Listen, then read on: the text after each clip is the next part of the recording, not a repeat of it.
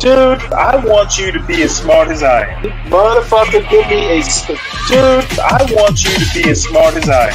Motherfucker, give me a... Dude, I want you to be as smart as I am. Motherfucker, give me a...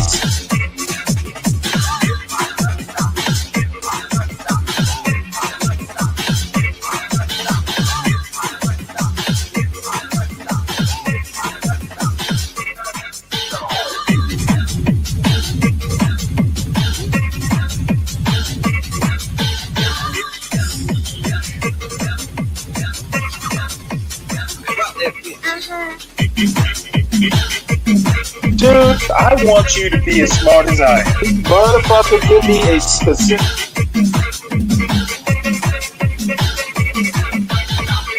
Dude, I want you to be as smart as I am. Motherfucker...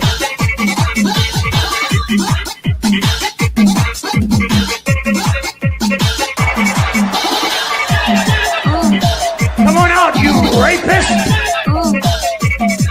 Oh, this is the greatest show in the history of shows. We brought. Oh my god! Well, baby, shake it. Let's go. Let's go with that.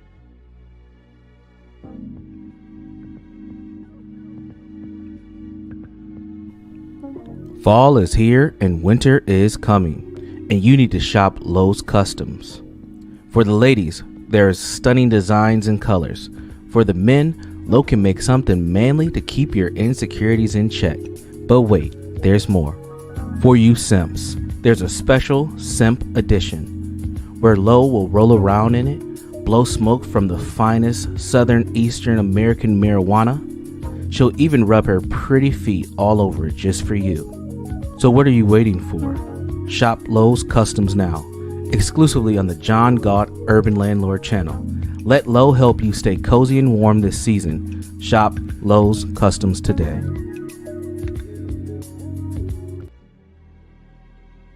Can't argue with the numbers. The numbers are the numbers. Drake knows the business. It's all about the singles. Damn, what happened? Now you got me like in my Ja Rule kind of mode, John Galt. Like just talk about like rap music. One of my favorite songs of Ja Rule was Put It On Me. I die if you ain't with me. So baby girl, put it on me. What would I do without you? I only think about you. I just tired and lonely. So baby girl, put it on me, on me. 10 more seconds in, Ja Rule get a scream for this. Keep going. Who would I be without my baby? Without one my break, man. I don't wanna go crazy.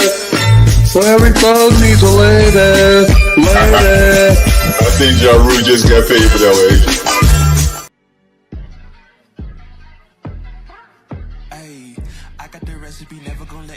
The best of me. Thought it was distance, but hey, this is next to me. Talk to the spirit, you know I've been heavenly. Company definitely show your trajectory. This ain't a diss cause I say it respectfully. It's time to eat up, right like a speeder. Taking it deeper and that's how it better be.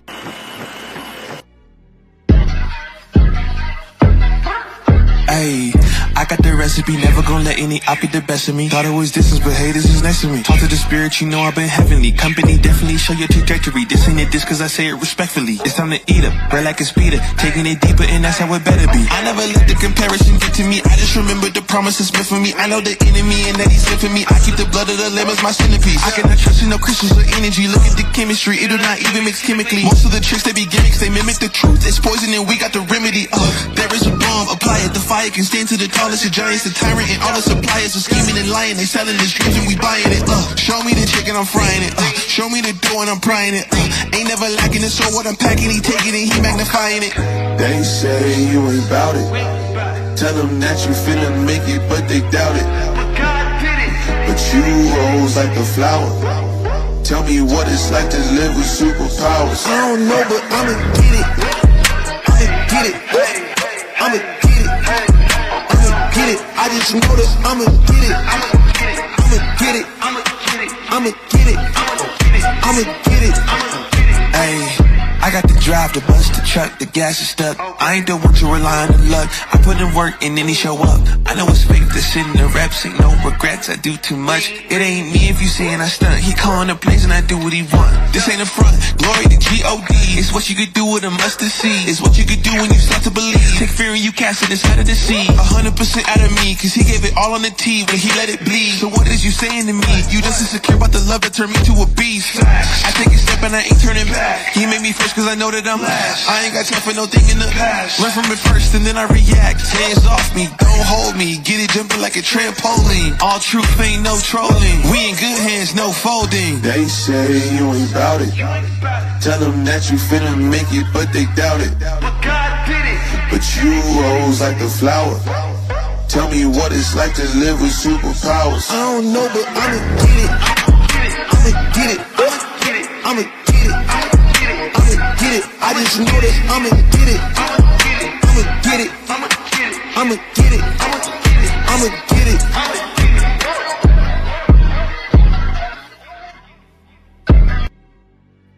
I don't know, but I'ma get it. I'ma get it. I'ma get it. Woo! Woo!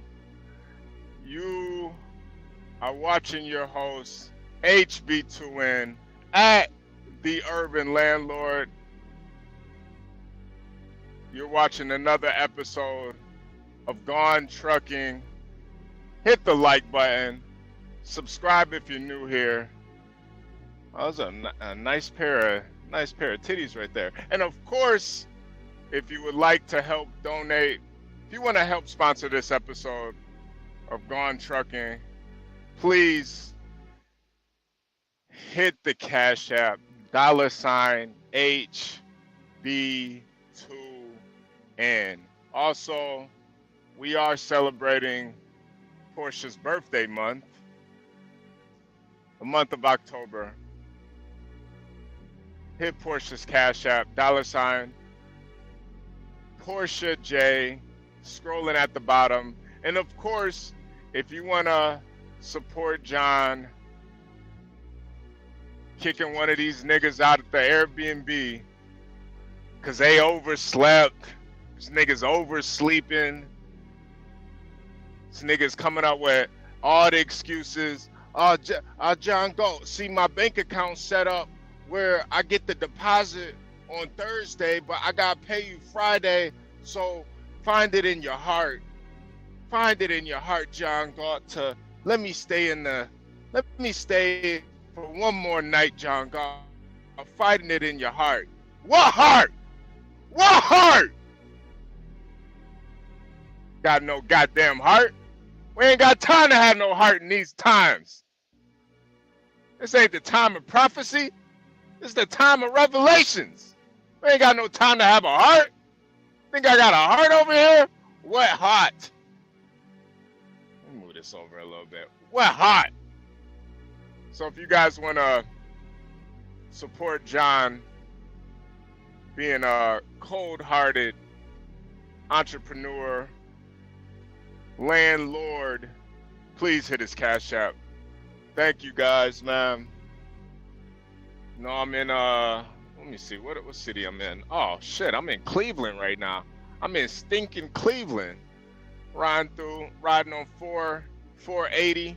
Maybe I see LeBron out here. Riding around getting it, man. Riding around and I'm getting it. You know what I'm saying?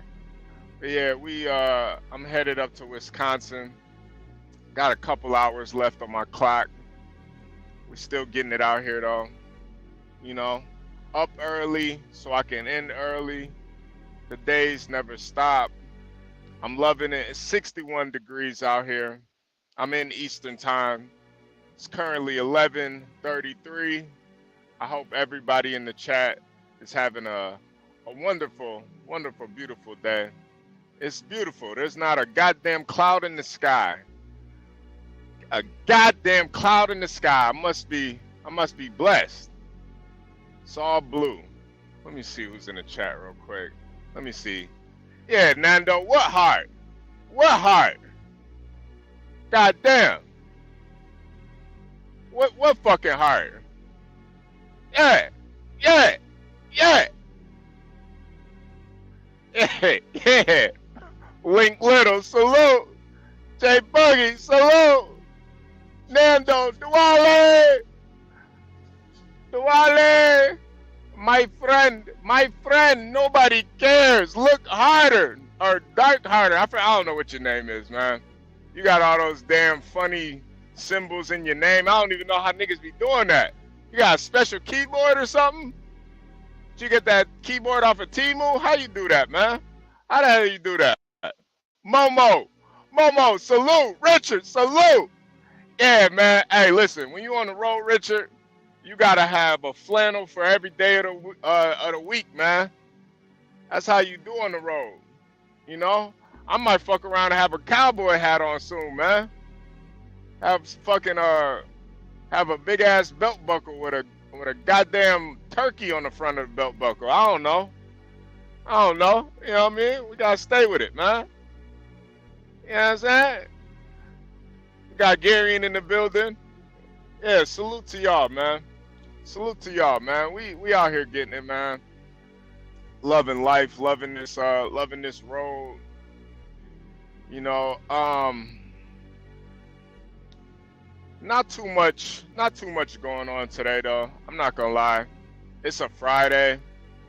So I got one more day of driving and then I'm gonna go on my 34-hour break. So I'm gonna spend my time in my 34. I'm gonna be you know, cleaning out the truck, doing some laundry, probably order some Uber Eats or something. You know what I mean? Probably order something good. You know, when I'm on the road, I like to, when I get to take my 34, when I get to take my break, I like to really enjoy myself. So you guys probably won't see me on that 34. I don't know if I'm gonna watch some Pinky or some Tiana Trump. I'm not really sure. You know, I kind of go back and forth. If I want to watch some Pinky, I might, listen, I might fuck around and watch some Roxy Reynolds. I might fuck around and go to Roxy Reynolds route. You know what I'm saying? Maybe some Beauty Dior. I don't know.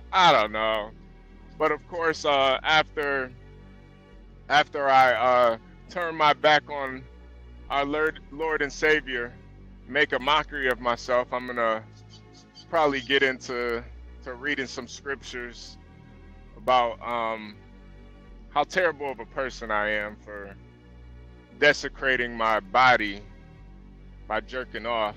But you know, it's lonely on the road, you know? It's lonely. But I got God and I got the chat. That's really all you need. God in the chat. You know what I mean? We out here getting it, man. You know what I'm saying? Yeah. Oh yeah. Link Little and some Spurs too. Woo! I don't even know what you use Spurs for. What the fuck you use a Spur for? I don't even know. Isn't it to like when you on top of the horse, to giddy up, partner, giddy up. Give me some Spurs. Get some Spurs and put some 22s on that motherfucker. Shit. You know what I'm saying? Put some 22. I'll be the first nigga with 22s on the Spurs. Fuck y'all niggas thought. What y'all thought this was? We out here, man. I gotta get over. Hold on a second, y'all.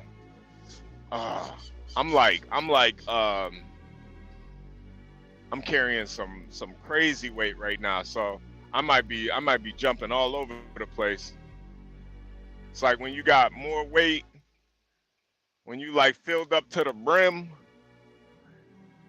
the truck, it just feels heavier. You know, you can feel it. It's like, god damn, I gotta make sure my stopping distance is increased a lot more, cause this shit gets spooky when you got that weight on you. You look down at the dash, you going 80 miles an hour. Like, god damn.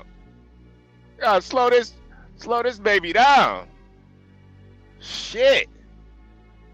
So yeah, man. You know, Ohio's one of those states that has some really nice roads, though. I'm not gonna lie. Ohio has some really nice fucking roads, man. Badass. Pause. Hey, yo. Hey, badass, I wouldn't even know where to get no assless chaps at. I don't need no assless chaps. Maybe some dickless chaps. I don't need no assless chaps though. Goddamn. Link Little, yeah, man. Nah, it's I was at like 76,450. So yeah, I'm 80,000 is that's what you can legally haul. So I'm right at the brim, man. I don't even know if I'm gonna be able to scale out. I don't know. I gotta get scaled out. I gotta see what I can get, making sure my tandems and my drives ain't overweight. Cause they got me to the brim. You heard? That's a grandma in my blind spot. Damn, grandma, you blind too? Get your ass clipped out here. I clip a nigga. Shit, I clip a nigga, man. Clip a nigga. Like P Black, that nigga P Black. Hey, Chad, let me know if that nigga P Black pull up. Cause I'm letting that nigga know I'm pulling up to Chicago. If I don't see him, he pussy. He pussy. If I don't see you, nigga, I'm pulling up to Chicago. If I don't see you, you pussy, nigga. Yeah. Tell him HB said that shit too. Tell him HB said that. Hey, chat, tell me if y'all see this nigga in the chat name. I am P Black, yo. Hey, tell that, if y'all see that nigga in the chat, tell him to go fuck himself. Immediately. If y'all see that nigga in the chat, tell him to go fuck himself. Say, just type in the chat, hey P Black, fuck yourself. Type that in the chat. Let me see the chat. Let me see. Say P Black, just type it. I'm gonna help y'all out. I know y'all keyboards probably got all type of syrup and spit all over it. Just type P Black, go fuck yourself. Go fuck yourself, P Black.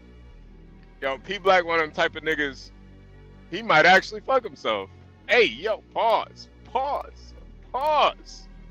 Hey, yo. Oh, there's an American flag. God bless America. Every time I see an American flag, I make sure I salute. I never served, but I make sure I salute the American flag. God bless America. This shit is, we almost up out of there, man. We almost up out of there. We got niggas like P Black in the building. Maybe if you don't see P Black, all right, man. It says I am P Black, yo. If you see him in the chat, just tell him to go fuck himself. P Black, hey, P Black, P Black, P Black. Hey, P Black, I see my suggestion to you got relayed over. You know what I mean? Sometimes, listen, man, I'm not gonna say too much, but listen, man, sometimes you gotta take the glove off. You know what I mean? You know, I'm neutral. I'm a neutron. You know what I mean? Up in Cook County, they asked me what set I claim. I'm gonna tell them I'm a neutron, man. You know what I mean? I fuck with everybody. I'm a neutron. I don't switch up on niggas, man. Niggas switch up on me. I don't switch up. I'm 10 toes in this bitch. You know what I'm saying? 10 toes. I don't switch up. Just don't switch up on me. Don't overstep your boundaries. Don't cross the line. Don't cross it. Don't overcook my grits. But I see the gloves is off. The grass is cut. The panties is off.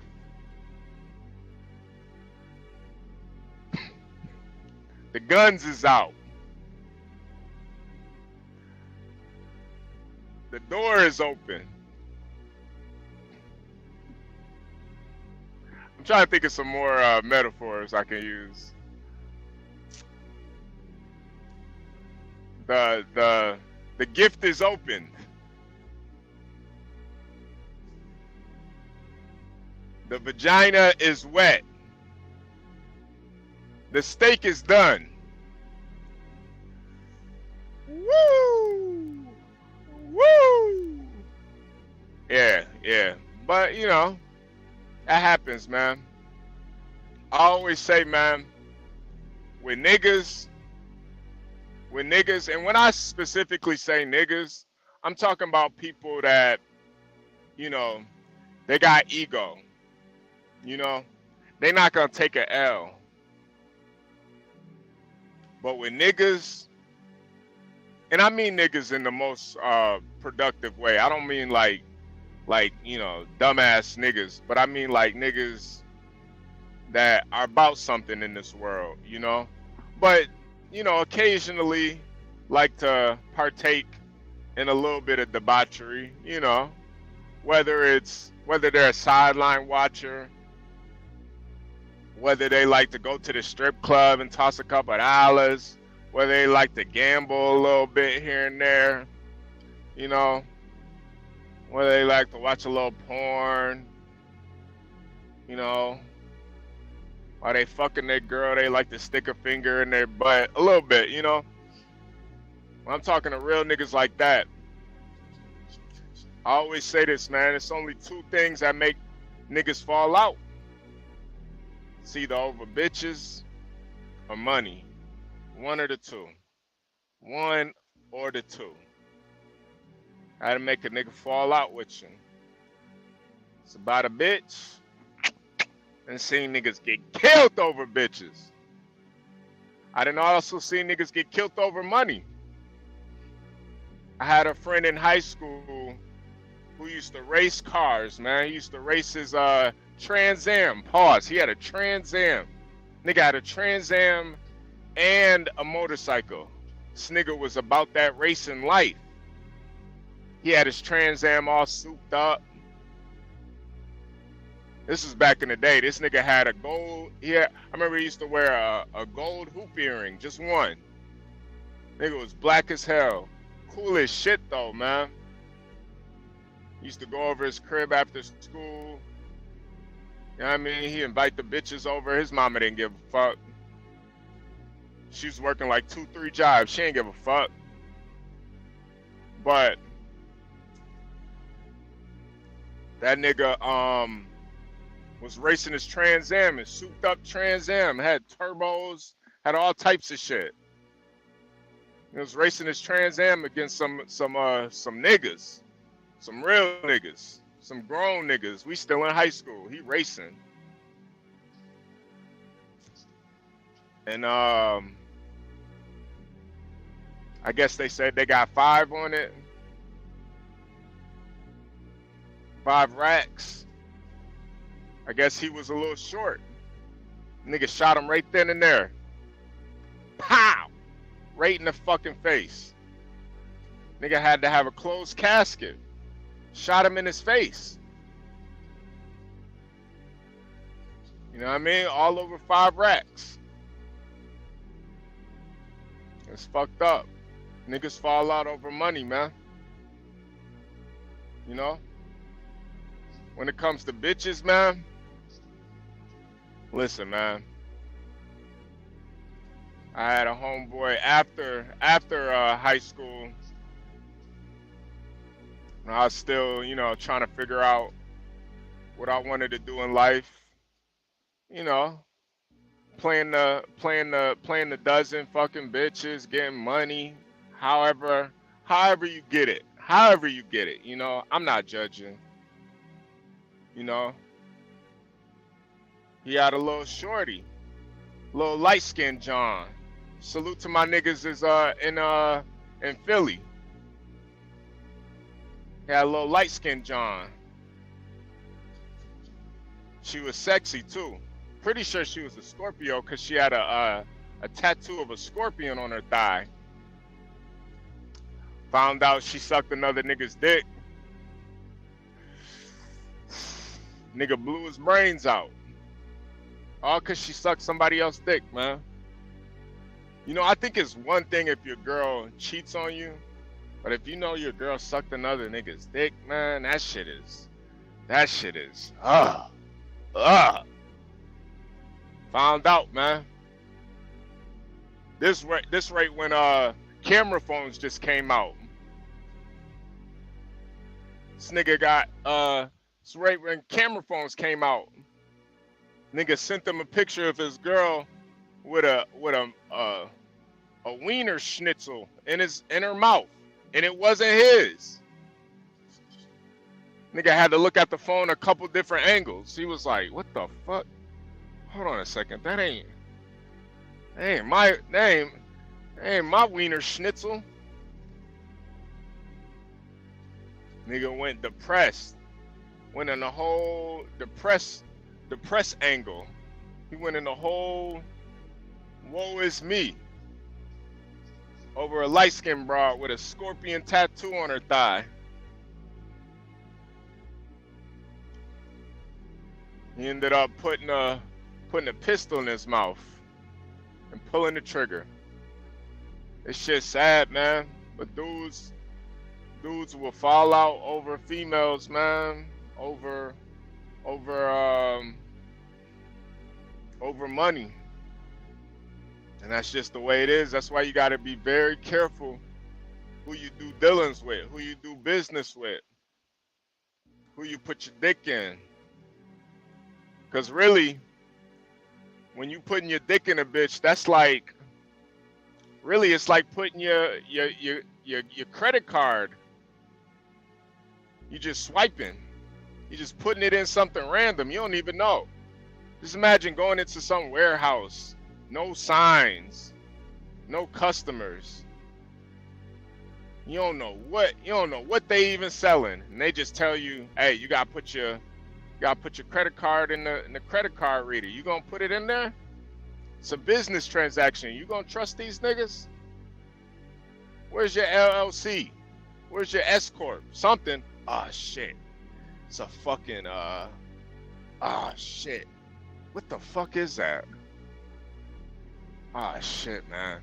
Yo, when it's something like on the road and you see it like miles down and you're trying to figure out what the fuck it is, like when I first looked at it, it looked like a fucking seal in the middle of the road, but that makes zero sense. The closer I got up to it, I realized it's a tarp. It's just some tarp, something. I'm looking at it, I was like, is that a fucking seal? What the fuck is a seal doing in the middle of the highway in Ohio? That doesn't make sense. But your mind be playing tricks on you, man. Your mind will just play tricks on you. On the road, that's why you gotta really have a strong mind. Not just on the road, in life. You see something at a distance, it might look like a goddamn seal. You get up close to it, it's just a tarp. Nigga didn't tie down his shit enough, you know? So you gotta be careful, man. Get up close on somebody, that whole picture start to change. Looks different. Looks a lot different. But yeah, man, make sure y'all hit the like button. Hit the like button, please. Please subscribe if you're new here. We only been live over here for about 3 months, man. So we're doing our thing. We're really doing our thing. We're making moves. I feel like this is a very tight-knit community. Everybody on this chat, in this chat, are people that are striving for greatness. You know, we ain't got a bunch of bums in the chat and shit. We don't got a bunch of lame-ass, loser-ass niggas in the chat. We don't got a bunch of trolls. Even the trolls be standing on business. Even the trolls. Ain't that a bitch? Even the trolls got businesses and shit and fucking cars and, you know what I mean? Standing on shit. Hard workers. Even the trolls. Except for Eclectic. I don't know what Eclectic is on. I'm not really sure. But God bless her though. I don't know what she be on. But it's a real good tight-knit community. I'm glad it's not a bunch of dick suckers and ball lickers and fucking ass kissers in the chat. Niggas be disagreeing. I appreciate that. You know? I think John appreciates it too. You know? You know, and Portia, of course, she does a lot for the channel too. You know, behind the scenes, keeping everything organized. That's why you need a solid, when you have a business, you do need a solid mind like that. Somebody who's very organized, cause shit, man, I'm on the road. All I'm thinking about is how I'm get to point A to point B. You need that mastermind behind the scenes. And you know John, man. John be smoking, he be drinking, he be kicking tenants out. Got all his lady friends. My lady friend. I was with my lady friend last night, and you know, so trying to balance everything, running a 24-hour stream takes a lot, man. But we couldn't do it without the supporters, the people that hit the like button, the people that subscribe. You know, we appreciate y'all. This channel will continue to grow. You know, we're gonna keep making moves, keep doing things. You know what I mean? Y'all see the background is hot in this motherfucker. I should put the American flag background. Let me put the American flag background. Yeah, we gonna. Yeah, let's get to America. Yeah, America. Yeah. I like that. Oh, and of course Stanley too, man. Stanley is like, you know, I know a lot of people don't like Stanley, man, but I really do appreciate him, man, because he's somebody that, you know, just really understands how to work with other people. He might not work with you on the panel. He might cut you off. He might, you know, piss you off. He might make fun of you. But as far as like it's like a coworker, somebody, you know, couldn't ask for somebody better than Stanley. Oh, and of course, Get Cracked too, man. Get Cracked, you know. I know Get Cracked's going through some family business, you know, helping the mom and dad out. So he can't really hit the link as much, but he's been consistent as fuck with his trading videos. And please make sure y'all go check out those trading videos. I'm telling y'all, just me personally with Crack, I'm 10 for 10 with Crack. Easy. If he mentions a stock, trust me, don't fucking trust. The only thing I wish I put more on the stocks that he talks about. But you got to know that it's a swing trade. But if he's looking at his stock and he's like really you know, excited about it, bro, buy some of that stock, man. I'm telling you, this motherfucker is 10 for 10. Easy. But also with his lives, he's teaching you guys how to you know, read the market, understand the trends, how different markets affect other markets, and you know, how the news affects everything, how to read the charts. You know what I do? I wait for till he goes live, and then I put that shit on 1.5 speed, and then I try to zip through it. And anytime he mentions a stock, I put that shit on my watch list, and then I start studying it, start looking at the different the resistance, you know, start looking at the levels. Then I take a shot. Oh shit, hold on. I gotta take this lane shit. Yeah, but you know, we appreciate everybody. Also the people that hit the panel, you know, we definitely appreciate you guys. You guys keep the show rolling. We try to give you guys 24-hour streams. And I did want to address something too. I'm the one that told Portia, if there's ever a time where people can't hit the link, some of the co-hosts can't hit the link to just run a rerun. We got so much content. You can just put a rerun on just so we can have 24 hours. You know, because even network TVs, they run reruns, you know? Network TVs, they do reruns. It's hard, man. It's easy for me, but somebody like, you know, John or Stanley or Get Crack or Portia, it's a little bit harder for them to be on this bitch 12 hours straight. Like me, it's easy, man. I could do this shit. I do this shit with my eyes closed. Look at that. Look at that. Look at that. Look at that. We still streaming. Look at that. We still streaming. We still streaming. My eyes was closed. We still streaming. You know? So, you know, I'm the one that told Portia, hey, listen, you got shit to do.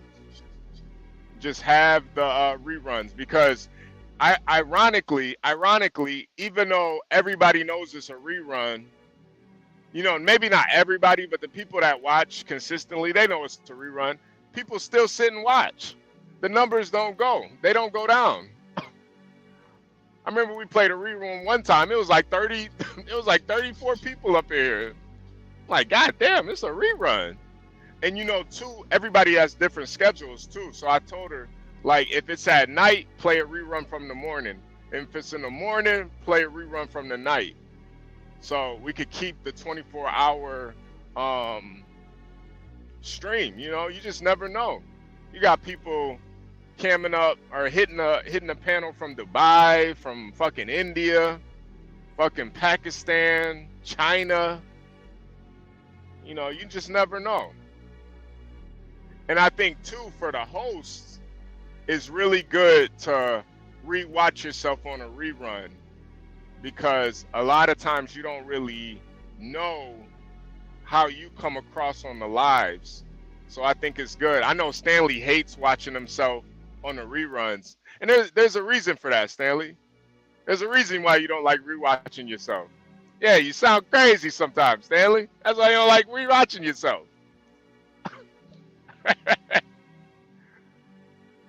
I don't like watching myself over again. Yeah, nah, sometimes you gotta rewatch yourself. So, you know, we might have some reruns here and there, but that's, you know, that's a me call. I made that call because, you know, we are people here too. You know, we don't have the luxury of hiding behind screen names and keeping our being anonymous. You know, we don't have the luxury of being sideline watchers and just criticizing everything. We gotta make decisions. You know, when you're in that driver's seat, you gotta make decisions. It's easy to criticize, but to make that decision, to take that shot, takes guts. And I get it. Everybody ain't built for it, you know? But I feel like you gotta represent the change you wanna see in America. Can't just complain all day. Can't just complain. Sometimes you gotta make those tough decisions. Let me pop out and show niggas. Gotta pop out and show niggas. You know what I mean? But, you know, it's a team. It's a team. And I consider the chat, I consider y'all part of the team. Some of y'all not meant for being on cam, you know? I know some of y'all don't hit the cam because you look like a goddamn mutant. Look like a gargoyle with gnarled facial features. Some of y'all are fucking handicapped. And I ain't talking about golf either.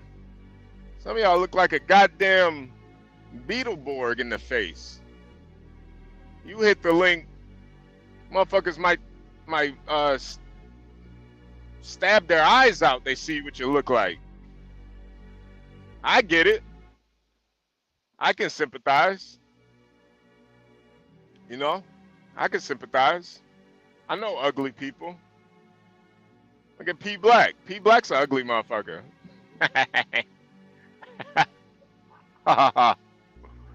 But yeah. So, you know, we still hold it down for y'all though. You know, I don't think anybody's ever had a 24-hour YouTube page that wasn't funded by some network TV. So, you know, we're innovators, you know? We're innovators over here. But it takes a team to do it, and we appreciate everybody. That's why y'all got to make sure y'all hit that like button, man. You know? Hit the like button, subscribe, and I hope you guys support, you know? Don't try to sabotage the channel. Don't try to sabotage the work that we're doing. Because we're doing it for y'all. You know? I think we do love going live and stuff too, but, you know, just creating an environment where people can, you know, we can be gentlemen. We can have gentlemen discussions and talk about things without going crazy and acting all wild and feral. You know, we want to bring people. We want to bring out the best in people. We don't want to bring out the worst in people. And I think, you know, a lot of people want to sabotage that. But like I said, you got to represent what you want to see in America. You can't just complain and talk about it all day. You can't just criticize it all day. You gotta embody it.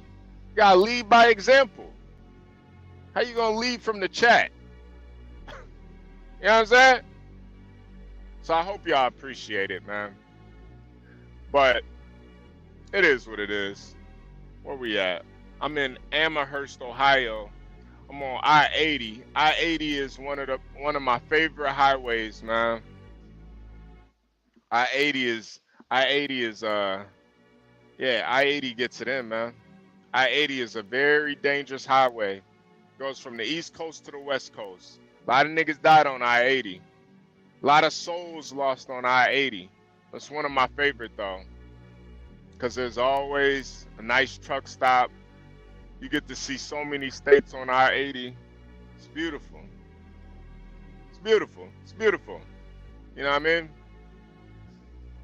So we headed west on I-80 on the turnpike, trying to get it, you know. But anyway, somebody hit the link, man. What's on your guys' mind? What's on your mind? Lee Clinton salute. He said John is boring. You know, I don't think John is boring, man. I think John is I don't know, man. I just think I think John is like a quiet storm, man, you know? I don't think he's boring. You know, too, John is, I really do like listening to older people, man, because they got that wisdom, you know? It's like, I don't not necessarily always agree with John. I think sometimes he's you know, he can be a little, you know, but before he has all the evidence, sometimes he might come to a conclusion before he has all the evidence. But I think too, he's willing to like concede that he was wrong on some of the things, and he's not, you know, he doesn't like get in his feelings. And I think that's the thing too. Like, John doesn't get in his feelings about shit, man. But I don't think he's boring. I just think he's you know, he's not like a character, you know. He's not really trying to entertain you necessarily. He's more so like it's kind of like a stream of thought, you know, like a stream of thought. Oh, we got Portia in the building. Portia, where you at? Portia, where you at? Where you at? Where you at, Portia? Pull up. It's like a stream of consciousness, you know? And I think it is Portia, what you just sitting in the back? You on the sidelines today? You ain't pulling up? What's going on? Oh no. Oh, there we go.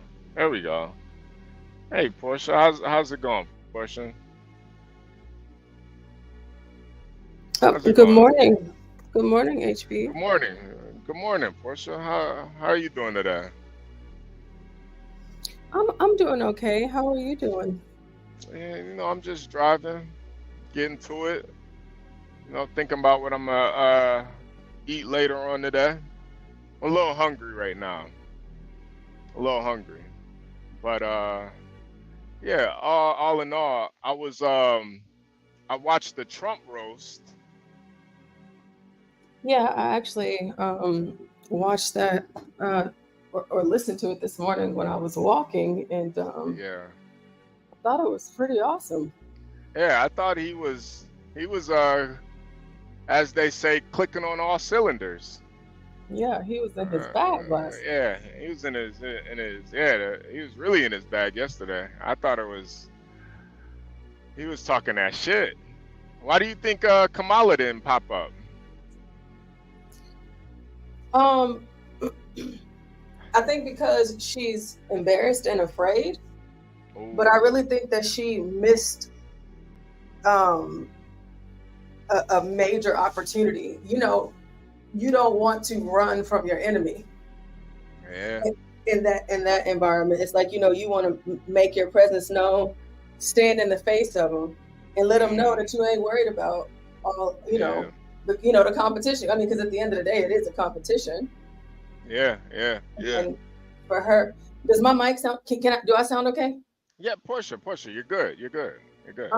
So she, the fact that she didn't come, that I just think that was probably, out of all of the bad things or all of the things wrong that she's done in her campaign efforts, this would be the worst. And whoever is a part of her team that tried to guide her in that light, I know that they're feeling the brunt of it today. And you have to think to yourself, directly behind Trump, I don't know if you noticed, but directly behind Trump, Letitia James was sitting directly behind where he was standing. She was there. Now who is Letitia James? Just for anybody who doesn't know. Letitia James is the DA of New York, and she is the one who brought down the charges on Trump that would the $500-600 million that he had to pay out of pocket. Oh wow! So basically, the bitch that pulled the lever on him, that tried to cancel him.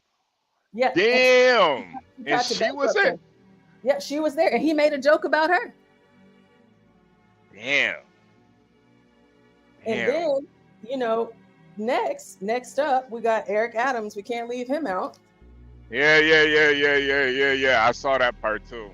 He just kept on showing to Eric Adams, like, hey, I'm with you. I stand with you, Eric. Yeah. It ain't cool what they're doing to you, Eric. See what happens whenever they use the justice system against you, Eric. And he was like, and I said it. He said, I said it months ago before it even happened to you. I said it months ago. If you say something about me and the border, they're going to indict you. And he was like, and lo and behold, they indicted you, Eric. I hope things work out. Yeah. He definitely called it. He called it. You really can't speak up against those migrants if you're on the left, man. I mean, they could pretty much do anything they want, but Trump called it. He called it. He would know. He would know if anybody would know about getting indicted. He would know. Yeah. Did you watch the whole thing, or did you just see like highlights? No. I watched the whole thing. I wonder if the chat saw any of it, because I found a highlight video. No, we watched it. We watched it on this morning on the other stream. Oh, y'all did already. Oh, okay, well, yeah. great. We watched the whole thing. It was like masterful. I thought it was really good. I thought that's awesome. I thought the way he understands, like, that comedian. Are you clicking stuff? Are you playing with stuff? No, I haven't touched anything actually. Portia, don't. Okay, that was John. Okay. All right. What's up, HB? Hey, man, we out here getting it, man. We out here getting it, man. Alright. We out here Oh getting man, you know, I figured I would want to give people a little update. Uh-oh. What you think? You think they ready for an update, HB? Should I turn my camera on, HB? What do you think? Hey man, I turned the No, don't camera do on. it. You Don't do got it, no. You gotta Don't turn do the it, camera on. HB. You gotta turn the camera on. They say don't do it. Let me flip it on, HB, just for you, HB, just so the people on the camera can see. Hold on a Let second. me see. I got it, HB. I got you. Let's see. I don't know if you can see. Remember, homegirl, that we did such a nice. We did a nice gesture. We did, right? Yeah, we did. This is Shaterica's room. Shaterica. This is Shaterica. You know, everyone with John, me, we did. Go ahead. You know, I sent her a cash app, and she just accepted it today. So she must have got her phone. She must have got her phone. Oh no! Oh no! No way! What's this? What is that, AB? Let's see. Can you see that? What is that? Is that a condom? Is that a condom? Is that? No, that's not a condom. Maybe let's see if I can check it out, man, so you can better understand what that is. What is that, AB? What is that? Is that? Oh, that's a blunt. That's a blunt. Is that what the Galt is smoking? That's a roach. Damn, you can man. tell what the Galt is smoking. That's a blunt roach right there. That's a. I wonder if she smoked that after y'all gave her that money. Oh yeah, you know, we sent her that bread. She went and got the bag off of that. Ain't that something? White John Galt. You complain about me smoking weed, but look at that. In violation of John Galt's rules. What the fuck? Yeah. Damn. Damn. Listen, hey. I'm just trying to explain to y'all. She shouldn't even be here today. Her shit should not be here. Oh, her shit is still in there. Yeah, her shit you would have thought the bitch would have been smart. She said, I'm going to go ahead and just send John Galt the money that these people gave was so nice to give me. A little wine. What kind of wine she drank? Oh, what is that? What is that? What is Missions. that? Oh, Missions. Wow, she getting turned up over there. Little blunts, you know, little blunts. What is this? What is it? Some nails? I guess the white John Galt and Maven didn't send her enough cash app money. They didn't send enough money, but if they did, she probably would have spent it on something else anyway. Yeah. Well, I wanna say to Maven and the white John Galt, man. I know y'all mean well, and if y'all did send her some money, you know, your heart was in the right place. So don't feel bad she spent your money on a bag, man. How much ask Portia how much these brushes be costing? Portia, can you see these brushes? Can y'all see this? Yeah, the makeup brushes. Yeah, with them brushes. It's just a lot of them, dude. Isn't it? Yeah, I mean they can get pretty pricey. It just depends on where she got them from. Like if she went to the Dollar Tree, that's one thing. But if she went to Ulta or Sephora, you're looking at like $30 a brush. Some of those brushes are $100. You know. Why even buy from Ulta when the niggas are just looting the stores? You just go in there and loot it, couldn't you? Damn. Maybe she just looted Ulta. So John, so she's supposed to be out. Yeah. Mm-hmm. So you're just throwing all of her stuff away, and have you heard from her at all? I haven't heard from Shaterica, and it's kind of a shame, right? Well, shoot. Well, shit. In the trash it goes. Yeah, she accepted my cash app today, so I know she around somewhere. She probably watching the live right now. You better come get your shit, Shaterica. Come get your shit. Come get your shit, please. Let's see, these are nails, I think. You can see the nails here. This is where your money went, guys. Yeah, those are press-ons. Press-ons? Where your money went, guys? I'm so sorry. Portia, where do you get your press-ons from, Portia? I don't use press-ons, actually. Okay. All right. I go to a store out here, and I buy my stuff for my nails. So, but not press-ons though. Those are like awful for your nails, your nail health. Oh wow. Oh no! Look at here, guys.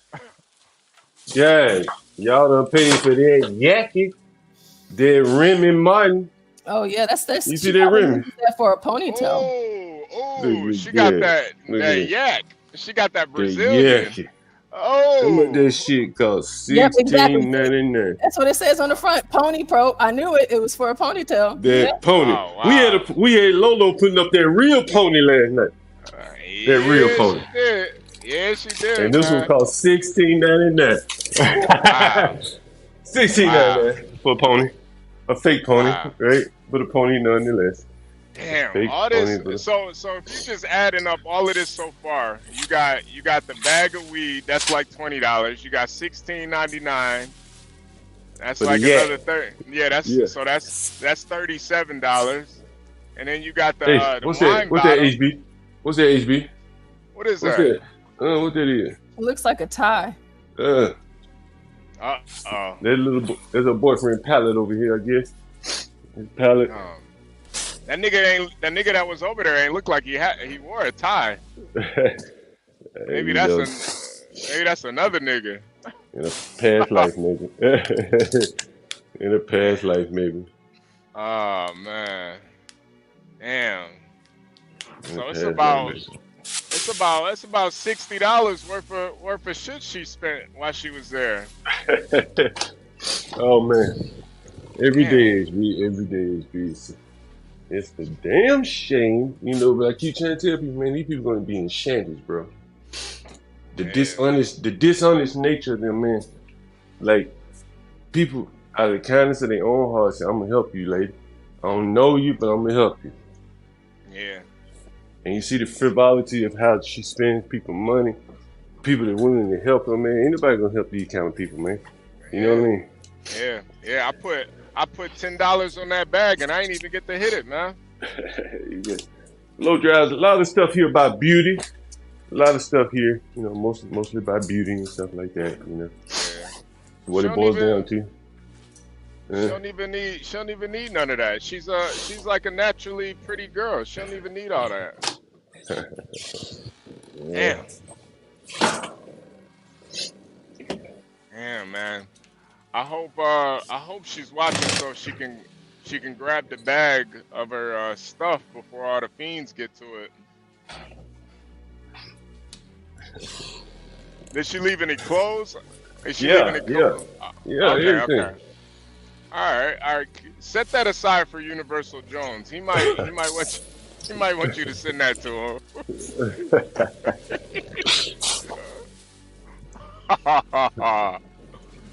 Damn. Yeah. I wonder where she's at. Where do you think she Might be at work. Oh, okay. It is Friday. Yeah, it is Friday. But see, again, it's the dishonesty, right? Yeah. Like, you know what the score is. You know what time it is, right? Yeah. For somebody, every day is the first of the month for somebody, right? The rent due. And for her, the rent due on what's this, the 18th of the month? If she didn't have it. Damn, man. I wonder why she didn't just call you and tell you. Well, I mean, these people, I don't know, man. You know what I'm saying? Like, first thing I would have done, somebody sending me somebody, I would have been like, let me send this shit on and get my place to live lined up. Right. That's why it was so weird that it took her 3 days just to accept my Cash App. I'm like, it's free money. Why don't you just? I know, right? It's free money. I sent her a really, really nice Cash App, and she accepted mine that day. So, and I think she did for other people too. Oh, okay. The thing is, I ain't criticizing it because, according to her, she didn't have a family or anything like that. But if you wanted to generate goodwill, someone done something like that for you, in today's America, bro, shit, when I grew up, we get interviews and write the people back. Thank you for interviewing me, even though you didn't give me the job. Thank you, Yeah. thank you. Yeah. No, seriously. Keep me in mind next time, you know. But Yeah. these people are burning all bridges. As soon as they cross it, man, it's burned. Even before they cross it sometimes. Yeah. The bridge is burned. They can't go back. There's so many places where they can't go, you know what I mean? Yeah. One last bridge burn. Yeah, man. That's so true, though. That is so true. Like, people really don't even.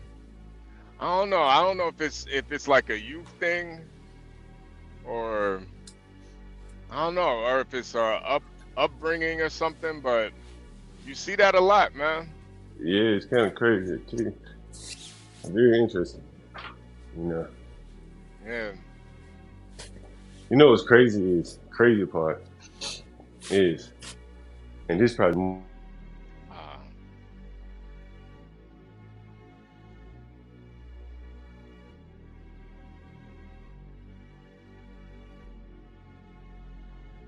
Why is his mic is muted? Can you unmute him? Oh, can you hear me, HB? Yeah, no, yeah, you're good. You're good now. You're good now. My bad. The thing is, man, I had changed the code, and I get here, I'm like, she still got her shit in here. And I said, well, how did the niggers get in? And she left the back door unlocked. Okay. These Yeah, you gonna have motherfuckers to be deaf. You got to put a lock on that back door too, man. Well, I got a lock on there, but listen to what I'm saying. She's so desperate. She just left the back door unlocked and said, fuck it. I'll get in through the back door. You know, nobody really goes out the back door. I'll get in through the back door, and that'll be the way I get in the house. You see what I'm saying? Like, Yeah. She desperate, Yeah. you know. Like, man, amazing. You know? Really amazing. Damn, man.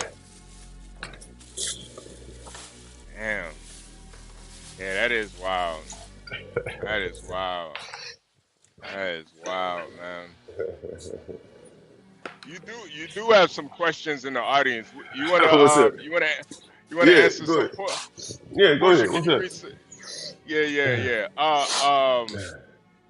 Hey, Linwood, the link is in the description. Oh, we got Portia, Linwood can in you here. read? Oh, Portia, Lord. can you read some of these questions? You guys, if you have questions, try to end your sentence with a question mark so we know that you're asking. But Portia, can you read some of these questions? John, does anyone understand how late she is or what's going on? What do you mean? Does anyone understand how late she is? I don't know. Let's go to Wait. Like, all right, let me do it. So Mavid G says, does anyone understand how late she is or what's going on? What is he? I'm not sure what he's asking. I think he's asking how late is she today?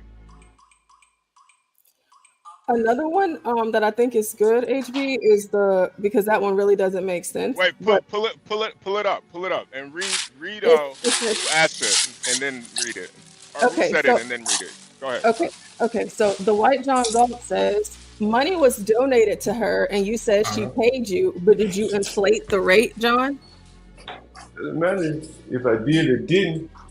Today is that day, and she took the money that people donated her. She clearly didn't do the right thing with the money because you see the weed. You see the rules being broken. When you focusing on, like, did I inflate the rate? Hell, she wasn't going to pay it anyway, right? That's more than likely. She wasn't going to pay it anyway. I just told you she was going in the back door. What the hell is she going in the back door for? Right? Why would she do that, White John Galt? When she accepted that cash out from HB, you know the first thing she should have done? Call me. Yeah, and send it to you. They called you and let you know. Hey, But I'm of the mind that the other day she made at least $300+ that day. So, you think so? I mean, yeah, like a few people said how much. Yeah. Yeah, And yeah, no. A lot I of sent a people say, lot too. crack don't send no, he don't send no nickels to people. When crack make a donation, crack ain't sending no pennies. So Yeah. I already know she probably made it good. And Portia the same way. Portia ain't sending no pennies when she send no donation. So yeah, I know she got. I sent my little, my modest super chat. I know Universal. He sent in a little bit. And he got the simp tax, so he probably sent a couple extra. You see that can of soup there? You see chunky steak and potato. Did you see that? Did you see HB? Did you get a chance to see it? Yeah. I put this in the bag, man. Trash man run tomorrow. If she get it before he get here, then she would be in luck. If she don't get it before he get here, well then we'll be headed to the landfill. John Mavis says we just want to know, what did she do wrong?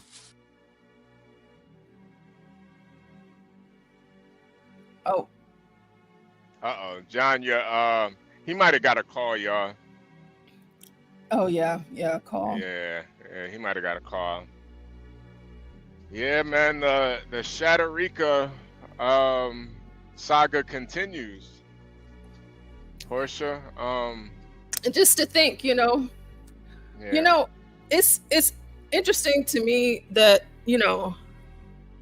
a lot of people, they do stuff out of the kindness of their hearts, Yeah. And I don't. Hey, that was Shatterica right there. She said she's coming to get her stuff. So I would have done her a solid. Okay. I would have done her a solid. I would have done her a solid and packed it up for her. You know what I mean? You gotta. You are packing it up for her, John. Yeah, that's solid.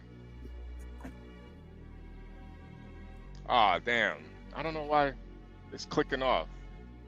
Oh, she's probably calling again, watching. Yeah.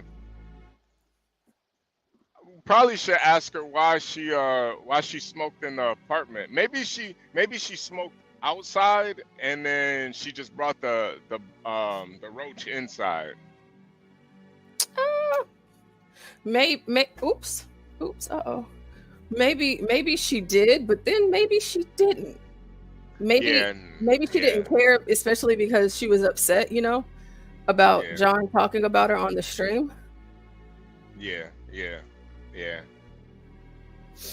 But when it comes to the idea of random strangers, we don't know you from Adam. We were trying to help you out because we didn't want you to get put out. We were hoping that you would have somewhere to lay your head down at night. You know what I mean? So yeah. Because that's the thing too. It's like we're all opinionated people, but we don't want to see nobody get kicked out of their room. And honestly too, like if you live in Airbnb to Airbnb, nobody wants to see that, man. That shit is sad, especially in America where nobody wants to see that. Like even if it was some random person in the chat. Like how many times people done hit me up and asked me for money, Portia, off of this YouTube shit?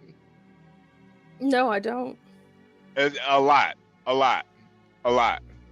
And for me, I always feel like I've never once asked somebody for money off of YouTube. I never once did that. I never had to. So why do you think that is? That off the YouTube, why do you think people reach out and ask you for money? Because they struggling. And for me, when somebody is that open to letting you know that they struggling, like, what's $20 to me? What's $50 to me? It's like, bro, I don't want to see nobody struggling. It's I don't got it all together, but I ain't struggling either. I'm not. I can still feed and bathe and house myself. I think as long as you got the necessities, you're doing better than the majority of the world. So I don't complain. But for some people, they fucked up. They really fucked up out here. Hey, HB, It's she like, was watching this, so she's oh, coming to she get is her watching. stuff. Yeah, she Okay, okay, was watching. She coming to okay. get her stuff. I told her I put it in the living room, Yeah. but I think I'm gonna put it. Okay, okay. So yeah, man. Especially seeing a girl like that, that's fucked up like that. Like, you know, I never, you know, just growing up in Detroit, you just don't see that, man. Girls don't be fucked up like that. They got so many different hustles. Like, I knew girls that went to school, that were stripping and doing hair, all at the same time. They were doing hair at the strip club. Hey, yeah, they're doing hair at the strip club. Doing hair in between sets.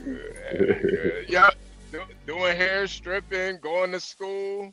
They doing everything, man. Like, for me, women who are struggling like that, it's just sad, man. Like, that shit is sad. To me, it's like you gotta be like depressed damn near, you know? Like, it's gotta be something like that. With guys, I think guys are just lazy half the time. But you just never know, man. People be going through shit. People be having kids. They got families. I hate to see people, you know, I hate to see people struggling like that. So when people ask me for money, I don't know if anybody, John, has anybody ever asked you for money off of YouTube? No, what do you mean? Like somebody, like one of your subscribers or something hit you up like, hey John, you think you could give me like $20? I'll pay you back type shit. No, I don't think that's happened to me yet. Not yet, anyway. Okay. How about that? Okay. Yeah. Well, you get your name out here. You know, I think too, part of it is the audience that you have. I don't think anybody really in your audience is struggling like that. Yeah. No. The lady who's watching this. The lady that's watching, she could stand and ask for a couple nickels, huh? The lady, what's her name, Shatrika or whatever her name is. Yeah, you know, these people are really catching it hard, man. I wonder if she even knows like how much the immigration thing is affecting her. You know, I wonder if she has any idea. You know, she said she's the parents are immigrants, so she probably doesn't even realize it. Oh yeah. She probably don't even see nothing wrong with it. I think that's the like conflict a lot of like second generation people have too. They like, shit, why would I be against them when I wouldn't be here if it wasn't for immigration? But it's like, y'all not seeing the influx though. I'm about to put herself right here on the front porch. She wanted me to leave inside. I was like, man, who's gonna steal your shit on the porch, you know? And I mean, who's stealing things, you know? Hey, Shatarika, if you're watching, hit the link. The link is in the description. Just hit the link. Maybe we can get you some more donations so you can get some I wish she place to sleep. I wish she had sent us a link of that robbery, that shooting that she said she was a part of. Unfortunately, you never found any proof of that, did you? No, and I believe I did the Lord's work trying to find it, so I couldn't find it. So yeah, I totally looked for sure. Send us that link, you know. Maybe we can find it. Yeah, Lee Clinton said, trust me, if she bust that poom open, this wouldn't be happening now. Yeah, man. I think a lot of women are they're too proud, man. They too proud. They too proud. They don't understand that you know, what's so ironic too is like a lot of these women have aspirations to get into the industry and get known, but they're not willing to do what the people in the industry do. That's right, because she sings, right? She does sing, right? Yeah. These people be busting it open. Yeah, they be giving it up for a contract. They be giving it all up. Like people forget Cardi B. Cardi B used to be a stripper, you know? Yeah, that's true. she was a very very known stripper too. Like people, you know, rappers talk about it all the time. How they used to see Cardi in the clubs back in the day. And you know what's crazy though, HB? A while back in the New York City clubs, I think I mentioned this. The money dynamic changed for the strippers, where the Dominican women were making more as like cocktail waitresses, and not having to get naked, than the ones that were actually stripping and getting naked. You know, them fine Dominican women walk around the bar, they end up with more tips than the one working stripping. Yeah, man. Yeah. Yeah, stripping ain't all that much money like it used to be. For some of these women. No. I think deep down, guys like the chase more. You know, like they don't want to just see a girl just straight up twerking and cracking her ass open. They looking at that little bottle girl with the little skirt on. Like, hey, I think I could. You know what I mean? Yeah. She making the club more money. Yeah, she looks sexier than the girl just, you know, ass naked with her coochie hanging out. Yeah. Like, what the fuck is that? A mole on the coochie? What the fuck? I don't want to see that.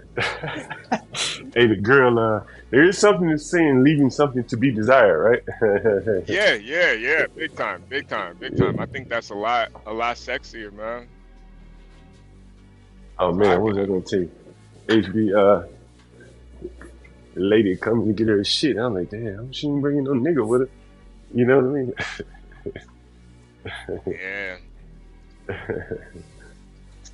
Yeah. I mean, I wish he could have helped her out. We tried. You know, and that be the crazy shit. A nigga come and be ready to fight over the bitch. Nigga, why not fight for the bitch? Right. People from having to go through some shit. You know what I mean? Right. Yeah, it's just kind of, you know, you see this shit all the time. That shit is wild, man. That shit is wild. Yeah, he can't be mad at all. Like, bro, you part of the reason she in this position. Who is she drinking that wine with? Who is she smoking that weed with? Yeah, that is very true. Man, you just making it worse for her, man. Every day. Niggas really be bringing girls down, man. A lot of times they be pulling them down. Like, damn, bro. She already fucked up. She asked me, she like, yo, can you leave the back door unlocked? I'm like, damn, didn't you just tell me a nigga kicked the door in here? Right? Remember I told you, she said somebody kicked the door in. But you want me to leave the back door unlocked? That would be crazy, right? Like, you know, there's other people in the house. Yeah. You see what I'm saying? Yeah.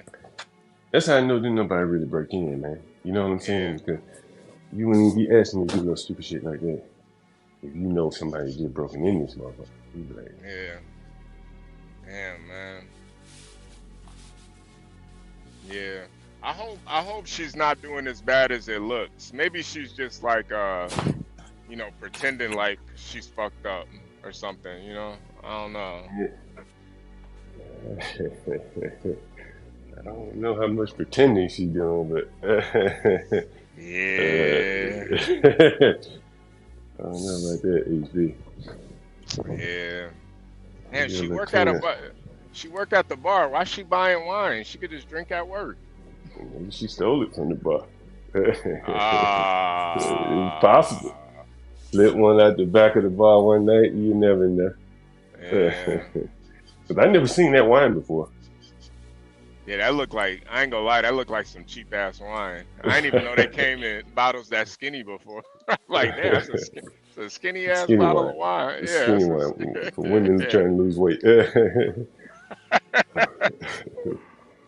Oh man.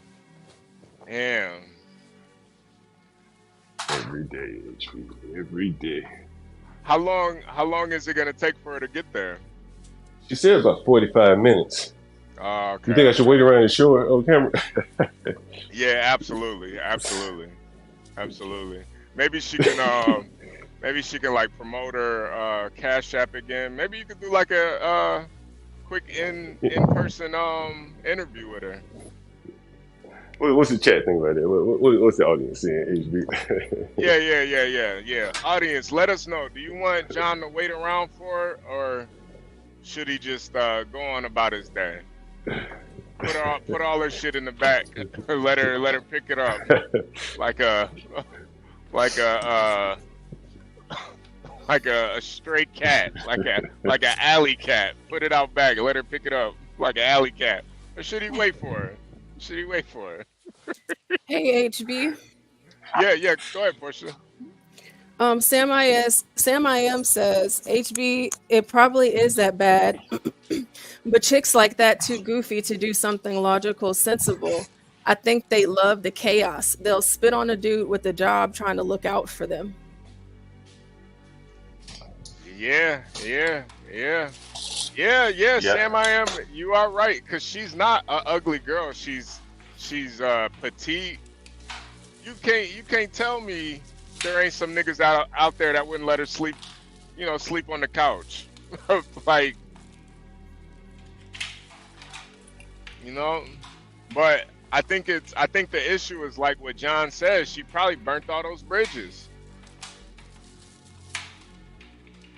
Someone, Beef and Brock says the Cash App money gone though. For what we saw earlier, Beef and Brock, I believe it is. I believe it was spent on other things. Yeah. Set on fire. It should was set on fire. Yeah. Smoked up. Yeah, I think she spent it all that night. She went up. And got a bag, got some Remy. Got some oh, wine. okay, badass. Sorry, badass. Let me see. Yeah, Portia, read some of the chat for us. Badass says, I strip happy birthday, even though birthday weekend, badass. I strip at the old folks' homes the 1st and the 15th, and I make bank. Those old ladies pay. Oh wow. God bless you, badass. Doing the Lord's work, giving those old hags faith. Giving them a little entertainment. And those old ladies in those nursing homes, they are some freaks. So they got bread too. Yeah, and they got money to spend. Yeah. The white John Galt says, ask her to join the Halloween contest. She could win. Oh yeah. We'll definitely ask her. And from the looks of the chat, we're seeing they're saying to do the interview, wait around. Garion says, yes, do it. In reference to the interview, let her cam up. The smart thing, Sam I am says the smart thing is to leave it, but the more entertaining would be, I'm assuming he means to say it would be worth the wait.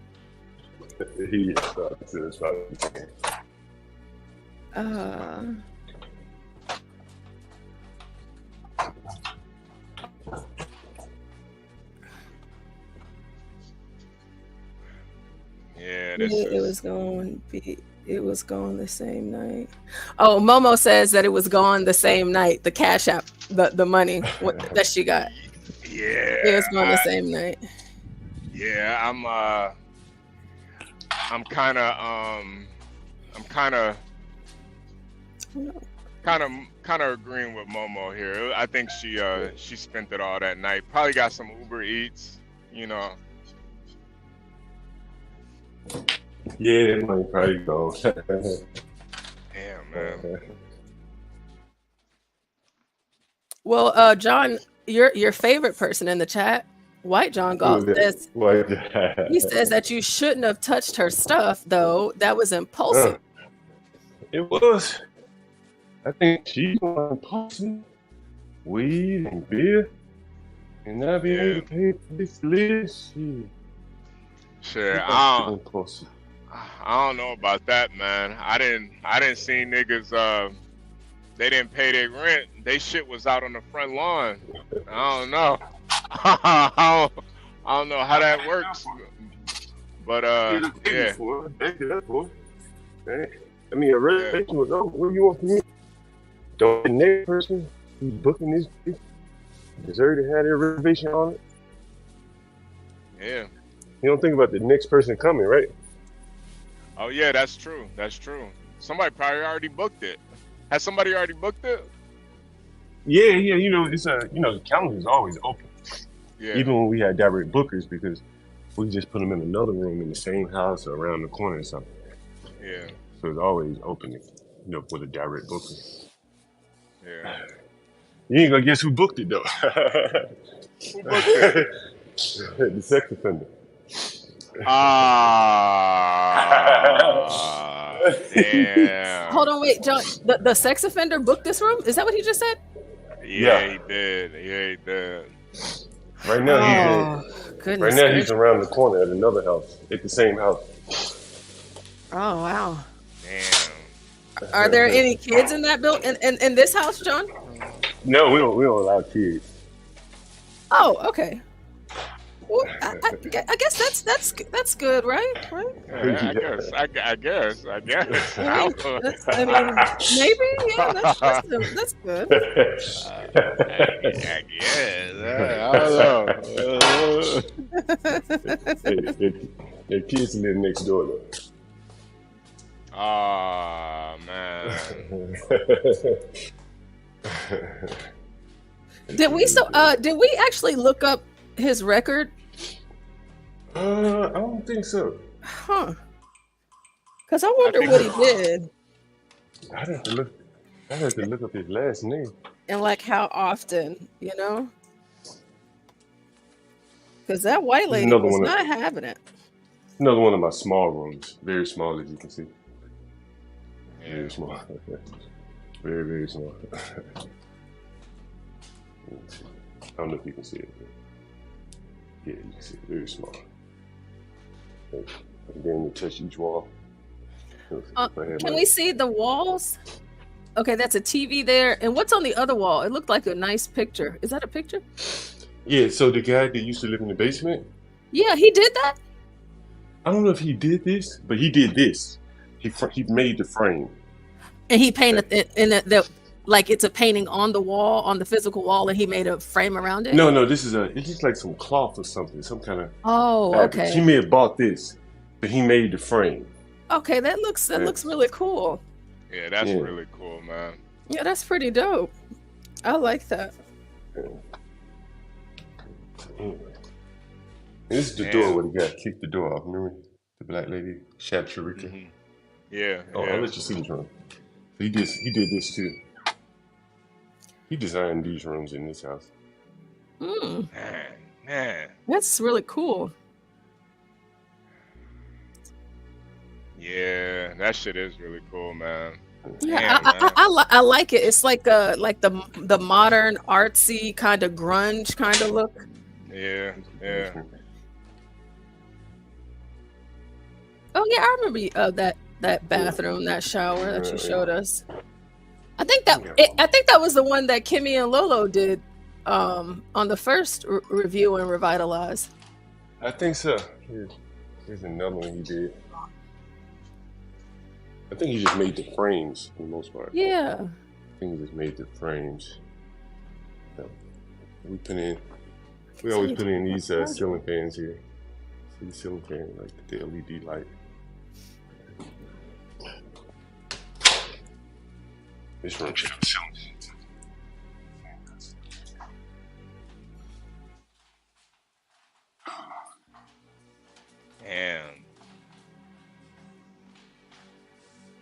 Damn.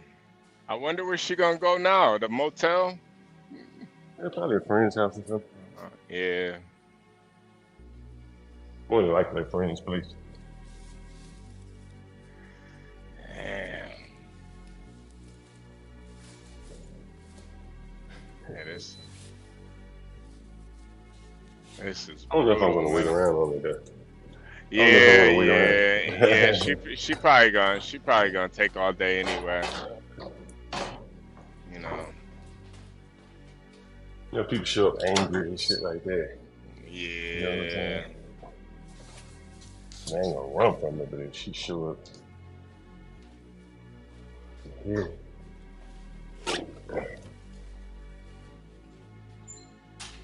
Yeah. Sadly, the only person she should be angry at is herself, man. All she had to do was communicate with you. Yeah, that's it. Yeah, that's really it, man.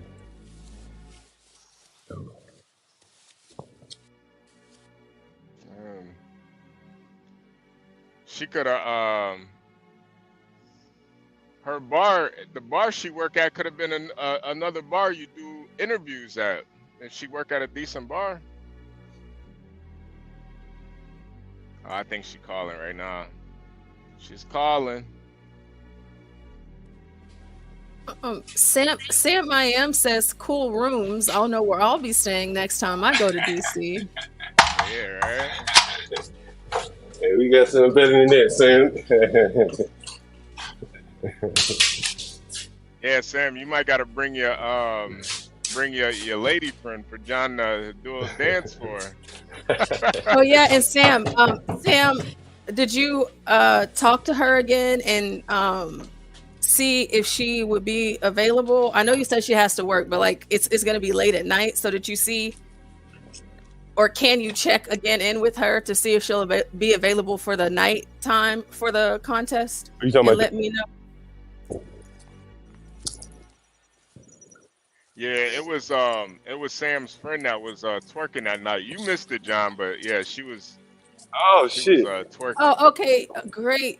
Sam, I'll add her to the list. And I'll just put a question mark just in case she can't make it. But I will definitely add her to the list. If she joins, it's gonna be some competition for her if she joins.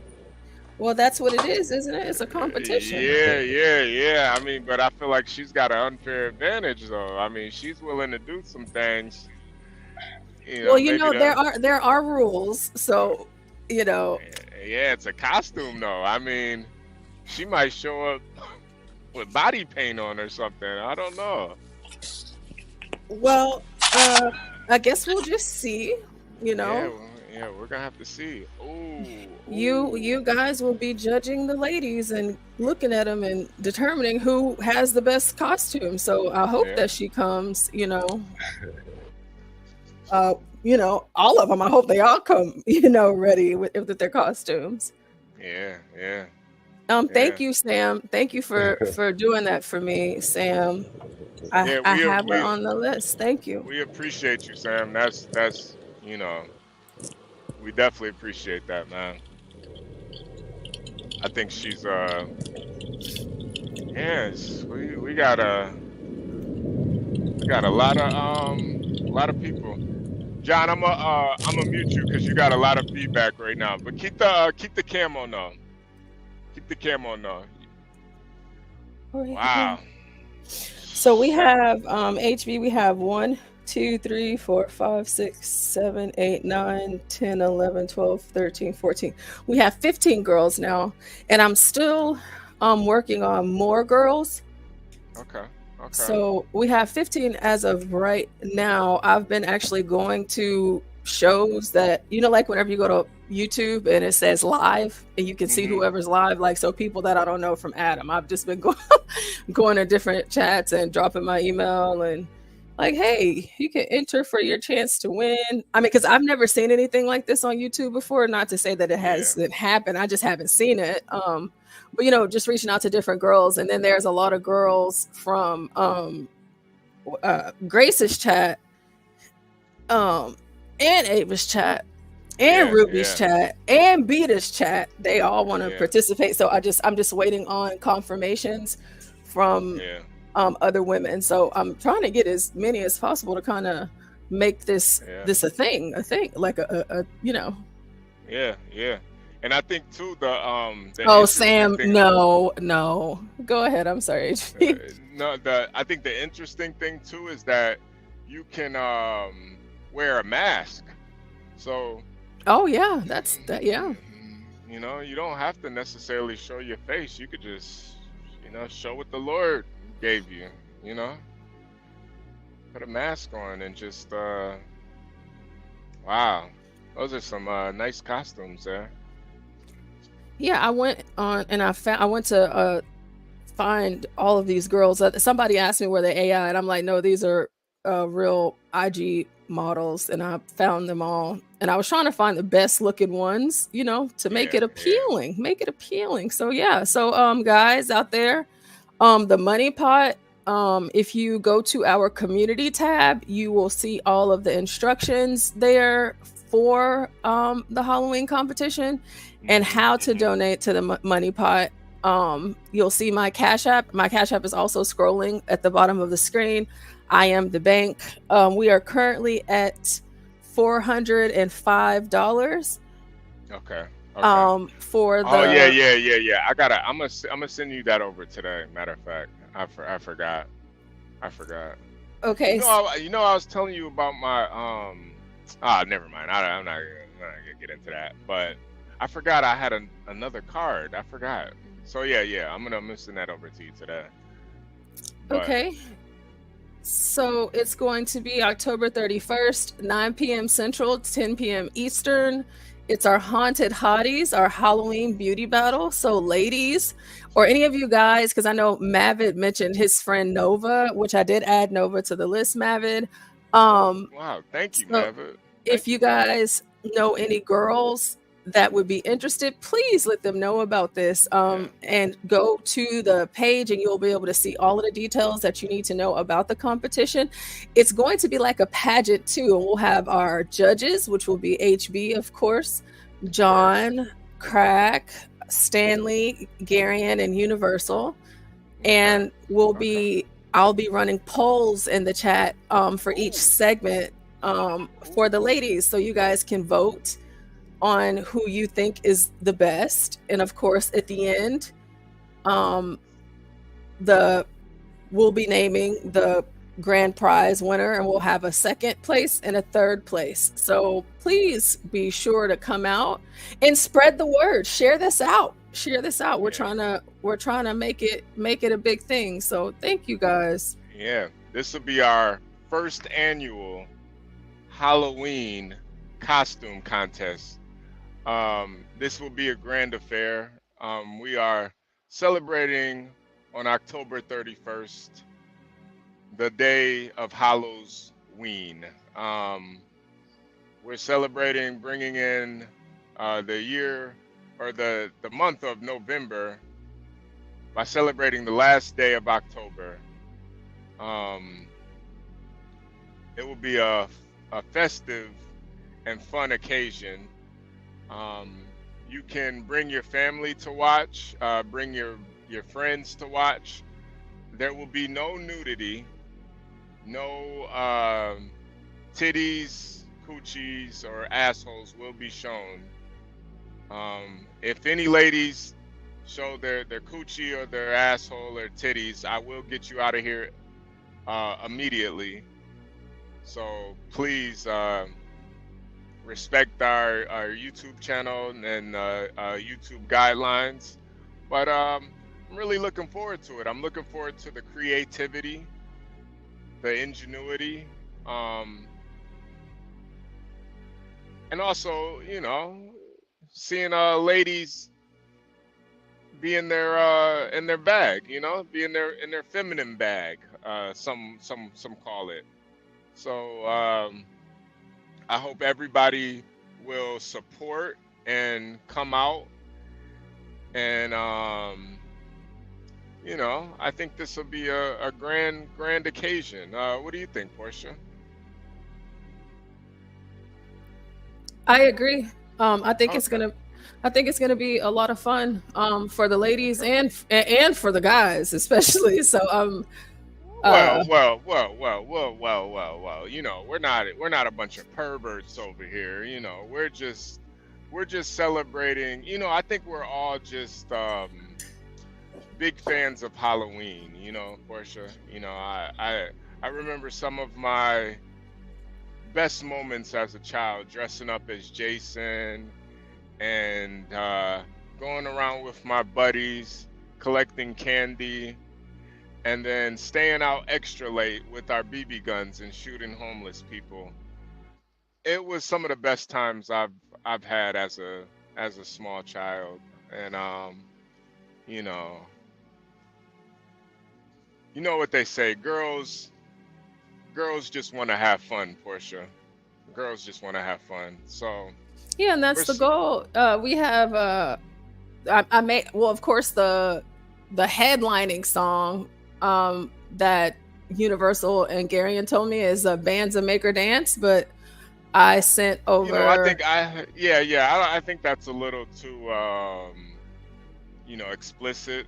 Plus, I don't want to get a copyright strike. I think it would be better to set the tone with just some just some fun Halloween music, some spooky. Can I tell you what else? Oh, go ahead. So, shout out to DJ MFB. You guys see him in the chat. He is our #1 private detector, and he's also a DJ as well. And so MFB is putting together karaoke versions that are YouTube copyright free for us. So there won't be any words playing, and we're gonna put a spooky like what HB just mentioned. We're gonna have like a spooky overtone playing over the actual songs on the playlist. So okay. Hopefully, that sounds like a great idea.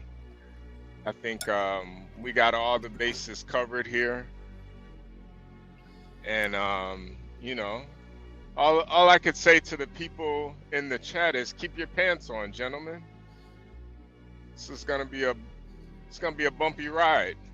Well, if they're in the chat, we wouldn't know. So, I mean, I guess if the guys are on the panel, the guys that are on the panel, if they came up, keep your pants on, gentlemen. Because we'll be able to see you. Well, I never wear pants, so that'll be a little hard for me. But for everybody else, keep your pants on. Portia, how many guys do you think in the chat will be masturbating during this occasion? I have no idea. I wasn't really thinking about that, but ballpark it. Give me a ballpark number. If there's 30 people, I'm gonna speak this into existence. If there's 100 people in the chat, I would say 70 guys. Oh wow! Whoa! I think that's way too many. I think there may be maybe like 7 guys. I was thinking closer to like 7, 5 to 7. But did you include yourself in that number? Oh, absolutely not. Absolutely not.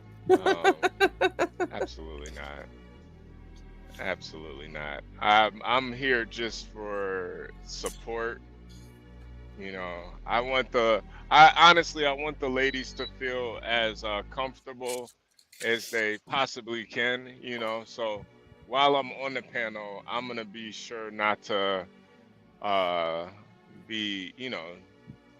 try not to objectify them too much and ogle and try to be a gentleman about it. We are a part of the the people that will be judging. We are the judges, so I think the judges have to have a certain level of decorum as the judges. Now the people in the audience, I can't really speak for them, but yeah.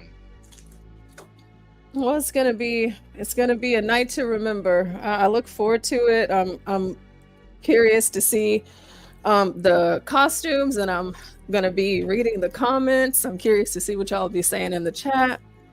Yeah, and I'm really interested in the question portion, since each judge will get to ask one question of each of the girls. I'm curious to see what their questions, what the answers are going to be to the questions that y'all ask the ladies. Yeah. Chat, if you guys can put in the chat what kind of costumes you would like to see the women wear. Let me see what kind of costumes you guys are thinking, just in case some of the women are watching. They're still trying to figure out. Give us some ideas of some costumes you would like to see. Portia, what kind of costumes would you like to see?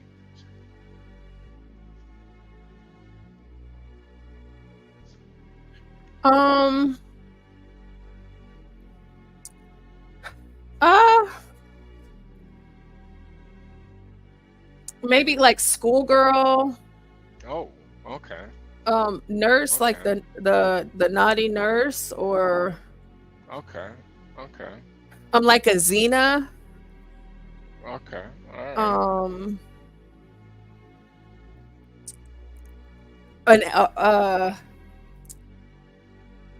I mean, gosh, there's so many possibilities. I like on Halloween. I never celebrated Halloween growing up. What are you, a Muslim? No, it's just that's just not my parents. We didn't, they didn't allow that. But okay. and Halloween is also my grandmother's birthday. Oh, okay.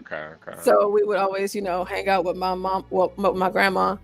And but one thing that I loved is whenever we would go out, and even still today, is seeing the creative costumes, like the thing that you would never ever see. And it always, because some people like really love Halloween and they really get into it, and they come up with the most incredible costumes, and it's like, gosh, this is insane, how you did this, and I enjoy that. I can say, like, my mom, at her job, my mom, she's a doctor and she has her own practice. And one year, this was a couple of years ago, and we were actually shocked whenever Mama sent us the pictures. But do you remember that movie Baps with Halle Berry? Yeah. Very classic movie. Right. Movie, So in my mom's office, her whole office, they dressed up as characters from, old school Black movies, if you will. And so my mom, she was Halle Berry from Baps, and I'm talking, she had the whole outfit on. She had the super tall that wig, the blonde wig. The blonde wig. Did she have the gold teeth too? Yes, she did. And so it was just something that they did at her office, and it was just so funny. And I was like, but I like stuff like that. Matter of fact, can you put the Halloween banner up? I sure if you don't can. mind. Yes, of course. I appreciate that. There you go. No, not the banner, not that banner. The banner, the scrolling marquee. My bad. I meant the marquee.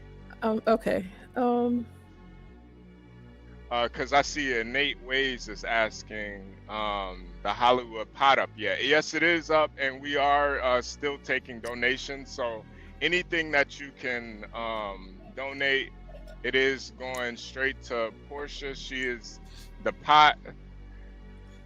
We're trusting that Portia doesn't run off with the bag, which we know she won't. I can find her, gentlemen, so you don't have to worry about anything. I'll find her. But what the type of costumes I'm looking for, with Halloween, I'm like one of those people that really likes the scary costumes.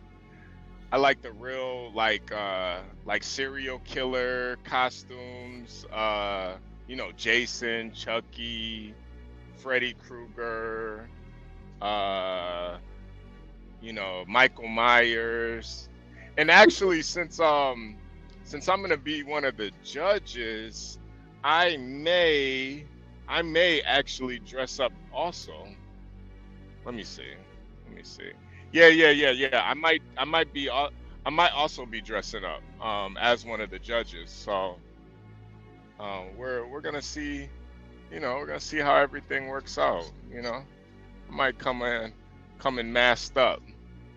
Might be masked up like Peter Parker. You never know. I swing by masked up like Peter Parker. So actually I got 1 year I got paid to dress up as Spider-Man for a little kid's birthday party. How was that? Oh, it was pretty fun. It was pretty fun. the kids kept asking, you know, "Mommy, why is there a cucumber in his pants?" Oh. Wow. Yeah, it got a little uncomfortable, but yeah. Yeah, I'd imagine so if the kids were asking questions like that. Yeah. Does web come out of your cucumber too? I was like, kid, get out of here, kid. But yeah. I like dressing up as for Halloween, you know. So maybe as a host or as a judge, I'll dress up for Halloween too. You never know. You know, you never know. Maybe I could be a Somalian pirate. For Diwali. Yeah. You know, Well, I think that would be. You know, I see in the chat a lot of people think Lolo's shoe in to win, and I have to really disagree. Now we can all, and I'm sure you would agree, we can all pretty much guarantee Universal's gonna cast a vote for Lolo. But you know, me personally, I'm not gonna be going for, you know, I'm not gonna be the typical judge in this case. I'm looking for the most creative and the most Halloween-esque costume. You know, to me, Halloween is all about being spooky and scary. You know, I want to see some girl dress up as a zombie or something, you know? I want her to be like a freaking, you know, yeah, I want to see something scary. So, you know, I think all the judges are going to have their own criteria. So I wouldn't necessarily just assume Lolo's going to win. Plus, there's going to be a lot of girls that you guys haven't even seen yet. Portia's been doing her due diligence to procure as many. I know you hate that word. Procure as many ladies as possible. So you never know. Psycho man, that's a fact. I'm gonna be like Simon Cowell. If I don't like the outfit, I'm gonna tell her the outfit sucks. Hey, what do you think this is? What do you think this is? Halloween? Look like a fucking clown. Well, HB, I am dressed up as a clown. Yeah, you look like one.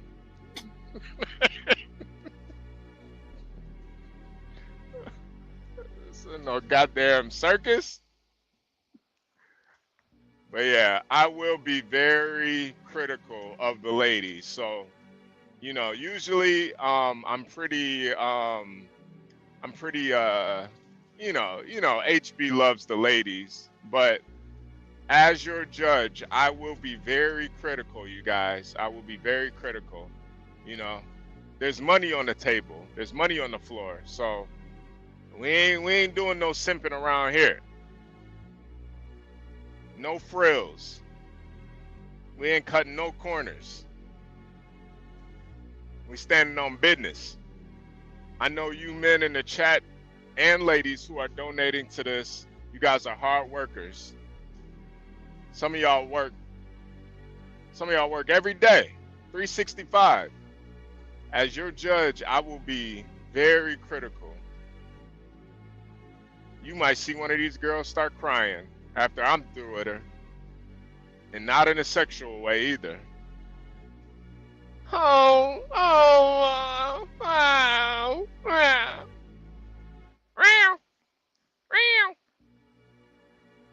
Yeah, Diwali, we standing on business, man. So my vote will be to the most creative. Now, you know, I don't know how Get Crack and John and who else is gonna be a judge, Portia? It's gonna be you, John, Crack, Universal, and Garion. Okay. And Stanley. Okay. Oh, Stanley too. Oh boy, hey y'all already know Stanley standing on business. What is that? What are you dressed as? What are you dressed as? You know what? That's the worst fairy I've ever seen. You know what? Yeah, Stanley definitely standing on business. I hope Stanley dresses up. I already know Garion's gonna dress up. You know, I'm really hoping Get Crack puts a mask on and dresses up too and cams up. I think that would be fucking hilarious. But yeah. And Lobster 2.0, we do have a timer. It's gonna be we're gonna have the ladies come up, show their dresses or show their costumes, and then we'll have a 5-minute question section. But 5 minutes is the max. It could be a lot shorter, you know.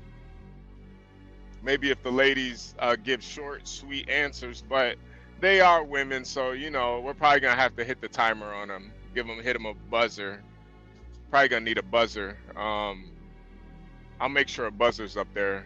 They start talking too much. All right. Let's get her up out of here. Yeah, I can. I have a buzzer that I use that's online for my students that I can put up there for you. Yeah, I was thinking of like a virtual buzzer so the audience can see too. Yeah, it's a virtual buzzer. Okay. Yeah. Like I put it on my, I cast it from my projector to the screen so the. Process, yeah. Great idea. We're probably gonna need some walk-off music too.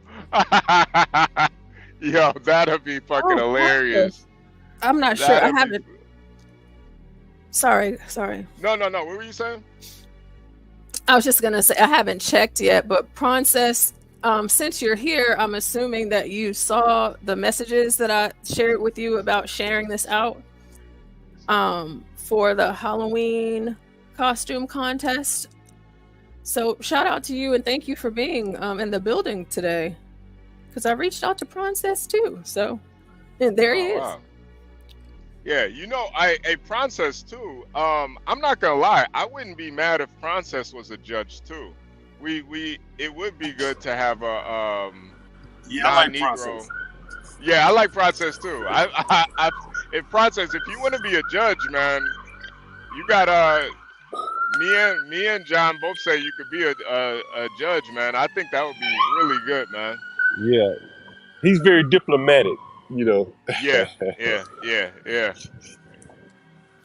I think Princess would be a real good one. So, Princess, if you're interested, get in contact with Portia, and let's make that happen, man. He said that he's down. Bet. All right. Yeah, so yeah, man. I think all the people in the chat worried about a fix being in. I think our judges are very diverse. We got a very diverse array of judges, you know. I think we're all looking for something different. So, my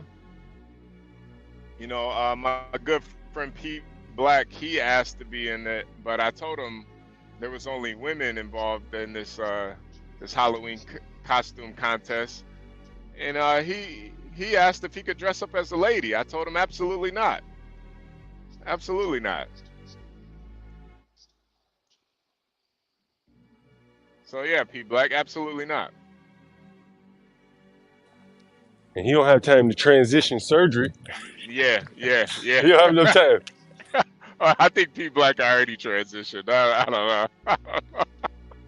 I don't know. Portia, can you read that paragraph for me? The White John Galt says the donations that were sent to her were sent to John. He did not charge her the weekly rate, $375 per week, after she sent him $200, which would give her until Sunday. He charged her the higher daily rate.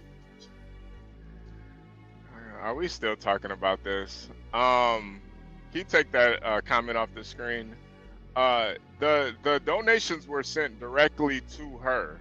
We put her Cash App up. She literally just accepted my Cash App today. I don't know if you ever sent the Cash App, but sometimes accounts, sometimes you have like a pending. So somebody has to actually accept your account or accept your Cash App. She just accepted it this morning. So yeah, none of the donations for Shatarika were sent to John. They were all sent directly to her. Get Crack actually was the one to verify her Cash App. Portia sent the Cash App. I sent the Cash App. Get Crack sent the Cash App. Universal Jones sent the Cash App, and many more. So, yeah, none of the Cash Apps were sent to John for Shatarika. None of them. None of them were. Oh, also Mavid and White John Galt, you guys also send Cash Apps because I know you guys really care about Shatarika and that she's not homeless anymore. So, yeah.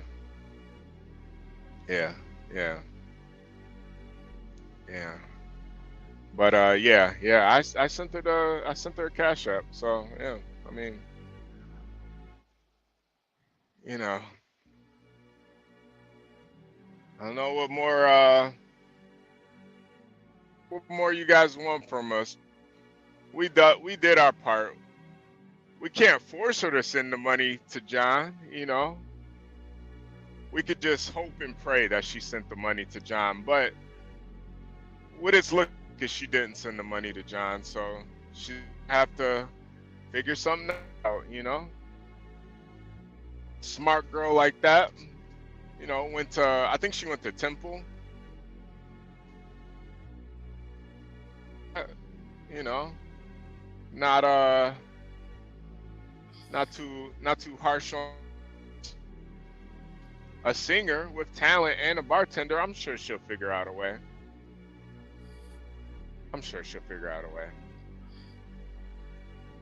Yeah, she'll be fine. I'm sure she'll be staying, laying her head down somewhere else tonight. If not, in another one of John's properties. So you never know.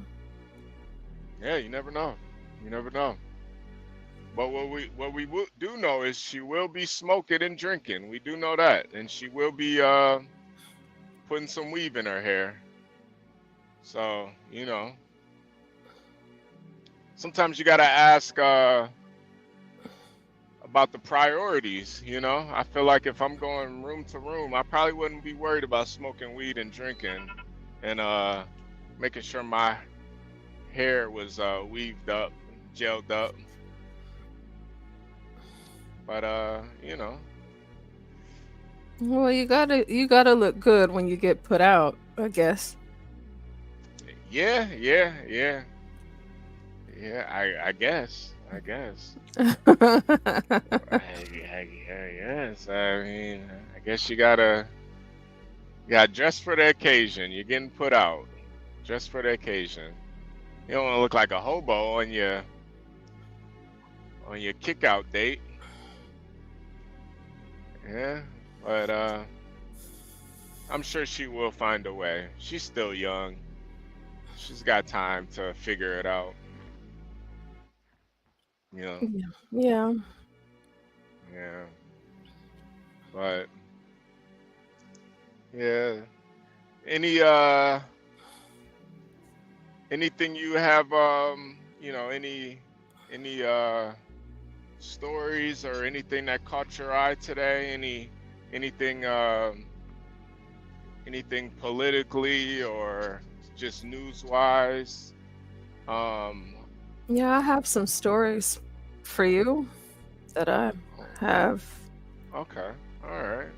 I have quite a few stories for you for your show. What about the Kamala Harris interview? Did you see that? Which one? The Fox News one. Oh yeah, for sure. Yeah. We did a deep dive on that a couple of nights ago. Oh, okay. But yeah, let's see some stories. See what you got. Let me see. Okay.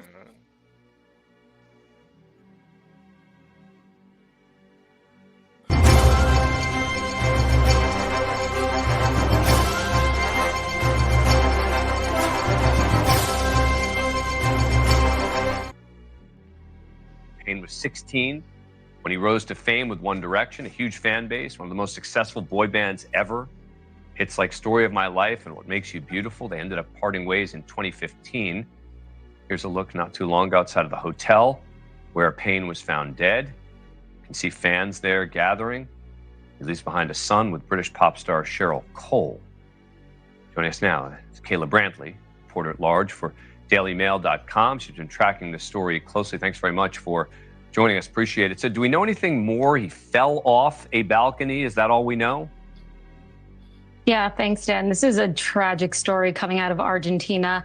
We do have some new information from local news outlets in Argentina saying that police were called by the hotel manager to deal with an inebriated, intoxicated, and aggressive man under the influence of drugs or alcohol.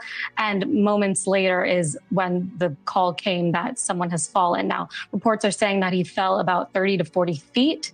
And a new report actually says that there was a base fracture on his skull. So like you said, we don't know if he fell, if this was an accident, if it was intentional, but that's what we know so far. Let me play. This is from last year. This is him talking about being sober for 6 months. Let's listen. I was really happy more than anything when I arrived to kind of put a stopper on life and work. I didn't have my phone for, nearly 100 days. I didn't connect with the outside world at all. I don't really need this right now. It's the first time I've ever put a drink down and gone to someone else, yeah, you finish that. I don't need it. And I haven't picked one up since, which has almost been 6 months, which I'm excited about. It's good. It's good to be in this position. And then, yeah, I definitely don't need those things anymore. Party's over. Now, we don't know. That was from last year. I assume that based on the reports, he relapsed? I mean, that's what it sounds like, Dan. But again, this is just a testament to something that we see far too often with child stars. Like you said, he rose to fame at just 16 years old, and here we are, and he's 31 years old at his death. So it's something for the music industry to really think about and how we treat these child stars. Yeah. And now you have a big fan base already now showing up at the hotel. For those people who weren't One Direction fans, talk about how big this band was. I mean, this was like the Beatles for teenage girls. Everyone that I knew loved One Direction. I was a huge One Direction fan. Young girls had the posters of, Liam and Harry and Zayn and Niall, all of them on their bedroom walls. They were absolutely huge, international success. They're a band from the UK, were extremely big in the US and all around the world. So this came as a huge shock to everyone, fans since they were young, adult fans now, and it's just such a sad story. Yeah. Look, I'll admit I didn't immediately know his name, but when the news broke, our newsroom, you could tell everyone of a certain age immediately reacted just the way you did, with shock. Kayla Brantley, thank you so much for coming on the program. Really appreciate it. Thanks for watching. Go to joinnn.com to find News Nation on your screen. And don't forget. Wow. So I'm assuming you were a One Direction fan, Portia? No, I wasn't a One Direction fan at all. I was, you told me to add, about the celebrities that died. Oh, yeah. No. This is, okay. I see where we're going here. Okay. I'm not really a big One Direction fan, but, with a lot of these recording artists, it seems that a lot of them end up deleting themselves a lot. And I don't know what it is. I think maybe the stress of being famous or something. I don't know. But this does sound a little suicidal in nature. maybe drug related. You know, I always say if you're gonna do hard drugs, don't do it near a balcony. Oh, well, that sounds like some really solid advice.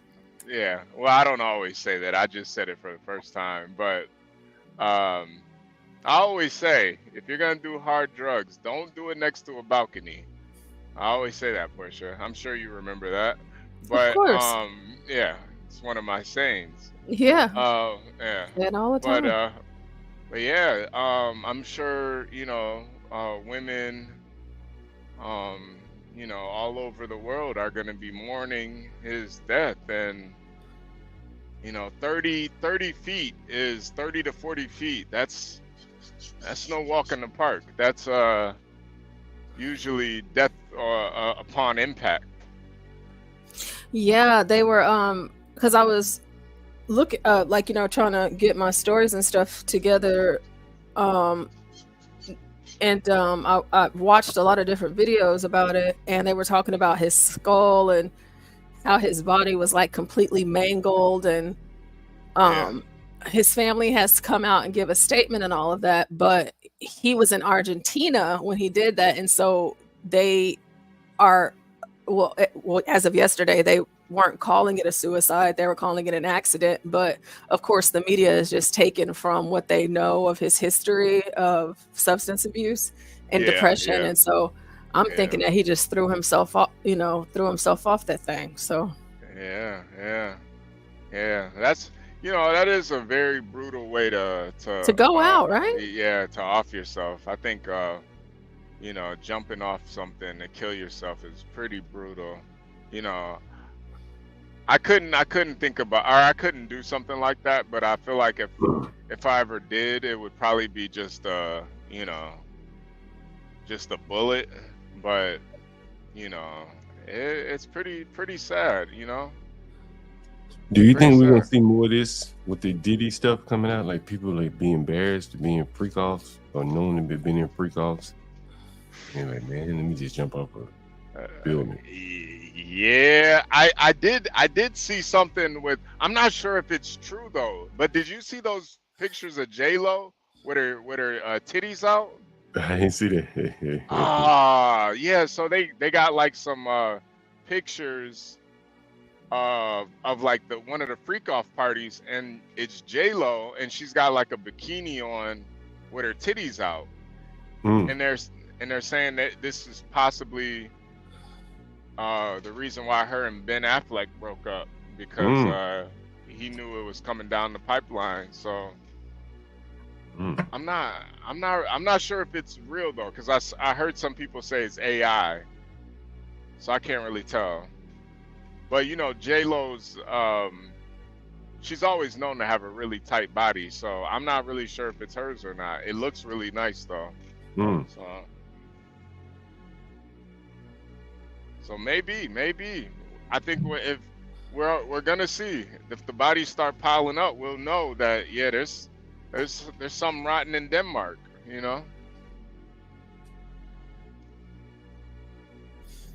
Matter of fact, John, you seem like somebody that would know. What is that? Where does that term "rotten in Denmark" come from? Or Portia, do you know? Do you know, Portia? No, I don't. Okay. Does anybody know? No. It's just like a term. I don't know what that comes from though. Something rotten in Denmark. Does anybody in the chat know? But go ahead, Portia. Go ahead. Oh, I wasn't saying anything. You go ahead. I got something for you hot, Portia. I got something for you real hot. Yesterday, and I haven't seen this video, so I'll just share it with you, and we just see what's on here. I see what's in the text, but I don't know if that's true or not, so I just want to share it. You will hear it together for the first time. This is interesting. If this is true, if this is what's being said, again, I haven't heard it. I don't know if it's true or not. We're going to hear it together. This is Kamala.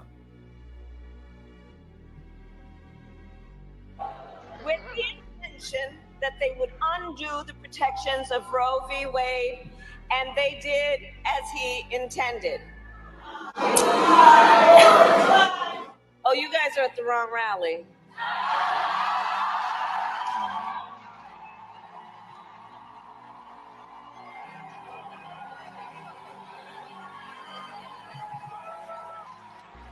No, I think you meant to go to the smaller one down the street.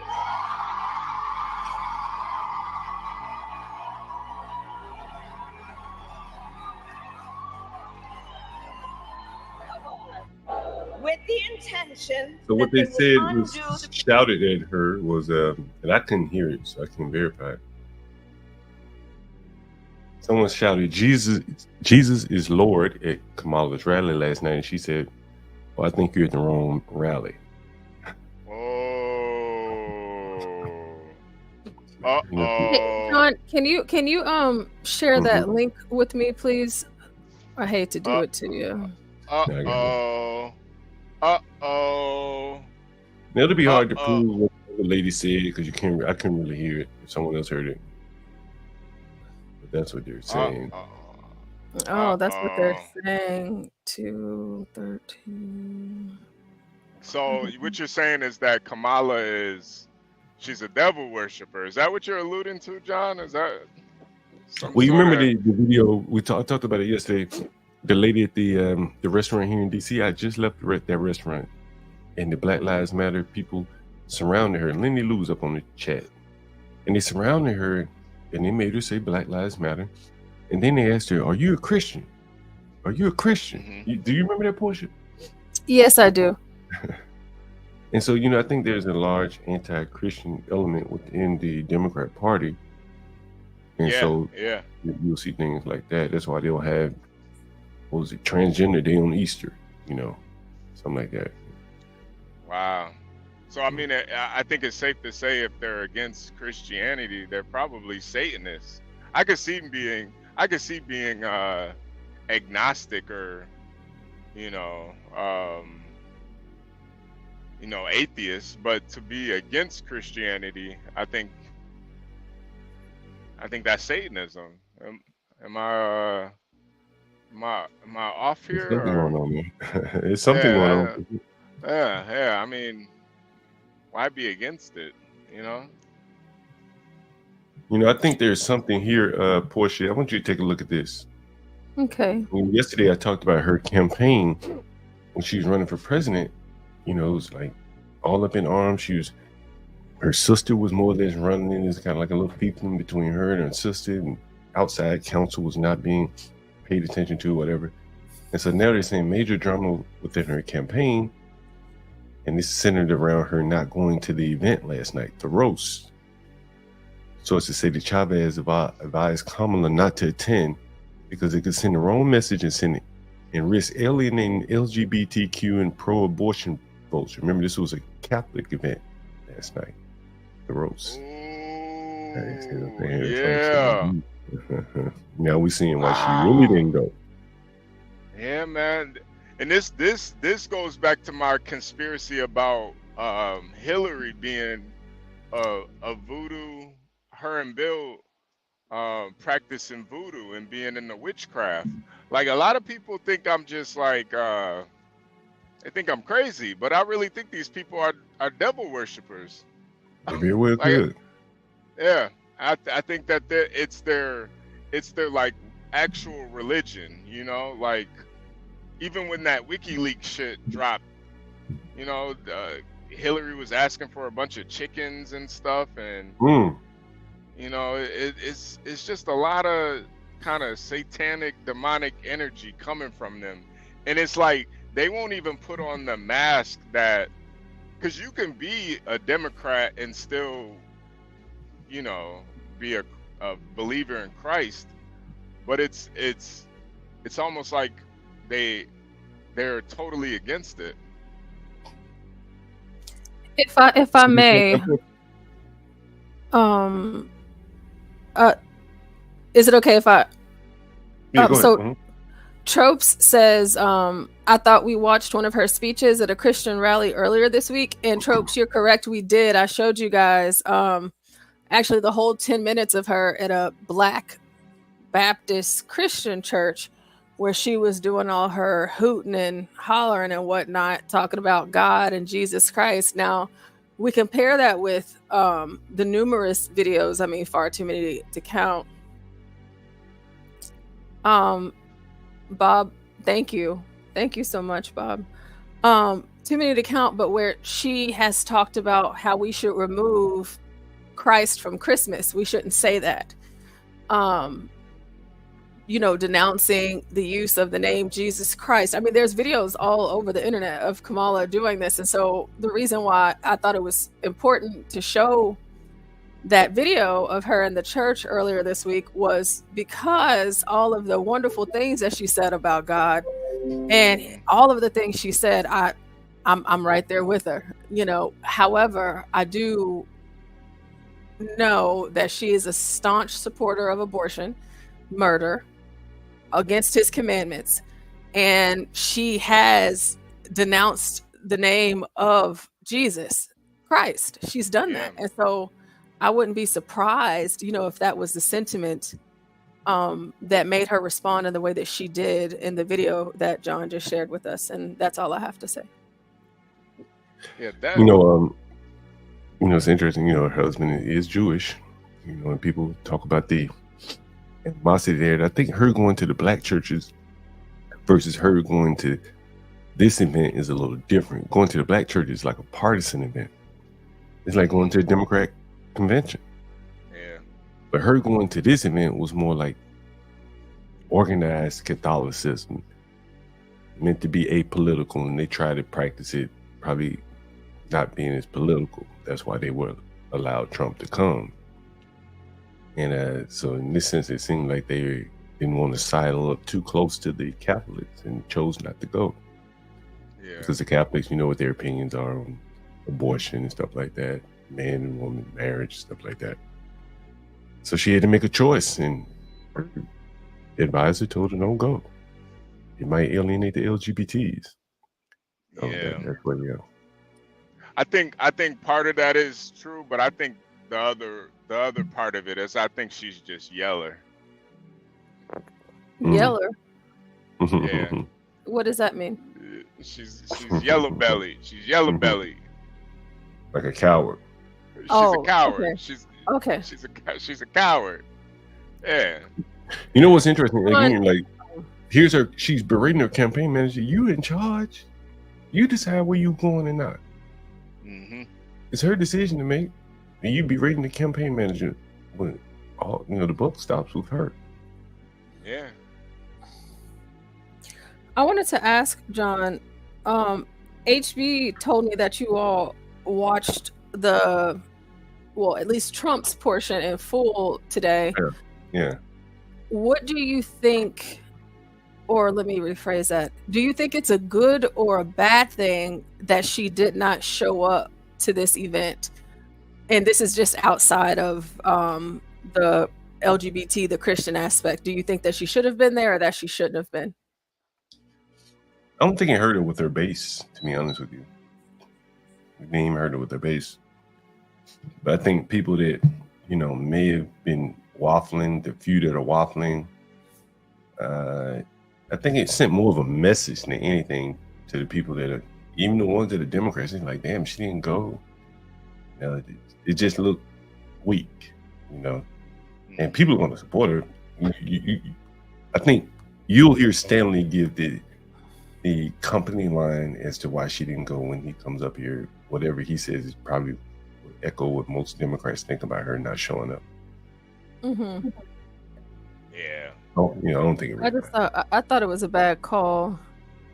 I was mentioning to HB earlier. In a situation like this, especially with a race that is as pertinent as this political race, she should have been there, in my opinion. And the reason why is because as a woman at that, you don't want to back down. And Trump was in a room surrounded by Democrats. Filled with Democrats. And he showed up knowing that all of those people hate him. But you know what he did? I'm assuming that JD Vance had a lot to do with this, but Trump, for the first time that I've seen, it was so much grace. He was saying that these people are his friends. He talked about Chuck Schumer, and Chuck Schumer's very first check, big check that he's ever gotten in his arena, Trump gave it to him, and he told that story. He's done that so many times, Porsche. Yeah, he's talked about. He was speaking very specifically to Mayor Eric Adams, but the one thing that I pointed out earlier is Letitia James was there, and she was sitting directly behind Trump. So she even showed up knowing what it is that she's done and what she's attempting to do, even though the judge has slapped her in the face. But she was there, and so if you really about that life, go ahead and pull up, Kamala. But she didn't. I think that she missed a really, really great chance. Actually, I think she did the right thing. You know what I'm saying? Like a woman, being roasted like that, she might have visibly, we talked about it earlier when Trump got roasted. 4 years ago? 8 years ago? Yeah, he stood there like a man. Because at the end of the day, what can you really say about Trump that's gonna make him be embarrassed? What could you say? I don't know what angle you could attack him that would embarrass him. I really don't. You don't think that she would have put on? I don't think. And just laughed it off? I don't think she could have taken it because he could have gotten very brutal. And that's one of the reasons why I think she didn't show it. Like, he could have gone Willie Brown, Montel Williams. He could have really, really humiliated her. Find that. Because there is, let me see. I'll try to see if I can find it. There is a clip of one of the people that got up there, and he went in on Kamala and the Democrats. They have comedians and everything up there, right? Yeah. I mean, he went in on Kamala. Yeah. If you could find that, definitely pull that up. But yeah, honestly, if I was her advisor, I would advise her not to do it either, because not to go to yeah, even though you're kind of ruining tradition, it's different from a man and a woman, man. I think plus she wants to be taken seriously too. I don't think she can really take all those jokes. Are y'all saying this because she is a woman? Yeah, and the type of woman she is. She's not Hillary, Because Hillary went to her roast. But but Hillary eats babies, man. Allegedly. The thing she's been accused of doing, to get to the power would be like, that would just be ripe for Trump's picking. And I don't think she wants to face that kind of criticism. You know what I'm saying? Like, you slept your way to the top. I mean, he could really I could go up there and do some damage. Just imagine what he would do with professional writers and stuff like that. I just think she couldn't. Yeah, and a lot of truth is said in jest too. That's probably the only venue Trump could really lay it on her. And I mean, not even to mention the whole her not being black angle. Like, he could have went crazy on that too. Yeah, he could have went crazy on that. Yeah. Kamala, what do you eat curried I don't know. You know what I mean? But he could have went crazy. I'm not eating curried collard greens. Which one is it? Come on, Trump. Like, what the hell? I think she doesn't have the establishment to protect her, to tame the comics down that would go hard at her. Like you saying, some comic went hard at her. I don't know how hard the people went at Hillary, but a lot of those people loved Hillary. They loved her by extension of her husband. Yeah. Whereas Kamala just blank slate. No one really knows who she is. I mean, someone says the curry collard greens and out of the bathtub. I mean, man, there's a lot of room to just destroy her. From a comedian's angle. It's way too much.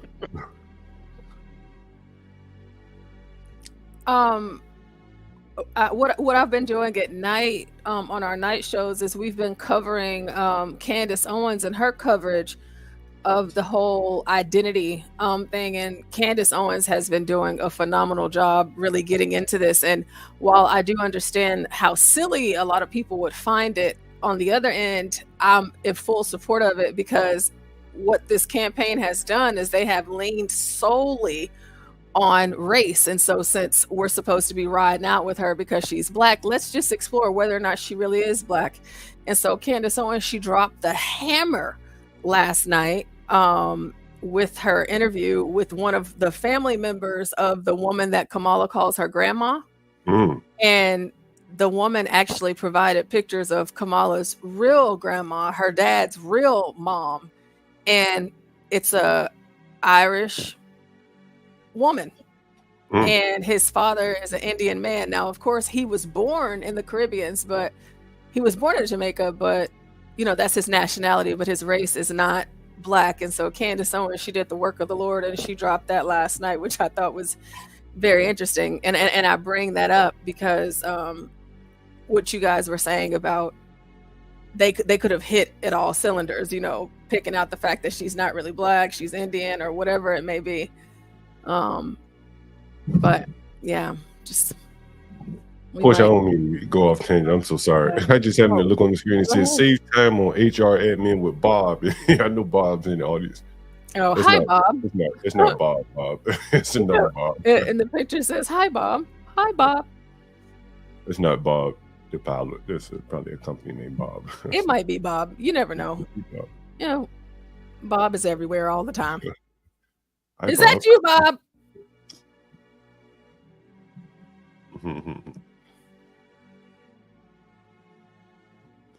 I saw his wife in the chat last night.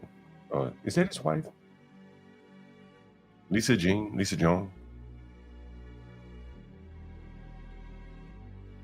I think Lisa Jean, yes. Yeah. For all in yeah. Basically. Yeah, you know, his significant other. How about that? Yeah, significant. Yeah. I wasn't sure if he was married. Doesn't matter. I'm just curious. His living girlfriend may be married, he said. Come on, man.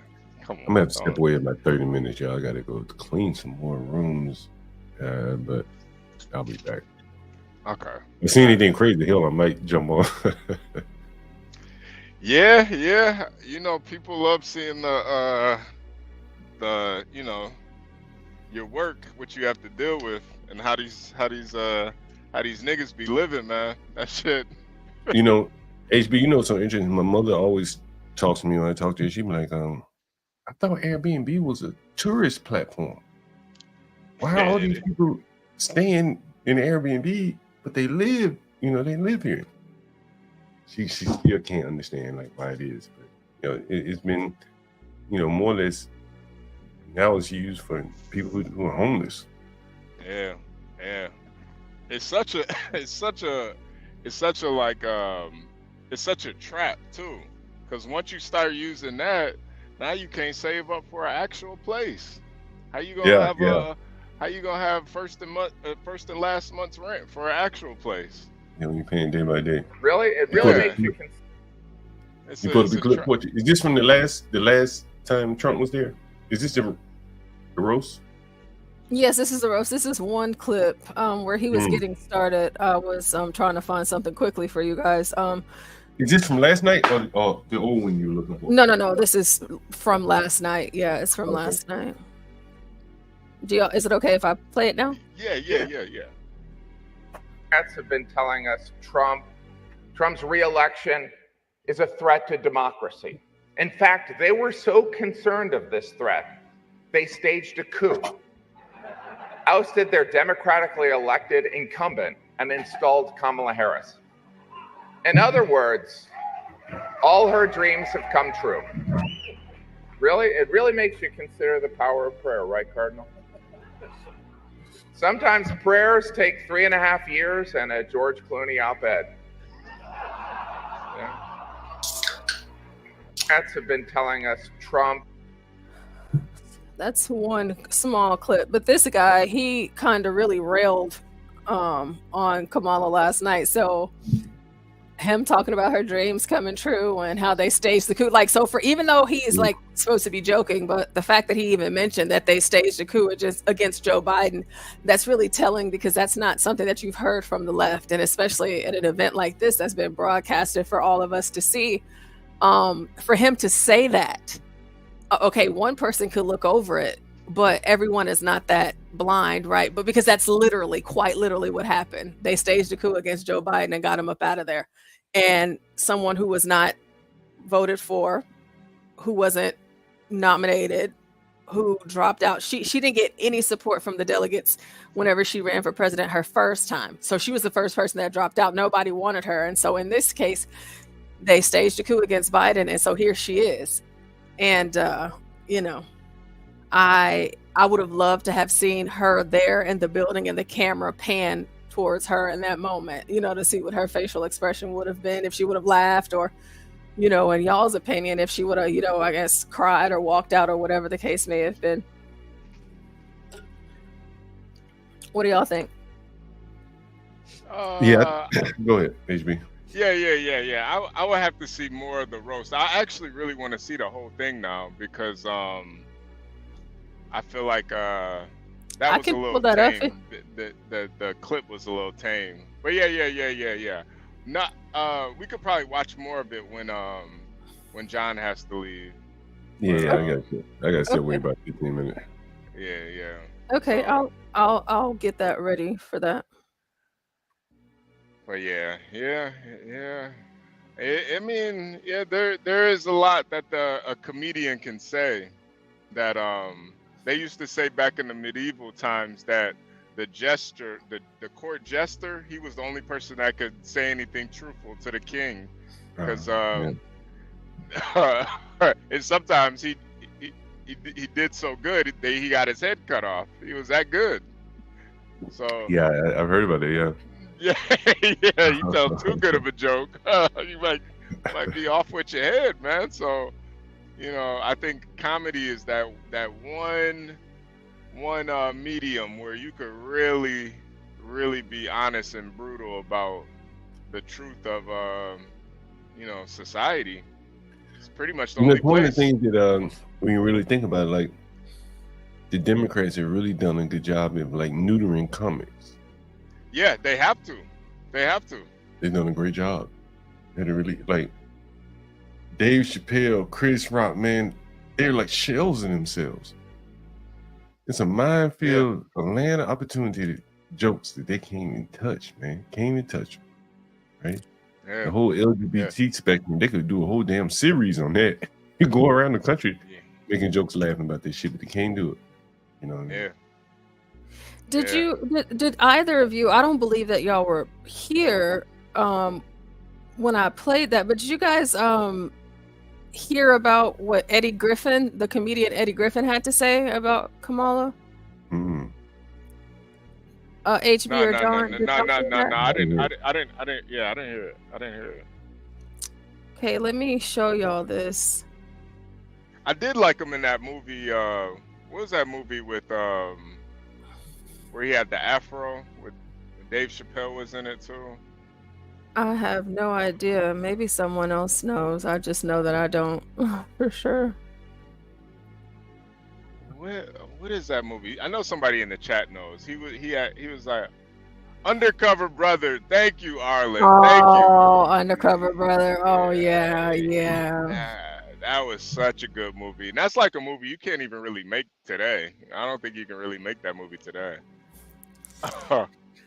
Yeah, I thought it was interesting because I haven't heard anything about Eddie Griffin in God knows how long. Of course, I know who he is, but I was doing just a different a breakdown, if you will, with different comedians that have come out against Kamala. And what I mentioned to you both earlier about Candace, it really took me by surprise because I was not expecting this. I wasn't expecting to see Black celebrities, or prominent figures, if you will, actually watching Candace Owens.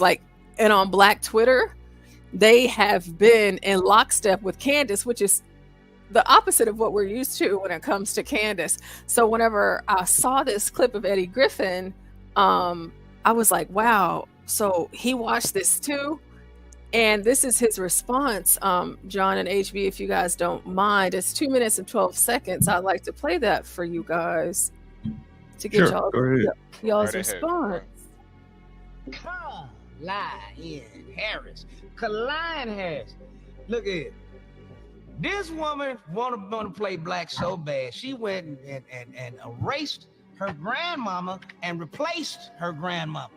As you can see there, it says that she died in July of 1960. And so this is a huge scandal. And her fake grandmama is this black woman who died 4 years before she was born.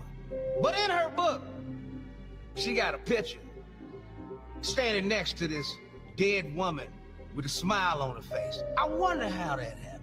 Grandma Beryl died in 1960, 4 years before Kamala Harris was born. And you gonna deny your real grandmama being up showing up at your inauguration if you happen to get elected, which ain't gonna happen.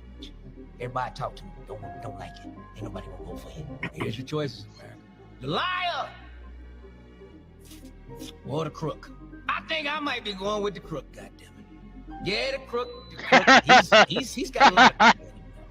He got 3 baby mamas, 43 felony cases and counting. Selling high top tennis shoes just like Michael Jordan. Got shot just like Tupac. The motherfucker gonna drop an album next. We'll be right back.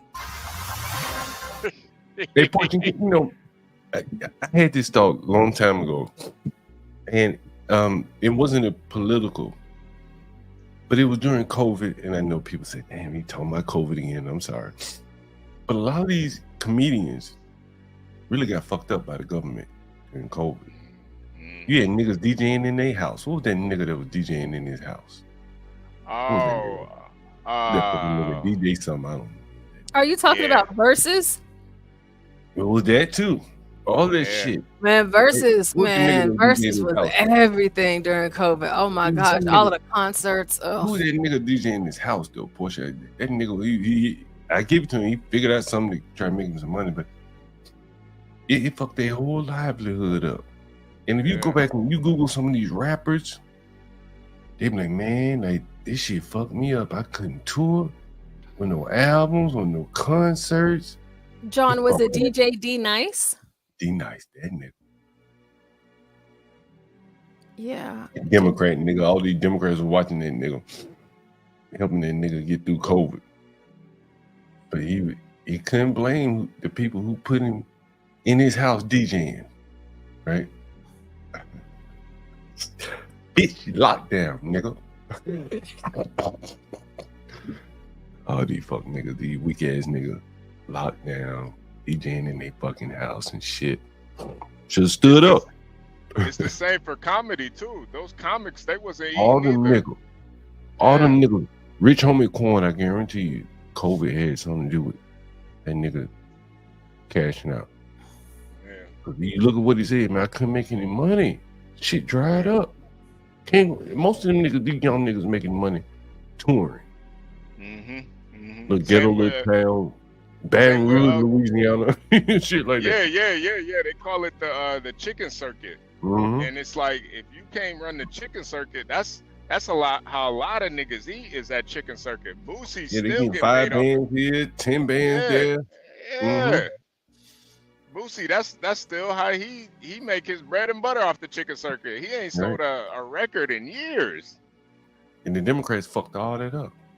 Yeah. And they lost them people their political influence or their ability to get these niggas to go out and say, hey, vote for the Democrats. And so you seen the Eddie Griffins, the Snoop Dogs, the all the other people who shut down in the economy, like they couldn't make any money during COVID, and I think that really hurt them, and I think it broke their bond with the Democrat Party. Yeah, I think a lot of them was skeptical of that vaccine. The Mike Tyson, I played you the video where he said I had to do it to make a living, and I think deep down they didn't like this shit. And they know who did it to them. The niggas that was offering them Burger King sandwiches and Shake Shack fries. They know who did it to them. They can't say it. They instinctively don't like it. And I think that broke the bond and with the Democrats. And that's why you see the Eddie Griffins out here speaking out like that. Because they have a weak candidate. Democrats have a weak candidate who can't punish their ass and get their ass in line. Like if they had Hillary, she probably could get them in line. Hey, nigga, get in line. You know, yeah, I know I shut your whole shit down during COVID, but get in line. Kamala can't do that. Now you got them kind of, running wild. They're like radicals, free radicals. Saying whatever the hell they want to say, I didn't even think about that, but so many comedians started podcasts during COVID, man. Mm-hmm. So many of them did. And many of them, that wasn't their bag. That wasn't what they're very good at. They're very good at going around. The energy that you get from performing. You hear what's the guy? Cat Williams said it. Like, bro, I'm a performer. I like to go out on stage. Yeah. The guys like Steve Harvey, they're not comedians. They don't like to go around touring. And the Democrats cut the legs off and up on all those people right there. And that was their people. Those are the people that came out and supported them in their shows and shit like that. And I think they lost them for a long time. Yeah.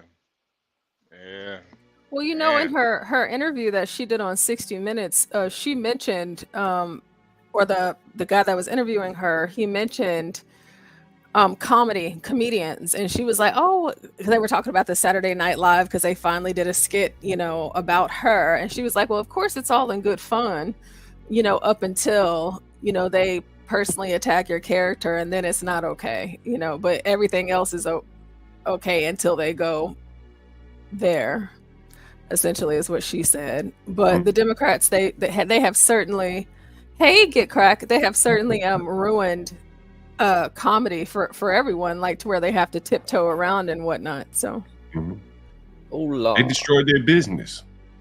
Yeah. To further their agenda, they destroyed those guys' business. They were disposable anyway. Yeah. Damn. I didn't even think about that. Crack, what's going on, man? What's up? What's up, man? Crack? Gold, silver miners, huh? EXK. Vietnamese gangster.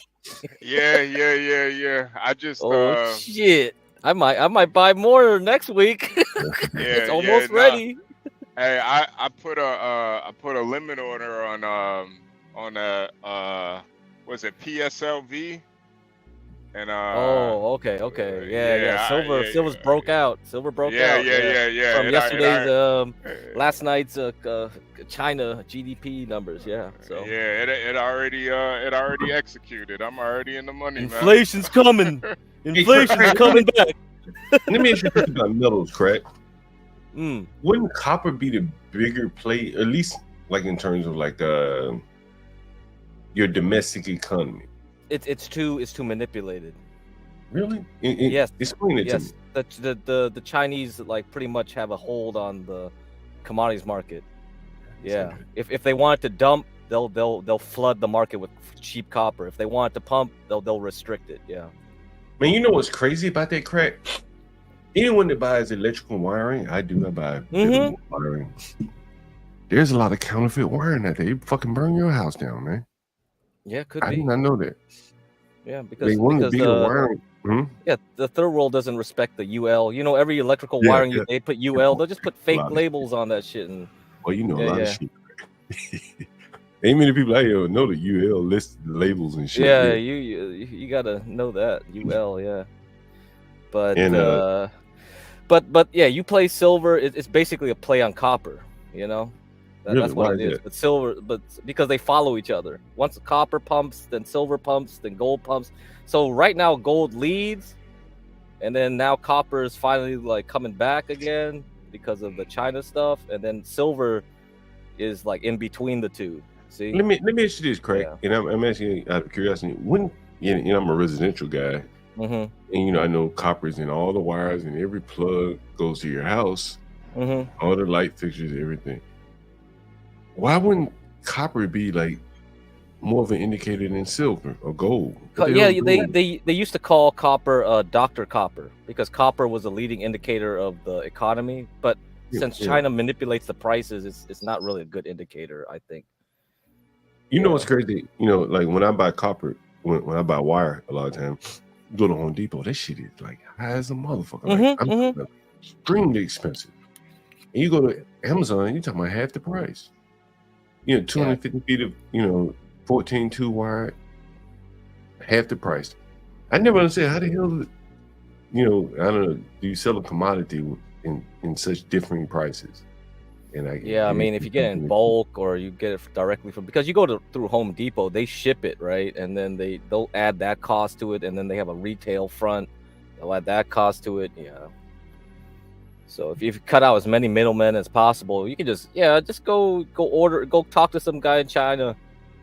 Go use Temu or something. Maybe Temu sells copper wire now. I bet they do. I bet they do. And you'll be like, wait a minute, is this copper? Like, did you test it? It's like 50% zinc.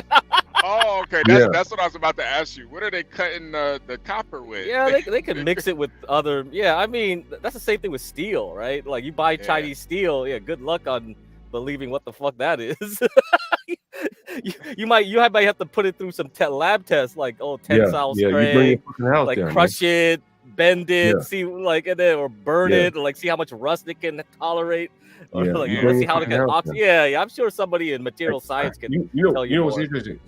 A buddy of mine, he's been on the stream when we stream from Kissa Kissa. He owns an electrical supply company, right? And he's tempted to go to China and get the wire because I think the company here is Southland Wire that sells a lot of wire in America.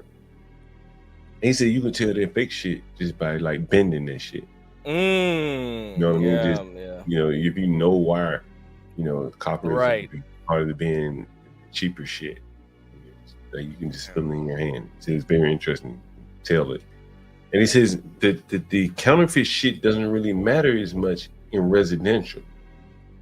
But in the hospitals, in the airports and shit like that, that's when that power got them wires got to be right, and so you can't really skirt it. Yeah, because what's gonna happen is when you put a lot of amps and a lot of AC, if you're using AC current, that's like really strong, there's gonna be a skin effect. So they call it skin effect. So if you got crap wire, like all of a sudden, like you change the frequency or some shit, and then it stops. It's like the current doesn't flow through as good anymore. You're like, what the fuck? Like you got an MRI machine. You telling me that shit? Oh my god! Yeah, seriously. No, that's that's a serious shit. Yeah. And anyway, that's copper. So China cutting everything with fentanyl, huh? Damn. He's cutting the wire, dude. Yeah, cutting the wire with it. No, dude. That's why they lost the war with Japan. You know what happened?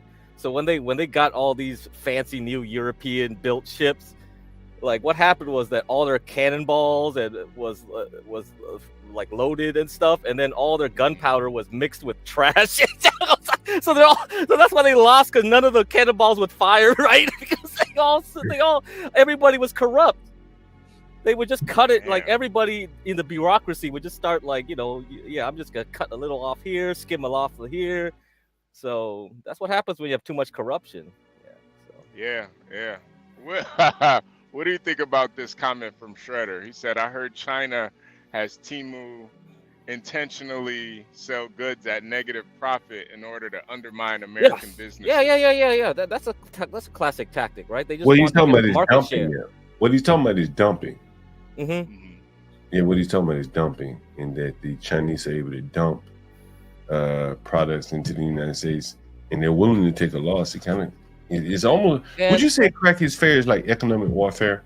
Yes, and somebody asked me about oil, and I said like I never trade oil because like it's manipulated, and they go like how why, and like just like 2 weeks ago, Saudi Arabia basically said, we don't care about our price targets anymore. We're just going to sell cheap oil because we want to take back market share.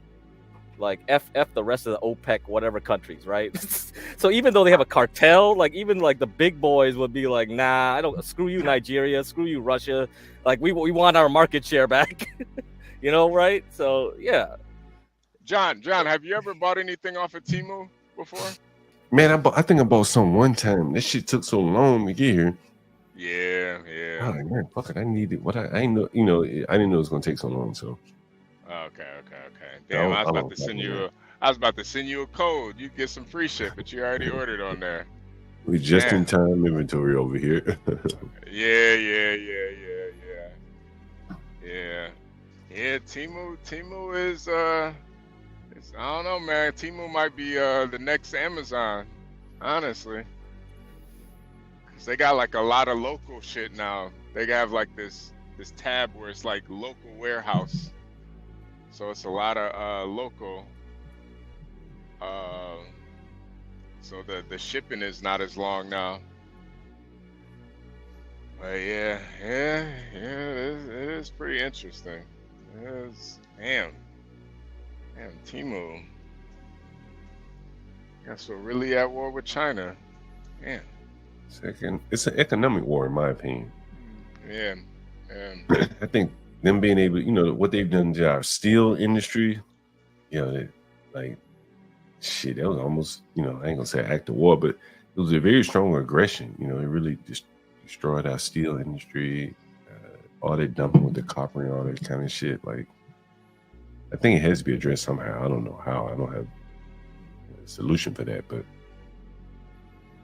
yeah, I don't know how either, because we Americans love that Chinese product too much, man. I don't think you can make us go cold turkey off that Chinese stuff. I don't know. Crack, you trading today? No. I'm just looking for the next to add to my positions or not. That's it. Because gold and silver hit my target, so now we're going to the next phase.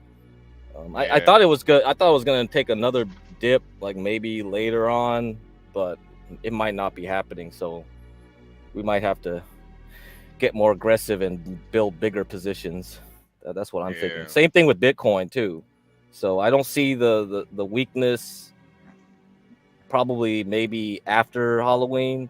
If I see any little weakness, I'm buying more of what I have with the Bitcoin miners too. So I only have small positions right now. I didn't really expect them to like really be running too hot, but the way I'm looking at it, small caps running up. So the Russell 2000, because the bank earnings, all the CEOs are saying like they don't see anything wrong with the economy.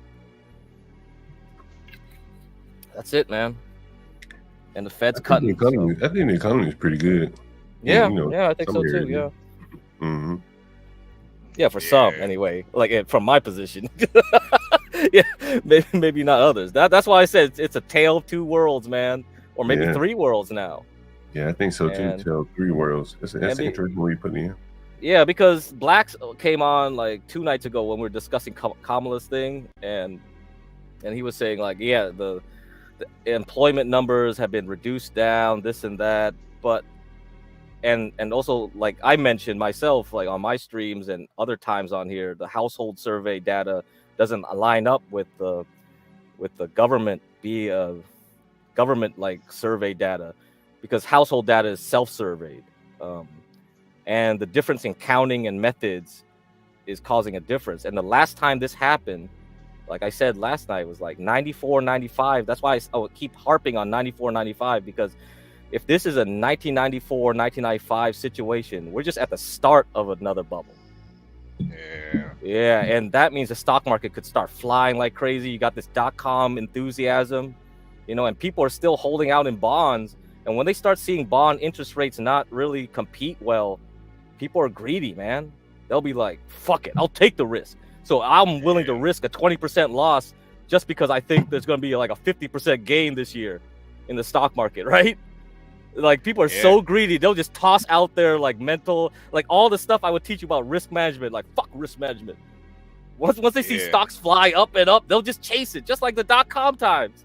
And that was before computers. .com, they were calling their brokers the only E-Trade was the only one out there that was really doing a lot of electronic trading, like through a computer. So how is this all those stocks moving up? Unless everybody was calling their broker every day to pump it. And now you got people on Robinhood and everything, and international too. We have so much foreign investors. A lot of the reason stock market doesn't go down is because their stock market is shit. They look at our stock market, they try to get into our stock market, so their money flows into us. That's the dollar milkshake. It doesn't matter about value. Forget fundamentals. It's just liquidity. Yeah. Nah, John, I'm telling you, man, like from listening to Crack's streams and just talking to him, man, I'm like 20 for 20 fucking with Crack, man. Like it's I think once you understand it's a mindset. Once you understand when to get out and how to read the charts, that's like, that's majority of the game. But if Crack is, talking about a stock for a fucking 30 minutes, there's probably something to it. probably need to do your research on it. But I think teaching people that part, that's probably the hardest thing. You just drill it. You just keep repeating, and then they'll get it. They'll get it. Yeah. But I still think like even when you're in it though, it's so much harder to understand it. That's why Trading in the Zone is the only book I'll tell people to read, really, because all of it's just yourself that you're fighting.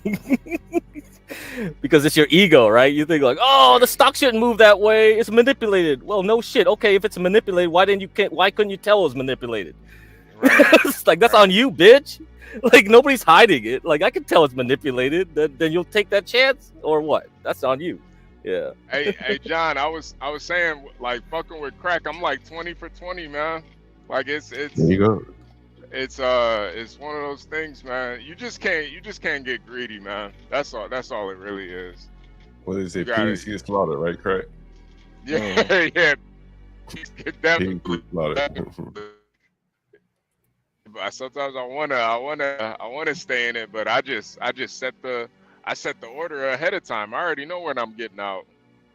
I just always buy it back. That too. You can always buy it back. And I write down, I usually write down all my trades too, so I can kind of get a better idea of the levels. Like when did I get in at? When did I get out? Oh yeah, that's one thing Dennison was talking about, like trading journal. Like you see like what mistakes you made and go like, why was that a mistake? Did I read the chart wrong? Was I greedy? Was it me or something? And then you just try to like say, okay, I'm gonna avoid doing that again and try to fix yourself.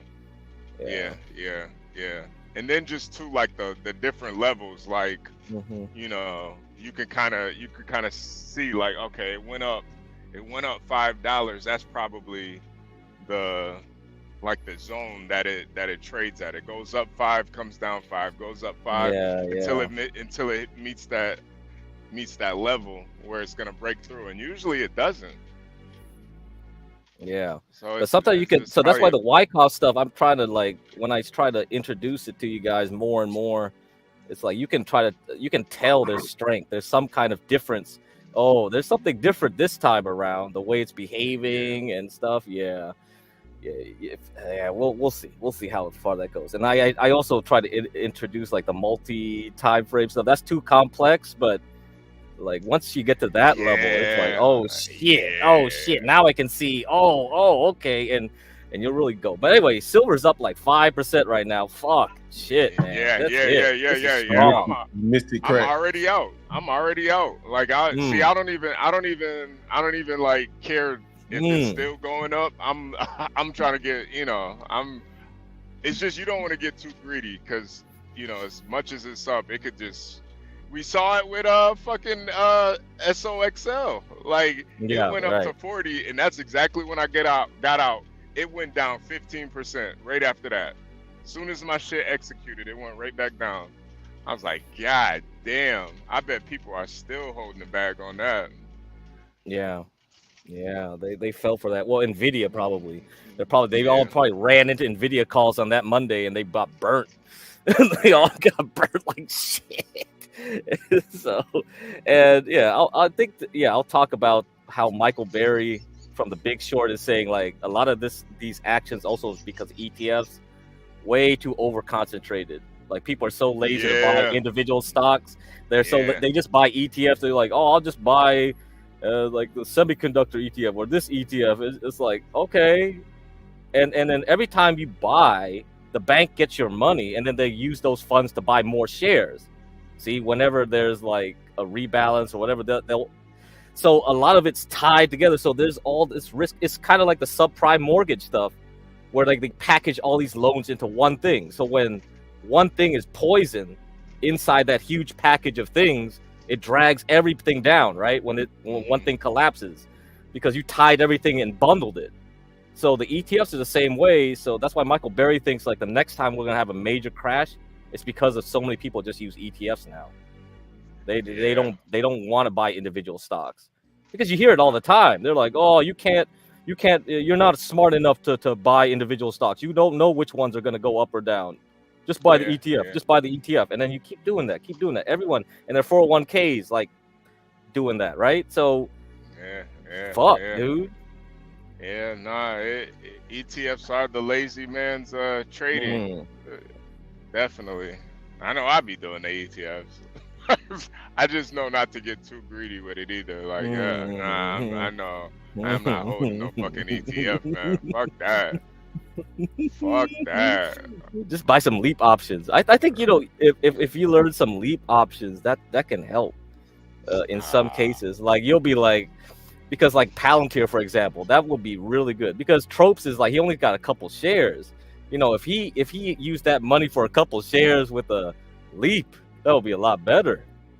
Yeah, because that's what Nancy Pelosi uses. That's what her husband uses. Yeah. So if they really believe in a stock, they'll just buy that instead of actual shares. Yeah.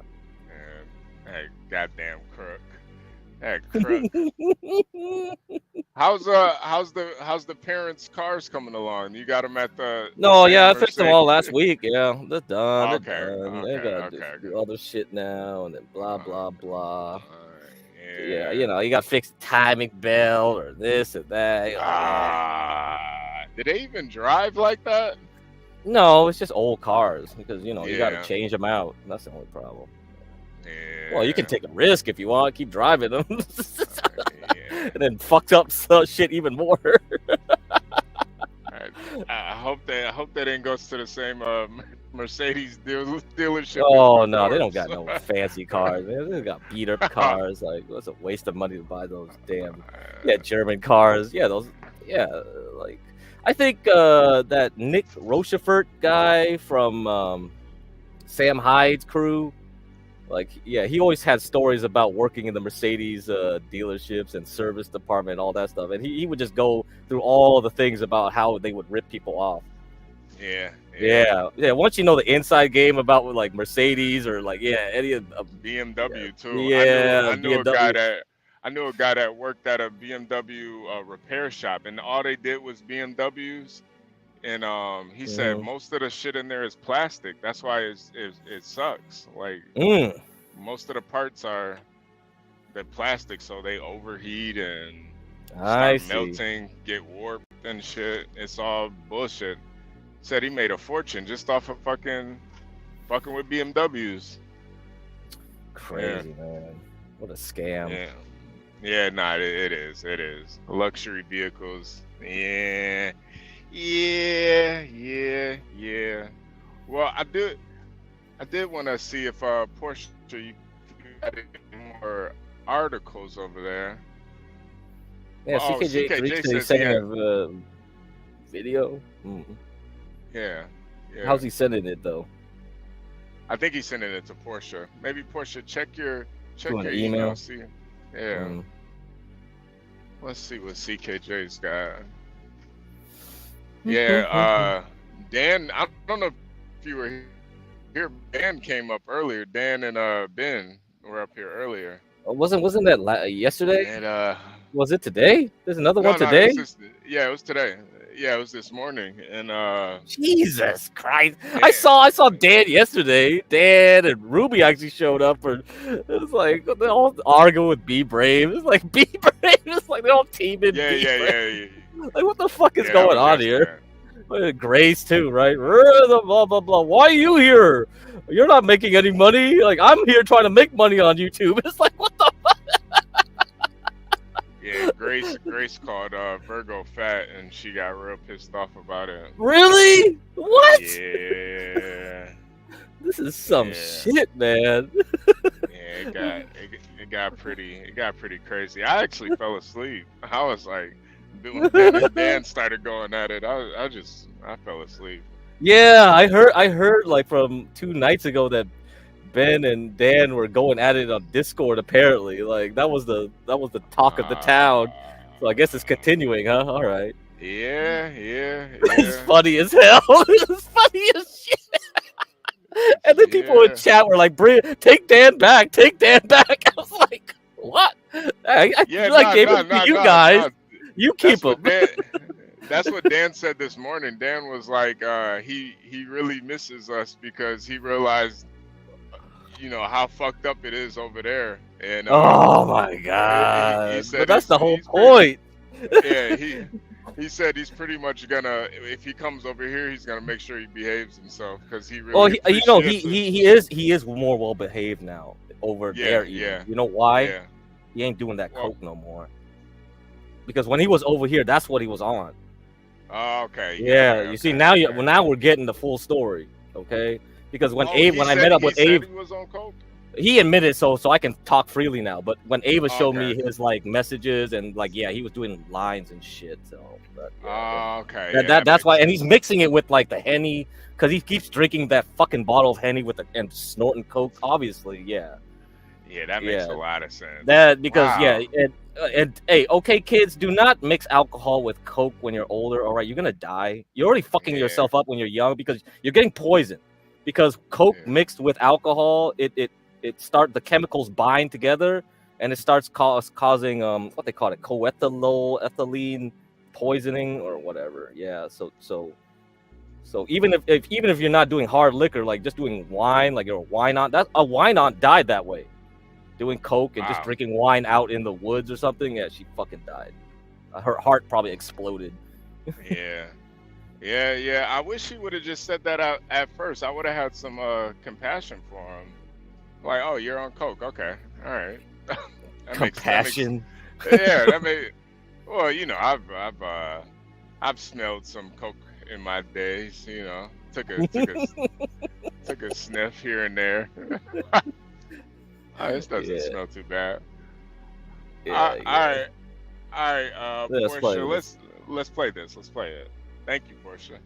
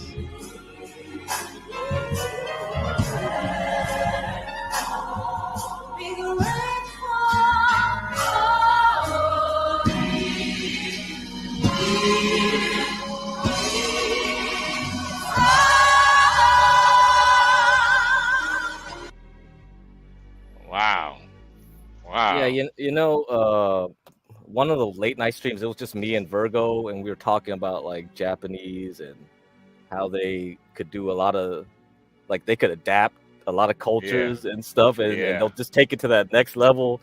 Like she was saying when she was in Japan, like she went to a reggae club, and she said it was way better, like than some of the clubs in Jamaica even. She was just saying that straight up. And so, I was like, Japanese are something else, man. Japanese are something else. They are the most advanced Asians. Yeah. For a reason. Yeah, I don't even think there's a second, honestly. Nah, Like, yeah. there's- Right. They're like 1 and 2. Those fucking Japanese. Jesus Christ.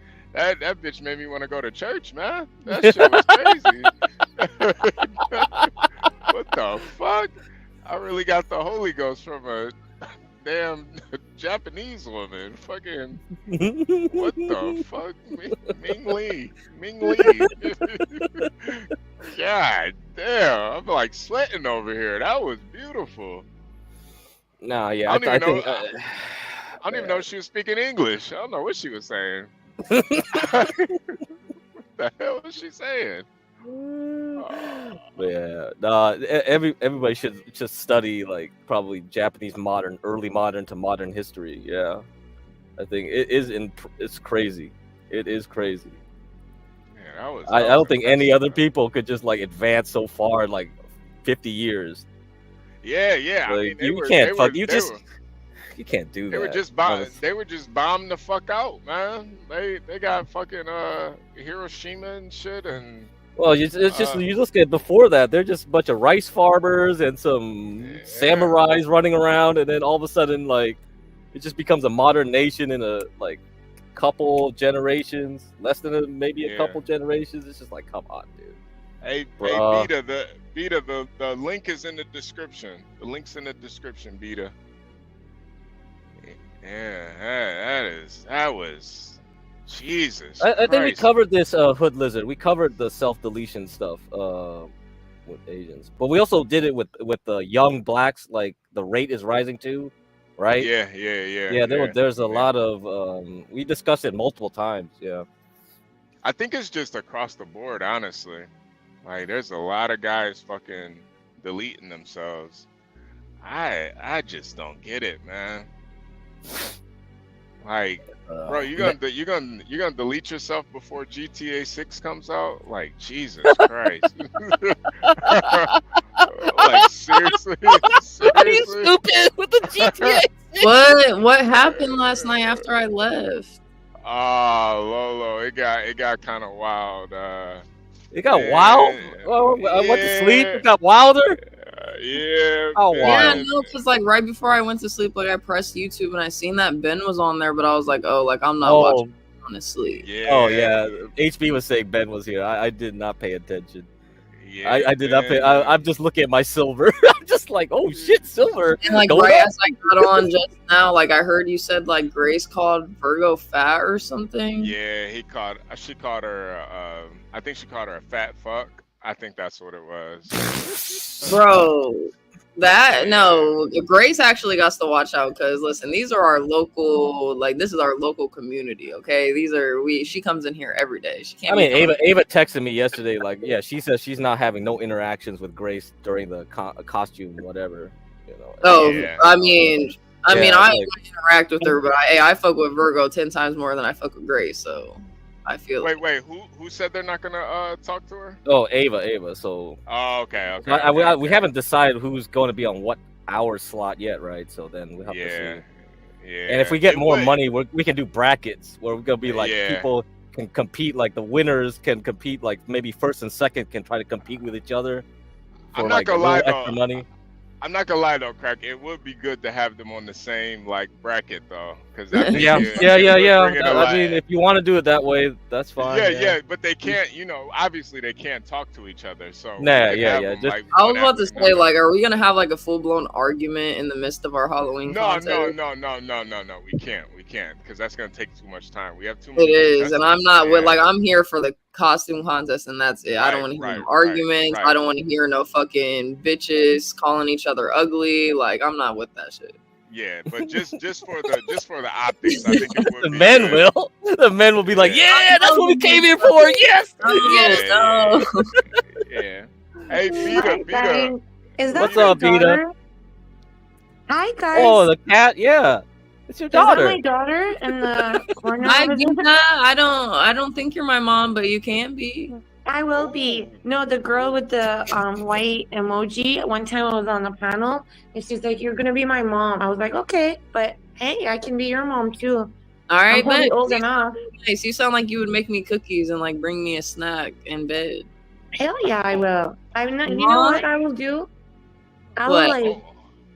will like make the best breakfast for you, like, you know, whatever you want, with like squeezed passion fruit juice, and I'll just come to your Ooh, place. I'll be Gato, like, Gato's about my to be daughter, my good. princess, I am the queen, you're the princess. What would you like? Oh And my then I'll goodness, you are so sweet. You know, your voice kind of reminds me of I don't know her last name, but it's that actress that played Tiffany, or her name is Tiffany, the blonde one in like the movie Chucky and stuff. Your voice reminds me. Just kidding. Maybe I did play the girl Chucky version. No, I actually like her voice, like Tiffany. Oh, I know who you're talking about. Yeah, what's her last name? Tiffany something. Yeah, Girl, I was like doing a panel last night. I had to yell a couple times, so my voice is a little scuffed. Usually it doesn't sound like that, like raspy. Right, no, but it's super cute regardless. I love your voice. And yes, you can be my mom. Make me fruit in bed. Wow. Yeah, I'm your mommy now. And I'm taking over all the single like girls, making sure that no men are gonna be like bothering them. I have to do interviews. Like, I don't just like let my girls go out with any freaking, you know. Oh shit, we need you bum up off the here street. when Ben and Grace get up here because they love harassing people. Oh my god, those guys. So I like actually came up here because is Portia here? Or she's sleeping? Portia's here. Yeah, no, Portia, are you still there, Portia? Portia. Give her a second. Portia. Give her a second. It's okay. Let her chill. She's probably doing her own thing. So I did put your link in, John, last night, and a lot of people were like asking and interested, and then they were like, "Oh, it connects back to, you know, whatever, Ben Thorpe and Grace." I'm here. I'm still here. Portia, hi. Hi, Beta. How are you? How are you, darling? I just I'm wanted to good. like apologize for the night. Like, I think it was 3 nights ago when you were modding. It got a little crazy, and there was a lot of bad stuff said in there. And I hope you don't think that's how it usually goes. It was just wild. No, I Oh. thought. I mean, I enjoyed it. I thought it was great. So no need to. Well, there was a lot of like bad stuff, you know, a lot of like bad words, and the N word was getting dropped. I had no control over anything. I had like 100 people, and I had like you and like another mod. So thank you so much. Yes. Oh my god. And thank But you for doing that. It made me yeah, a so lot of the girls are interested in this Halloween party. Thank you So- so much. 'Cause, you know, whenever Yes, I please about bring in it. all the women. So thank Yes. you. Thank So you. are so the guys going to be making fun of us while we're dressed in our like costume? Absolutely No, not. no, Absolutely not at all. No. Yeah, sure. Me and Get Crack, we're actually one of the judges, so we will be asking you know, pageant questions and judging the outfits, but we are taking this very serious. Wait, since you're one of the judges, can you give us like a little bit of like heads? Like, what do you like? What kind of costume do you want us to dress? Don't as? ask Just kidding. HB. Don't ask No, HB. no. Me personally, We're trying to get ahead of the game over here. Well, you know, the thing is, each judge does have a different thing that they're looking for. For me personally, I'm looking for more of the horror aspect. Like for me, Halloween is all about like the, you know, the scary type of horror. You know, I want to see some blood. I want to see, you know, I want to look at like a, you know, a hot zombie type, you know, or Mrs. Frankenstein, something a little spooky. I'm looking more for the spooky. but Okay, I'm what just about you, Get Crack? Yeah, we I need didn't to know men's we could- opinion. I didn't know we could ask those questions of what you guys like. I didn't know you could either. I thought that's illegal. We're cheating, you guys. It's our Yeah. cheat. Well, it is a little women better be tampering. paying attention. It is a little tampering, but go ahead, Crack. Give your point. No. I'm not gonna say. No. That's Nah, tampering. you know what he want? He doesn't want to stay. He's looking for like a sexy vixen. Ah, That's that's like kinda the come on. Japanese. I mean, Isn't that played out? Come We're on. gonna look at them. He likes the blood. He likes the whole creativity like that. Or you I do like the creativity. Because no, someone in the comments said, "What gets more points, creativity or sexiness?" And I want to know too. I think that's for each judge to decide. I think that's what's gonna make it interesting. Is every judge is gonna have their own criteria. Isn't Stanley a judge? He is a judge. Yeah, Stanley, you're Like already being a judge. What the heck Yeah, are you you're talking about? already What's a a judge. quote unquote judge? Yeah, Stanley, you're What does that already a mean, judge. Stanley? What is that? What? What's gonna Stanley, get you're- Stanley? He's like, what's gonna get Stanley? he to wants to take you to jungle justice for expert spankings. Yeah, Stanley. Stanley, you're already a judge, and you know, Stanley, you're here too. Yeah, I'm not sure. Oh, there I'm you are. not I didn't sure. see your emoji thing, your picture. Hi. I'm not sure if all the judges are gonna dress up, but I'm definitely gonna dress up for. Stanley, you better vote for me. I'm just kidding. I'm gonna Vote make for sure I me and dress up. Portia and all the girls on this panel. Wait, how many votes can you do? Well, we're gonna have like different rounds and stuff, so we'll vote for each round who wins that round, and you know, it'll be like an elimination. There's gonna So be like, what do you mean you're gonna go based off rounds? Like, are you gonna go based off like, say, like we only show our head up first, and then like the full outfit in the second round, or like something like that, or like the outfit first, and then like the questions in the second round, like, or how's that gonna go? We'll figure that the details closer to the date. Do we go on full screen and like one by one and like do the catwalk? Yeah. Make sure you have like, you know, good lighting and Oh yeah. Make sure. I mean, I already told you guys how I'm coming. Like, I'm coming with the scenery, the backdrop, everything. Damn. Don't tell them all. Like, now we're gonna have to like, you know, up our. Well, I game. want the other girls to come just as hard because, like I said, it like some people think it's gonna be biased just because like we're on the John Galt channel, but ultimately, if Ava, Grace, big people like that, even you said you're gonna bring some girls in, we're gonna have all your guys' viewers, so there's gonna be You so don't many. want any guys from my part of the channel. No, none of those guys need to be over here. They're freaking. They're the worst of the worst. Portia knows. So it's really just like The men whoever are incels. really looks that good is gonna win, and hopefully everyone's stepping really hard. Hey, Beta, like, so yesterday you were screaming like crazy long. You usually don't Yeah. scream that long. Okay. Well, And- see, that's the thing. When I only do like once in a while. When I Mhm. do it, it's like an open panel, and all these different characters come in Mhm. from like different communities. So it gets, it was a little tiring at the end, but I don't know. And you get a lot of views during those 12 hours, but I have to privatize them because some of them be wildin'. Jesus. Mhm. It's the internet, yeah. Craig, can you put her link in the chat? Yeah, I'm putting it Yeah, down. please, I would Just love to. giving you fair warning. Portia knows that channel over there can get pretty like. No, don't worry about it. I used to play yeah. Call of Duty. The internet's not the Call first of time I've been caught in. Everybody's like Call of Duty. Fine. Yeah, you could even be doing Call of Duty. You could do what, and then something will happen, and it will just go to. I literally was sitting. We were all doing. This girl had a nosebleed all of a sudden on the panel, and Oh blood my is like. lord. Yeah, you're not supposed to have blood and gore on like YouTube. But then you have all the people in the chat going, "Oh my god, I think she just got punched. Her boyfriend had her," and it's like, no, she literally had a nosebleed. So they start talking and going all crazy. People will take the link and they're like, "It's like I'm ending this. This is done." They're nuts. No. She probably was doing coke. But then, Stanley, you've been there when we just play Family Feud and we're boring as hell too. Anything goes. Yeah, no, I'm definitely looking forward to it though. Yeah.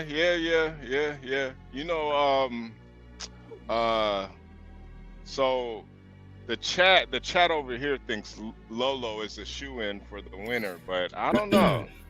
I am Come on, don't be a hater, so HB. curious about what I Lo don't is know. gonna dress. I don't know. Stanley's very, Stanley's Stanley's particular, but even I got something for you, Stanley. Don't you worry about it.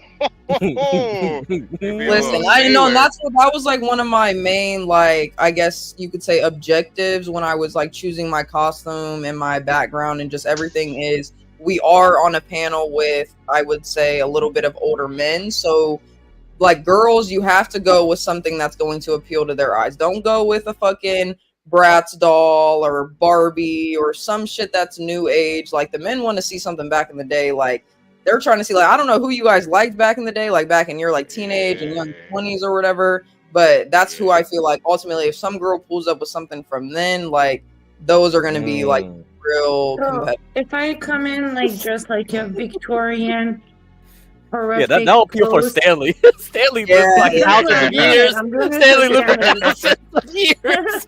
This is for Stanley. I want to be a Victorian ghost queen that's just about to like a vampire. That sounds like ghost. Stanley's life. Yeah, dress up as Nefertiti. Stanley was there.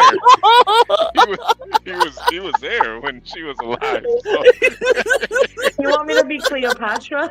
Yeah, be Cleopatra. Stanley met her. He met her in person. Let's call me Cleo. You know what? You know what, Cleopatra? You know what? You know what I was you're trying to cater to all the different judges. You know what I was thinking would be absolutely hilarious if one of the girls pulled up dressed as like Trump with like orange face paint. Oh my god, that shit. Yo, that's not. Yo, I was thinking if Grace comes in blackface, she might. Yeah, you gave it too much of a hint. You gave too much of a hint there. You were like, "Oh, that's a shoe-in for a win." It was like, "Oh my god." I know. If she heard that or Discord, or Grace with black face paint on your face, I'm going to be so fucking pissed. I will leave. I know. That's what's so funny about it. I think 80% of the chat will be pissed, but me, Arkin says dressed like Kamala for Stanley. Oh, that's a good idea. Oh, you dress as Kamala. Yeah, that could come off wrong though. People were like, you know. Stanley would be like, "Oh my." Nah, somebody's gonna clip that of her and say, Somebody's gonna call me racist for trying to like. Somebody's gonna clip her. Don't do that. Yeah, I know. Nah. You could pull off Kamala. No, she could definitely pull off Kamala, even just from your little side profile. Like you got the skin tone. Hell yeah, I have curly hair. I'm Persian, you know. Okay. I don't know. You could do. We gotta I know these guys are gonna also be looking at attractiveness and a little bit of like, and they're judgmental. They're lying. They're saying they want creativity, but at the end of the day, they're looking for body and sexiness. Yeah, and some kind of a something. I know they're gonna be judging. Yeah, that's what you think. That's what you think. I know. I mean, like, I just hope no girls think they gotta dress too slutty because we don't gotta do that. You know, it's just a nice money on it's money on the floor though. You never You're gonna have bitches pulling up in lingerie, HB. You never know. You know, crack is. It's gonna be like a French maid outfit, like typical ass shit with the ass out. Get Crack is looking for the. They're gonna get a couple votes by default. Get Crack is looking for the fattest camel toe, so I don't know.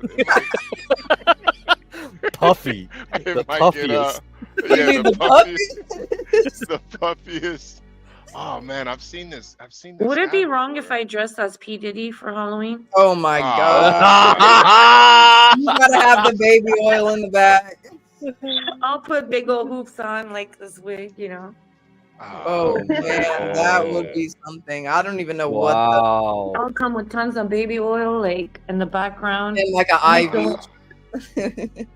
Yeah, if you pour it on yourself, that might get a couple votes. See, there you go. You gotta. That's creativity and sexiness. Sexiness. So you gotta like unbutton your top button and start spreading the baby oil. Oh shit. I'm gonna come with roofies and like special baby oil, rubbing down all the contestants. Oh wow! Oh. Jeez, yeah, this. Oh man, no, I don't think so. This might get out of here. Now you got me thinking, though. These are all great ideas. Now I have to think what I have to dress like from the 1800s. Yeah, don't Yeah, think too yeah. hard though. That's the piece of advice that I give whoever. Like, I was really sitting there for like a full day, like thinking my brain like so to the max limit. But I feel like if you overdo it, you might just like do too much, you know, or just like overdo your outfit. See, I gave birth to such a small lady. I mean, small lady, a smart lady. She's my smart I girl. gave birth to a small lady. I gave birth to this small little creature that turned into this smart lady. Oh God, you guys need to get a room. What? She's my child, weirdo. Some bunk beds or something. Jeez. No. We need the queen or the king size. I don't do bunk beds. Oh shit. All right. Okay. I think there should be a male contest, like the day after too, where we all get to judge you fools. Yeah, I do want to judge. Can we at least, like, even though you guys aren't going to be like joined in on the pot, can we at least judge the men for their outfits? Cause I'm gonna be, as a judge, I'm gonna be dressed up. I'm gonna be dressed yeah, up. like, even as the judges, like I would assume the judges would be dressed up over any man that's on the panel. But if there are men that want to come up and show their outfits, like we would love to absolutely rate them. Family, will you dress up like Abraham Lincoln? Well, Wear like a tall hat and he was a Republican, so I don't think so. I don't. Republican. Well, it is Okay. Halloween. You gotta turn it scary. Yeah. I don't know. No, stop. I will tell you guys what I was going to be. Now that I'm not going to be it, I'll tell you guys who I was going to be. And it would have fit so perfectly for me, which I'm kind of mad that I didn't go with it. But it was too simple. It was too simple. Okay, guys, I was going to be Lola Bunny. But also the outfit that I was going to get, it was too whorish also. Like, it was simple, but it was too whorish. I couldn't be showing all that. You probably get a lot of points for that too. No, I would have, but I mean, I also got to think like this video is going to be on the internet forever, so I got to do something.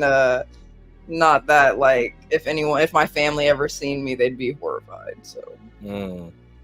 Okay. Yeah, probably right. Lo got me thinking. Now I need to do background scenery. I'm gonna dress up my cats too. Oh, you definitely got to. Oh, see with the cats, you got extra. Oh. Yeah, those are my props. Yeah. They can be like your. Say you do something like an outfit that has like 3 characters in it or something. And your cats are the other 2 characters. That would be dope. Those cats don't let me do nothing. You try to put like a little, like cute little bow on them as a picture, and they just flip out. They're like, no. Yeah, most cats don't like that. They'll just sit awkwardly and like not know what to do, not move. They'll play dead. Yeah, exactly. They're like, why am I in prison right now? I am super excited for this, guys, though. Like, you don't understand. I'm planning every single day. I'm like, what can I do? Even my grandma, like, you know how I showed you guys last night, my little trinkets, like, whatever. She still is into that stuff, and she has, like, a lot of just all different types of, like, old Russian things, old Japanese things, old Indian things. So, like, regardless what I would have chose to be, basically she's giving me some of like my props that I'm gonna be able to put into like the background. So like it's I can see Lo coming back with like 5 different outfit changes. No, they said, didn't you guys say something like you guys can do like 2 outfit changes, but you have to choose one to be in the contest? Really? So I mean, yeah, I wasn't so sure about how, because we're time limited. But I mean, if time limited, if we can do outfit changes in between and that goes to our points, like shit, don't play with me because I definitely yeah. Let's first see how much money we'll get in the pot. Like, if we get enough, like I want to do brackets, like at least the second place. Flourish is not capped. Like I know guys like seeing a little bit of sexy, but guys like conservative too. Don't fool. They like to have an imagination. View what's under the book. Yeah, now you got me thinking about this. Yeah, you're right. No, that is 100%. That's what I came to figure out. Like, yeah, like there's a lot of guys that will lust over you and like you for, you know, your sexiness and whatever. But a lot of guys do like to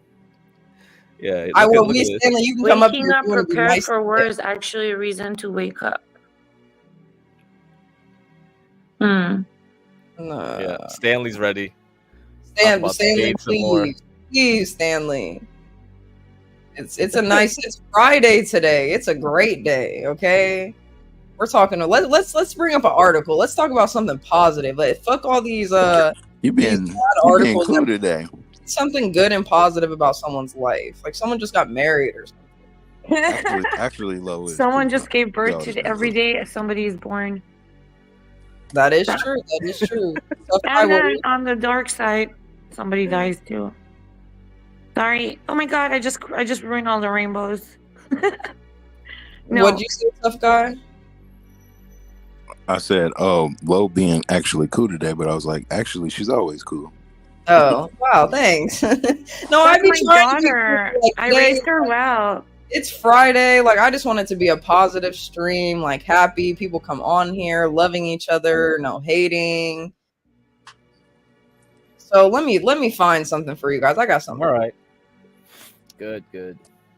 You always got some articles for us. Oh, you already know. I know. I need to get back on my topics for real, but I've been slacking. Oh yeah, the topics. Yeah, the topics. No. You know I got a couple in my phone still from the last time, but some of them We are. we gotta have questions with me and Lo, because me and Lo be having them questions for y'all niggas, man. Wait, Lo, do you have your own channel? No, I mean, I technically I do because I have a YouTube channel, but I don't go live on it or anything. I think you would be good. You would be a good host. You know how to run the panel and keep people engaged. Hell yeah. You're keeping people engaged, coming up with I would ideas. love to start streaming, but when it's a me, I feel like when I first when anyone first starts, you only have those couple people watching or 0 people watching, and you're kind of trying You to need a co-host. When you have a co-host with you, you bring somebody up with you. As long as it's you two chatting, people will watch. Yeah, that's exactly what I need as a co-host. Just because it's when I'm by myself, I'm like, all right, what's there to talk about? Exactly. You're just like da. I'm up here. Somebody join. Yeah, someone please talk. I got to a question for y'all. Okay, what's up? Am I feared, hated, or loved? Mostly. What do y'all think? Loved. If we put up a poll. I mean, honestly, What do you tough mean? guy. Every time I see you on the panel, you're loved for real. So I would say love. I don't even know about the panel, but in life, if you're here right now in the present, you're loved. Mm-hmm. Whether it's by your family or your, friends or the universe, or just you loving yourself. Wow. She wanted me to say something positive. That was definitely a girl version of an answer. We want to do a guy answer. Homie, you good, man. The world. How do you want me to say it?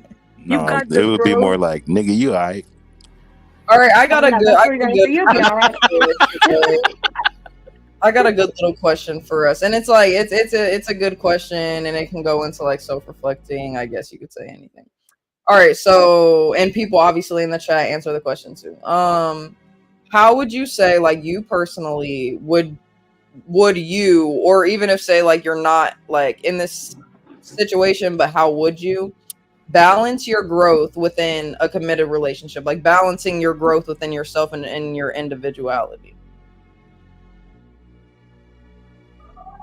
Hold on, wait till ambulance passes by. Who wants to go first? I mean, I'll go first. Honestly, I let someone know before I deal with them, my personal space is something very big to me. So that just goes along with like I said, my individuality. I think that every single person, a lot of people get into relationships and they kind of lose their self, or they'll be so worried about the other person and they just lose their hobbies and don't really focus on their self or self-reflect or just sit in their own presence. And I feel like that is a very big part of a relationship, is still knowing yourself and still being happy to go do the things that you love to do before that relationship. Obviously, when you're in a relationship, there's compromise. You got to give things up. But I feel like when it comes to just your personal hobbies and things that you love for yourself, that's never something that you should give up. But that's because, that people have way too many expectations for one individual. It's just not realistic. I agree with that 100%, and that's what it is. Expectations, like in reality though, like even if you were together, like you could be married, anything, like you really have no obligation to anyone, so anybody could just get up and fuck you over or leave you up and dry. And that's why it's always good to have your own type of foundation before you even get in a relationship, because if someone did do that to you, at least you have yourself to fall back onto, you know what I mean? And so like how would values is my growth? Like I feel like have the same values. You said what? I said values are a very, very important part too, because you got to have the same values or have a little bit of the same thought process so that you can be consistent. But people do grow, so you know how somebody is 3 years from now, it might be different from who they are now as well. So 100%. Being mindful. So tough guy, how would you say then? How do you balance your growth within a relationship? I mean, life is about relationships, period. I put that on one of my stories. It was this lady. She was like, everything is a ship, you know, partnership, relationship, all that stuff, you know. And if it's not working out or it's not aligning, then you need to abandon ship. So yeah, that's interesting. That's the ships, you know, there's a lot of ships, you know, and you know, ships are supposed to take you somewhere. So if it's not taking you nowhere, then you need to abandon it. You know what I mean? So yeah, people are definitely seasons. Some people are just experiences. I feel that. I mean, it could also be a lesson. It could also be a season, you know. Because I've had plenty of people come into my life, and it was just a stepping stool, and I don't even know where they at, what they got going on. But I needed them at the time, so God placed them in my life, and that was it. Literally, yeah. I 100% agree with that. So, like, I was doing real bad. What was it? 2015. Somebody stole all my shit. They took my shit because it was like a roommate situation. You put all my shit outside, and I lost my drum set, all type of shit. I lost everything. And there's this dude in the military. I do music, right? And so in the word of God, it says your gift will make room for you, right? So I played drums, and this dude really wanted to rap, and so he was just trying to get every connection from me that he could to start his music career. And he was like a captain or something like that, so he had money, but I was homeless, and he literally bought a condo and said I could move in with him. And I started working, got myself on my feet, got custody of my daughter and all that, and me and him got into it, and I didn't even know where he's at, what he got going on. But literally, he was just in my life for that season. Yeah, 100%. I was about to say that is sad, you know, that you aren't in touch with him, because that's, you know, a beautiful, I'm sure, little experience in your life. But exactly how you said, like, some people, it's not, I don't really consider a stepping stone just like on other people, but like you said, it's a lesson, it's an experience. Like, they taught you something that you needed to learn. You wouldn't be who you are today without that person. So he still wanted something from me though too. Oh yeah, that's true. Just on that opposite end, you did help him get his career started too. So okay, get cracked. Do you have an answer? How to balance your growth or just yourself within a committed relationship? No, I never thought of it like that. I think that's pretty interesting to think things. I'm like more like tough guy would think, because from what he's saying, I'm thinking more organically. I just play it by ear, you know. I'll improvise based on the person. So would you say though that you keep like, you know, your own hobbies and obviously like shit that you've like, say even like you could say the panel, like YouTube, like would you keep all these things and everything you do? Obviously, this was by an accident, you know. All this stuff is by accident. So, and I always keep an open mind. I don't try to be strict, like I gotta do this or I gotta do that. I'll let things go if need be. So I'm not gonna hold things, right? Just because I liked them before, maybe I won't like it in a couple years coming. The same things, like everybody changes. Yeah, but say it was even like the gym, like say like a guy really likes the gym, and then he gets I see yeah. girl, you know what I mean, and the girl's like, oh, like stay home more with me, like are you gonna give that up just because she wants you to stay at home and you love that relationship, or is that something very important to you because it's something that you did before her and that you're gonna do even with her, you know what I mean? Yeah, I see what you're saying. Like, I think I'll have to play it by ear still. Okay. I'll try to adapt, but if it's too inconvenient, then. But you'll find out, right, as you go along, and you'll influence each other. That's how I feel about things. So everybody, like Tough Guy said, everything's a relationship where you will interact with that person, they'll interact with you, you'll influence each other, and if it works out, it should build from there, right? It's always like that. It's always. Can I say what I think? Yep. Beta, it's your turn. Go ahead. I think if you start a relationship without you having your shit together, like if you're weak, right, and you come in a relationship in a vulnerable state, like Portia was saying, you got to have your, do things for yourself, like be strong, independent woman and man individually. Then you get in a relationship, even though you don't have enough hobbies, you do your own thing and they do their own thing. But at the end of the day, you still support each other's interests and hobbies, even though if they're not the same. Yep, right. I agree with that too. You gotta have like your own life. Like obviously everyone has their own life, but I feel like even like single people to this day, like they'll just be waiting for their next relationship or just the next person to come along and like so they can find their purpose. But like you gave a good example. You said, like, let's say you're really into the gym and working out, and the girl is like, well, you're not spending enough time with me. Well, you do something for yourself. Get a hobby.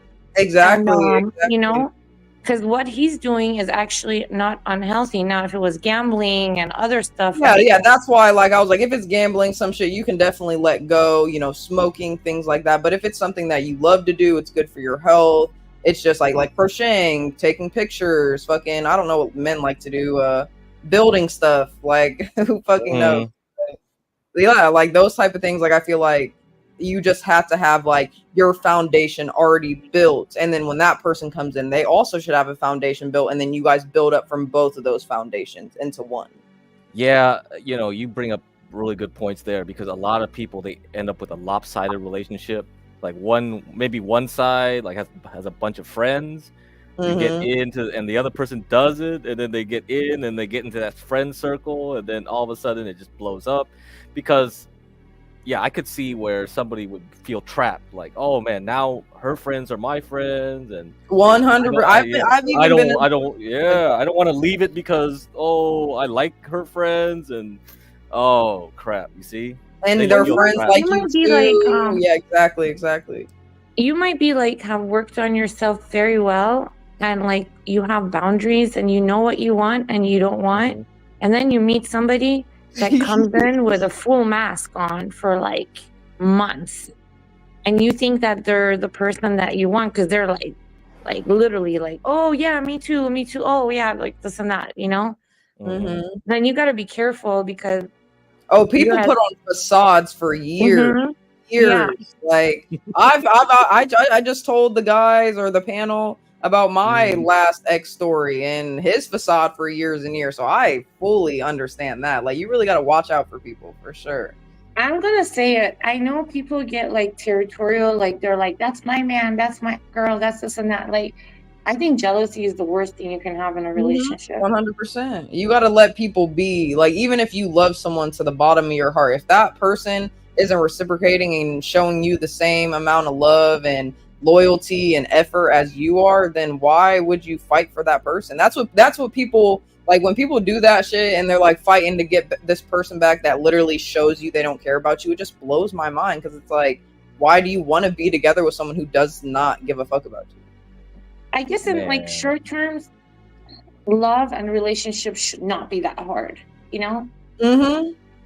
People definitely make it harder. Like they are very hard, that you have to put a lot of effort and compromise and whatever. But ultimately, like, I feel like many relationships, there are those red flags and signs to show you like, oh, we're really not meant to be together, but we're going to be together anyways because we like each other. And then those 100%. Watch out for those red flags. Yep. That's what I'm saying. Those are the type of the relationships that will last a little long. And then finally, like, the red flags are like getting thrown in your face and you're finally starting to see who this person is. But if you would have just listened to your intuition in the first point or the first place, then you wouldn't be going through this and you wouldn't have a trauma bond and whatever. So that shit will always be very confusing to me. You know what's a good red flag? If it's too good to be true, it probably is. 100. I didn't used to agree with that, but I agree with that because men will love bomb you. Men will. I mean, don't get me wrong. Women are crazy as shit. But I'm just speaking from a woman's point of view. Men who just seem too good to be true, love bomb you. They're the ones you got to watch out for. Like they got the hidden weird shit inside, internal issues, something. Yeah, abandonment issues. They're like trying to freaking suffocate you. Yeah. Chris, tough guy is not on the panel. He dipped out. EAE, we can definitely change. I just wanted to ask that question, whatever. And in regards to Chris, what happened where he was homeless for a while, somebody else helped him. He lost contact with the dude, whatever. I think in like that way, that's the purpose of like us to come into this world and make an impact in somebody else's world. Now, whether you're like a singer or celebrity or like, you're left with some kind of something that people will remember you by, that's what the purpose of life really is. So you just got to pave it. Like if you can't find a guy anymore, you just got to pay it forward, like help somebody else.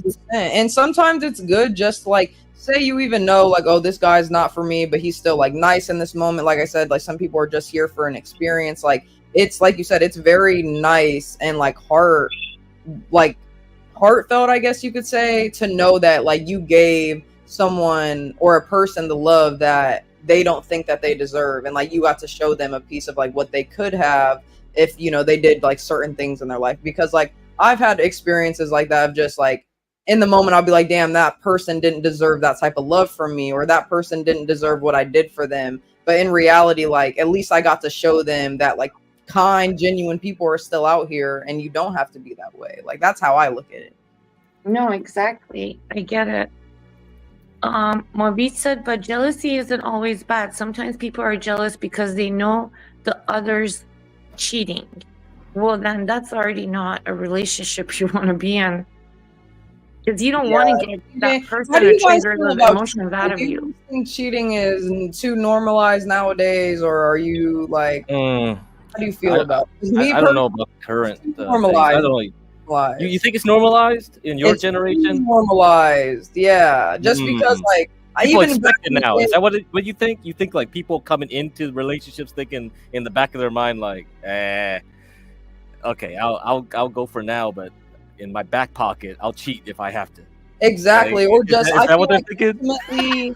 I feel like ultimately people, like regardless what they want to say, they ultimately feel it in their chest if this person is for them or not. And people will ignore that and they'll just go on with it, and then you got a 3-year relationship that went down the drain because you guys finally broke up. But if people just listen to that intuition of, oh, like this isn't my person first, then they wouldn't go through that. Like, so I feel like in cheating, that's another thing. Like people like get into relationships and they'll be like, oh, they'll even have that full-blown conversation like, oh, we'll never cheat on each other, we'll just break up with each other first. But then they get so comfortable in where they are and they love that person, but they want something new. But it's like, if we didn't have that mindset in the first place to think that we even have other options and like, oh, other people to look at and to actually put all of our effort and energy into this one person, then maybe like we would have a life that we want, That's my give you like if you really like someone, you cheat on them, you're gonna feel like shit about yourself. Yeah. Like if you cheat on someone, hey, in my full-blown opinion, if you cheat on someone or if you have eyes for man or woman, you don't really love that person. It's just really that simple. Yep. Because if you really want that person, if you get even close or tempted, you're gonna be like, nah, that person's gonna pop in your head. I've met a lot of men, like they'll love their wife, but they'll still look at other women. It's like, you might. Love I see it all the time. It's like they're like their heads are turning while they're holding hands with their women. I've also met other men who absolutely like love their wife to the ends of the earth, and they would do anything. They would never look at another woman, and same for the woman. They love their man and they're just completely in love even 15 years later. Like those are the relationships that are gonna last. I don't think we can all be the same though, With what? But we can't we can't tell everybody, hey, you gotta be like me and love like this either, right? Oh yeah, well, I agree with that, San Jose. But those type of people, and that goes along with like being equally yoked too. Like if someone isn't giving you the type of love you think you deserve or you know you deserve, why would you be together with them? If that kind of is like going into your question, I don't know. I might have said it wrong. Hey, No, it's cool. I'm just trying to join the conversation. Oh, I you're don't good, even you're know good. what you guys are talking about. My bad. Yeah, what's up, San Jose? What's up, Antoine? What's up? Hey, y'all. Crack. No disrespect to the women, but you know it's more women than men. So if everybody coupled up with some of y'all not gonna have somebody, y'all gonna have to share eventually. No, Yeah, I'm not see, sharing. forget all that. Hell Ain't no. no woman out here needed See, that bad Antoine, that you're you one of gotta them men. If you just want multiple wives, just say that. Hey, He said we gotta share because eventually the men are gonna be like scarce and rare. Were you saying that? No, it's I more. agree with you when it comes to like family and stuff, but when it comes to like man and wife, husband and wife, like to me, just personally, like it's the same thing. You guys assume that women should only be with one man because I don't know the reasons why you guys think that. But I mean, I agree with it, but I don't know your guys' reasons behind it. But it's the same thing. Like I said, I've met men who literally would never, ever, ever, like my stepdad, for example, like he would never cheat on my mom ever. Like, and they've been together for like 15 years. And that's just like, that's why I say if someone is like looking at other women, or even the conversation last night where men asked to have that's just not the type of guy you threesome, want to be around. Let's keep right, it a buck. threesomes or anything to like take you out of your comfortability and out of that like good space that you have in your relationship, they ultimately, like, even I'm not going to say they ultimately don't care about you or love you, because a person can have love for you, yeah, but are they in love with you? Are their actions showing what they're speaking about? No. Like, that's just it. And Stanley, Oh, my bad. You can go. no, go ahead, Antoine. I'll answer Stanley after. Yeah, wouldn't you say most women are picky? Because I'm only 5'3", and it's a lot of women I try to talk to. They say I'm too short. Damn, I'm 5'3" too. But twinning. all you have to be is in okay. shape. All you have to be is in shape and nice to a man, and they don't care about no height. You know what I'm saying? That's so most of good. women are picky. So that's the problem too, right there. Do you Women like are taller? good. Do you like taller women than you? I say 60% of the women I talk to was taller than me. 60%. So you be trying to go for like 5'9", like trees.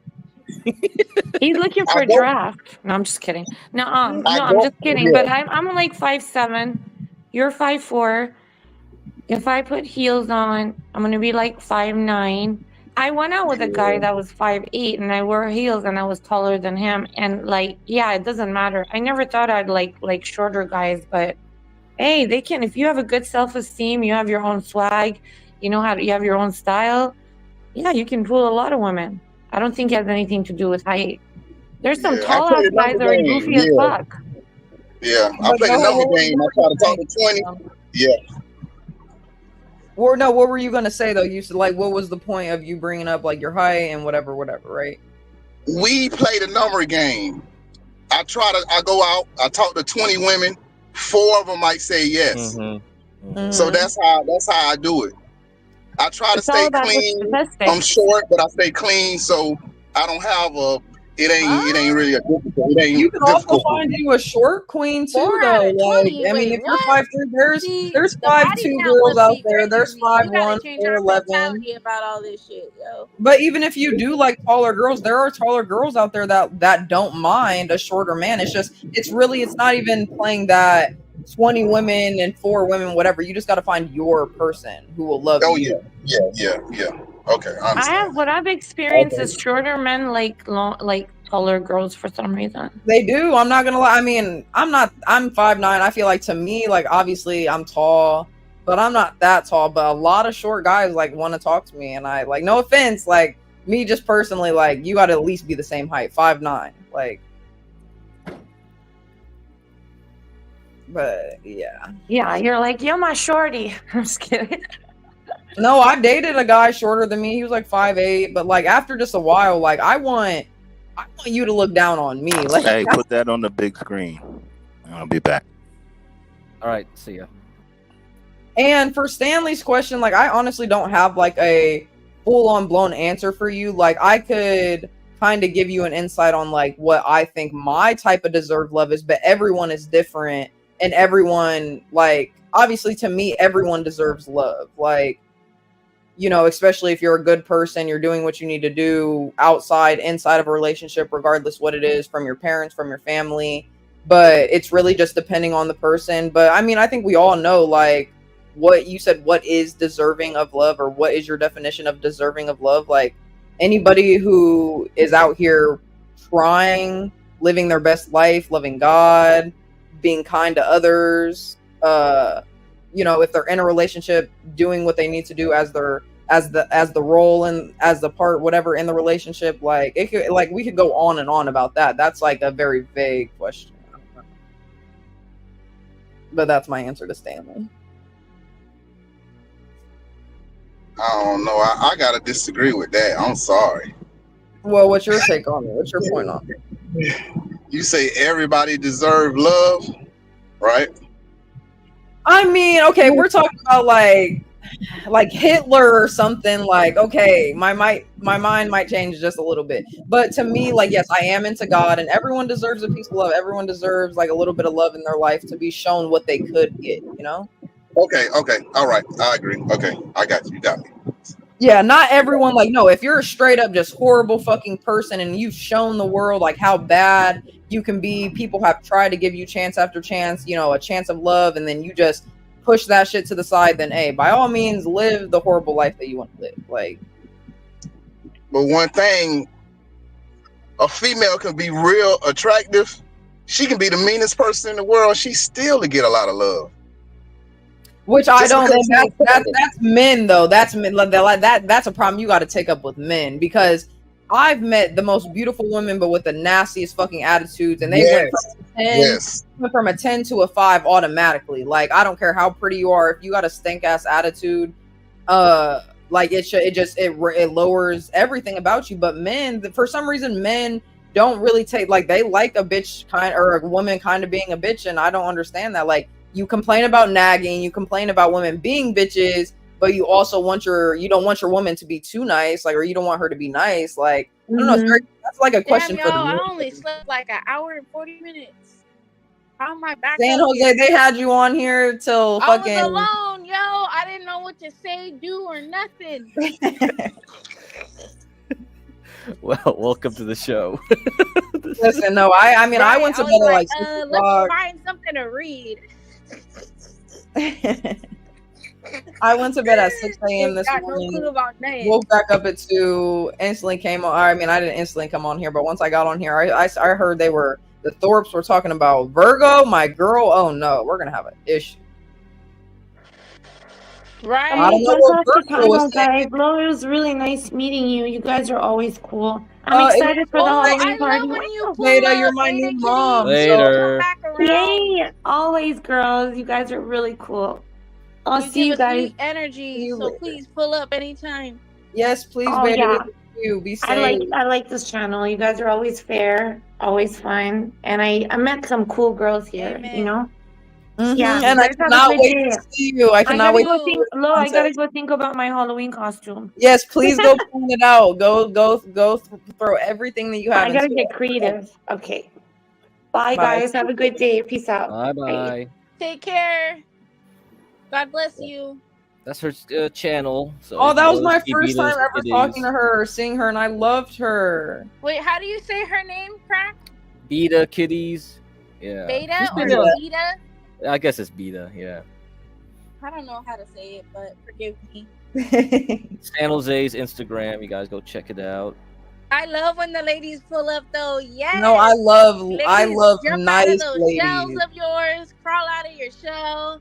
You know, I love nice ladies. Like, don't get me wrong, I still do love like I said, I'm not a hater. I love Grace, but Grace is one of those women that like come for other women. Like, why the hell, like, I'm sorry, I don't body shame, I don't like face shame, I don't self shame anybody. Like, I don't care. Like, if we're arguing about something, I'm gonna argue back with you on like your stupidity or your intelligence. Like, I'm not right about your appearance. Like, that's like hitting low below the belt, and that's what Grace does, and that's what I don't fuck with. Like, unless they're coming for, even if someone said, like, say someone called me ugly, I'm not gonna rebuttal that back with, oh, you're ugly also. Like, no, what the fuck? I don't care that you think I'm ugly. Like, people like that, I just can't. I can't. Yeah, I don't even know how and why we even were up here that long with them, but it happened. Did HB let them on again? That's HB. I wait. So what did Right, what, and like, what was Dan the was up conversation?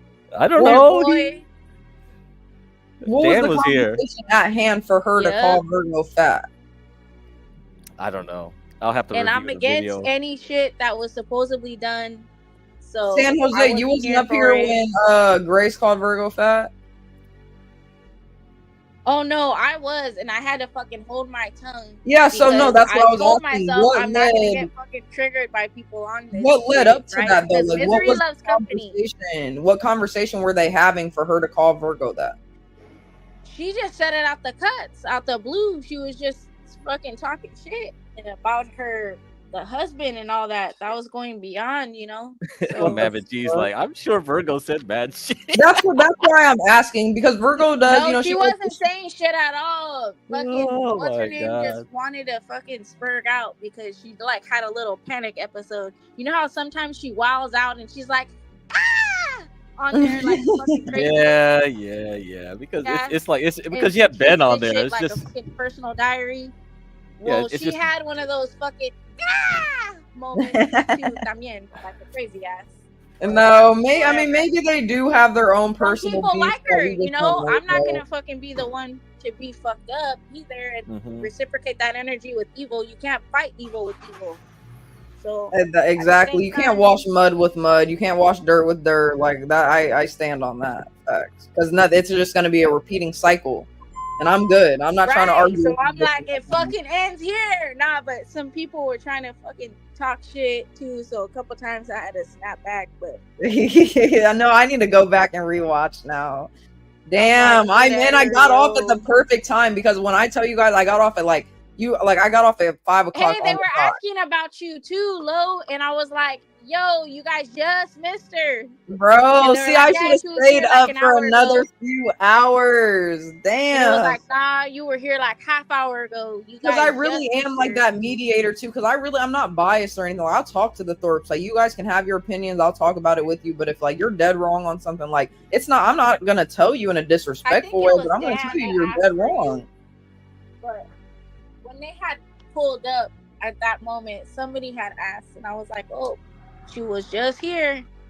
See, no, I need to learn their time schedule, because I like coming up when they're up, because they like talking to me too. Like, they like talking to, I guess, a younger woman. I mean, Ben's intentions, I don't know what his intentions are, but Grace, you know, I don't mind answering her He question. tried to pull up correct, surprisingly, in comparison to oh girl.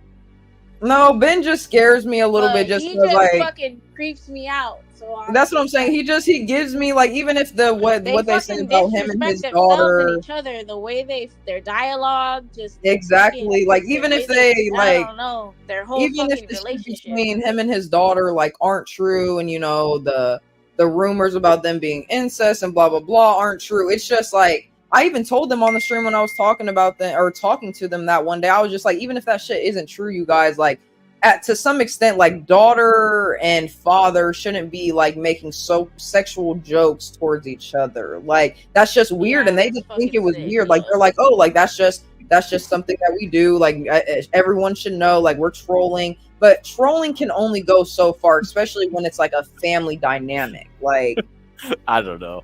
It's their business model. It's just their business model. That's the whole gimmick, right?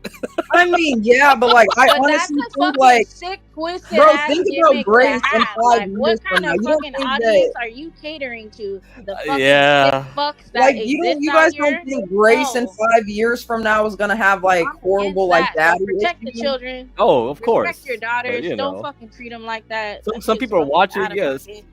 Some people are just watching for that moment. That's it. They're just like they're watching a waiting for her to disaster. crash. Like damn, Yes, I finally see right. who my dad is. Like, Right, yeah.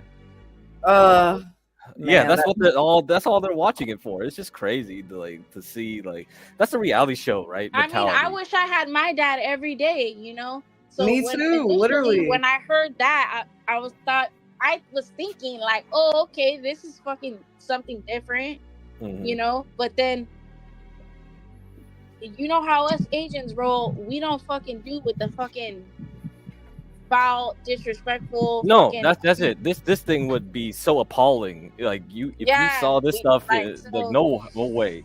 No, that's why if I would have seen this without being on, I think just YouTube period. Like if the Thors were the first panel I ever got introduced to, I probably would not be on YouTube to this day because that shit, like, don't get me wrong, some of the conversations they'll have, like, you know, are interesting, but then they just play along with the trolling in the YouTube too much. I didn't know like, she was a high school dropout. Damn, hella people are fucking high school dropouts. yeah, like you can get sucked into this shit, and that's exactly what the fuck they're doing. Stay in And the fucking school. She educated though. There's Seemed like it though. indoctrinations and all that, but She at least seemed a little graduate high educated though. school. Is that a white thing, the daughter and father thing? Is that just because in our culture I don't think I ever seen No. a I son was and just about daughter, to ask that. When have you ever seen a black daughter and dad doing that shit? My a Nah. mom too. So there is such a thing as father-daughter duos that are fucking tight-knit as fuck, but they're very rare. Hey, good crack. Pull up that picture real quick. Them sleeping in the bed. Pull up that picture.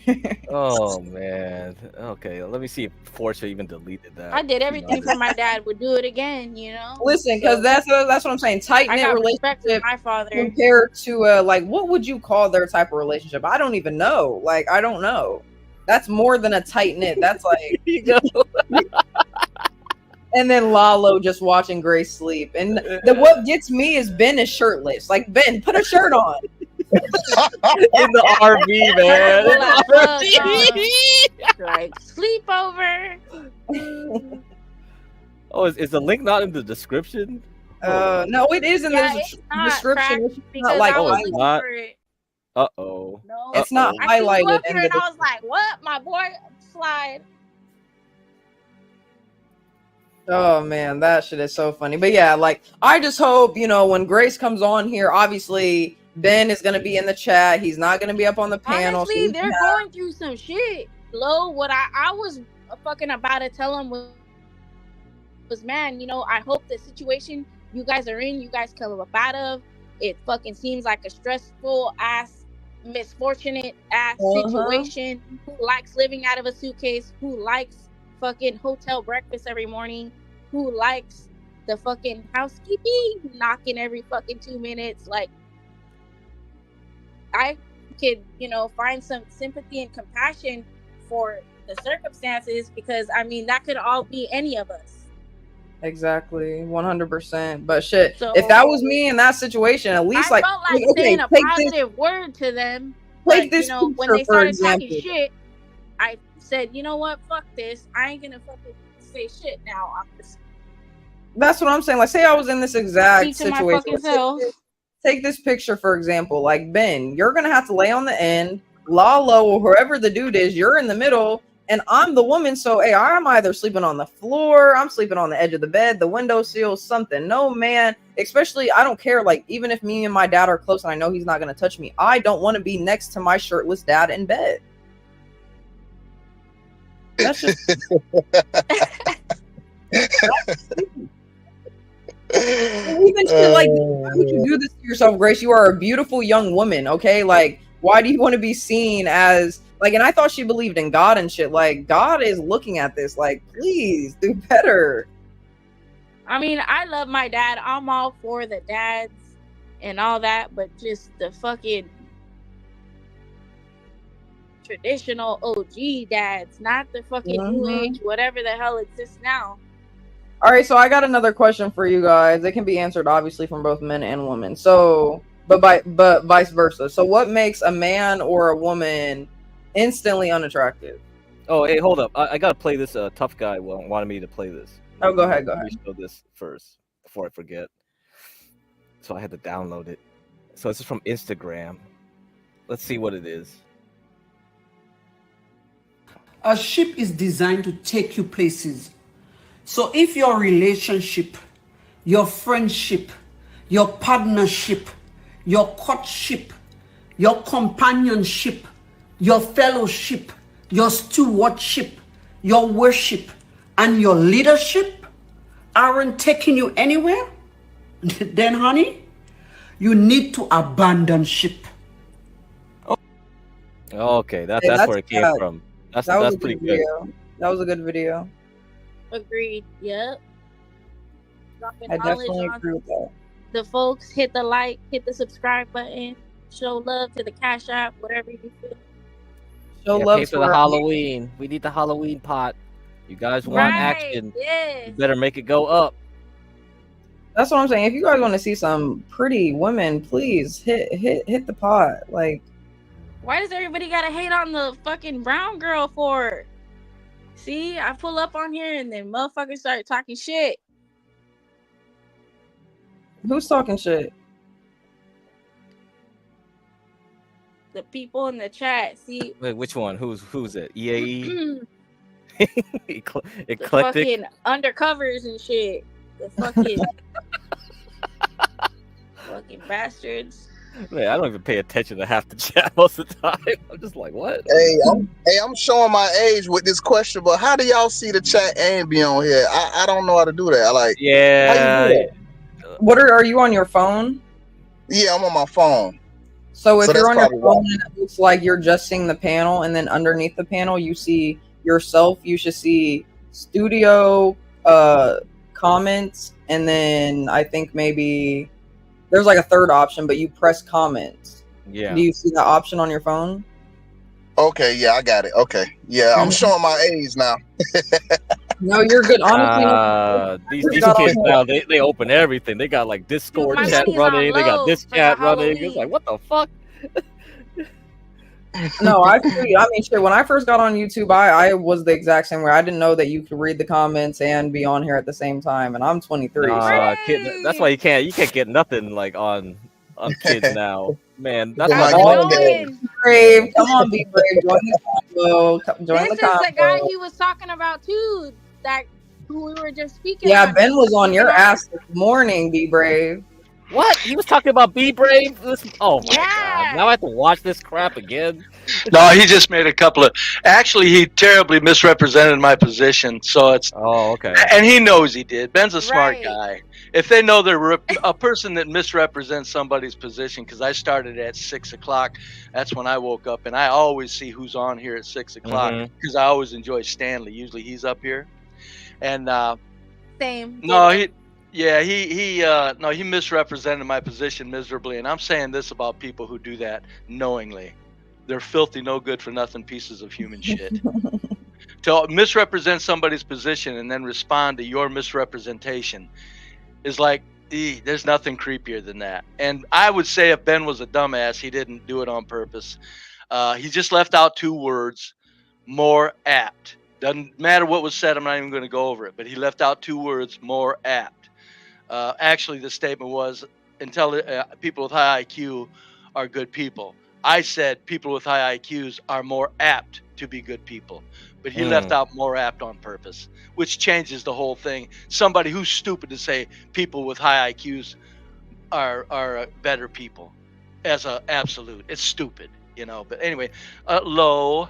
Hi, Lo. Hello, be brave. Sorry, I had to mute myself for a second. Oh, that's okay. Listen, Lo, you might smack me for this, but I'm an old man.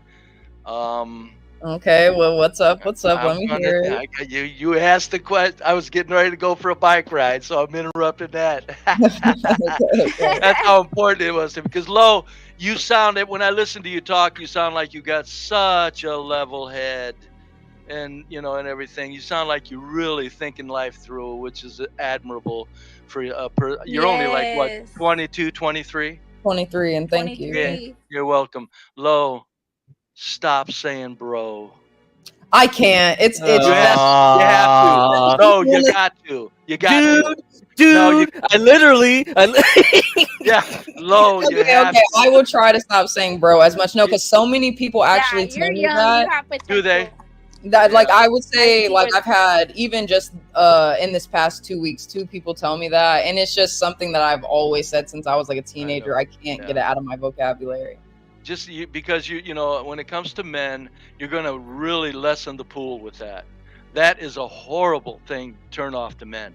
Okay, don't stop saying bro. All right, that's I'm putting that in my notes. If you say it in front of a new date, apologize for it and tell him you're going to try to stop saying it. Motherfucker. Yeah, he wouldn't even hold that against you. But you don't want, I want you to be as No, smart that's as I that's am. something that I do do.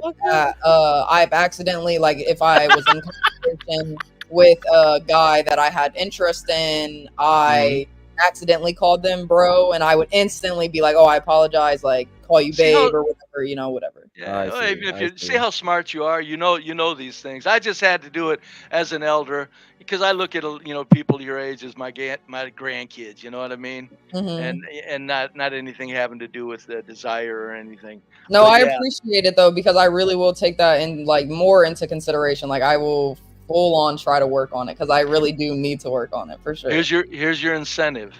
Think of a really good man that's really valuable and educated, and you turn him off. That's not what you want to do, Lo. Not in this day and age, because you know how many people are just completely screwed up in the head. So if you find a lot. So because of the modern culture is just screwing everything up. Relationships, marriage, the concept of it's making women hateful and making women hard. A lot of women act like pigs now, like men used to act. Are pigs. Women act like pigs, where they dress and everything. But yeah, so it's up.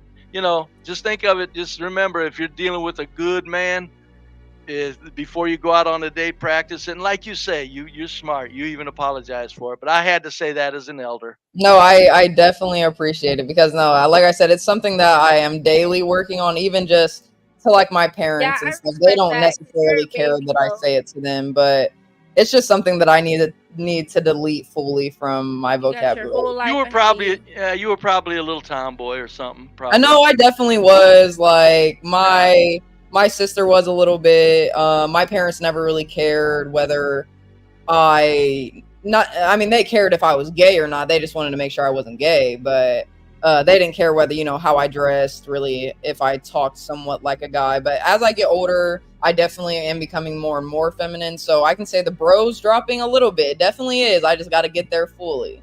Yeah. When you guys were saying, you will. You're still young. Yeah, but she's got to work on it fast because you're 23. that's right when you meet your men, Lo. You're at the prime age. True. No, 23. So 23 sounds young to some people, but the age, like the fact that I am 23, like I feel like I'm just getting older and older every day. It's so bad. No, 23 is prime time to meet somebody. You just came into your own brain because you didn't have it at 20. You're meeting others that came. So yeah, no, it's really important at 23 not to mess it up. But you guys were talking about what's undesirable, and I be brave. Yeah, that's the question that I was asking before we started or watched that little video. So what do you guys think the most or for a man or a woman, what's something that would be an instant turnoff or very unattractive for you? Very unattractive as a man, and I'm old fashioned, but I still know that men think this. So I'm saying that, just because you don't want to say it, Mr. Man, you're worried about what women think, doesn't mean you don't think it. Meaning men lie to themselves about a lot of things, right? Mm-hmm. So, and I never did that. I've never ran from my piggish side or my masculine side or my jealous side. I'm not jealous. I call myself logically possessive. Or territorial, okay. Yeah, that's good. Yeah, I like that word, but I like logically possessive. If you make me jealous, I'll leave immediately. I don't fret over it. So, I'm not about jealousy. But if you I got you. Yeah, because you probably the same. If you make me feel jealous about twice, it's like, yeah, I'm not wrestling with that. If you need to do that stuff, let's be single. But I'll tell you one thing that is bad that women do, and they don't think it's bad. I know you got to show men what you look like and your figure and everything, But once they see you, they're probably going to ask you out. I guarantee you what you want to do on your first date is loosen up on the clothing. I know women don't agree with that. I'm sorry to break it to you. But So wait, what did you say? What did you say that is the least most unattractive, or would be an instant turnoff for you? Women dressing like prostitutes. Okay. And no, I agree with that. I mean, obviously, in today's age, women are definitely more promiscuous and it's ridiculous. It's ridiculous. Revealing, and there's not like, don't get me wrong, I am a young woman. I still do dress somewhat promiscuous, but I would say just the older you get every single day, your opinion on yourself and what you should be wearing and things of that sort change. So I am going through that phase right now in my life. Like, I loved wearing, crop tops, showing off my tattoos, whatever, but now I love you got tattoos? Yeah, I do. You're gonna get more? No. Tell you that to your new boyfriend. Tell him you regret them. I don't regret them, but I'm not getting No, lie about it. If you're not gonna get any more, tell him you regret them. I'm not gonna lie. Okay. No, that's not a lie, because would you regret him if you lost a good man over it? If he was a really good man, would you regret him? No. No, yes. just because I feel like my person. No, listen, BB, my person, for me personally, like who God sent for me, he's gonna love me regardless. So I got it. That's why I said if you got tattoos, he's gonna love you, as long as you let him know you're not crazy enough to go further with it. Oh, absolutely. And that's, I now, like, if I would never have gotten tattoos at the age of 23, I would never get a tattoo. But the fact that I already have them, I can't change them. But I'm not. No, you're right. No, and you're correct. But it's not worrisome to your own psyche to regret them a little bit, Flo. It's kind of an advancement for your own mentality. Psychologically speaking, it's not. Don't go around going, woe is me. What am I going to do? I'm not saying that shit. Lose sleep over it. I'm not saying that. I'm just saying, in your own mind, get it to where, because there's things that I can remember, definitely stupid shit I did. I was never ashamed to admit to myself that, God damn, that was stupid. Yeah, like sometimes you do mess up. No, I do agree with that. But no, I don't plan on getting any more. Just because I think that does go a part of, not necessarily finding the right person. Because, someone could be tatted up all the way a man and then find another very tatted up woman and they love each other. But like, to me, I love a man that has no tattoo. So I would understand. Really? See, that's funny. And think about, women have to think about this with tattoos. And this is not, I'm not being gross, I'm being very clinical. The nudity of a woman is what makes the world go around for a man. That's what his whole life revolves around. That's what he goes to work for. That's what he strives for. That's even if your romance doesn't happen every day. Of course it don't. There ain't nothing like a man seeing his woman getting into the shower. God damn it, right there's energy, right? So if you put on tattoos, what you've done is you've put on clothes that you never can take off. In other words, you're never nude again.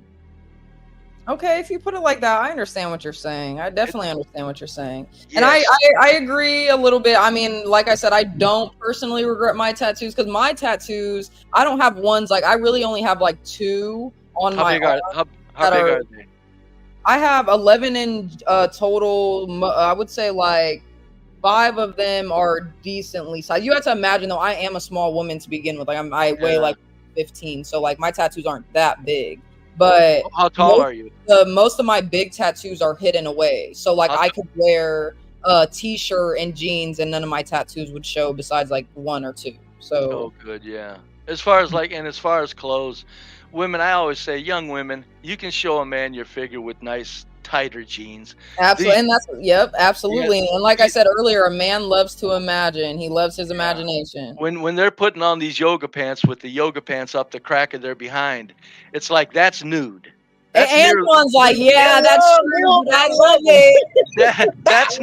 That's nearly nude when a woman's got yoga pants on that are up the crack of her behind and tight and showing it. That's nearly nude. And I'm not going to get gross here. I'm clinical. I'm telling you, men won't admit it, but this old man will. Women, these yoga pants are now so revealing. Literally, men, if given the permission, could pleasure themselves while looking at that woman in those yoga pants. That's how nude a woman is. Yeah, that camel toe. Oh, the rear end is the magic part, where they just wear them so tight that it's so far up their ass that literally they look naked outside Yeah, of the the color camel of the toe material. is bad too. Yeah. Oh, yeah. It's horrible. But I'm saying it's the crack of the ass that's the killer. That's what they do. You don't want camel toe, of course. But when they got them yoga pants up the crack of their behind, it's like, God damn, don't do that. It's too much. And you see a lot of men that don't say anything to their women. That's because that man is emasculated. He's afraid. He's afraid to. In 9 times out of 10, he's afraid to. Unless they're a couple that wife swaps. You know what I'm saying? If the couple is wife swapping, then okay, all bets are off. I'm not even talking about that. I'm talking about healthy monogamous relationships. There's no man that wants his woman to be damn near naked in public. They just don't. I agree. It's just, it's not even jealousy. It's just like, like I said, I told the couple of girls of mine that I met when they had tight clothes on. I said, loosen up your clothes. I told them, I said, those are my titties and that's my ass. If I have to share them, I don't want you. You know what I mean? I feel like most men do agree with that, but there are I feel like just coming into the newer age and day, men have lessened their grip on that. They I mean, me personally, I like to be covered up now, but men like to see, like Antoine said, he loves to see a woman in some leggings. Well, I love it too. Yes, we love Not it. my woman though. Not my woman. Yeah, right. Get him, Antoine. You guys hear how one-sided that is? You guys love. No, wait a minute. Women to dress like that. Okay, hold on a minute. I love to see a whore dressed in leggings. Does that make it more sensible? Yeah. If I'm gonna buy a whore, I want her in leggings. I'm saying this: if I'm looking at somebody's wife and it's a good friend of mine, I don't want to see her in leggings. I don't want to fantasize over your wife like that, man. I've got my own woman, number one. Number two, I don't want, because I had a friend who his wife was an exhibitionist, and I never told him, but I just always thought they were faithful, but it's like, what the fuck, man? I don't want to come over here and think like that about your wife. Stop it. So, I mean, really, this is about people that have honor, these modern fashions. And you're saying, Lo, you're miserably mistaken when you say men have changed. They just don't. What they've changed is they've become more emasculated. They're bigger punks. So basically, you don't want your woman to be or dress like that, but you wouldn't wife the whore up, is what you're saying too. Not wife the whore up. You would like to look at it, but you're not wifing or girlfriending her up at all. Not at all. And I really don't want to see women do it in general. I think as a culture, it's something that is very destructive and is 100%. And is being very destructive. But when Antoine and I say, well, yeah, we like women in leggings, it's like, yeah, well, we also like to see women nude too. But that don't mean you search it out, and look at women nude if you've got a good woman by your side, right? That is true. That is true. So the two can go together. And it's just the leggings interrupt everybody's. They're interrupting. It's like the biblical. I don't go to church or nothing, but I love to say praise the Lord for some reason. But when you can go ahead in 1 second. I just want to read this comment from. It's really for Stanley, because Chris Reed asked Stanley, but I'm assuming he's asking the panel. He said, should a husband or boyfriend tell their woman what to wear out of the house? Me personally, I'll answer first. If it's your husband, you should listen to your husband. If he doesn't want you to be promiscuous, then that's just what it is. A boyfriend, it's the same thing, because most people should, I'm not going to say most people are, but most people should be dating to marry. So, that it's going to soon be your wife or husband. You should listen to them about what, because it's all about respect at that point, And you notice how he put it. Tell. That's the favorite word of modern time. I feel like a woman automatically, if she already knows what her man wants, so she's gonna respect herself enough to not wear that in the first place. Or now in the beginning. Well, it's not. I will agree, except it's not respecting herself enough as much as respecting her man. Right. I would agree. Everything else is right, Lo. I'm impressed. Yeah. In the beginning, things may be like construed because two people meet each other in modern times, so they're not refining things according to what is human nature because they're afraid of it. So when I'm saying that's the statement, tell a woman. Nobody's telling a woman. When I asked my girls to loosen up, I suggested it, and I let them know I'm going to be going away if you don't. That's not me telling them. That's me saying I'm just not going to go through anything that annoys me constantly. That's not telling them anything. So the word tell doesn't apply.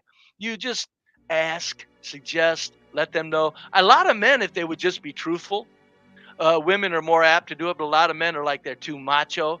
Just tell your girl it hurts your feelings for her to be naked in public. Yeah, that will hit a girl's heart and make her think and reconsider on it just a little bit more. Am I wrong, Lo? Well, it also matters, the length of the relationship. I mean, if you've known each other a while, you kind of know, how you tend to leave the house, what to expect. A new relationship is going to require more communication than an older relationship on how you present yourself when you leave the house. That's why you get into that in about the first 3 days. Yeah, I agree, but it goes back to my point of just compromise. I would say the first 3 months. I mean, you gotta ease into it. Hold on. Yeah, Stanley, you're correct. I'll go with that to a certain degree, but I'm saying 3 months is a lot of wasted time to put up with bad behavior because at that point you're too entrenched to really. Well, see, I'm not as cool as you are, Be Brave. I'm a little shy. I got you. No, but really, no. You need to tell a woman immediately. That way, you're not fighting over things. You say, "This is what I got. This is me. It's no big deal. It's like we had a couple of dates. It's been fun. Got to run then." And if it's a fight, then probably not going to work out. No, I never fight. Shared values. Right. No, so but you can also tune each other up though. Let's not get past that. You can meet, and things are really confusing these days more than in the past by a long shot because of what's accepted by punk ass men. Well, did you just say these days? When's the last time you went out on the date, Be Brave? Well, I haven't been on a date. Okay, I think you've answered my question. But no, I got lovey-dovey in the workplace. I wonder about people who talk about these days when they're actually not dating in these days. That's okay. I'm looking at the attitudes, and I'm saying according to attitudes that I see, and I take good notes and pay attention. These days, there's so much accepted that the two might have to tune each other up. There's nothing wrong with that. It's like, in other words, right off the bat. But you got to do it quick, because that way you don't get into any headaches and nothing like that. And a lot of these men, they're so messed up. Even though what they're thinking, how many men will sit there and just be annoyed for years over stuff their wife does because they can't imagine losing her. Even without kids, men will do things. And I'm going, no, but these days I say, again, these days there's so much accepted that people didn't have to talk about 40 years ago because it was just like taboo to do that. But these days so much is accepted. I think 40 years ago, back when feminism and all these new mores were being created, I actually would go the opposite. There's less talked about these days than there was back in, say, the 70s. No. By these days, I mean when Gloria Steinem. Have you ever seen All in the Family? Gloria had a lot to say about to Archie Bunker about how women are, how young women are. And it's going to be a basic disagreement here, but I think there's less talked about in 2024 than there was in 1974. And this is anecdotal. No, I'm agreeing with you. Gotcha. I'm sorry, I misunderstood. There's things are more accepted, and there's much less talk about things that could bother people because men can't say anything now out of political correctness. When in reality, any man has to go, wait a minute. If I feel this, I trust my thinking. So this is where it's got to be, and men don't do that these days. Now, in the past, they didn't even do it real well. Don't get me wrong, men. It's not like men were always this philosophers going around, but they did it. Actually, the women were just more apt to just search out every little thing a man wants. These days, a woman don't search out little thing a man wants. These days, a woman goes, "You have to accept me for what I am," and I'm going, "Well, good luck with that," because men are still men. I don't care. We haven't changed. I agree with that. Be brave. I think it's a problem for both, though, because a lot of people are stuck in their ways of, oh, this is just who I am, and I'm not going to compromise on anything, and I'm standing on business. But that's a big part of a relationship, is learning how to undo some of your ways or compromise on certain things or changing certain personality types. But people don't want to do that because they think, oh, that's just who I am. And don't get me wrong, there are things that. Well, I'm rather curious. Hold on, let me what's say your longest relationship? Hold on, let me say this right quick to Lo. There are things that you shouldn't compromise on, though. I do know that. But for the most part, you're right, Lo. No, we can get into that into a minute. What we shouldn't compromise on. But to Stanley, answer your question, my longest relationship was 4 years. You didn't get married? Okay, no. So the bottom line is you're 23 with a 4-year relationship. Amazing. Gotcha. Why didn't you get married? Tell us. Well, we got together when we were 15. We broke up when we were 19, and it was just because, like, I can say I was definitely a part of the problem. I didn't put as much effort as I should have been, but he also, like, wasn't doing the things he needed to do. Like, yes, he was working, doing whatever, but on the what 15-year-old to 19-year-old, I'm assuming that's 4 years. You're not going to learn life lessons from 15 to 19 about relationship. But from 19 till 22, like I said, that was my next. Okay, that's not 4 years. And what are you going to learn from 19 to 23 about relationship? 19 to 23, that my 3-year relationship, actually, it taught me a lot about what I want and what I don't want in a person. Did it now? Not necessarily. You trust that knowledge? What happened with that one, Lo? You said what? You trust that knowledge? Do I trust that? I mean, I trust that I know that I don't want a man that shows or gives me red flags right in the beginning to ignore them. I know that's that's like common sense. I mean, is it common sense though? It is common sense, but when you hold on now, red flags, avoid them is common sense. That's not special relationship knowledge. No, but when you're in a relationship from 15 to 19, okay, I'm in the 4-year relationship. That relationship took up all of the end of my teenage years, going into my adulthood.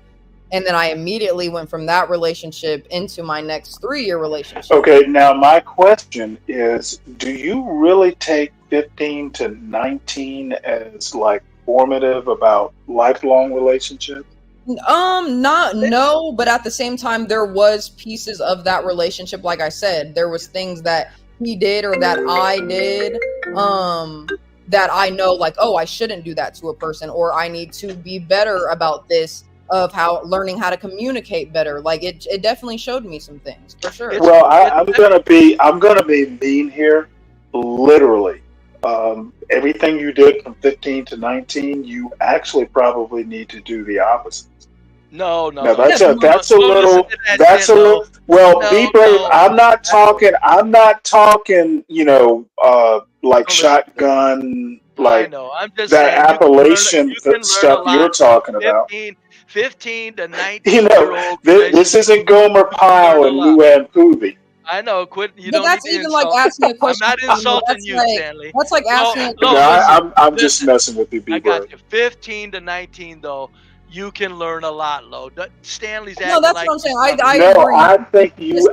I think 15 to 19 is literally when you should learn nothing. But I don't. Okay, think about it in this. What the hell are you going to learn at 15, dude? Your brain, number one, your brain hasn't fully formed. If we believe that science. Listen to this aspect for 1 second, Stanley. Okay, so just let's take the relationship out of the equation for right now. just think about when you were a child and lessons that you learned through your parents or through something. A lot of it was parent-child. That's not a romantic relationship. No, it you're should not never listening. be parent-child. You're not listening. I'm wondering. No, listen to what I'm saying. Okay, Can you really compare a parent-child relationship to a romantic relationship from 15 to 19? Now, I listen, think if you you can. let me finish my sentence. I don't think there's any parallel whatsoever. I wasn't comparing them, Stanley. That's Well, why. then why'd you bring it up? Can you let me finish my sentence, and then maybe you can know why I brought it Well, up? let's see if you can make sense. Okay. I await. Thank you, Stanley. Give me Stanley, 1 be second nice. so I can explain myself. I said, let's take relationship. We're not even talking about relationships at this point. I'm just bringing up an analogy to this example. Lessons that you learned in your childhood. For example, your parents, or even with your friendships in school, you were doing something you weren't supposed to do. You still learned and brought that into your adult life and applied it to your life, right? So you can learn things. Not necessarily. You can learn things from a very young age, regardless if it was in a relationship or not. That's what I'm trying to say. You're struggling. Think about say you were a liar when you were a child. Okay, I am trying to figure out how being a liar is a child. So you mean as a child you learn not to be a liar, so at 15 to 19 you know not to be a liar?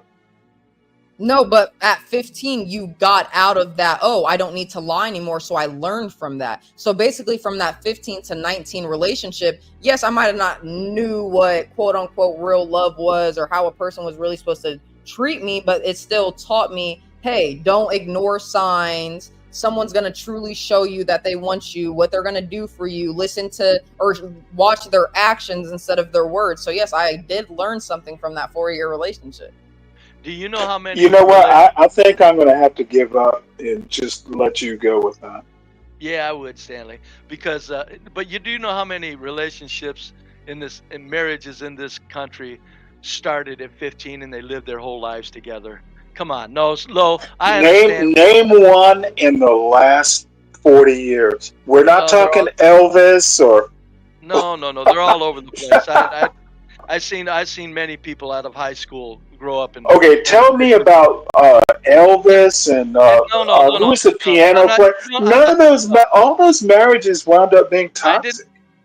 Name me a successful marriage that began at 15. Are you saying there weren't any, Stanley? No, I'm really trying to say that? Yes, I'm saying there are none You're that you out can of your name. mind. I literally, hold on. There are Let me people qualify my No, statement. you gotta let me finish. There are people that met. Name me one that you know of. Together. Don't tell me there are people. Name the people. They're in the obituaries all the time. They talk about meeting in school. They died together. Look at the obituaries. Name me one obituary. I don't have to name it. I don't have to. Okay, then you're theorizing. You gotta Hold on remember. one second. I got something. Can we just put just a small pin in this conversation, just because I want to go back to that original question that I asked, so that Stanley and Antoine can answer. And Stanley or Antoine, Stanley, I don't know if you heard the question, but what is the most unattractive or biggest turnoff for you from a woman? Thinking they know more than they do and being unread and not very smart. What do you mean being unread? I literally mean unread. Like the literal meaning of it. Okay. Or do you want to expand on that? Explain a little bit? I think if you don't read books, and you rarely read books, that qualifies as unread. Okay. I thought the word was obvious. No, I'm saying like about your whole answer, your whole. No, answer. I literally mean if you're a dumb woman, you're unattractive. Okay. Well, that's a good answer, and I agree. Same thing. Unread means dumb. You don't know things. I could be with a dumb woman if you can sense that she could be a good woman. Not dumb. You know what? But the thing is, you can be a good unread, you can be a good dumb woman, but I got doorstops for that. Goddamn, I'm an old hillbilly. Yeah, White you know trash. what? What do you think I was around? They were damn good women, Stanley. Give me a break. But Well, they how were did you come about? See, now I'm thinking you're not dumb, but you go ahead and say you're dumb. I'll accept it. No, I'm not saying I'm dumb. I'm saying there's women that are unread can be very good women. I was around Oh, you two of know them. I what? should have married. Good, Two of them I should good. have married. Well, let me ask you a question. Yes. Good plus knowledgeable or knowing stuff is better than just good, correct? Yes, unless the person who is unread is just simply very good person, minus worrying about scouring through books. You know what? You've confused me. You're smarter than me. However, if you are very well read and know stuff, and you're a bad person, same applies. In my opinion, you have to have both. Yes, you do. No, you don't. The woman can go without being well read, because I'll tell you what, the two women that I'm talking about were very interested in what I was saying, so they were learning. They probably didn't know much if they were interested in what you were saying. That could be. Maybe I had them That's bamboozled. a joke. It's a joke. I know. They may have been bamboozled. No, a little bit. No, but no, they were wonderful sweethearts. I should have married one of the two of them. Either two of them, I should have married. Well, I've described what I need. I got you. Sorry, Okay, so Lo. I derailed it, didn't I? What about you, Antoine? Undesirable would be an overweight woman. That's one thing I cannot take. An overweight woman. Yeah, if she overweight, no disrespect to overweight women, I don't want nothing to do with them. Overweight women. And I agree with Stanley too, with a woman that's not that smart. Because it was a girl I was talking to, and I asked her to name 5 countries, and she couldn't do it. I was like, come on now, 5 countries. And she couldn't do it. I said, we went on a cruise. Name some of those. That might be just purposely negligent as far as knowledge. How did the? And you're right. Now Antoine. I have to ask you, Antoine. Why did you even ask the question? Were you suspecting that she was dumb? Why would you? Where would that come up as pillow talk? Because she'll just say stuff that didn't make no sense, and I asked her just to name a few countries, and she couldn't do it. And we went on a cruise like a month ago, and she couldn't. I'm like, come on, we just went on a cruise. You can name some of those now. she couldn't answer the question.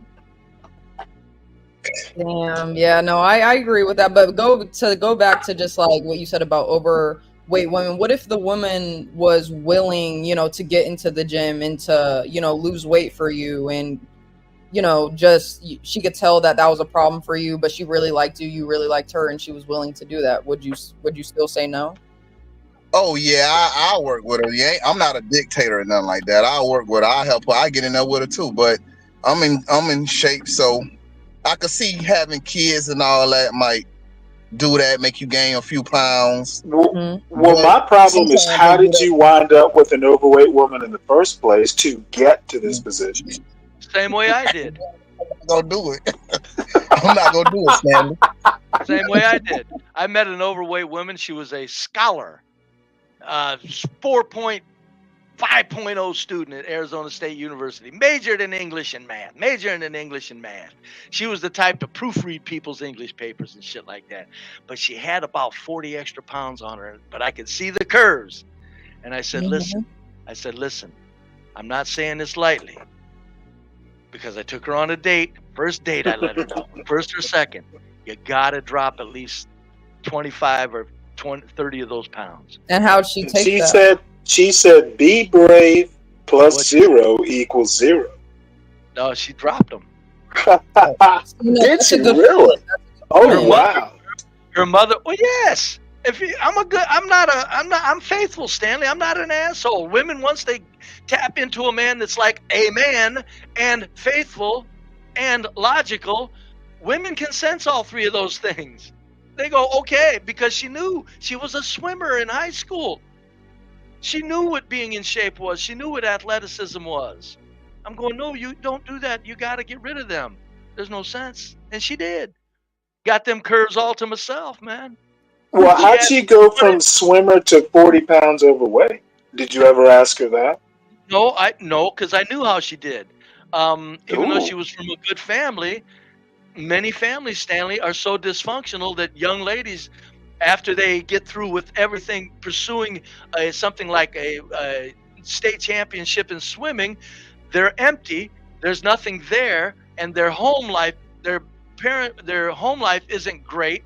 Very healthy home life for the most part, but it's not sufficient to keep a young woman from eating food for love and romance. She was at that age. She wanted love and romance. She got fat, and then she couldn't get love and romance, except from me. And then she lost that weight. Because I said, I see it, honey. I said, no, I got time. It only took her about 6 months. I mean, it was fast. And I should believe this myth for what? Or why? Oh, you think I'm making it up? Yes. You think I lied? Are you kidding me? Or do you No. I'm not gonna say you lied as much as you remember it differently than it was. That's a lie. Thank you, Stanley. I didn't know you thought so little of me. No, I don't make stuff like that up. I'm not. And also, I also grabbed another woman later on that was heavy set, and I put her on a diet. Her mother told me she's going to lose weight for you, and I broke up with her. Oh wow! Did the mother lose weight? Was she fat? No, was she a MILF? No, because it was later in my years, and the mother was an older woman. But she said she's going to help her. I broke up with her anyways. There was things about her that I just didn't like. But no, she immediately was going to lose weight. I'm just saying that if you see the curves under there, and they're willing to get rid of the weight, not all of it. Nobody has to be high school slim, but come on, 40 extra pounds, please. With those curves, and plus I sell it even if it's not for me. I tell ladies that I'm not even. Do you realize when you cover up your hourglass, it's like a man throwing away $1 million? It's the exact same thing. A woman's hourglass is her wealth. Be brave. Do your daughters ever come home to visit? That's personal, and I only have one. Okay, I'm sorry. Okay, thank you. I spilled my guts on some things the other day, and that's enough. That's enough. But trust me, no. So I mean, you can talk a woman out of her weight very easily. I mean, I did. It happened immediately. Even the other one that had a few extra pounds, I said, you don't have too many of them, but you got a few too extra. She got rid of them. Gone. But Bree Brave, But if she pleasant and polite, you can really deal with that. But a combative, overweight woman, that's a no. That's a no-go. I wouldn't even date a combative. I wouldn't even date a combative woman. I wouldn't care. Go weigh 600. I don't care. I'm just saying I knew I could spot these two women, their personalities, because my hobby is behavioral sciences. If I would have paid attention in school instead of getting straight F's, I would have ended up in the field of behavioral sciences, I'm sure. So I can spot women. You can see them a mile away, sweethearts. These men that talk about there's no good women, I say that's because you don't have your eyes open and you're being too picky. You know. Well, it's probably because they're dumb men and not particularly good themselves. Could be. But a lot of men are complaining about it. I'm going, no, there's a lot of good women. If the men would just be a man and take handles on things. There's a lot of good women. I'm telling you, both of those two girls love me to death. And the one I should have married, and the other one wanted me to move out to L.A. with her. She's probably a certified public accountant or something like that. She was the type of girl that headhunters looked for out of college. That's how bright she was, and her grades and scholastics were. And I said, no, she wanted me to move out to L.A. I might have been with her if she would have said, let's move to a small country town. But I said, L.A.? I said, are you kidding me? Are you crazy? Shit. No well, I'm going to have to circle back to my actual point. She probably thought you were dumb.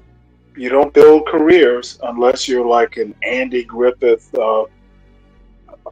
I think that will. Now, actually, I'm curious. So this woman is headhunted. This woman is headhunted because she's really good in her major. Yes, and she says, hey, be brave. I'm curious about She wanted if me to you move could out. She have called done. me and what? But was it permanent? Maybe she was just like, "Hey, let me make some No, money for you, be brave." And I don't. you know, She just. once you're done pimping, we can move to a small town. Yeah, I didn't. I wasn't gonna live in L.A., Stanley. And Gotcha. it's not. Hey, Stanley. Hey, Be Brave. Hey Hey, there. Portia. Brave, how are you doing today, sir? Oh, rolling along. Rolling along. Low triggered me, yes. She did. You have on sunglasses. You got some new glasses, Brave? No, same ones, same old ones. Oh, they look nice. Hey, Hey, Stanley. thank you very much. Yeah, low triggered me. That's why I had to get up here before I went on my bike. Hey, Portia. I didn't mean to trigger you, Be Brave. Oh no, that was a very Oh, positive he's not trigger. triggered. Oh, that's a very positive trigger. I don't trigger with anger. I trigger with like, hey, let me throw in here as a goofy old elder. Yeah, you know, Brave, I want to say thank you to you, Brave, because you held it down the other day. Like you were keeping the panel going yesterday. So thank you so much for that, Brave.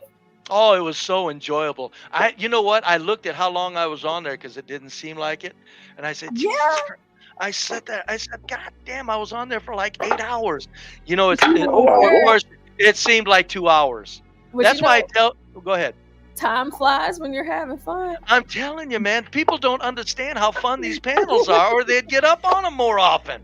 I know, that's right. I wanted to come in to let you guys know. I wanted to give y'all an update. I have updated it in the banner. So for our pot for the bank, so for our Halloween contest, we are now at $555. Yay! $1,500. We're now at $555. So y'all keep on sending it in. So shout out to all of you that have donated to the pot. And I just wanted to add that.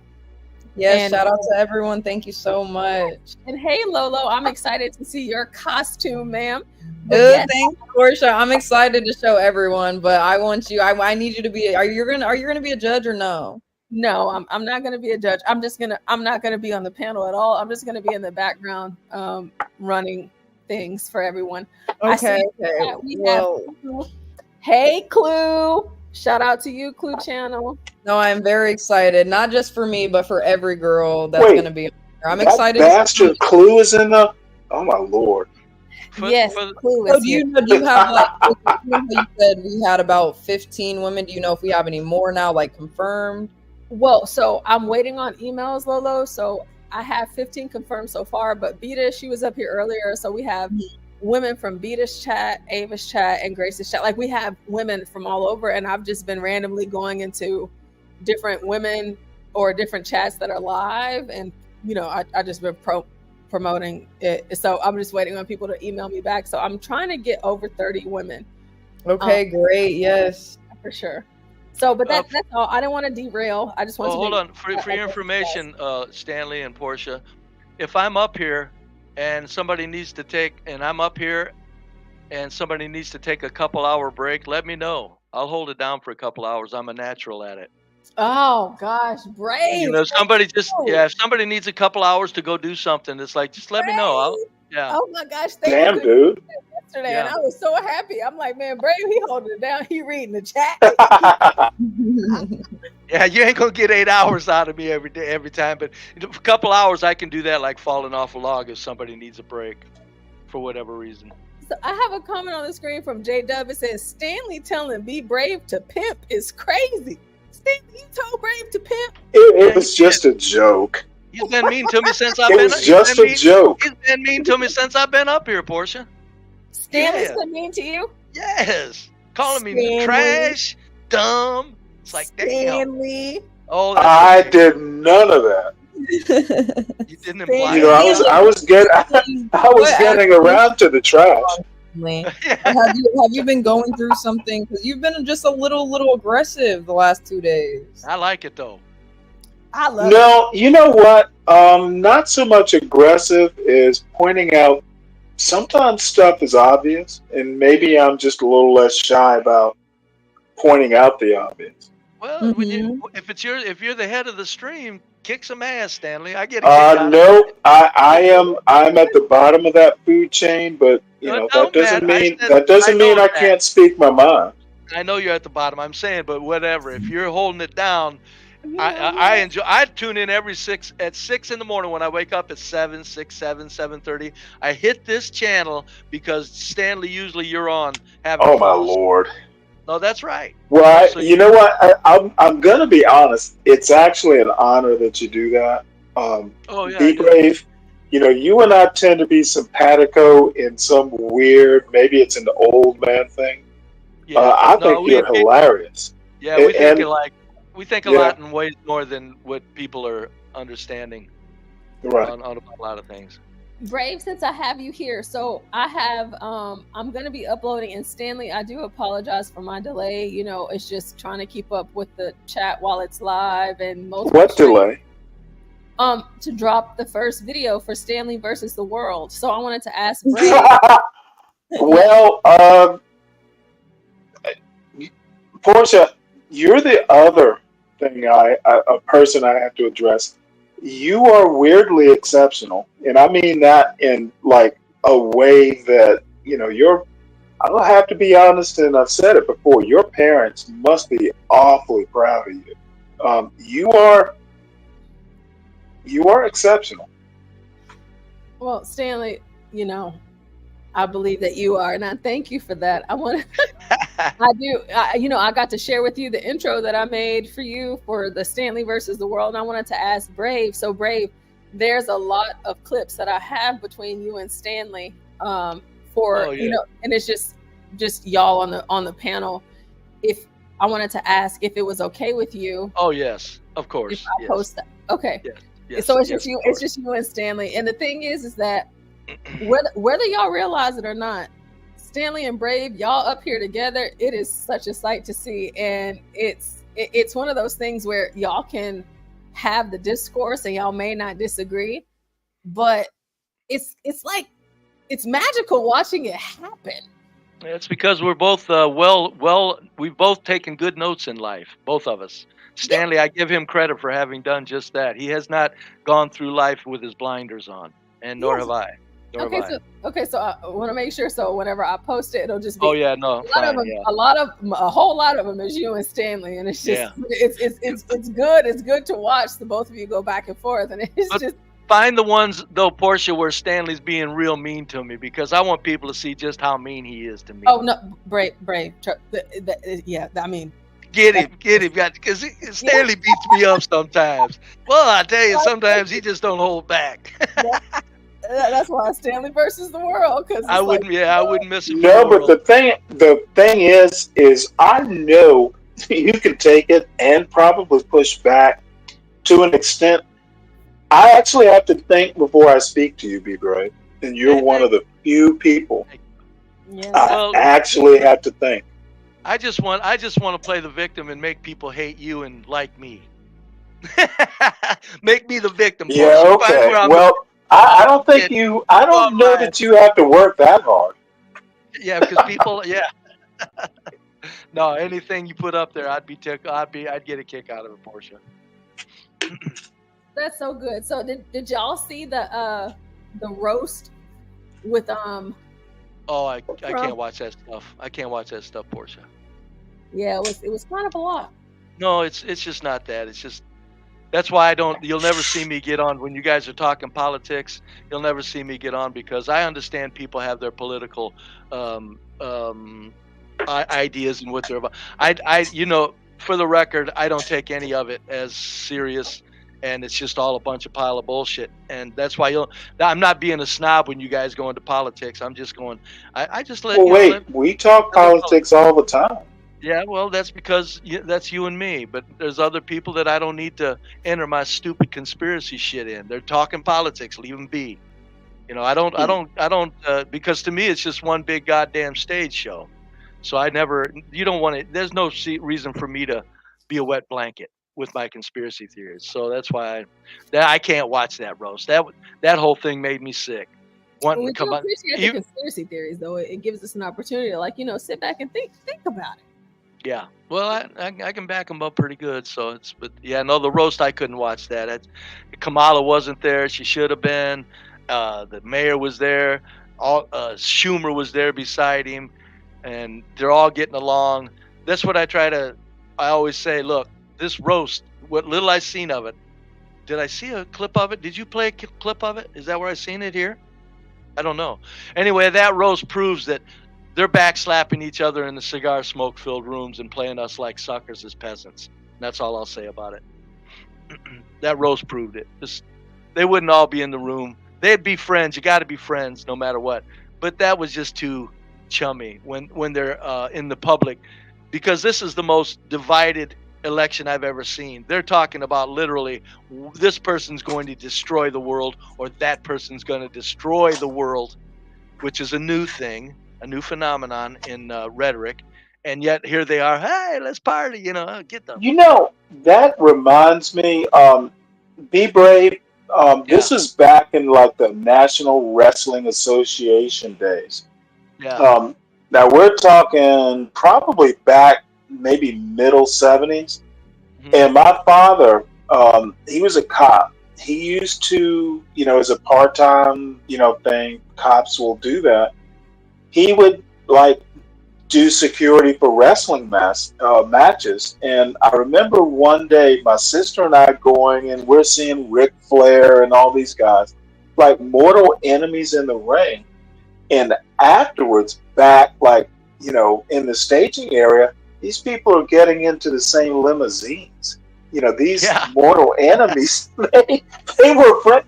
I'm seeing Ric Flair get into someone he just slapped in the ring, and that always stuck with me. And that's to your point, where I'm going with this. Yeah, I understand fake wrestling, but I don't understand fake politicians that talk about. If they would just leave the bit about she's going to destroy the world or he's going to destroy the world. If they would just leave that out of it, I could at least stomach a little bit of it more. But when they go to that extreme, and then it's just, oh God, no, I'm out. I can't watch this shit. Can't look at it. I can't hear. But I think Trump destroyed that paradigm. Who did? Trump is not Trump. He destroyed that paradigm. Of the paradigm of the fakeness, or the paradigm the paradigm of the fakeness, and the paradigm of the left and right are actually friends at cocktail parties. I think Trump broke it, and that's why,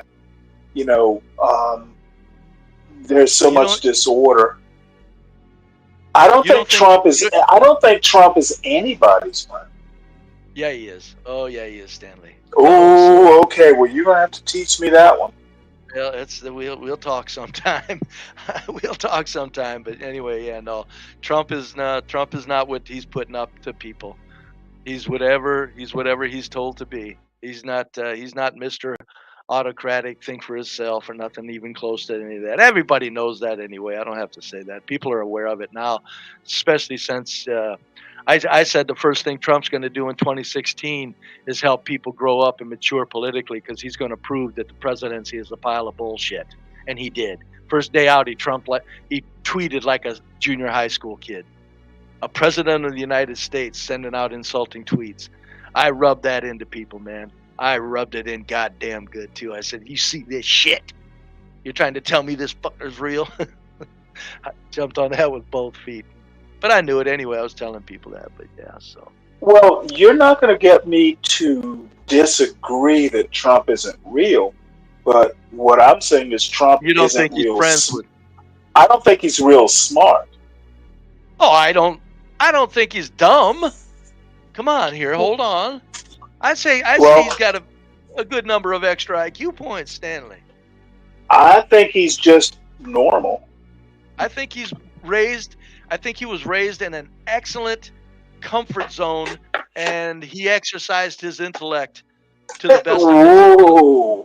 He was raised in a comfort zone, and he was raised in the sort of comfort zone that, you know what, being good enough is okay.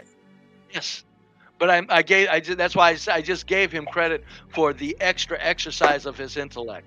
I think he did that over and above what he needed to. I think Trump did. I'll give him credit. Yeah, okay. Yeah, I'll. You know what? I might have to come on your show again this Sunday, and we can just debate that one out. Yeah, just come over there. Anything you want to bring up, we'll hit it, man. We'll hit it. Got it. You know me, but I still want to know before I get off of here, Lo, why did you break up your relationship from the 19 to the 22? What happened? You should be married. You weren't on stream the other day. Uh-huh. No, we don't live online. Oh, you told everybody your business, so I'm not being nosy? No, you're not being nosy. Basically, I mean, I'm not gonna go into the. No, just basically. Yeah, but basically, he did some. Oh, yeah. You know what? Oh wow. Okay, yeah, I remember now. He did some pedophile type things, and that. Whoa! Enough said. Got it. That crosses a boundary. Drop it. You're okay. that- You're okay, Lo. Don't even say. Well, my anything question is, I think you said, Lo, you never thought that was possible, huh? At all. Like, we had a very, very good relationship. We barely argued. How old were you again? When it happened? Yes. 22. Gotcha. If I were you, Lo, and somebody asked you that stupid question again, you should just say it was too gross to mention again. That's what I don't think I would tell anybody that. That's what I know. I usually do say that, but I'm open with you guys just because there are people out there that have dealt with problems like that. And I even let people know, like, if anyone out there that has had almost the same story or is dealing with that currently, like, you do not have to put up with that. That is not normal, and it should not be normalized. And please leave the situation. Well, you do realize that type of pedophilia is actually not normal. At all. What I'm saying is I'm 59 years old, and I've never heard, he was a pedophile, so we broke up. It was a new one. So I congratulate you on that. Yeah, that's why I suggested I don't even think I would disclose that, because somebody's going to automatically think, Lo, that you didn't have your headlights on and overlooking things, and people like to look the worst upon a person. And I'm telling you, no, I'm sure if people were to hear, even if they went back to the full story of me telling you, people can assume, but if they had any questions, I would full on tell you guys, because to me personally, first of all, like, lying online, like, I know there's certain stuff that I can keep from online, but when it's things like that could potentially help another woman or even a man, because women do that shit too, I will tell my story. And like I said, that's something that crossed the boundary for me. That it doesn't matter if we loved each other to the ends of the earth, how long we were together. That's just something that I could never get over. So it was a simple breakup, really. Okay, well, my perspective is, you know what? I'm not gonna offer my opinion. Other than that is so rare that I'm not sure it can be a lesson. It's just a lesson, as in, even the people who you think are very great, they can have some very hidden evil things about them. Oh fuck! Pedophiles are known for hiding it. Exactly. Them bastards are known for hiding it. My God, that's why. And that pedophilia, I think the better lesson is you don't actually know people. You never really can. It could be mass murder or serial killer. You can substitute that for other heinous type traits. That's a good lesson. The specific problem, I'm not sure it's a good lesson. We'll just say it's a lesson in general. It's not a good or a bad lesson. It's a lesson. It's just a lesson. But I gotta say, Stanley, I'll tell you what, man. When somebody's just downright dirty, no good for nothing, there's things, she was young, and there's things that she probably didn't catch that somebody who's more experienced in life would have caught. You can catch people that are out of their minds. And like I even said, like, I never dealt with anyone. I've never even, dealt with anything like that in my life. So if there was signs that I could have possibly seen, I wouldn't have known what to look for. What would have alerted you is that if you were older, you would have dealt with some very good humans, and this person would have struck you as like, this isn't a good human. That's what sets it. That and it goes doesn't matter back what, to my point. It doesn't matter what they're hung up on. It's just that you can tell this person is not a good human after dealing with a lot of good humans. And my larger point is bringing up what happened between 15 and 19 or 19 to 22. It's unhelpful. Yeah, it's not. I'm not saying that's optimal, Don't get me wrong. I'm not saying that at all. I agree with you because 15 to 19 is still you still are a child, but at the same time, even with that relationship, it can be done. Child isn't my point. Child is you actually don't know anything. That's right, my but specific point. It can be done, Right, and right. if people But do it, even- I'm telling you, they're better off.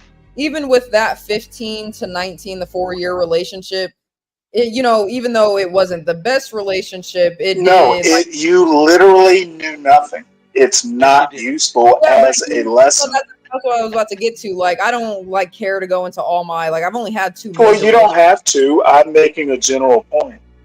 Oh, okay. Then we're good. We're good. No, and he's being too rough. Low. No, Stanley's good. Yes. Well, yes, I'm never rough enough. I haven't said everything I want to say. I'm just saying there's many relationships at 15 to 19 serve those two humans very well, just because it was what they needed in life. In that It moment, served- exactly. Yes. And when this crazy ass world, if you find somebody that's meeting your needs, whatever they may be, you hang on for dear life. Age ain't got a damn thing to do with it. Mm-hmm. So I definitely agree. But no, okay, going back to like age isn't my point. Experience is my I got point. you. I agree. I said two people, even if they're young and unexperienced, that still may help each other out in life because of other things that aren't there that should be. If the two people are filling a vacuum and it's a healthy filling of a vacuum, fill that vacuum.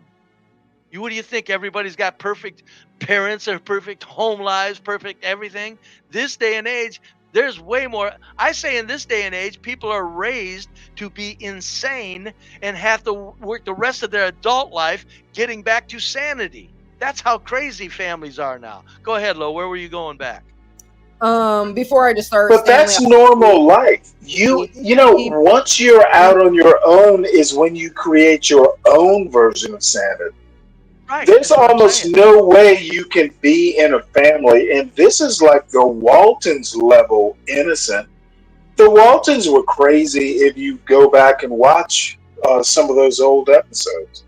Well, I'll take the beauty of adulthood is you create your own norm. You create your own sanity. That's why I don't think you did. Yes, I did. I don't think you said it directly. A lot of home lives has nothing to do with low. A lot of homes are wrecking balls. Even if they're not horrible, they're still wrecking balls. The child. So the thing to do is try not to create your own wrecking ball. I said that's why as an adult you work your way back to sanity. That's my point exactly. Well, thank God you finally got around to it. It took a while, but I'll tell you what. Over the last year, I'm going, wow. No.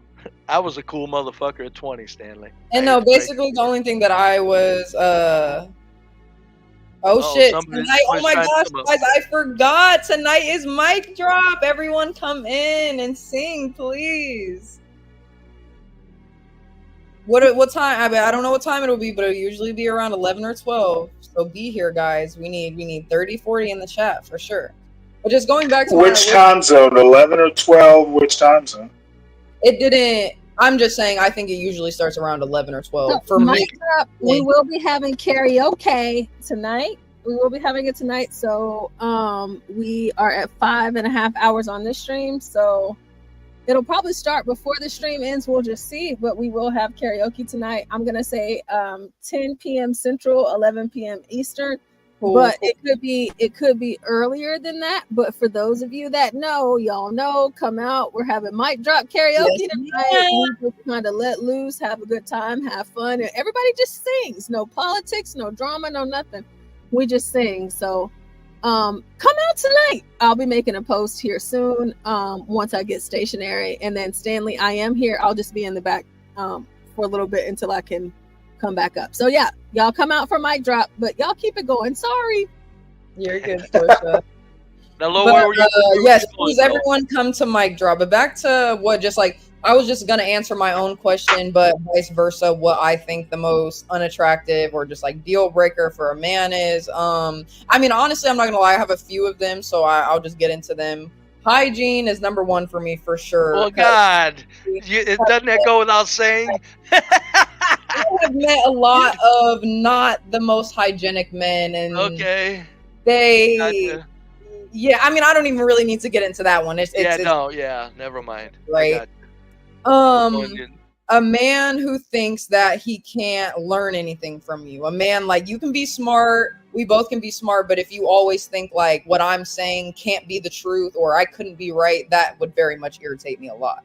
Yeah, That's like one of my big ones. Especially since you're the type to look into things. Exactly. And like me, myself, I'm not dumb, but I'm not also like the smartest person, but I know what the fuck I'm talking about, like about things that I bring up.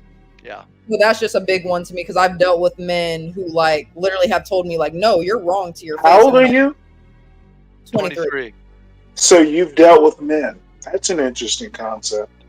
And I've had them tell me to my face like, oh no, you're wrong. And then I physically I proved them wrong. And then they would get like all butthurt about it and sad. And then no, you're right. You're right. You got to get away from that. That's a whole nother, like, It is. That's a mental illness. That's for sure. Another main one for me is probably the like unemotional like connection with one another.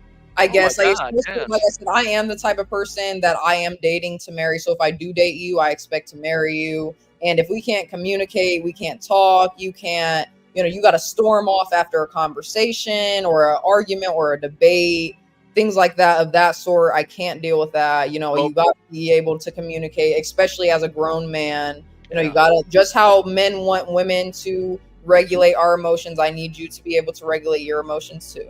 I live all my relationships to this rule, and I'm going to get out of here. If I got to fight over it, I got to leave. Yes. I agree. And people are afraid of that. They're deathly afraid of it. If I got now, I'll get in a fuss. Of course, a couple's going to have moments where they tell each other to go to hell. Okay, I'm not saying that. But if this is a constant disagreement, or not even constant, if there's just too many of the same thing, it's like, I'm not even worried about changing you anymore. I'm getting the hell out of here, man. Because some people just can't change, like. Or they'll change temporarily. So that's why if they're not going to change in the beginning, it's a good chance that they change. It's fake. If there's a certain time where if you don't change by now, like you're not going to change at all. Yeah, when I asked my girls to loosen up on the clothes, the next day they did it. There was no arguing or fussing or fighting. And I'm saying, you know what? That was quick and I appreciate it. And they never tried it again. And that ultimately all goes back to like the woman respecting you too, if that's the right person for you. Because if a person ultimately doesn't even want to be together with you, then of course they're not going to change for you. They're going to change for the right person. A lot of men don't understand these women that want to dress like prostitutes are searching while they're in a relationship. The dumb fuckers don't get it. The dumb poor bastards don't understand that. She's not into you, bub. She's using you for business. This is the most interesting. About what, Stan? What do you think, Antoine? I'm interested in your input. Oh, I agree with Be Brave though with that though. If she can't respect me for not dressing like that, then it's a problem. I'm not even gonna argue with her. I'm just if we don't stay together, I'm just gonna stop answering. Yeah, bye. And not. I'm not even gonna argue with her. Let me ask you a question, Antoine. Yes. When you first get with a woman, even if you're like 3 or 4 months in, do you assume you're going to be together for the rest of your life? No, I don't. I kind of. Okay, and the crux of my question is if you've experienced it, when do you start, as a man, thinking, well, this could be, long term? Is there a limit? What do you she feel? Started my family, when I start bringing her to like Thanksgiving, Christmas, and all that type of thing, family reunion cruises and stuff. That's when I think about long term when I start doing that. Lo, have you ever been in a situation where cruises or intimations like, hey, this could be permanent? And part of that question is when, or if you ever have you ever thought that, hey, this might stick? I can say, even though, like I said, my last relationship, it did end up with him doing that very weird shit. Like I said, it was a very good relationship other than that, and we went to, family reunions together, weddings together. Did you think it might be permanent? Yeah, I really did. I really thought that we were gonna last forever, and that's why it didn't necessarily even, because like I said, it was an easy breakup because of what he did, but it was just hurtful because I was like, damn, like I already envisioned my whole life. Interesting. Mm-hmm. The women that I should. Yeah. Oh, I'm sorry. Go ahead, Lo. No, I was gonna say since then, no, I haven't met anyone that I have thought I was gonna be together with forever. So. The women that I should have married, if it wasn't for my inability to be married, I think some people have a very hard time of it, genetically predisposed, or perhaps the family life when they were kids just said, okay, you didn't grow up this way, or you didn't groove. I was the one who broke them, but the woman that I should have married, the 4 of them, I knew it in a month. That they're going to make somebody a damn good wife. And I definitely agree with that. That's one thing I think about men, which I want to take your guys' opinion on. To me, like I tell a lot of women, like especially if they're like, say, just one of my friends are asking me for relationship advice, or if this man likes her, whatever the case may be. And I basically tell her, like, if he isn't serious and in love with you and like already talking about that he wants you to be his wife and in his life for the rest of his life, within the first like month or two, then ultimately it's really not going to work out, because men love ultimately harder than women. Now I'm thoroughly confused. You had this base of experience. You actually tell women about stuff like that? Like if a woman were to ask me, hey, I've been dating this guy for 5-6 months. And you feel comfortable giving that level of advice? Yeah, because she thinks about life, Stanley. She doesn't have to be up no, don't answer for Lolo. I'm sorry, go ahead. It's not even just about me and what I experienced. I see it with random people. I see it with family members. I see so you're giving advice based on random people. Interesting. No, you could say it like that, but in reality, any man who wants his woman and shows her that he wants her, they most likely get married within 3 to 6 months. That's a fact. And this is based on what experience, Lo? That's actually what I'm trying to get Any experience that I see, regardless if it's with me or a random person. So experience that you see, but not what you've experienced. Interesting. I mean, obviously the experience that I have dealt with, you see where it ended. We were together for years and years. They never were that serious. And you bring up the best point, and we've backed into it. What you experienced gives you like enough experience or life. I'm confused as why you think your advice is something other people should take. Lo, when you're done answering, let me address that, Lo, when you're done. Why would if people came to me about advice, it's not like I'm giving this unsolicited advice. If no one wants to hear from me, hey, that by all means. But if someone's asking my opinion, so if people come and solicit advice, you feel you have to give advice? Yes, she's a friend. She's a friend. Let me tell you, let me help you out here. Stanley's being an old curmudgeon. Let me help you out, Lo. No, I'm actually because you get asked for advice, just because you get asked for advice, you feel like, can you just go, well, hey, I'm not sure I can help you? But she this is what actually confuses me. No, she felt like she could. And be brave. You know where I'm going to go with this. I got you. Just because you think you can you? I know. Should you? Yeah, many times, yes. So here's the thing. We could say the same thing, though, about you, Stanley. You give very much You absolutely could. And the next time you feel, well, Stanley's full of bullshit, ask me and maybe I'll try and explain. And that's what I'm saying. And if someone's called or said... When you think I'm full of bullshit, Lo, ask me and I'll do my best to explain why I think I'm qualified to give this advice. Yeah, I try to explain why I think I was qualified to give that. And that's why I ask questions. And I'm going to explain why Lo, I'll bet, was capable of giving that advice. I'm going to compliment. Oh, I love this. Okay. Because people, it's called philosophy.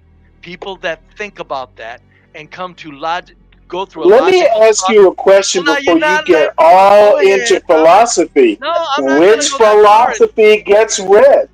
Dude, you don't just make up philosophy. Oh, yes, You you actually have to read it. You're wrong. No, wrong. Oh, I'm wrong. You're wrong on that. Wrong.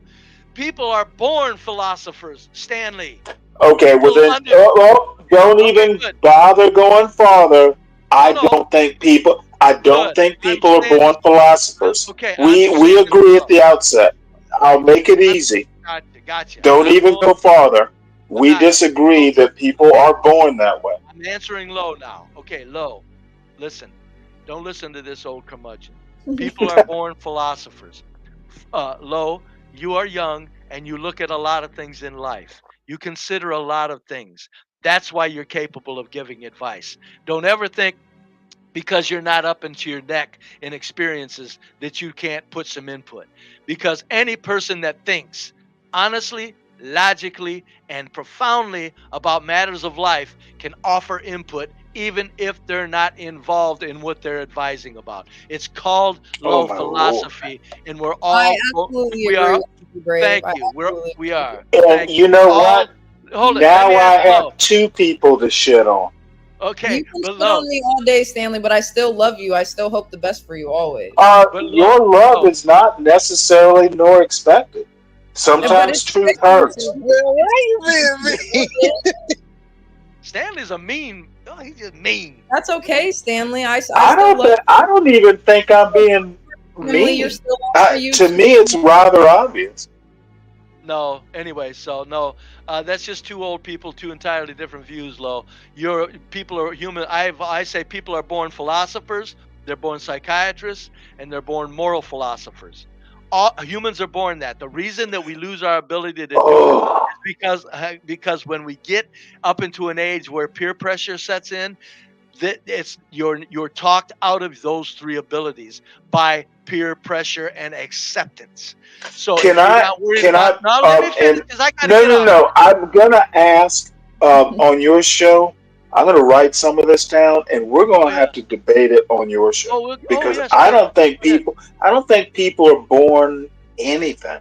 Oh yeah, no, I'm saying it's inherent. I'm saying philosophy, moral philosophy, and psychiatry and psychology. You are not a born moral philosopher. That doesn't exist. Yeah, You know what? If you think people are born moral philosophers, then you actually don't understand what a philosopher is, let alone a moral one. Well, See, no, hey, Stanley, put NYC Majestic's comment up on stage. He just gave the perfect example. He said, yes, I don't have to experience heroin in order to advise people not to do it. There you go. And that's like the dumbest thing I've heard in years. Of course it's dumb to you, Stanley, because it makes sense. No, it's actually, you know what? You heed the warnings. You can't actually say something's bad until you experience it. Yeah, it's heating. I'm not telling these people, hey, go do Okay, this. I don't have to experience like fire to know it's hot. Correct? Right. That goes along with what I'm saying, Stanley. You're not experienced enough. You know what? Be brave. I look forward to Sunday if you'll have me. Oh yeah, of course. Just show up anytime you want. But Lo, you're young, and I hear you speak, and it's obvious that you're trying to figure things out in life. Okay, so you don't know a few things. The point is you're on the first step and realizing life's a big ball of interesting stuff, and you really got to look at so many things. That's why I say we're all born philosophers, because we all. Does 1 year of medical school make you a doctor? I didn't say that, Stanley. I didn't say philosophy is much easier than learning how the human anatomy to cut on. Oh, is it now? Yes, it is. To learn how to scissor and do surgical, you have to have many years of it training. Philosophy is a very easy. Yes, many years. You made my point. Yeah, no, Stanley, philosophy is to humans since we're born doing it. If we keep it intact, it's like falling If off a you are log. born in the woods and are raised by wolves, you'll have a wolf philosophy. I don't care. We're not. We're humans. You're born. Babies are tabula rasa. You're born. Philosophy is way too easy. You're making it too complicated, Stanley. Anyway, before I get off here, that's what people. Oh that's my what lord, you're oversimplifying. I am, because people don't look at it. Get his last words. Why are you oversimplifying? Because of the audience? Because people overcomplicate it. I'm saying it's not Okay. complicated. That's what There is a reason. There is a Stanley, reason you're doing Sesame Street philosophy. I got you. No, Stanley, I'm not doing. he's I'm not about to hop off. Let him get his last couple I'm not words. doing Sesame Street. I'm saying philosophy is way easier than people think. Moral philosophy is in your face, uncomplicated. My God! Psychiatry is in your face, easy. Psychiatry. Okay, if you're saying dude, what do you need to be a psychiatrist? To understand what's sick behavior. No, you need a medical degree. Oh, I know. I didn't say you're going to hang a shingle out and set up practice. I said we're born psychiatrists. You essentially did. We're born. No, I didn't. We're born psychiatrists. Oh man. You're not born handing out prescriptions for medicine. You know what else I don't like? Combative men. What Argumentative. a Oh, you know what? Just suspend your dislike, Lo. Yeah, suspend it. But before I get off, Lo, am I being too combative or am I just trying to defend? I'm the one being combative. I think you're being unbiased. You're listening. You're trying to understand. So the best thing to be, the best way to be to learn stuff is unbiased. I got you. Okay, Sandy, I'll see you Sunday if I Yeah, don't see you. be brave. Great conversations with you All right, today. see you God later. bless you. All right, goodbye. Dang, Stanley. Why do you gotta be on everybody's ass? Do you really want me to tell you why? Yeah, go ahead. Tell me why. Because y'all are rather just. It's amazing the generalizations that can be made, and people just kind of like, oh, that sounds wise. When you're a moral philosopher, you actually have to know the moral part. Morality is not just like, oh, you're a good person. This is why America, in my opinion, is so messed up. People just spout shit and don't know what they're talking about. I mean, Americans don't do the hard work of knowing stuff. I agree with you 100%, Stanley, and especially when you're no exception. When it comes to big, like, world problems, politics. No, this isn't. I'm not talking about the world. I literally just said America. Well, okay, America's issues. When it comes to those things, yes, 100%. But if like I said, let's explore that.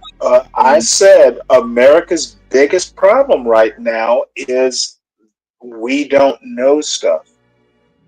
But some of us do know stuff about certain things. And I disagree with that. What do you know? What do you know specifically? I mean, I know about some anime. I know about myself. I know about a little bit about. Well, obviously, I agree. You know yourself. I'm good with that. Right, and I can know a couple things just like you can know a couple things, and I don't like argue back and forth with you when you say something that you think is right. Oh, I don't. Generally, when I say something, I can back it up, or I will go, "It's my opinion." Sorry, it's the tone of voice. Well, you can giggle all you want, but I tend to qualify. If it's just my opinion and I can't back it up, no, and I will say that. I agree with you, Stanley. A lot of things that you say are very true, but at the same time, you have they're not just very true. I don't depend on the truth as much as I literally can back, like, especially political stuff. I can pull out a book and recommend one. Stuff, you're very smart on those things, even when it comes to relationship conversations. But when you're having a conversation with another person, you can't have a wall up trying to block what they're saying and only hearing. I can. And that's the other thing. If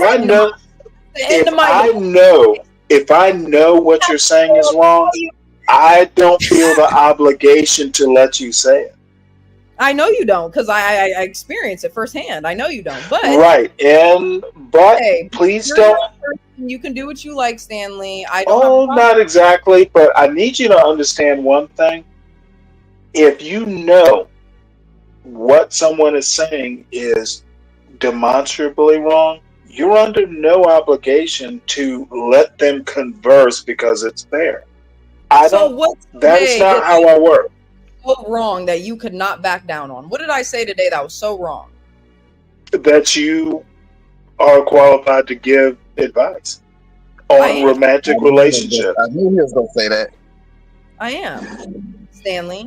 I don't think you are confused. And this is just my opinion versus your opinion. Then, if it well, then say it's your opinion, and I'm okay with that. Let me put it in your terms. In my opinion, I think that I have some qualifications to give relationship advice. Ooh. And you know what? Good luck on that. God bless the people who take you seriously.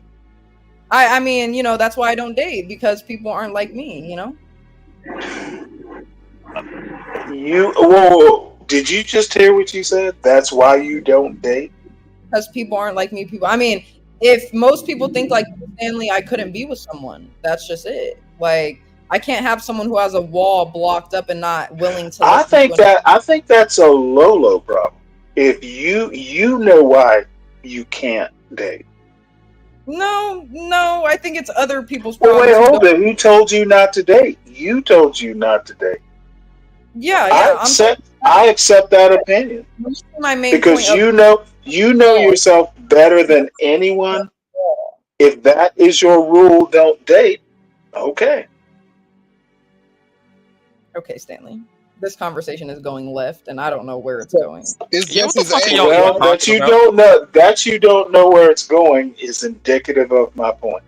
No one told Lolo not to date. Lolo told Lolo not to date. Like you just said, like you don't really care what anyone else has to say, and that you have a wall up, and that what you say is 100% right because you know what you're talking about. But that's just your opinion, no. My wall has nothing to do with Lolo dating. Stop doing analogies. Could have had anything to do with my dating, Stanley. Like you brought up Lolo doesn't date, did I? Yes, I brought that up in this little. Okay, well, hold on. You brought it up, not me. We need to establish that you brought it up.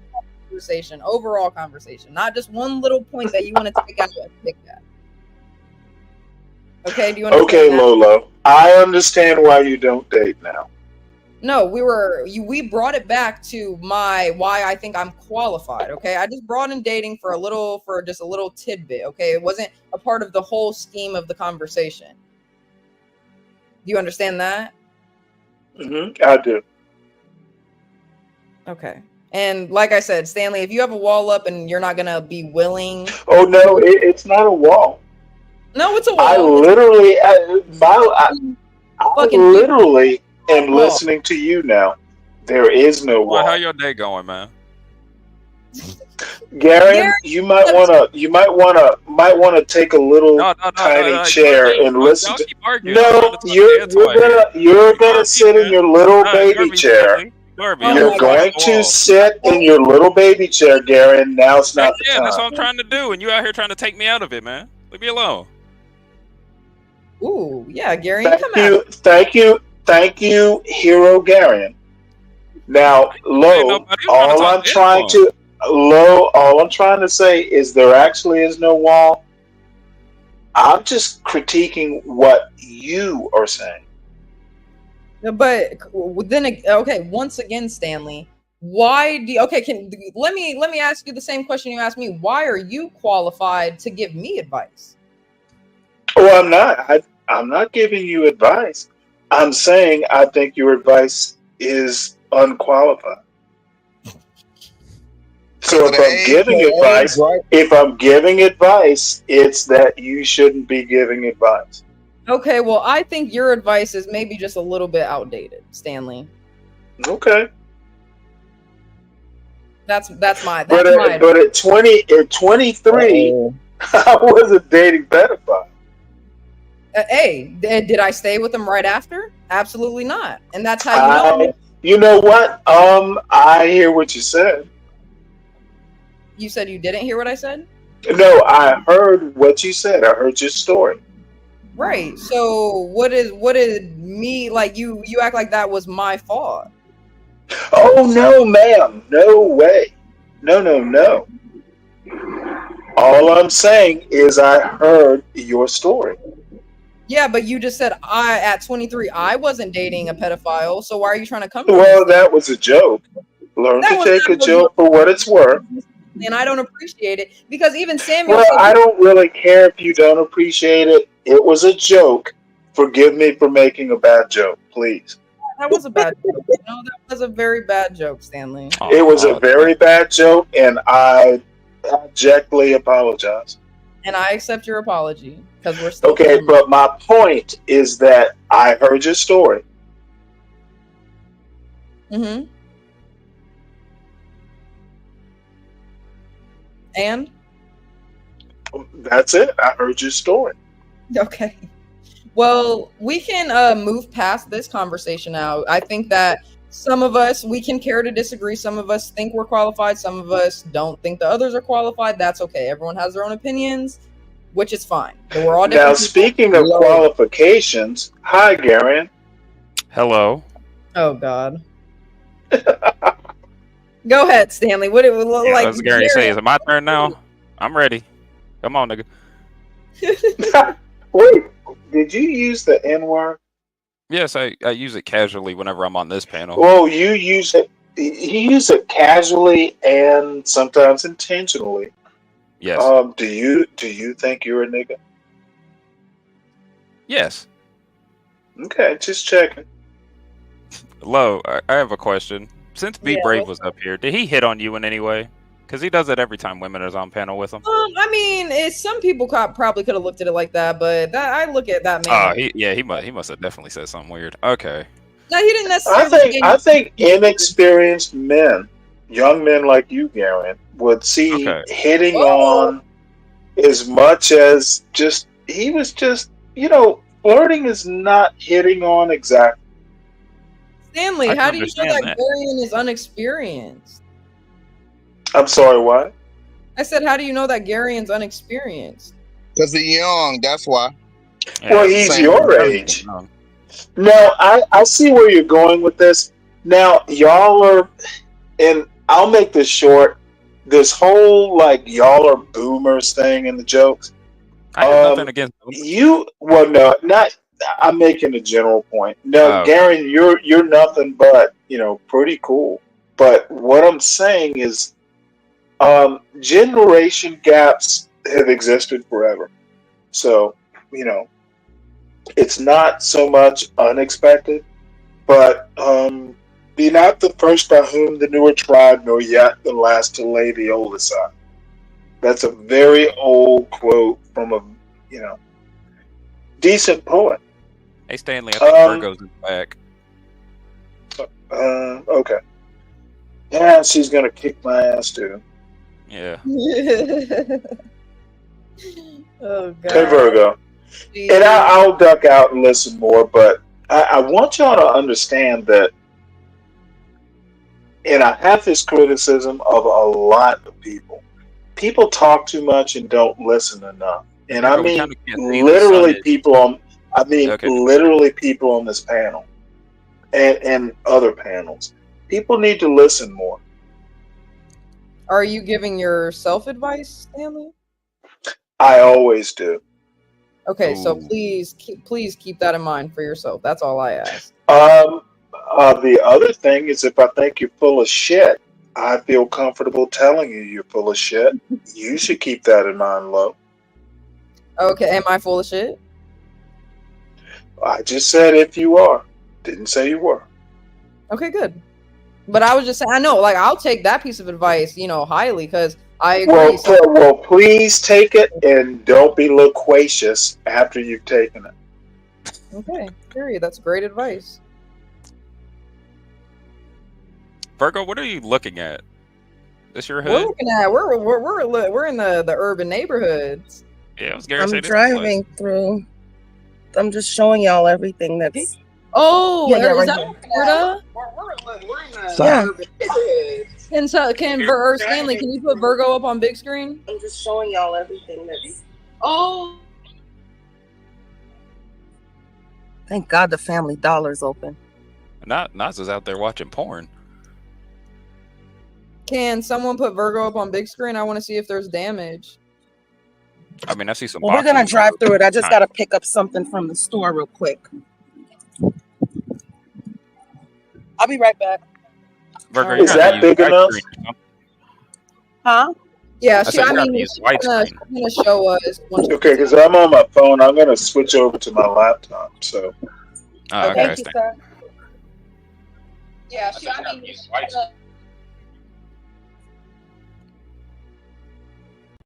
But yeah, Stanley was gonna go in on Garion, but luckily he switched up. oh no, I can go in on Gary, but No, you can I know, go on you, Stanley? Can I go on you, Stanley? Oh, no, Nas, go why ahead. you doing No, here, man? Nas, awesome. Good to hear from you. I want to go on Stanley. I want to go on Stanley. I want to go. Go ahead, Nas. Go ahead. Well, wait, hold it. Can we put that at the back of the agenda and let's see what Virgo's doing?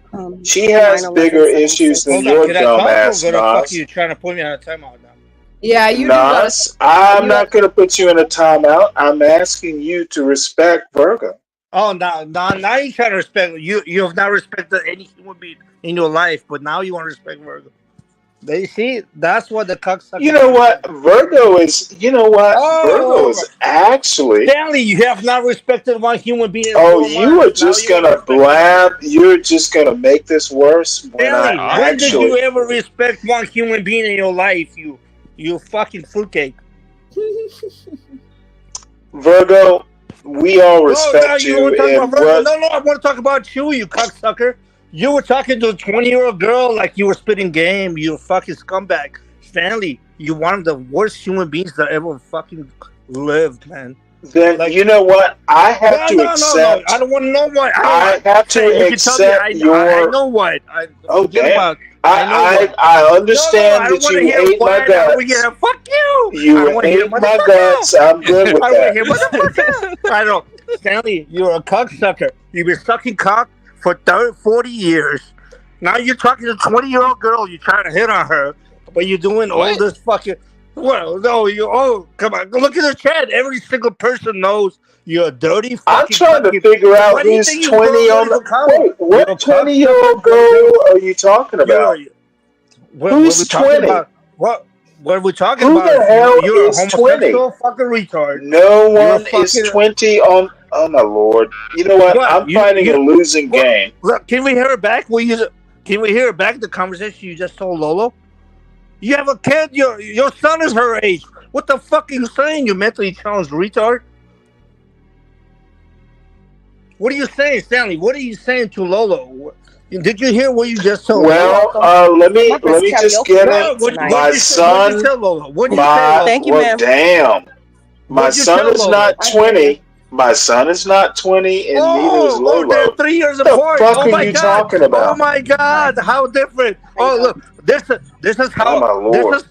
This is how liberal. This is how Democrats become pedophiles. Did She's you not eat a bunch 15, of she's cabbage 12. today? Are you farting?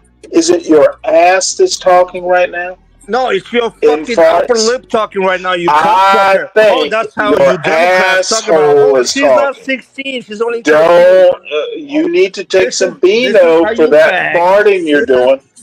Stanley, this is why. You are literally Why you talking to farting a an 20-year-old girl like opinion. she's your girlfriend? Stop farting. Why are you talking to a 20-year-old girl like she's your girlfriend? I haven't talked to a 20-year-old girl today. How old is Lo? You ask Lo. I'm 23. Oh my God! Oh shit! Oh Stanley! You got me. You got 3 years apart, but you're telling her about her fucking sex life.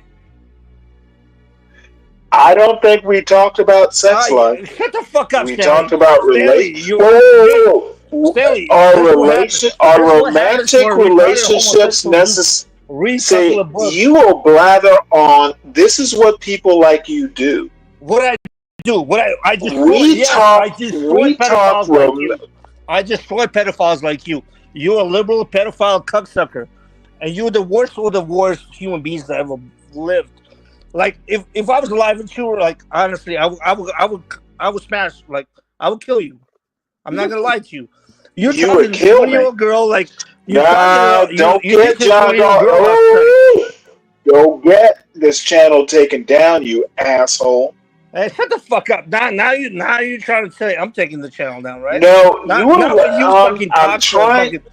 You been fucking Please talking on this don't. channel for fucking 4 You know fucking what? months. Do you need my phone number so we don't endanger this channel?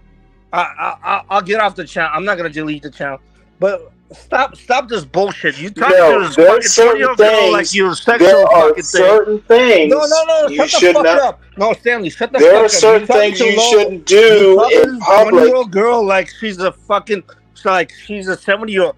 You talking to a 20-year-old girl like she's a fucking nothing. Okay, But then I'm you about to but you fucking call put MAGA you people down. misogynist. That's what you think. There are Liberals. certain That's things, why you liberal Nas. cocksuckers. That's why all of you Nas. need to get executed. Nas. Alright, Don't. alright, go fuck yourself. You're on the wrong course. No, And I'm on the right you're course.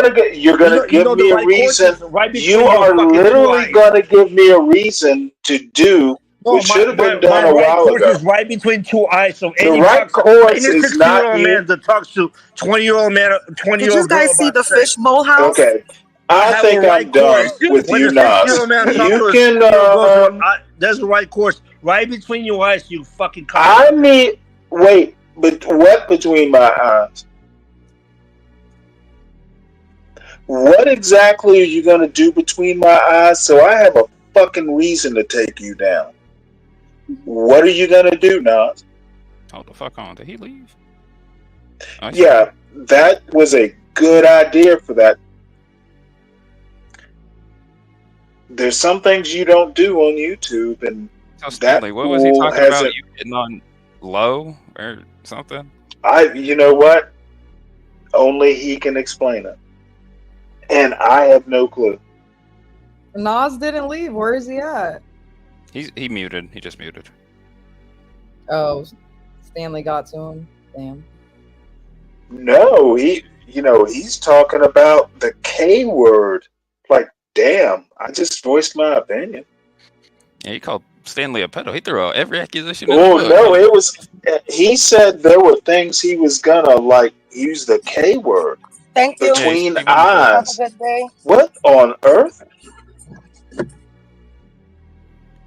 We're looking at Virgo getting Uber. And who's Steve T? Virgo just don't like Stanley, and he making this personal. Wow. Virgo, hello. We haven't talked in a couple days. I blame Bob for this. I think Bob did this. Bob is our guardian angel, actually. Bob is the agent of chaos. He pays good money to make sure stuff like this happens on other No, streams. Bob is the opposite of chaos. You think Bob is the opposite of chaos? I do. Okay. Man, yeah, I didn't know today was going to be argumentative. I can't wait for karaoke night. Yeah, You my mean hosting again, argumentative? I wanted to know if I was hosting again. Made sure to get some sleep before the I stream. hope you are. Stanley, are you going to come up and sing tonight? No. I'll watch. Okay. I would love to hear you sing a song, though. Lo, you gonna sing tonight? Honestly, if you guys want me to, I probably will.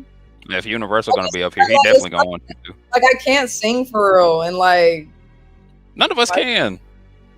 Gary, and listen, I don't want to hear it from you because you always put on the show.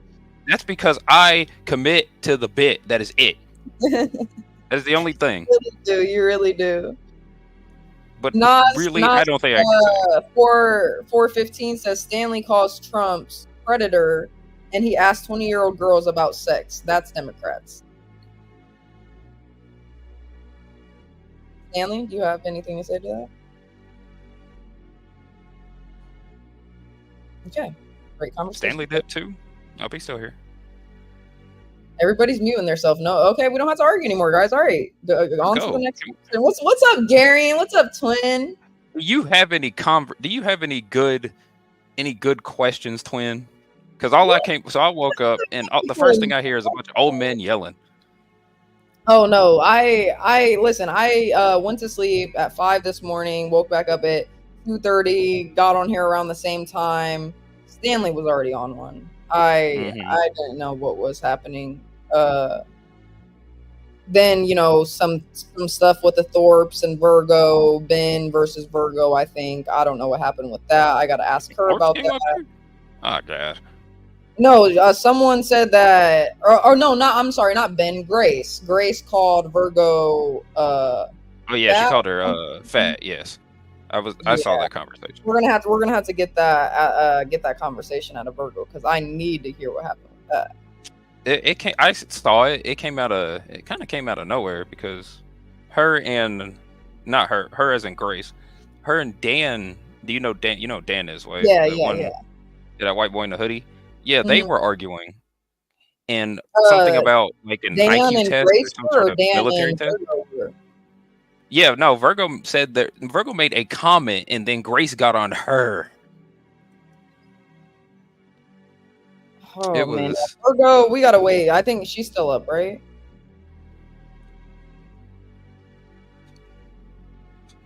Okay, let me see what question I can pull out for us. oh god, Virgo left too. Everybody gone.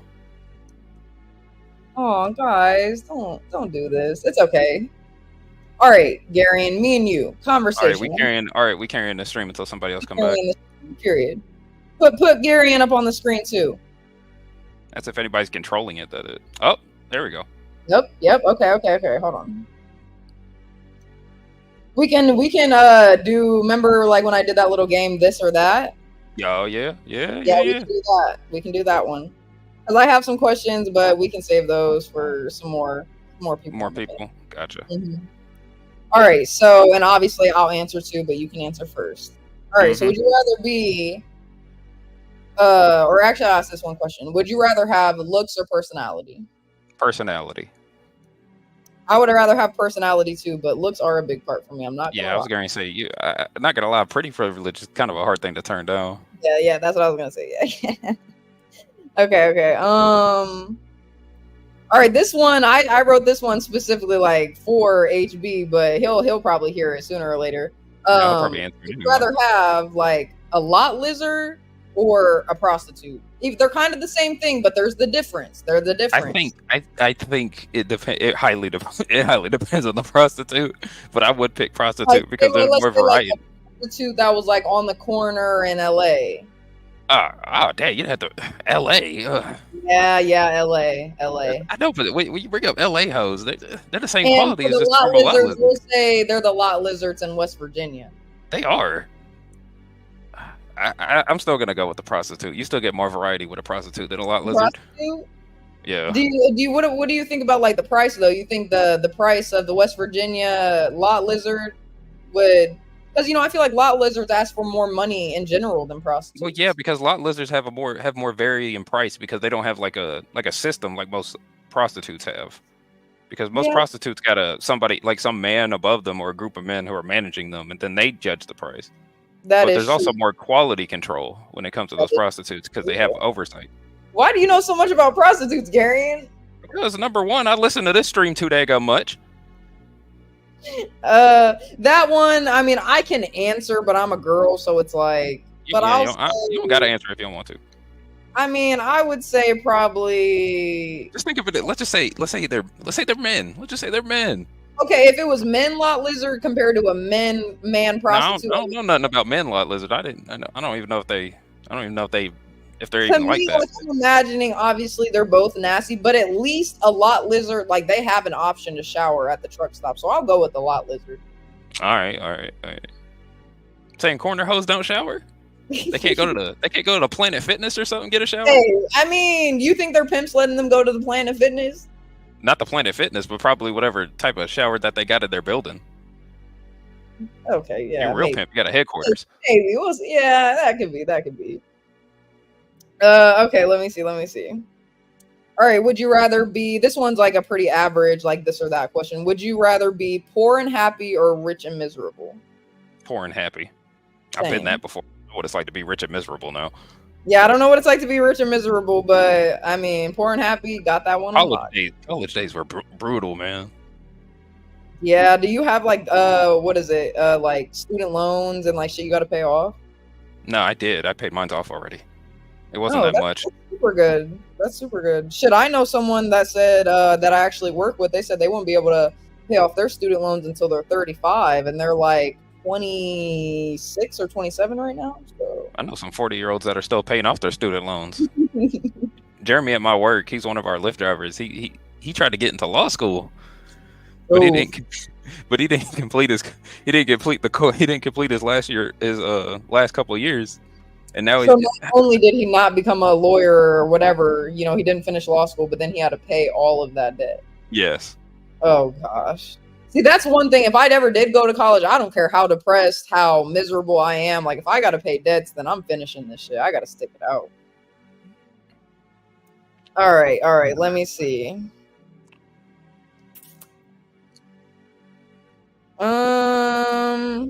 Oh my gosh, I still have the one fucked up one that I asked on the last question that HB kicked me out for. I'm not gonna ask. Wait, hold on. What was the fucked up question? It was when I was asking these questions. The last one, I asked like everyone. I was like, all right, would you guys rather have a nasty, a neutral one, or like a dirty one? And everyone Hold was on. like, No, get into the specifics. Ask me the question. all right, Gary, because you got to give your full on like honest answer for this one, okay? All right. Stanley, you gotta. I know you probably won't answer, but if you're willing to play along, come on and play along. All right. So, would you rather give the first 99% of the blowjob or the last 1%? I don't even know what that means. Would you rather suck the dick all the way up until it's almost about Well, to it's come, either a blowjob or not. or would you rather wait? If you don't finish the job, and this is going to sound rather Jerry Seinfeld, but if you don't finish the job, is the job actually done?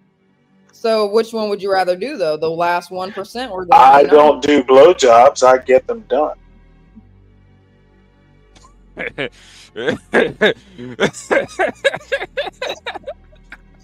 Okay, I get it. That's why I said play along if you like. We all know you guys aren't gay. Play along and be what? A woman? Huh? Come on now. You actually need to hear what you're saying sometimes. I'll answer. I'd rather give the last 1%. No, I read that. And you know what? As a woman, that's probably a good answer. Facts. Because I don't want to do all the work. I'll just, hurry up and finish it. And do men often talk about the quality of blowjobs with women? Yeah. If you work at a, a lot of, I'm not one of them men. Yes, they do all the daggum time. So, Garion? They do? Oh, Yes. Garion, you know what? You are introducing new things to this old man. Yeah, I was going to say, if you hang around a lot of truckers at a backstop. Well, I don't hang around a lot of truckers.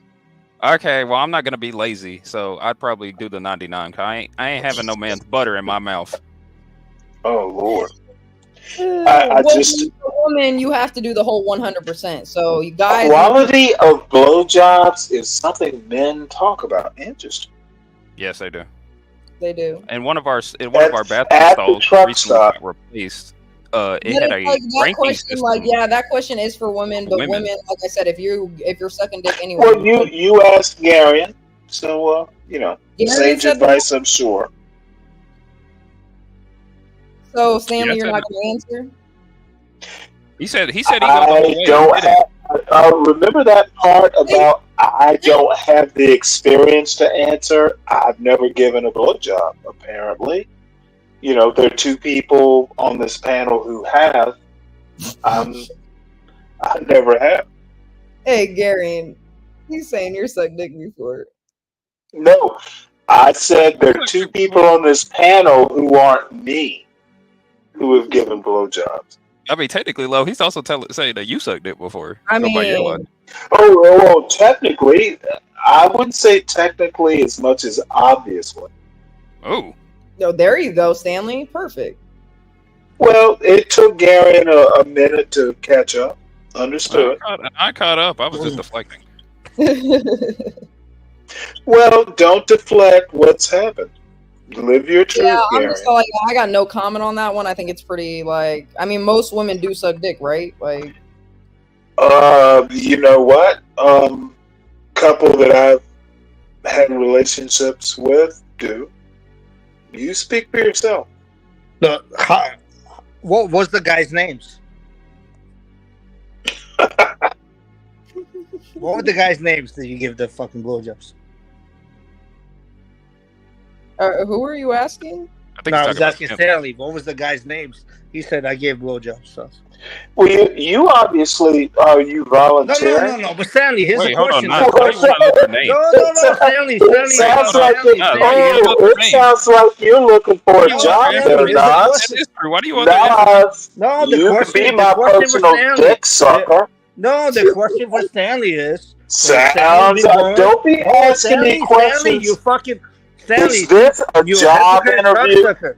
Sounds Stanley, like a you're job hypocrite. interview, Nas. You're mentally challenged, hypocrite cocksucker.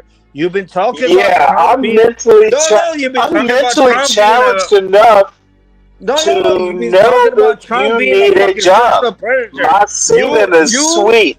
My hold on. semen will Man, taste shut the fuck up sweet for a to minute. you, Shut boy. up, Stanley. Stanley, shut up. When I say boy, will you know what to When I do? say jump, you say how high, motherfucker. No. When I say on your knees, Yes. Nas, you will know what to do.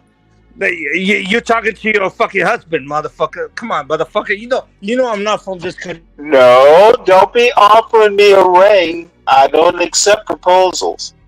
Y'all nasty for real. Universal says Stanley's been eating pineapples. Universal, you know what I'll do to you if you come up here? You'll be Nas. Oh gosh, Universal, get up here, bro. Get up. Come on up if you think you can stand this kind of heat, Universal. Oh. Shout out to everyone who sent Virgo Cash App. We really love you, and obviously you guys love Virgo. Please help her in her time of need, guys. She's in Florida. She's in the bad part. She needs all the help she can get. The bad part. I mean, shit. All Florida's bad, but Yeah, Florida bad now. You got gators running the streets. Now, the one thing she does not live in, she lives in the ritzy part. no, I'm not saying bad like that. I'm saying bad as in like what Well, the like. qualify bad then. No, I was saying like what the hurricane did to the community. Well, specific, so being specific, qualifiers, 2 sentences always help make a sentence more meaningful and better communication. Okay, next question. All right, this one isn't bad, so we can. Don't take my point. I never expect you to get these points. All right, would you, if you were reborn in a new life, would you rather be born in the past, present, or future? Probably the past. What Make area? Make America great again. That's your point. I mean, to be fair, Are you talking about before slavery, during slavery, after? You're gonna make a bad boomer or age joke. You're leading up to the joke, Aaron. Yeah, I'll probably be in my home country doing, I don't know, something. Where's your country? Rwanda. I'll probably be in my home country. So, Stanley, I don't know. Well, Stanley, I know he's fully American, so you probably have to worry about nothing. Lo, I don't know about you. You're mixed. You need to what is a fully American? You were. I don't know where I would have been in the past. Shit. But if it was like I could just like choose, I honestly wouldn't want to be in the future just cause like you know me, I believe in the Bible, so the times are coming to an I end. wouldn't want to be in the future either. What if you got chips in your brain and all that crap? Right, like that, like I'm good. Is the Bible foundational to America, Lo? You said what, Stanley? Is the Bible foundational to America, Lo? I would say it is. I think she's talking more about the rapture. I can stop here. Like I the end can stop here. Years, the Well, rapture. no, I don't give a shit about the end times. You've answered my question. Oh, okay. I care about the end times though. So Yeah, I was going to say, Lo, would you want to see the world end? honestly, I don't, but at the same time, Do you expect the world to end like soon, Lo? I would say within the next 15 years, yeah. Okay, I can stop here. 15 years, yeah. Just because, I mean, we still got the 7 years of, the end times that we got to go through once that shit finally does hit. And then the rapture, whatever. I hope I don't see it, but at the same time. Imagine a bunch of people just magically disappearing. What was the name of that one movie where they depicted the rapture and it was just a bunch of clothes everywhere because all the chosen people, I think it was mostly kids that just disappeared. It was a whole movie on it. Gary, stop talking about TV shows about her beliefs. For my own question, I think I would want to be born in the past, but not the past. I'm talking about like the early 2000s. Like in like the 80s or the 90s, or even just past, like all the way in the past, like before slavery, like in like Jesus's times, basically. Whatever years those were, I have no idea. You want to be born down all the way back there? Where they didn't have no running water. They didn't have no. Okay, hey, everyone was musty. Yeah, I was gonna say the whole world was stank. Facts. That's why nobody could tell the difference unless you go into a really, really stinkier part. Yeah, I get. Okay, I get you. But that's my answer, Stanley. Would you rather be born in the past, present, or future if you were given another chance? I'd rather be born in the present. In the present? So do you like everything that's like going on in the present, or would it be like? I do. So Stanley, you'd be a newborn in 2024. That's what you'd rather have? Well, I mean, I wasn't born in 2024, but if I said present, is the present 2024, Gary? It is. Okay. Well, then I answered your question. All right. I'd rather be born in the 70s, just to be specific. I understand all that, but did I answer your question, Gary? Oh no, I was talking to Lo. I'm sorry, Stanley. Oh, my bad. I didn't answer her question fully. I just said past, and I wasn't specific. Well, what would you say, Gary? And I'm sorry. I said I would rather be born in the past, specifically around in the 70s, the 1970s. 1970s, okay. And then, so yeah, you would be about like 20 when the 90s came. That wouldn't be too bad. Okay, so this one, I guess you could say it's a little weird. We got to go on and off of the good questions, the weird questions, the bad questions. Okay, so this one, questions. This one's weird. All right. So would you rather have your grandma walk in on you having sex, or you walk in on your grandma having sex? I'd rather my grandma walk in on me. What? Yeah. I don't want to walk in on my grandma having sex. I don't want to. I guess. Yeah, I agree with you. I'd rather have my grandparents walk in on me. The goofy question. Oh god, that's a goofy question. I told you it was weird. Ah, yeah. So, Stanley, do you want to answer that one or no? No, I think I'll skip this one. Okay, that's fine. Yeah, see, some people are agreeing with me. Mavid, I do agree we need a couple different channels, or maybe just segments. But at the same time, that's what I love about this channel. Portia does put timestamps. Is that not enough? That's what I'm saying. We're very versatile. I think we make it work for sure.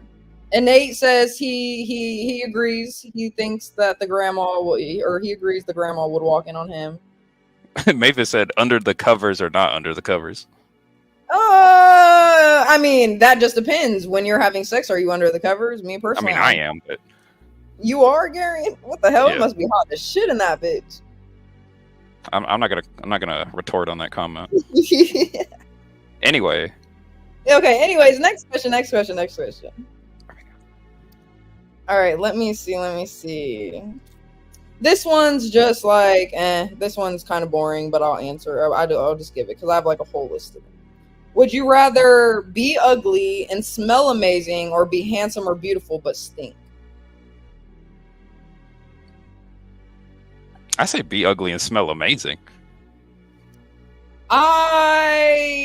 I think I Because would say so too, because I hate walking past a person that's super musty. Yeah, I was going to say, imagine you're like imagine you look like, I don't know, imagine you look like some really handsome person. I can't think of nobody off the top of my head. And you just Like smell like Brad rancid Pitt. ass. Yeah, you smell like rancid egg ass. Like, imagine. Ain't nobody gonna wait to be around them. Some girl might try to. Man said he'd rather be handsome and stinky. See that's the. He said I'm already handsome and stink, so okay.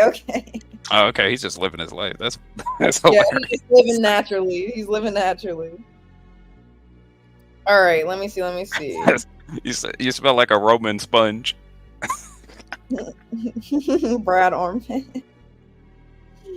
Ew, no, cause no, I was even Samuel. Like he said, if you are stinky and you put cologne on, it makes it worse. Doesn't that make it worse? It makes it like it's like the same thing with weed. Like people try to they'll smell like weed and then cover themselves up with perfume, and now it just smells like you're a big bag of weed with like flowers in it or something. I usually Like, just smoke with the fan. I usually just smoke with the fan on. Right, but it's blows just like stuff out anything. the If you window. smell and then you just try to put like perfume or cologne over it, it just like it That's doesn't not gonna mask. do anything. It doesn't mask it at all. What you got to do is you got to change clothes, and And that usually shower. does it for the majority of the smell. And shower and put deodorant on. Like. Yeah. Okay. Let me see. I mean, this one's easy. Would you rather be blind or deaf? I'd rather be. I'd rather be deaf. Yeah, I'd rather be deaf. I'd rather be deaf. Stanley, do you want to answer this one? This one's pretty easy. I was gonna say you can get a hearing aid from like Walmart. Repeat the question, please. Would you rather be blind or deaf? Deaf. Okay, so I think we all agree on that one for sure. Just because, like, me personally, like, not being able to see anything. I mean, I'm sure if you were Do you often feel the need to explain your opinions? sometimes, yeah. I mean, it gives the Gotcha. channel a little extraness. I don't want to just jump into question after question. We're on some hours long. I kind of like it when you Well, explain. no, it wasn't so much the questions as the answers. You answered. I like to explain just a little bit. Really? Do the people you date find that attractive? What the fuck? Honestly, yes, because Okay, well, you don't have to explain. Yeah, because Yes. people always be asking why. You asked. Well, no. For like real men, simple questions with simple answers actually work. Sometimes you don't have to explain the obvious. Okay, that's your opinion, Stanley. But sometimes Oh, it's more than opinion. We No. talked earlier about what men want, and I made the comment that you have to have experience with men. but So I that think goes back to my point. Sometimes wordy is wordy. And apparently, this is my theory, and I don't have enough evidence. It's strictly my opinion. Women who talk too much are unattractive to men. Okay, what about men? That's who talk my opinion. It's my experience, and you will insist on this. I feel it in my bones. All right, so what about men who talk too much? You know what? You tell me. They're unattractive. Okay. Well, as a No, I'm not woman, gonna say that. I'm not gonna lie. as a woman, I accept your opinion. Don't be wordy about your opinion. I said, yes, I accept that.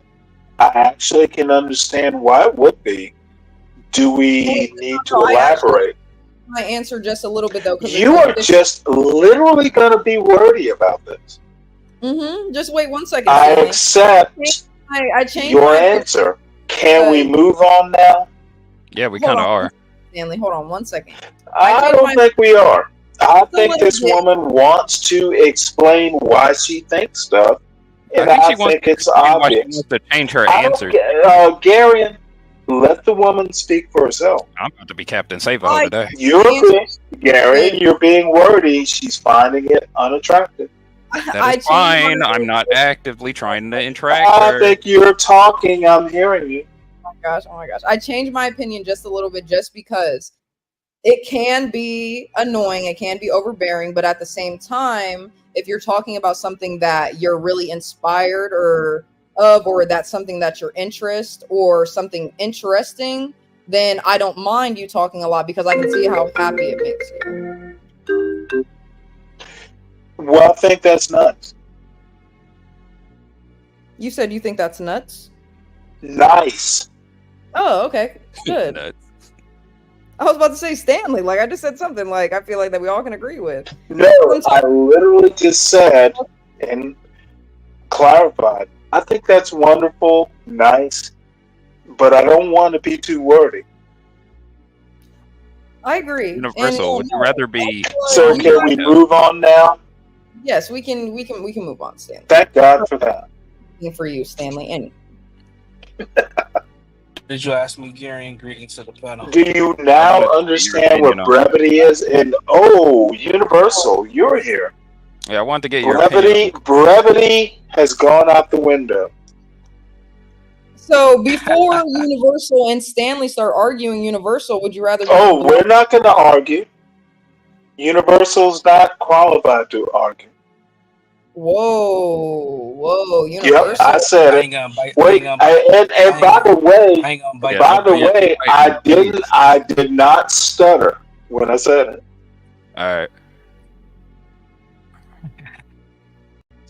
Would you rather be blind or deaf, Universal? Yeah, would you rather be blind? I'd rather be deaf because I know.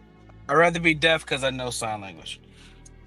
Okay, that's great. That's amazing. Just like my aunt, she's a sign language teacher. Okay, I'm gonna go back to just a couple questions that we asked, just so Universal can answer really quick. Looks or personality? For what I'm interested in, or for either. I mean, it's I don't know. It's this or that. Looks or personality? Yeah, which one do you prefer? Looks. Ooh. Okay, we love the realness. Okay, period. Would you rather be poor and happy or rich and miserable? Ooh. Rich and miserable. Rich and miserable? Yep. Can you explain that? Can you explain that one for me personally? Because I don't. Oh, he gonna go through the hood in a big old Hummer with spinning around. Well, just to preview what's gonna happen, I heard that rich and miserable Universal. It will come back to haunt you. I'm just giving you a warning now. I will literally roast you with that. You don't have to talk. I will roast when necessary. Throwing money at people. Stanley, what's going on, man? Yeah, I'm. You don't have to ask me what's going on. I'll explain it. Time for Dr. Phil. I was about to say, Stanley, we got our therapist in here, you know? Oh, he's your therapist, not mine. He's the panel's therapist. You know what? Now I could actually say what I think. He is. Before we go too far and lose my point, he's not my therapist. I can be on the panel. He should be your therapist, not mine. Let me get home so I get out of the Yeah. See how that therapist runs when it gets difficult. He said he's coming back. I'm not running. No, I'm still I heard what he said, Gary. I'm not deaf, Get and I'm home, not so I blind can have a either. better microphone. I'm not deaf. I'm neither That's a better quality. deaf nor blind.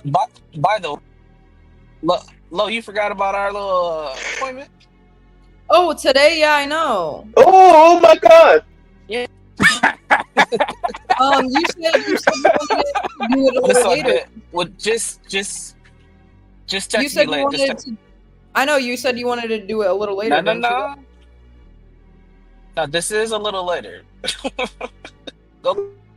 Anyway, You're right. we can talk about it later. It's not a big deal. All right, bet.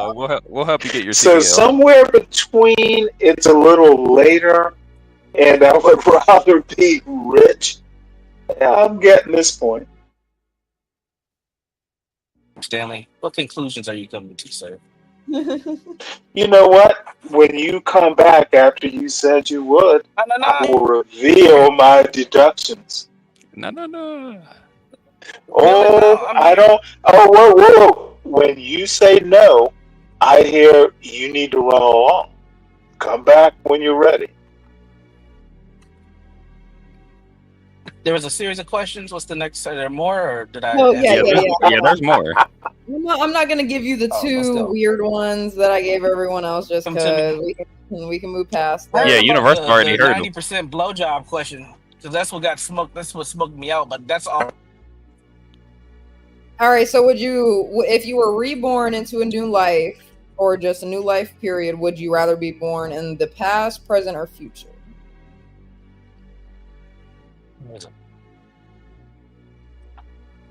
Did you say present? Past, present, or future? Yeah, I'd rather be born right now. Yeah, this is the best time to be alive right now. So the present? Okay. Present. Yeah. Not a bad question. All right. Let me get my next one. Or was there one more that I asked you guys that I didn't ask? No, it's fine. Okay. All right. Hold on one second. Thank you, Gary, for saving me from that. Oh no, you're all good. You didn't want to answer the 99? God damn it. You didn't want to answer. Or what about the grandma question? What about the grandma question? You should have said something in the chat. I didn't hear that grandma question. Would you rather your grandma walk in on you having sex, or would you rather walk in on your grandma having sex? That's walked on me having sex. This is actually a funny story. I'll take that one. I would already have. Bad thing. She was like, nigga, this head is to cheat, but that's a whole other thing. You're cutting in and out. I'd rather my grandma walk in. I'd rather my grandma walk in on me having sex. Okay, just like everybody else. Yeah. You said you had a story that happened to you though? Yeah, that's cool. Oh God! In high school, that you want must me to tell the story. Yeah, go ahead, real quick. While I got my. I was scared. Was I a senior? I think I was a senior. I used to live with my grandmother, and it was after I think a party. Hold on one second. I'm sorry, Universal. I just want to read this. Read Read this little comment to Stanley. Stanley, this is for you. Crazy thing about this channel is they made Stanley into one liberal cocksucker. I don't want to kill, and he fucked that mission up. Okay, go ahead, Universal. Is he threatening to kill Stanley? Jesus. Was that from Nas? Who was that from? Yeah, that was from Nas. Wallen. That's my. Yeah, he's been wanting to kill Stanley all day. Oh damn! I missed. Okay. Yeah. Anyway, long story short, I used to live with my grandmother. It was a 2-story house. After I was in high school, I had a girl come over. We were having sex, and I put a pillow behind the headboard so that it wouldn't hit, and the headboard hit the wall, and I was like, oh shit! So I tried to stop, but you ain't trying to stop, and all of at the door, Universal, come on out. And I was like, oh shit. I came out, she was like, Brandon, I made some cookies. Do you want some? Oh, Jesus. She's like, Brandon, you know what you in there doing? He got the baby. He got the girl with him. Be careful. Oh, God.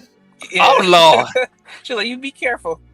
And she went back down. I was so don't scared fall off the bed nervous. now, baby. I couldn't go back and perform. So it was a wrap after that. I would hope not. That would have ruined, killed the whole vibe.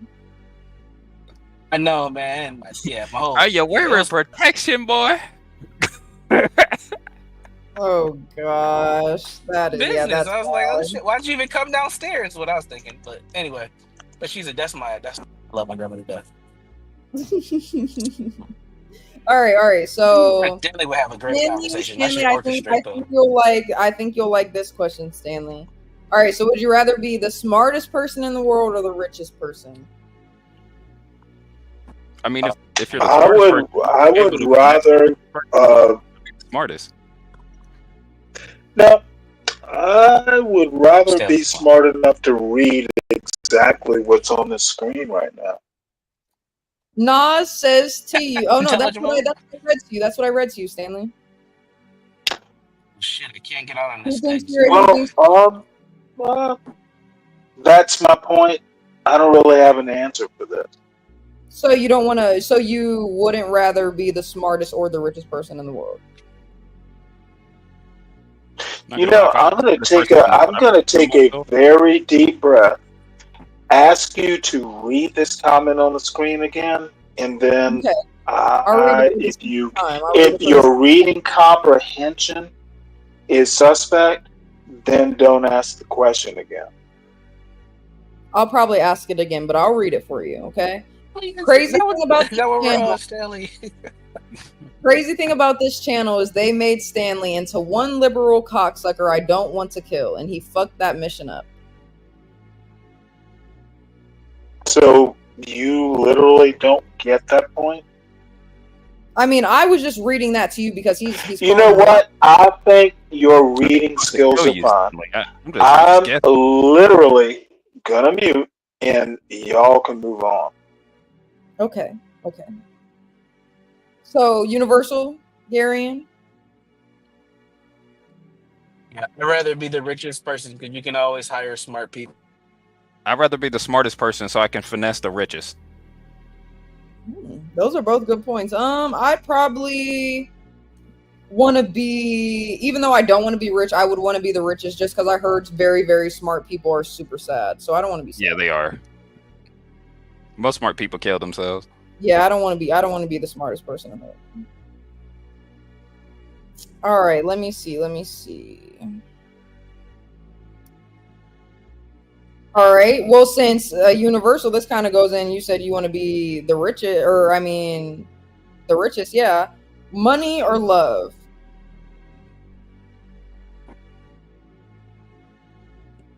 Love. For a split second, I thought you were gonna say money. I thought he was. Yeah, I was gonna say. Nigga, you a therapist talking about relationships and shit. They out here trying to say money. I think anyone who doesn't have any love in their life ultimately doesn't care about their life. Yeah, money that's true. comes. I and also goes. agree with Universal. I say So, love as well. My answer. I think love comes and goes too, though. But just like cash. So what was your answer again? I would say love for me.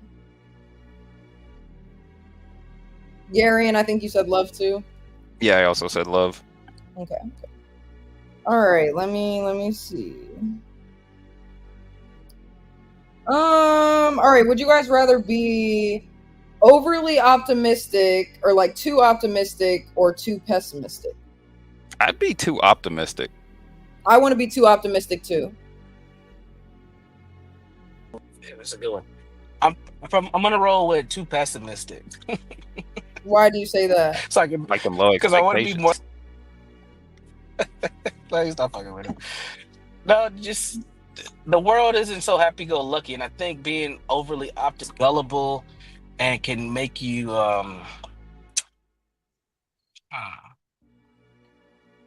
vulnerable. I think it can set you up. Well, yeah, vulnerability to a certain extent, but I think it can enable you to not do things. Very enabling.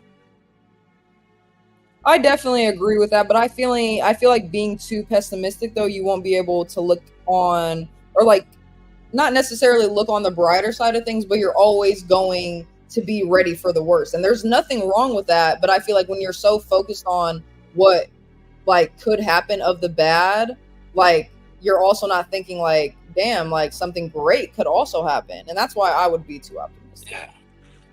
Yeah, hope and opportunity. I got you. Mm-hmm. All right. Let me see. I actually would like to change my answer. Go ahead. I would rather be too pessimistic. And do you have an explanation? Is it the same as universals? No, well, it is, but no, it's more a little bit more detailed. Explain. Basically, I've noticed that people who are too optimistic are not just prone to failure, but they're also prone for generating pessimistic thought later on in life. I believe that if you're optimistic, if you become too optimistic or you are too optimistic, you eventually create a utopian mindset, which could lead to messed up thinking. It could lead to constant disappointment, which could lead to depression. And depending on if you're overly optimistic, it could lead to suicide. Can you give examples of this? I mean, I would, but I don't want to get personal. I think if it's personal, that basically means anecdotal evidence, right? Well, not for me, but for a friend of mine, yes. Yeah, I have to re-ask the question. If you don't have data to back up, if you don't have data to back this up, you think that it's supported? Goddamn, Stanley, you want me to go to his grave and dig him up? Okay, you know what, little boy? Garion, you can entertain the young people on this panel, or you can answer my question: what data is backing up your viewpoint? Now, how about say it's my personal opinion and I can move on? Fine, it is my personal opinion. Opinion that is supported with. Okay, then we can move on. You don't have to explain like a little girl. If it's your personal opinion, I have to accept that. All right. Oh man, Stanley, your energy today, man. I can feel it. You know what, young lady?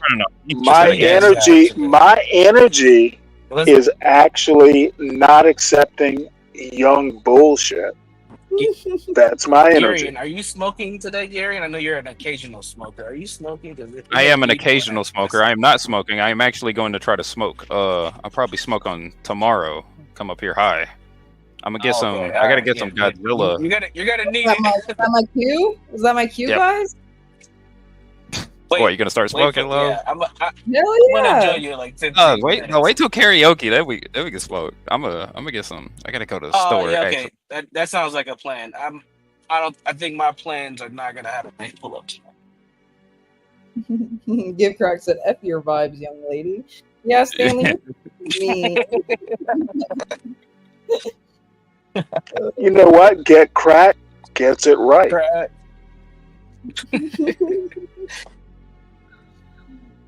Oh man, you guys are so funny. I actually am out of paper though, so no. Even if I All wanted right, to so smoke, this one can obviously I can answer this one, and this one is kind of just a question, not this or that. But have you guys ever, any point, obviously some of you guys are older, Gary, and you're kind of younger. Have you guys ever sent an unsolicited picture? No. Not unsolicited, no.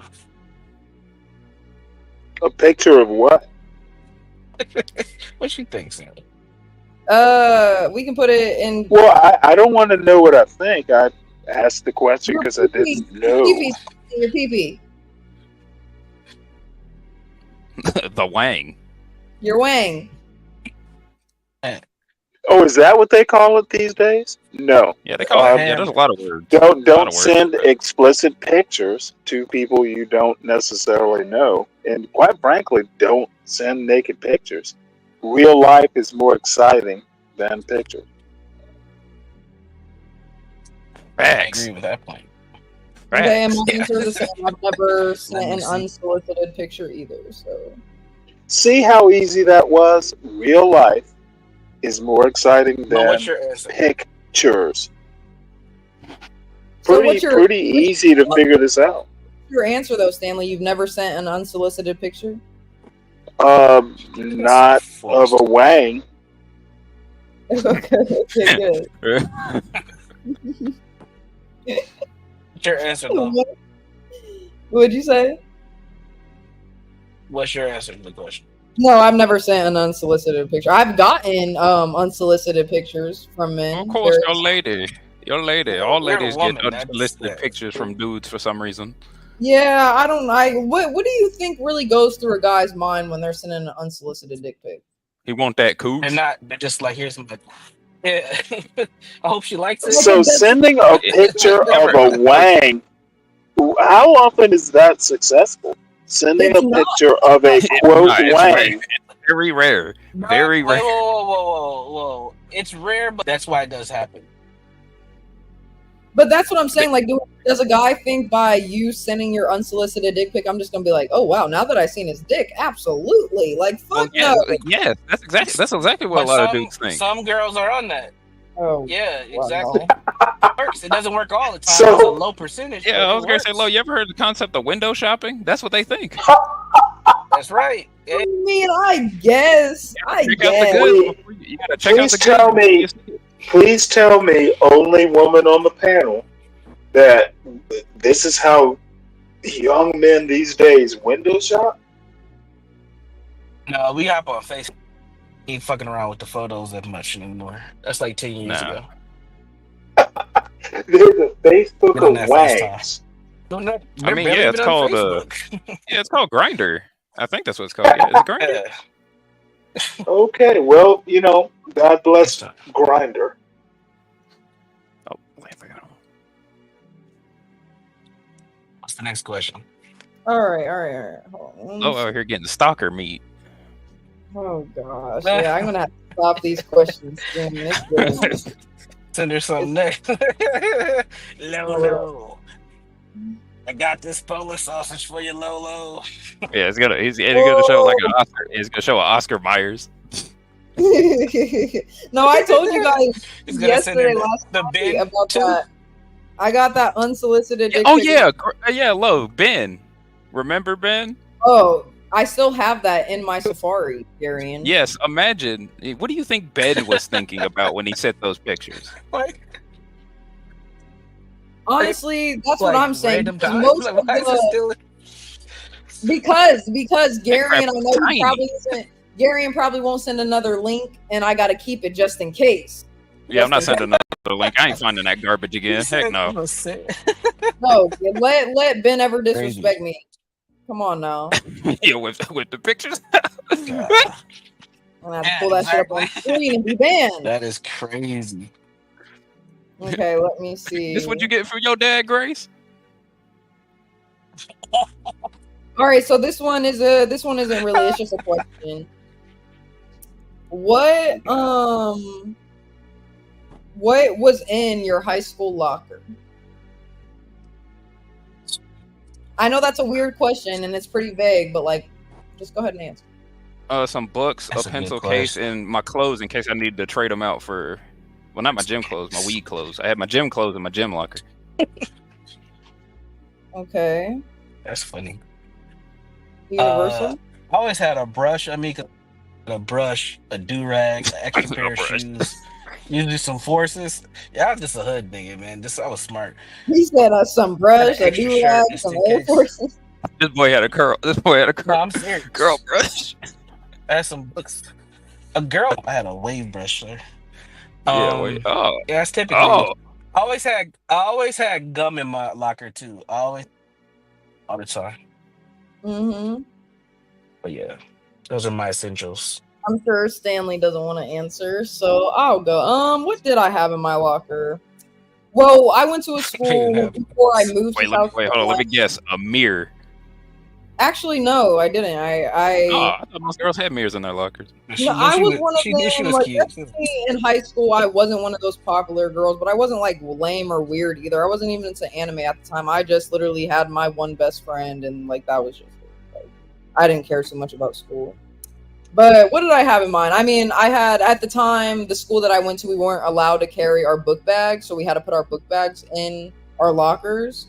So whatever, obviously, I had in my book bags, I bought a brush, perfume, deodorant, make sure I gotta keep clean during school, chapstick. Chapstick was like my main thing. I needed chapstick every single day. And sometimes I'm not about to lie, like I did smoke in high school, so like I would put my vapes in there and shit. Like it was bad. But yeah, that was in my locker. Nothing too crazy. Nothing too Let me just a couple of vapes. Just a couple vapes, you know, lip I never gloss. got vapes. I think they're for like people who can't handle cigarettes. I have a question. Why like violence and shit in high school? You said what? Why couldn't you have backpacks? Why'd you have that? Oh, because I lived in Ohio and we have a lot Oh yeah. of school shootings and school threats and stuff. So they don't want people Only in Ohio. I don't know about only in Ohio, but shit, in the north, yeah. That's what I figured. And Okay. no, it's actually because I can give you guys a little story. Even though it wasn't a threat to our school, it was a kid in our school, at the time during school hours. We were at lunch. I literally remember because everyone was like freaking out over it, and he ended up getting either suspended or expelled. I don't remember. But we were all in lunch. He called I think an elementary school in Texas. And he basically called up there and was like, hey, like, I'm about to come into your guys' school. Like, I already planted bombs. I have guns on me. Like, basically saying some very fucked up shit. And the school, like, they called the police. The police, like, tracked the phone number. It was states and states and states away in Ohio. The people, the police or whatever got into contact with our school. They figured out whose number it was. I don't know how they did all that. And they ended up, I think, expelling the kid because he said that he was going to come shoot up some elementary school in Texas. Was he white? Was it white or black? He was white. Oh. He was a redhead too. His name was Joe Cole, and I don't care if that's his name on the internet because He ain't got no soul. Them daggum gingers ain't got no soul. Gary, you ever dated a redhead? No, I never dated a redhead. I think they're cute though. Yeah, you missing out. I wish I did. I'm not gonna lie. I wish I Stanley, did you date a ever dated redhead. a All the white women I dated had black and brunette Brunettes? and brown hair. Yeah, I can tell. And You seem mixed, like a yes. brunette. You seem like a Yes. I dated a lot of mulattoes in high school. salute to Stanley. All right, and just for the All right, next Halloween occasion, would you rather be a superhero or a villain? Villain. Oh God, Gary, and why? Villain. Why not? I'm going as the Joker. You didn't even give it a chance. You instantly answered. Yeah, I'm going as the Joker. So you would. So if you really. Or the Riddler. Or the Riddler. I'll be like, riddle me this, Batman. Riddler. So okay, Gary. Riddle me this, Batman. What's got 2 G's? Shoots up the hood. Okay, what about you, Universal? I'll be It's more fun. You said you'd be a what? A villain. You too? Universal, what villain would you be? What would you be? I'd be Magneto. Oh, are you gonna be Magneto was good. Oh, Magneto, heck yeah. Yeah. Well, I would be a Or hero. Venom. I love, saving people, seeing people's smiles, faces. I would. All right, be a well, hero. what hero would you be? Who would you dress up as? Like just out You of don't like have this. to Yes. There's not really that many women superheroes. I killed him, Batman. Like I I put the bomb would underneath the train, Wonder Batman. Woman just because like she's kind of lame to me. But like, is what's her name? Is Storm a hero? Yes. I would be like Storm. Ooh, Halle Berry Storm. nice. Oh yeah. Ooh. Ooh. Forgot about Storm. Ooh. Interesting. Yeah, I would Queen be indeed. Storm. I would be Storm. Okay, let me see if I definitely have more, but I like to like keep some for other days. I got the Joker gas, Batman. You're not gonna be able to stop my plan, Batman. All right, one last question, and then I gotta go because I gotta go. My mom actually called me like 2 hours ago, and I haven't talked to her for like at least like 2 or 3 days. She calls me and she's like, "Hey, like, are you gonna come over tonight? Because like we're going to this, like, you guys know those like drive-through safari things. We're going to one of those tomorrow, which I'm pretty excited about." But she was like, "Oh, come over tonight, like spend the night, like whatever." And I'm like, "Yeah, I'll do that. I'll be over in a few hours." And she's like, "Oh, and guess what?" I'm like, "What?" She literally broke her shoulder, and I'm like, I'm in shock because I'm not in shock because like honestly, she's like a super clumsy person. She's always breaking something. But she's like, "Yeah, I need your help like washing my hair and like putting my clothes on because I broke my shoulder." And she was like, "I need your help." So I was like, "Oh my gosh, I'll be over." Yeah, I was gonna say, why are you asking us questions? You better call your mama. No, I was on the phone with her for a little bit talking. Like, and I'm going over Oh, there. As soon as I get off the stream, I'm going over there. But all right. So one last question. What is your favorite non-sexual form of intimacy? Not sexual, guys. Keyword. Probably hugs. Huh? Hug. A hug? Okay. Yeah. That's a pretty good one. I like hugs. Hugs are cool. I'll answer. I like when I see like a man like working on something and like he's kind of sweating and like his muscles are all like, yeah. See, now Universal about to come back, cam up, and work on the shed or something. He's gonna be working on his house and shit. Yeah, this nigga went to Home Depot. And though, like, I also like my other favorite form is like when a guy's like laying in bed and like he puts his hands behind his head and like just like the look of like his shoulders and his muscles. Yeah. That's my favorite. I'm a weirdo. I know. That was my last question. I love those type of questions though because there's so many forms of non-sexual like intimacy that people could get into, even if it's like watching your woman cook or watching your woman take care of kids. That could be a form of non. Back from Home Depot. You said what? Asked him if he's back from Home Depot. Lolo,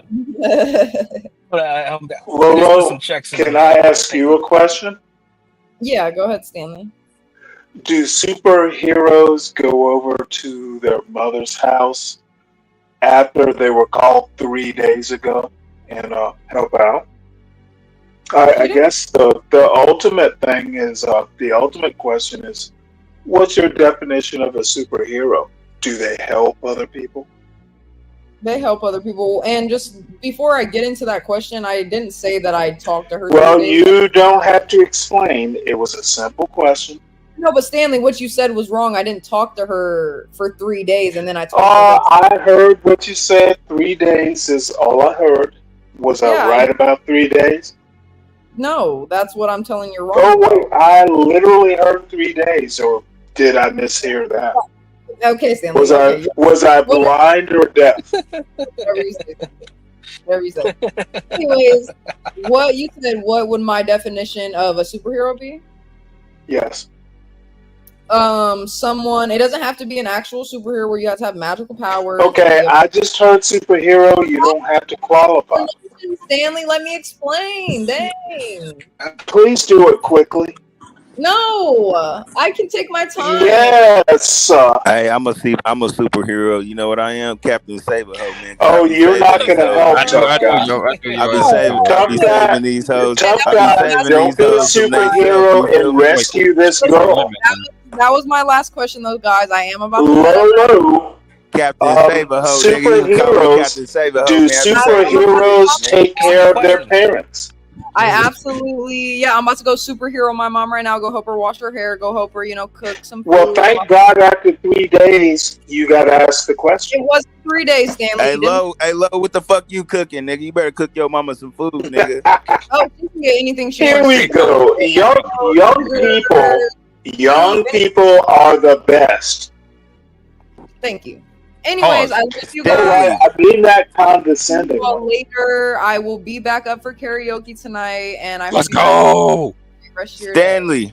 Will it be after you have helped your mother, or yes, after I helped her and made you sure better help your goddamn mama, after girl. you fulfill your superhero tube, right? Yes, after I tuck her in bed and kiss her on the forehead and tell her good night. All right, nigga, Like see a you later, good nigga. superhero would do. Hey, Stanley.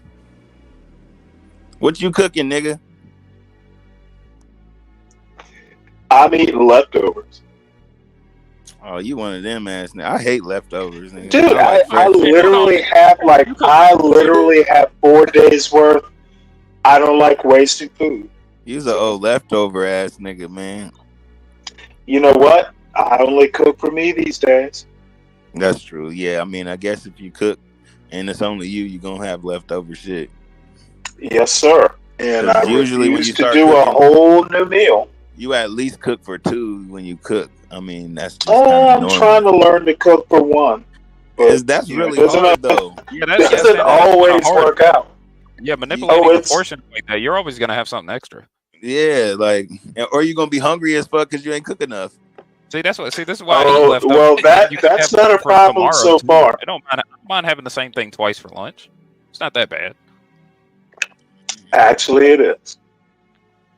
Why, you don't like it, Stanley? No, I don't eat a whole lot of Campbell's soup for lunch. I don't eat Campbell's. Campbell's is ass. Well, I didn't say you did. I just said I don't have a whole lot of Campbell's soup. I didn't say you did. I don't really eat much canned stuff.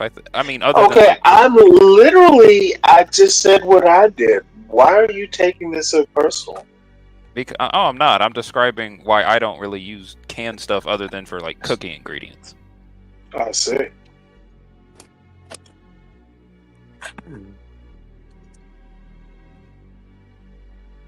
Yeah. Zhang is funny. I should eat Lunchables. Man, Zhang. Lunchables are terrible. terrible. No. I don't live your kind of diet. That's why you're called Zhang Wei. I must a little later. I just got home. I'll holler at y'all a little bit. All right, see you. Oh, good, you're back.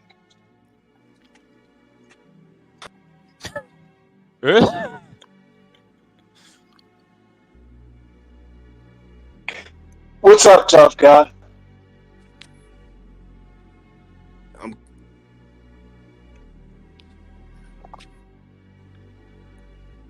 Can you hear me? Can you hear me? Yeah. I can't hear you. Okay, yeah, my bad. I was on a little text whoopty wop. Yeah, man. So, what you talking about, Stanley? I got a call. Well, I was answering a bunch of questions. I got a call in like 20 minutes, but I got like 15 minutes to. You have fit us in between your meetings. Awesome. Hey man, you know, I'm what you call that shit? Multitasking. I'm a multitasking. You know what, motherfucker? I'm glad to talk to you. At least you might have something like interesting to say. Man, that's the whole thing, man. If you actually listen to me, I'd be saying a whole lot, but niggas just don't be listening, Stanley. That's all. You know, it takes niggas like you to actually have a brain to listen. You know what I'm saying? I don't have a brain. Look at what Maven thinks. Well, fuck Maven. You hear the shit he be saying. This motherfucker says, I wanted TG him and the white to John attack just be saying Stanley. shit. They just be saying shit just to be saying shit. Like, nigga, shut up. Yeah, man. You know what I'm saying? So what are you up to today? And I ask this with respect. You always have something going on that's interesting. Well, how's your daughter? She's good, man. Good for you. She trying to throw a big ass 16 what's her name bash. Let's talk about the DJ cost $1,200. She wants some new shoes that's like $300 and something. Oh, that's like funny. this. I'm like, damn, would you slow down, nigga? Well, you know what? I have a similar story. She's like, how much you willing to contribute? I said, look, nigga, I'll give you a stack, nigga. You need a stack, nigga. That's a lot, nigga. Shit, I don't know what the fuck going on, but these kids be. What the hell are these kids thinking about? I don't know. She think I'm made of money doing music. She see me doing music and shit and all that, and so you know.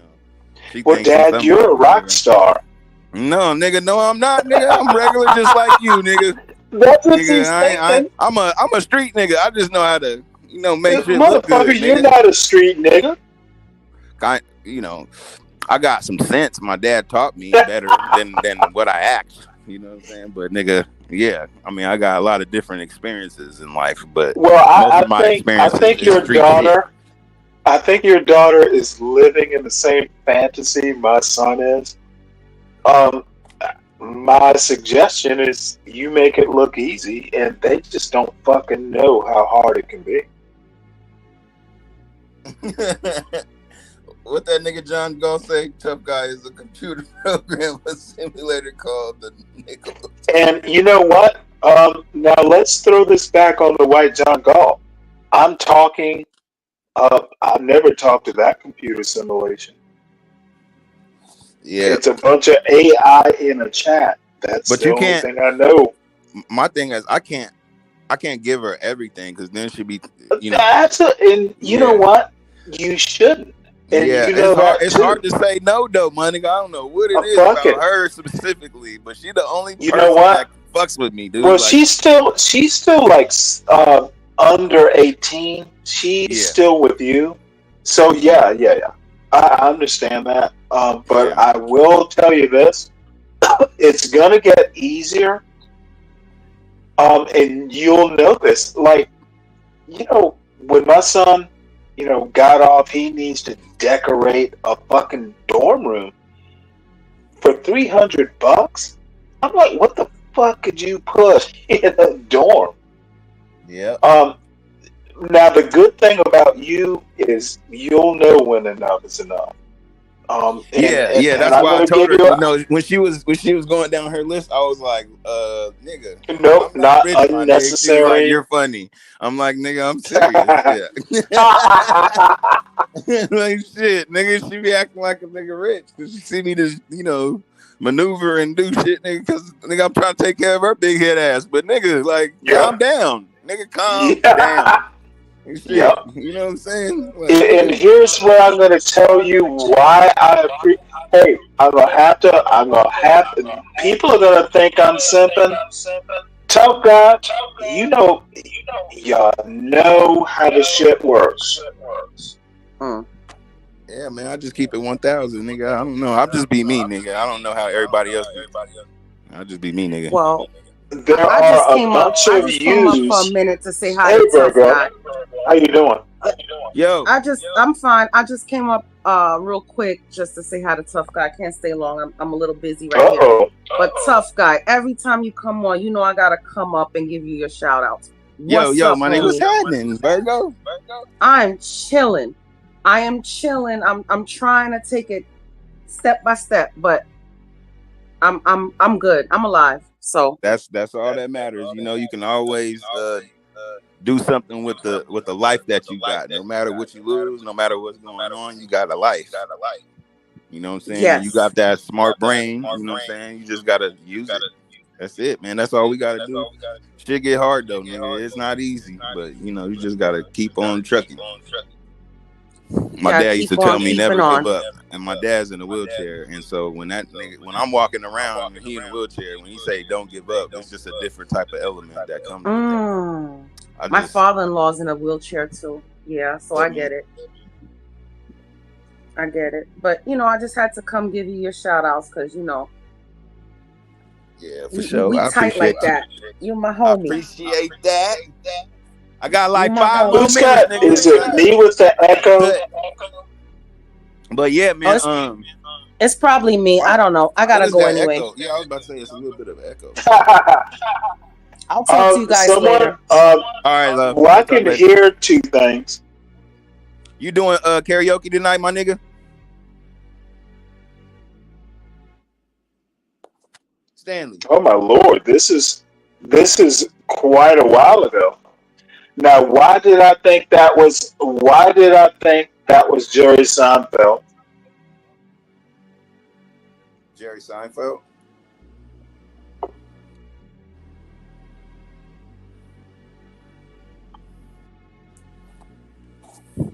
Man, I gotta give crack my damn Cash App. That nigga be promoting the nigga. You gotta get my Cash App, nigga. Shit.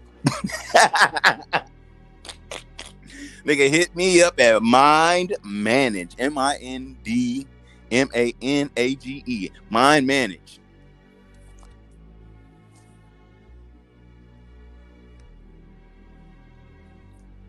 Where the fuck Stanley go, man? What the hell? Nigga, I told you I was about to leave, nigga. You better come back up on this bitch, nigga. You got me up here by myself, nigga. I told you I gotta leave in 3 minutes, nigga. So I'm gonna talk my shit for 3 minutes, nigga. But then after that, nigga, y'all gonna have to start a new stream. Somebody better come up here or something, nigga.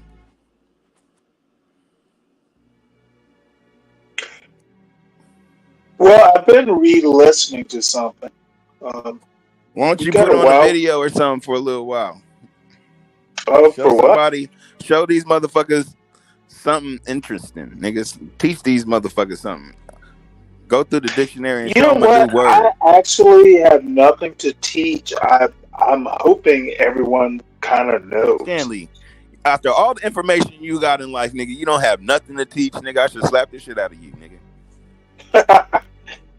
You being ridiculous right now, nigga. You better put your mind to it, nigga.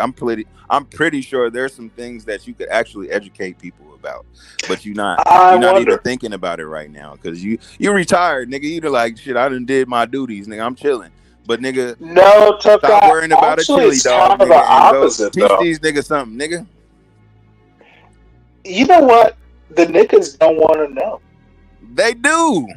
You know what? Niggas do. They just it's how you do it. It's not what you do. It's how you do it, nigga. They just you can't be boring when you're talking to niggas. And then you got a little bit of knowing shit is boring. Knowing shit is boring.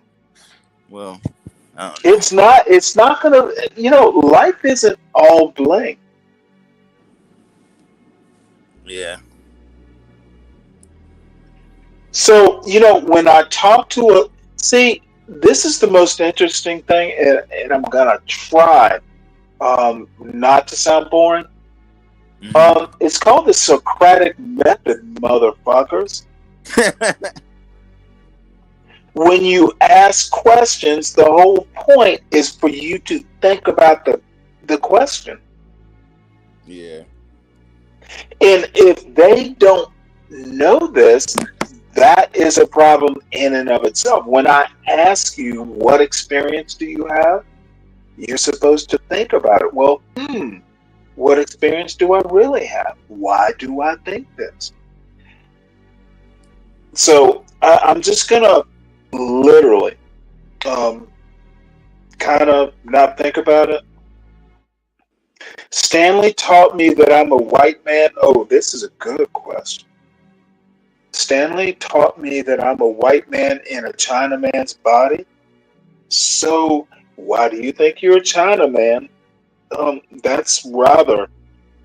All right, my nigga Stanley. I'll be back later. All right. Have fun.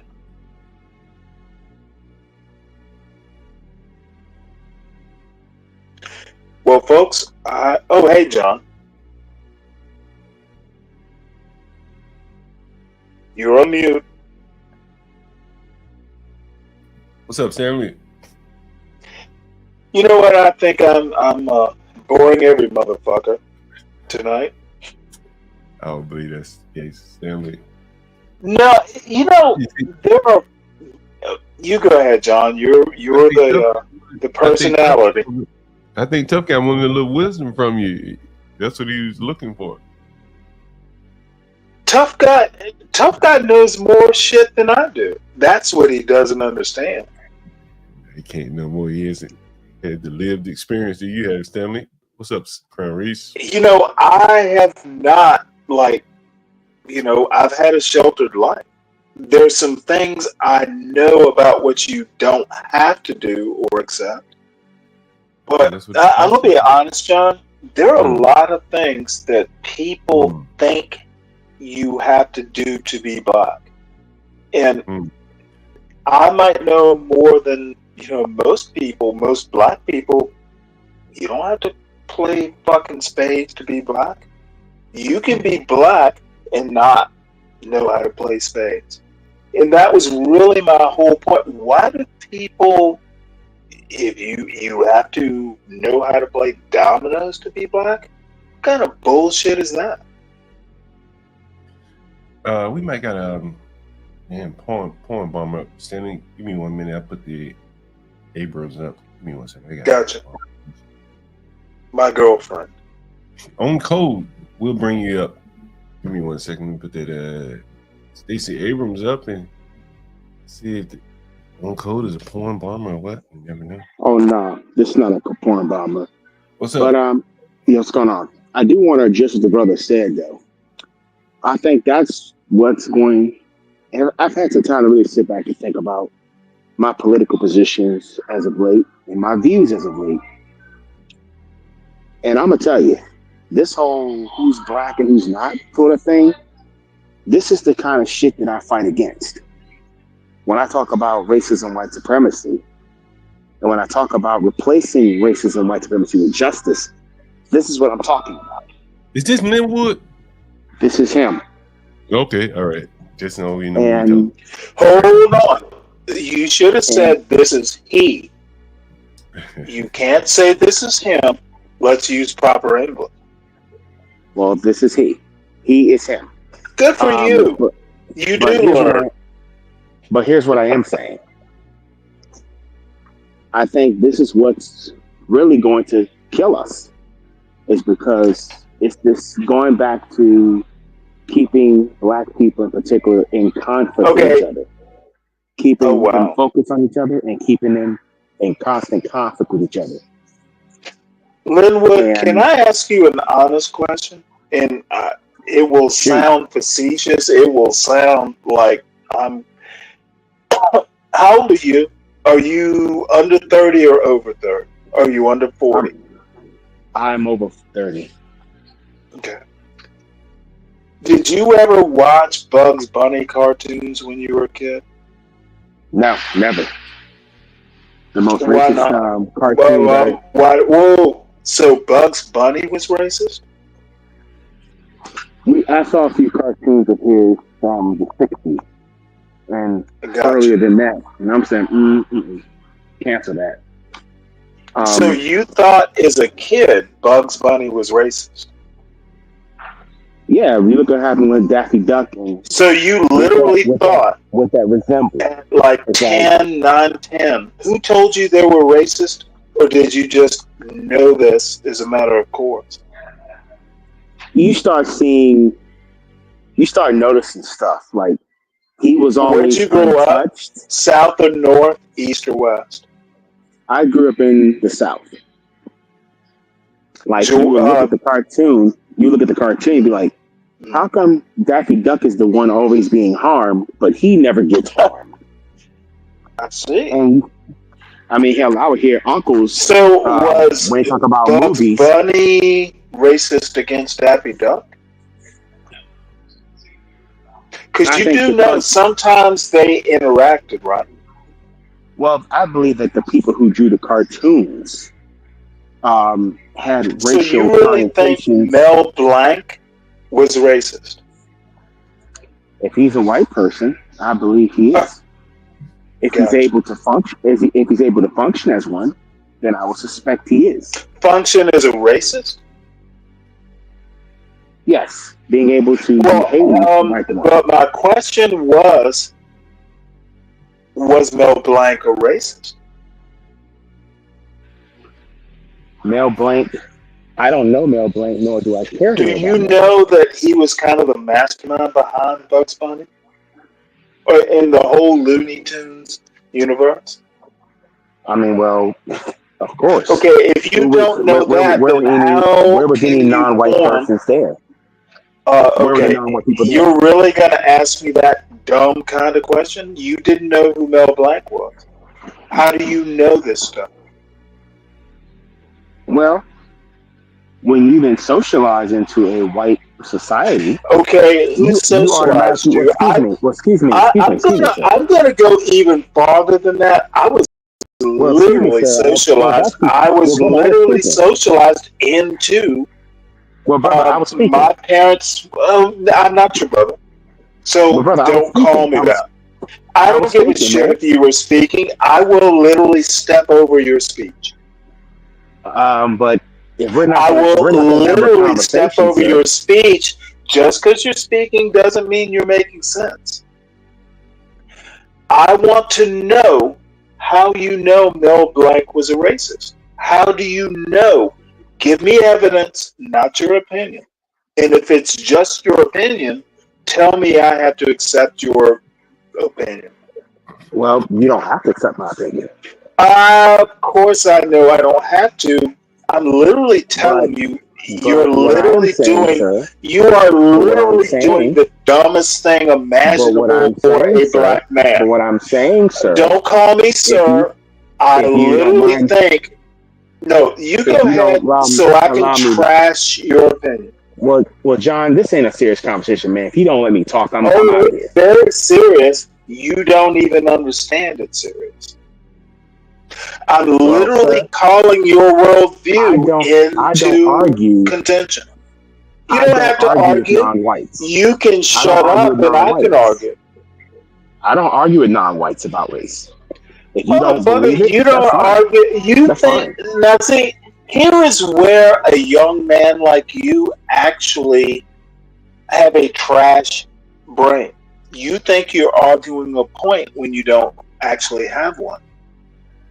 Actually, my point is very simple. This is a motherfucker. I'm not CT.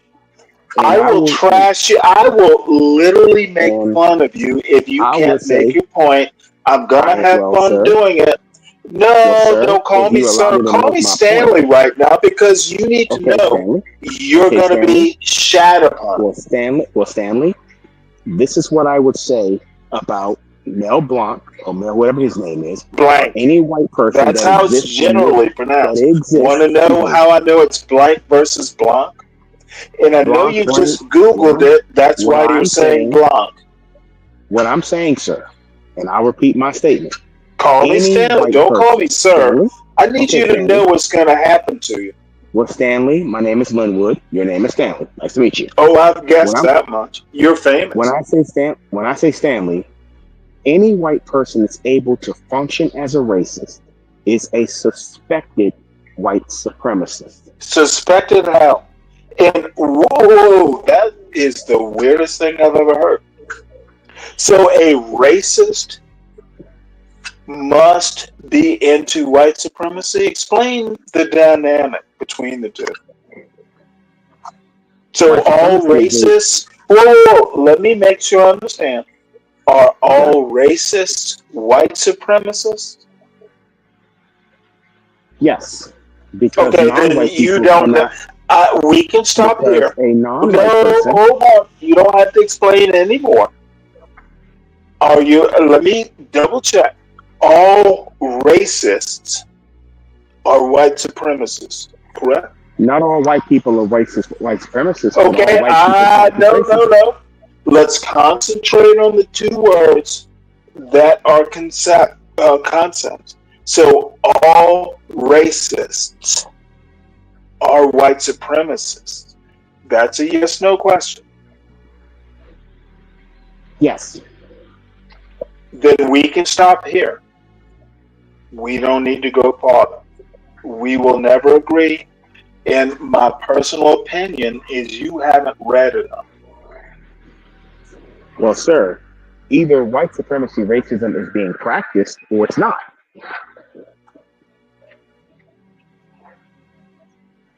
Hello? Which part of you don't know what the hell you're talking about? I'm done with this line of questioning. Oh, don't call me sir. You answered my question. No, hold on. Before you belabor this point, you answered my question. I'm satisfied with your answer. We don't need to go on. Okay, great. Thank you for letting me speak.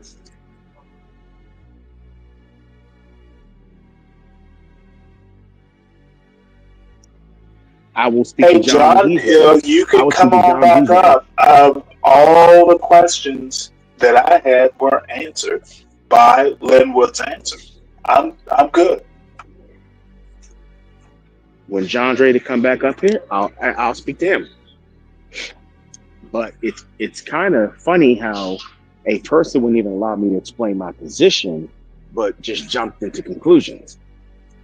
But I don't care if you mute me. I don't care if you censor me. Do you literally understand you can figure out how smart someone is by a simple question? My question was, are all racists white supremacists? It's a simple question, and you answered.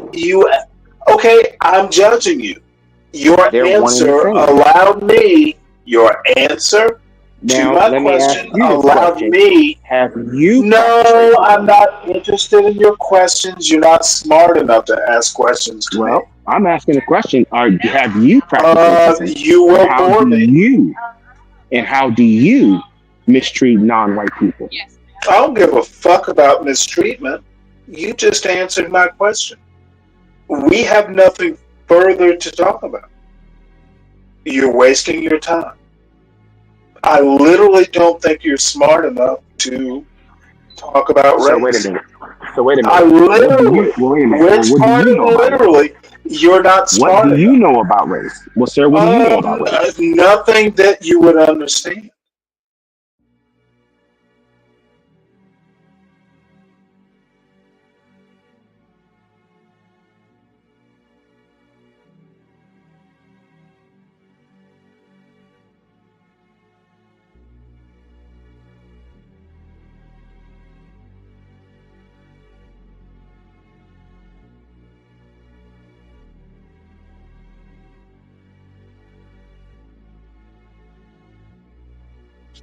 Well, apparently you have nothing farther, so I can go down into the chat and find more interesting people.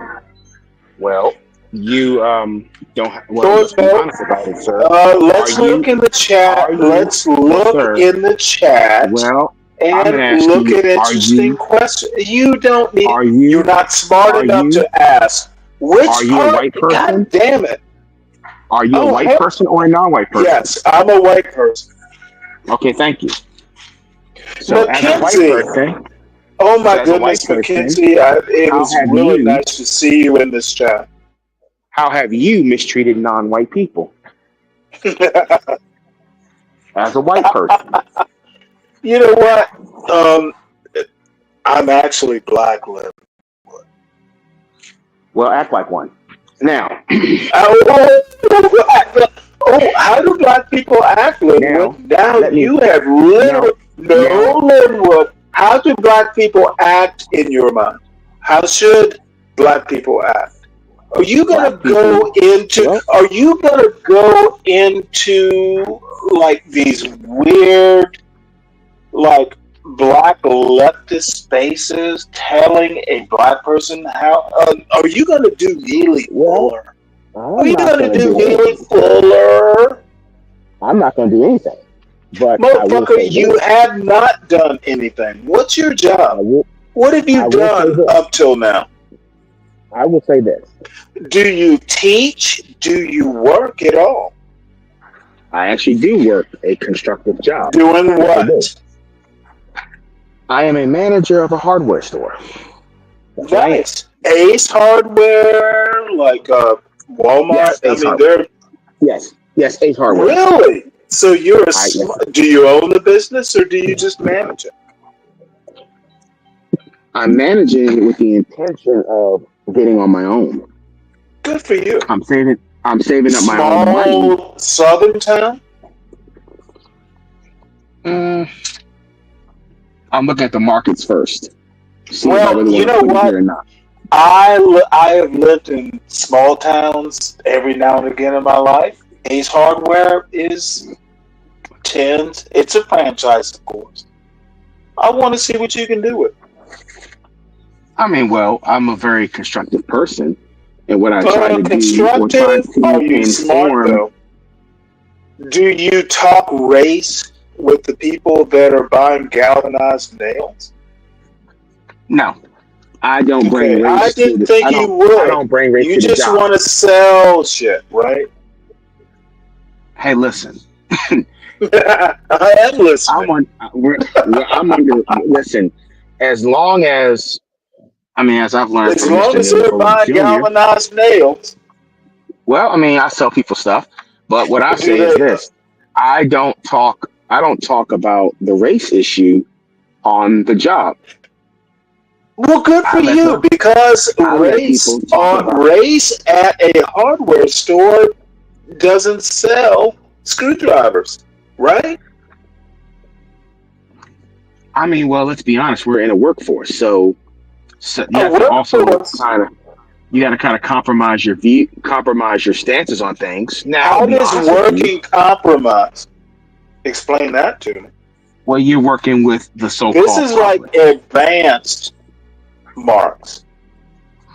Let me be honest with you, Stanley.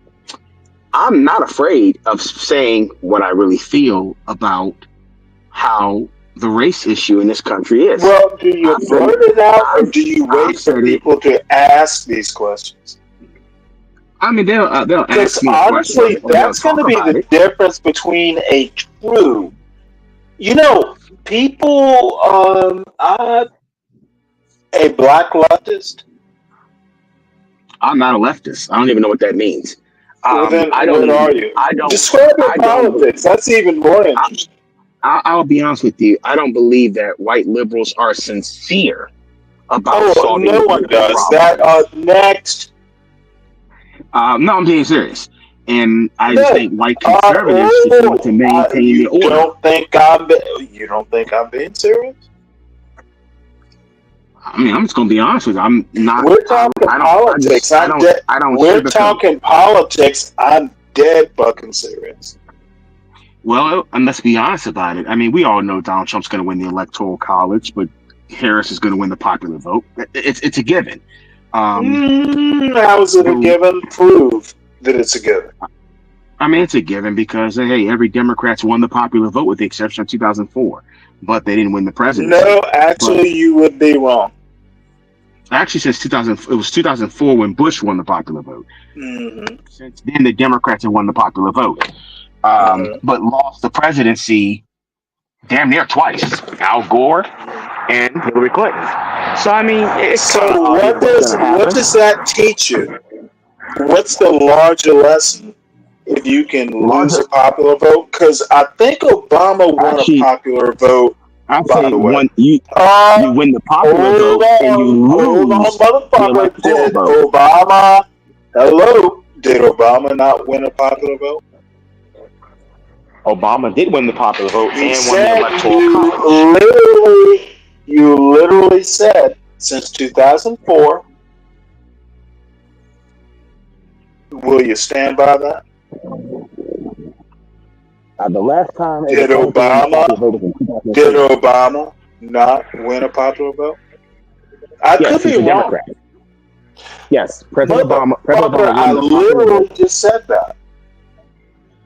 But what I'm saying about party, and I was only talking about party. No, you were talking about Republicans. The last Republican that won the popular vote was George W. Bush in 2004. Gotcha. You don't think Obama wasn't a Republican? No, he kind of like most Democrats. They kind of. Well, actually, let me explain that. I would say most Democrats. Well, hold on. Most Democrats are trying to be more Republican. That's why they're getting heavy pushback from the progressives and your. Okay, progressives are basically MAGA. I believe in horseshoe theory. Do you? Never heard of it. Explain it. If you've never heard, I think Bernie Sanders. Now I've heard the game horseshoe. Let me finish. Bernie Sanders could have picked up a couple Trump voters in 2016. Do you agree with that? I agree with that. Absolutely. Okay, then we're done with that part. I believe now. Do I really have to explain horseshoe theory? Extremes tend to meet in the middle. Where not the middle necessarily as much as the ends, the extreme ends. The two little extreme ends of the horseshoe almost meet in the middle. You've never heard of this, or are you just It just messing with me? no, just that just came to mind. Like, you know what? He's correct about that. Yeah, it just came to mind. Interesting. How old are you again? You're in your 30s, right? Yes, Managing a hardware store. well, wait a Interesting. minute. The horseshoe. Wait a minute. The horseshoe theory. I never heard about. I know what horseshoe is. I Google used it. to play Do it. you have a computer handy? I don't Google anything. I read a book. You know what? I'm one of the rare people in this decade that I have actually read read. books. I don't I think you don't. do.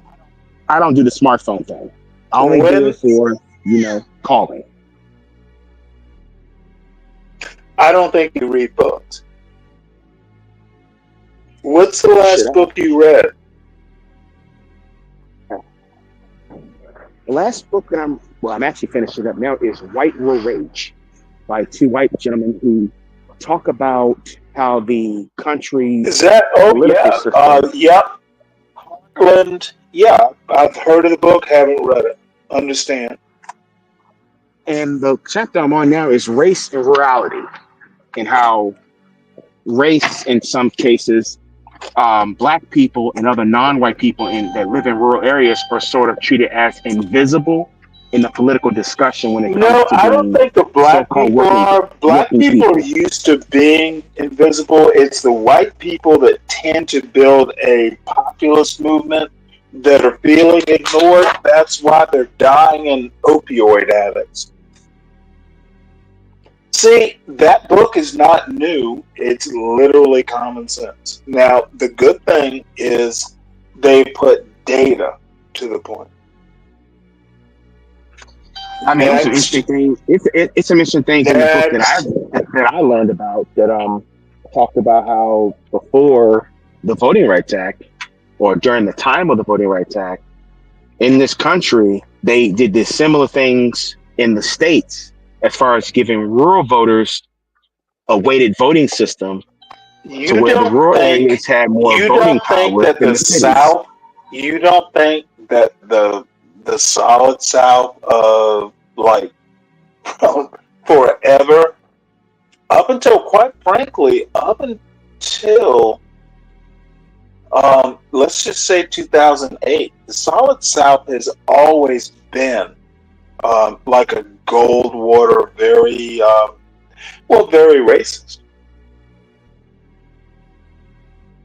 You don't see my point, do you?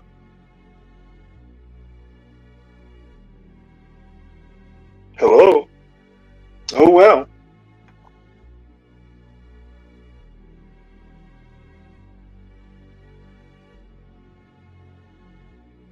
Virgo, I'm sorry. I didn't see you in the back chat. Please hit the link. Lead, he didn't run. He probably lost a connection.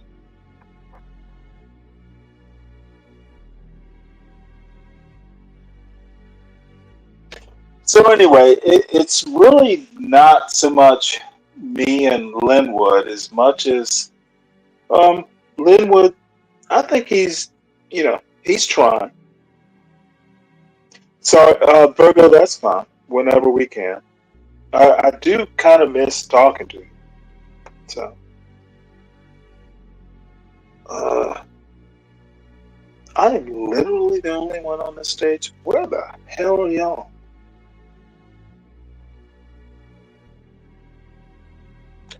Mackenzie, come up. I've never talked to you. I would love to. American Man, I know you won't be shy. You're going to compare. American Man is, you're just an older Linwood Stanley. I knew what you're going to say. So, F you for what you're going to tell me, American Man. And it's a joke.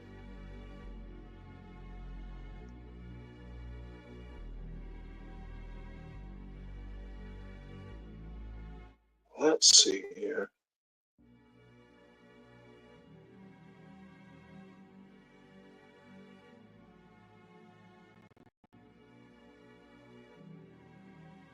Gonna put the link in the chat.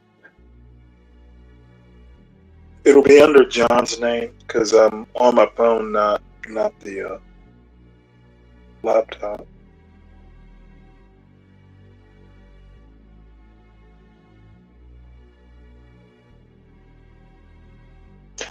And if you have not liked the channel or subscribed to it and you're new to the chat, please do. We do the right thing and come on up and hang out with the crazies.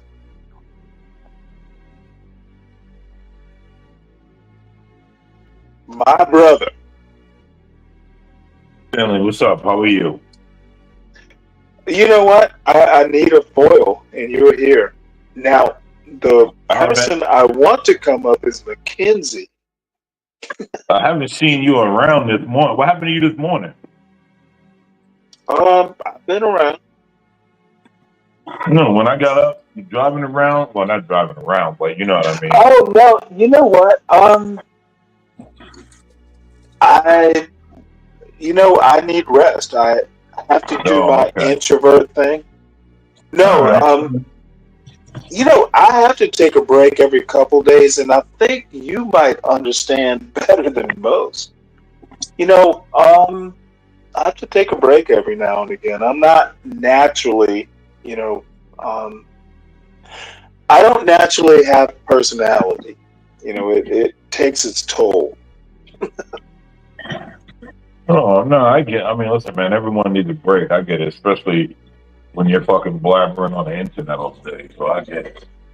Like, and that wasn't a shot. Everyone's blabbering on the internet. You know what I'm saying? Well, no, funny enough, you and Be Brave, I love, just kind of, let's use the word kibitzing. It's almost like just fucking like hanging out at a bar and just bullshitting around. I have to tell you, hanging out with you and just, it's fun. What'd you think of Linwood? Might be an age thing. What'd you think of Linwood? Well, I told you what I thought of Linwood a while ago. He's uneducated. Well, no, don't laugh. I'm not laughing at Linwood. I'm just motherfucker. How it came out. You and I are freaks about politics. And no one gives a fuck half the time. Well, Linwood. There's a reason we clash over this shit. We Yeah. might just know too much. Yeah. Well, yeah. You know what? Probably too deep down a rabbit hole in politics, to be honest. That's probably what it is. A little too deep down there. But someone has to do it. Yeah, I guess. But I listen, right? I think Linwood's side of the rabbit hole is a little different. Okay, well then you have to describe it because I think he's just a simple black leftist. I mean, there is a whole Francis Welsing. There's the Francis Welsing, the Neely Fuller. They're just as fucking racist as they're not better. They're I don't want to make one-to-one comparisons, but how are they not David Duke? Same sort of arguments, IQ arguments, genetic arguments, the eugenics arguments. How are they not the same? Well, do you think they make those arguments genuinely? I think they do it defensively. There we go. That was the question. Well, that's obvious, but you have to be careful because it's not that they know they're being eugenicists. And I don't want to go too far and say they were raised that way, but I actually think that they believe that. The whole, like, okay, well, Lead says I'm wrong. Well, Lee can come up and defend his point. He's never been shy. Well, Lead is not chopped liver. He's actually smart. I never said he wasn't. That's why I said he could come up. Well, and no, I'm just kind of saying Lead might come up here and give you fire. And so I want, because you if people don't know you, you can light them up. But no, you know what? Lead is reasonable. Lead's always been reasonable. Good. Well, you know him then. Yeah. He's always been reasonable. And Zhang, you've been popping Cialis like M&Ms recently, motherfucker. I wish I had a reason to pop Cialis. So fuck you, Zhang. But hello, Mackenzie. Yes, I will be here. I don't know.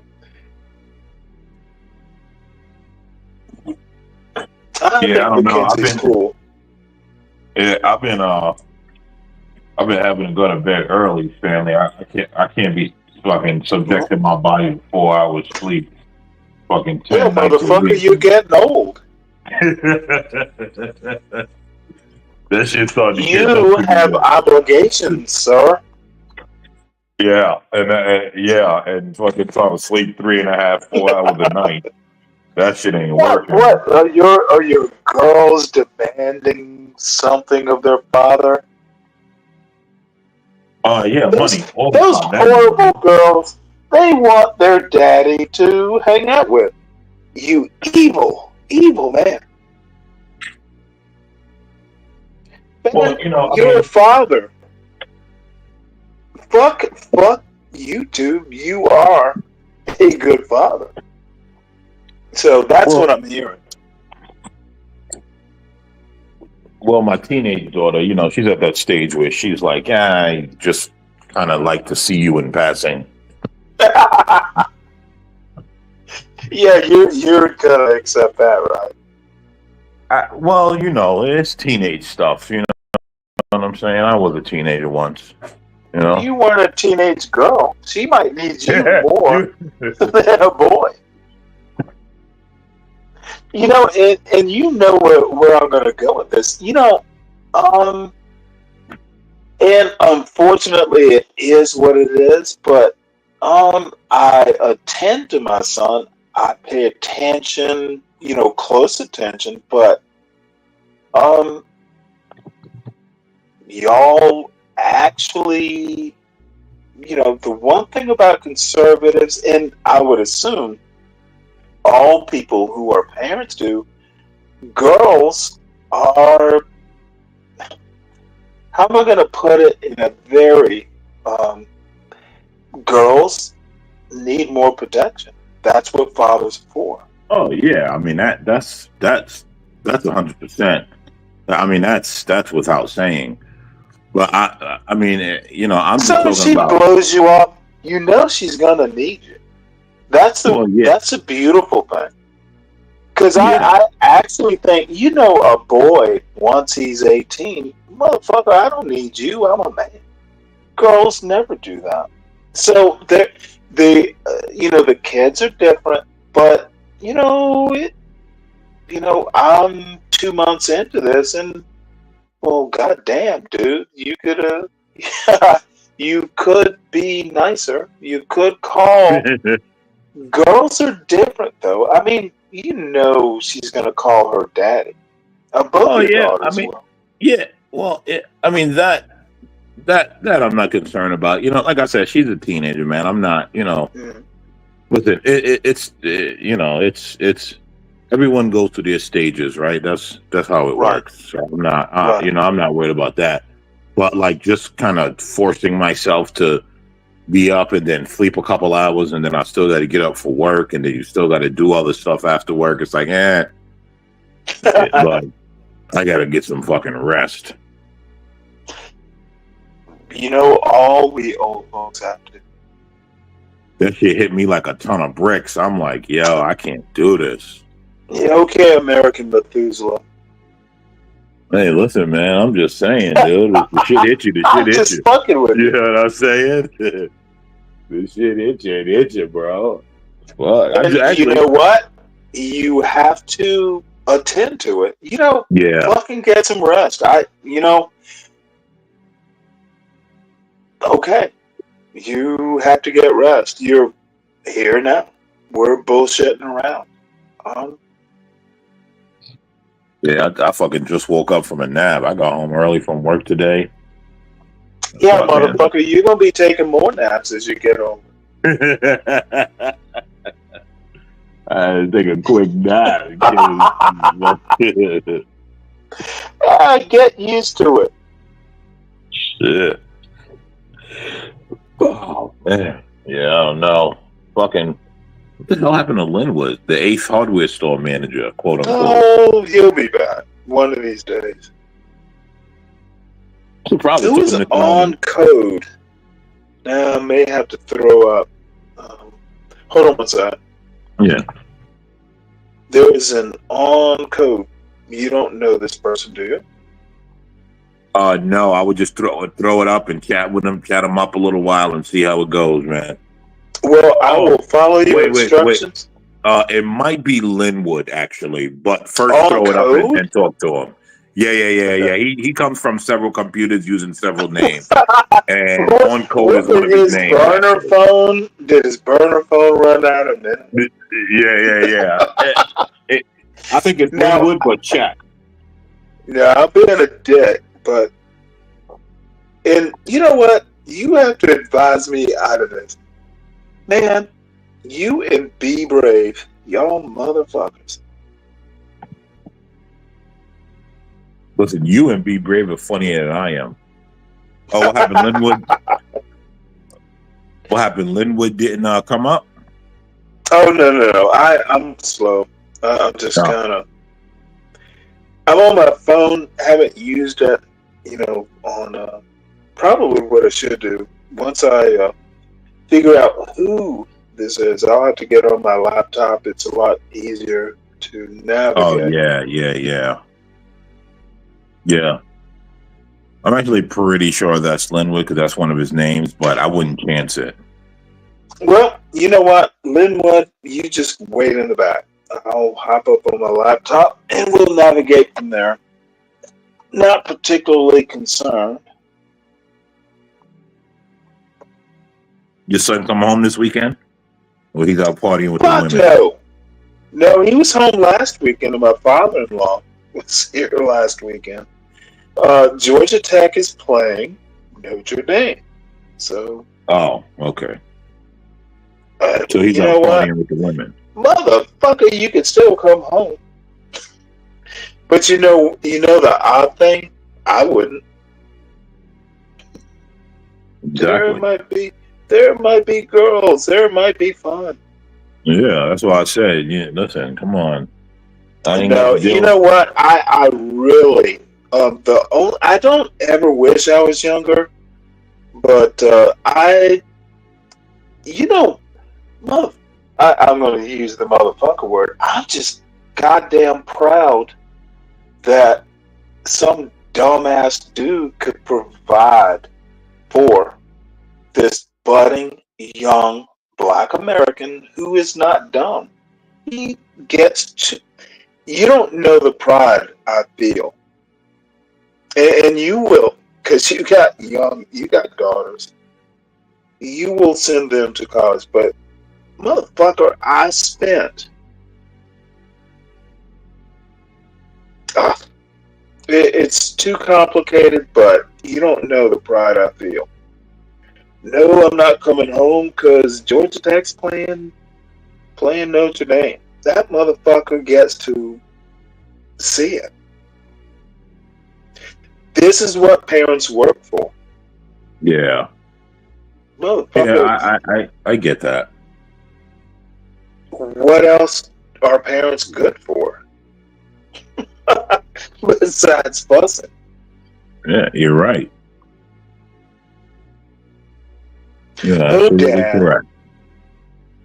So anyway,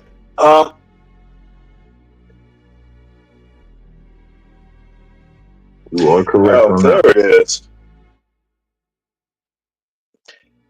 Yeah, I've been drinking a couple beers too. Friday night, right?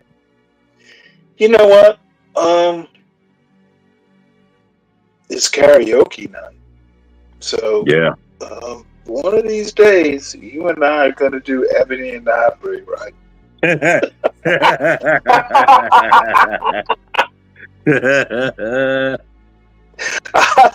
I look forward to that experience.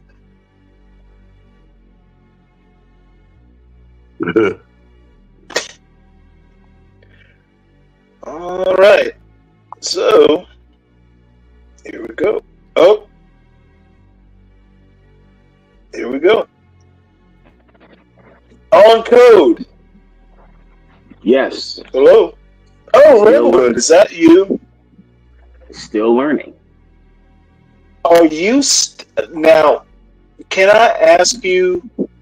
Ask away. Stacey Abrams is my girlfriend. Did you know that?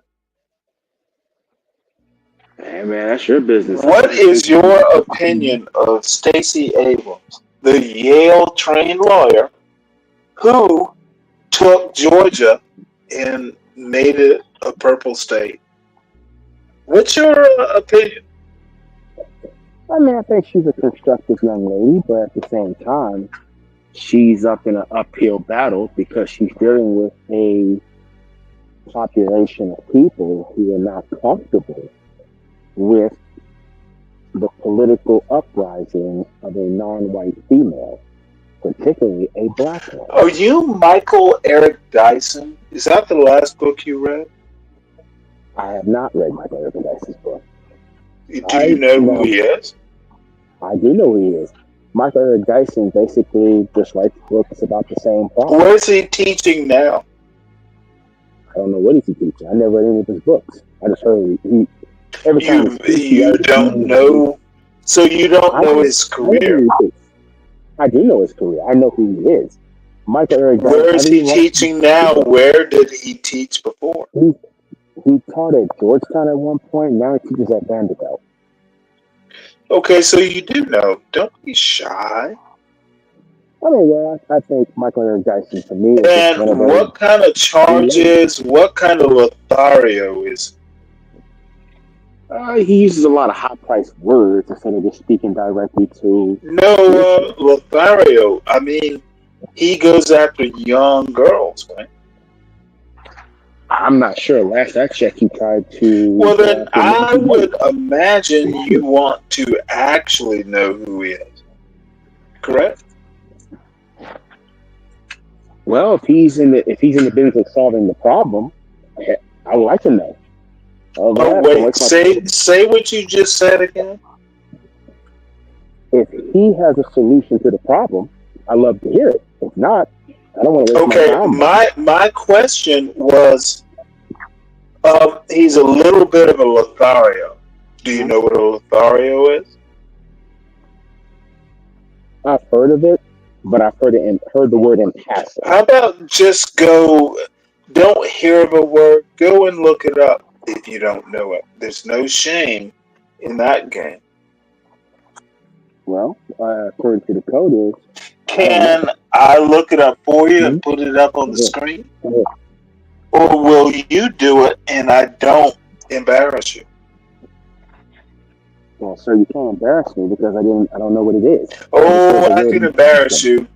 I would love to embarrass you. Do you really want to challenge me on this?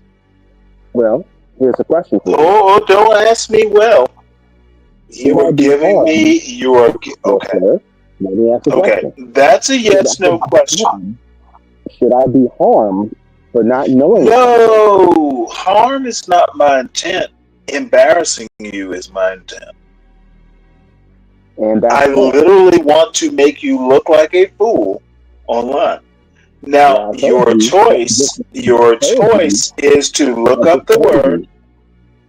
I told you. You want to be all prickly. I think you need to be embarrassed. Yo, hold on.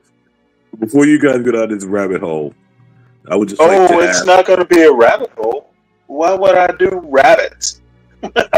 I would like to ask Brother Owen Cole a question.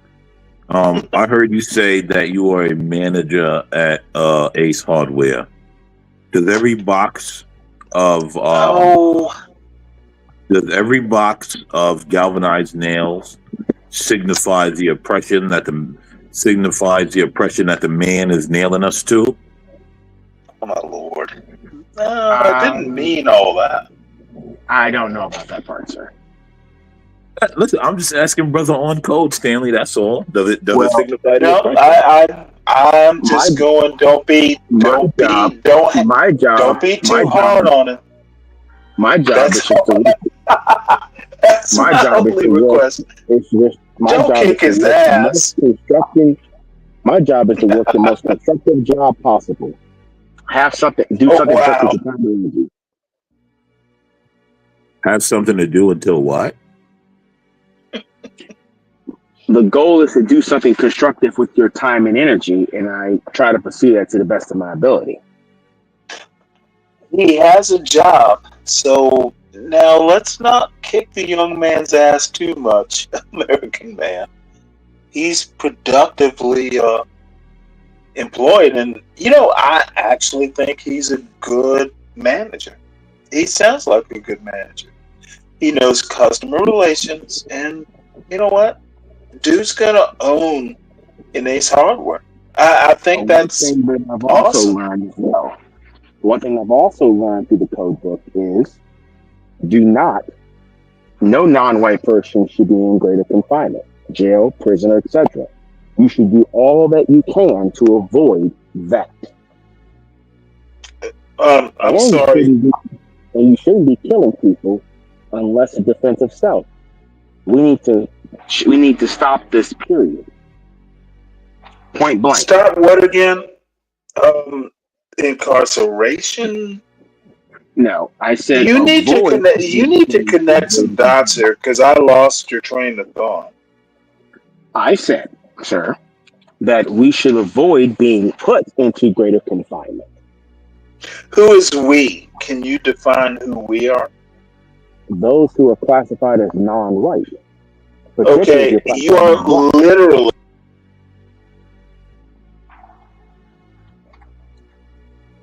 So if you can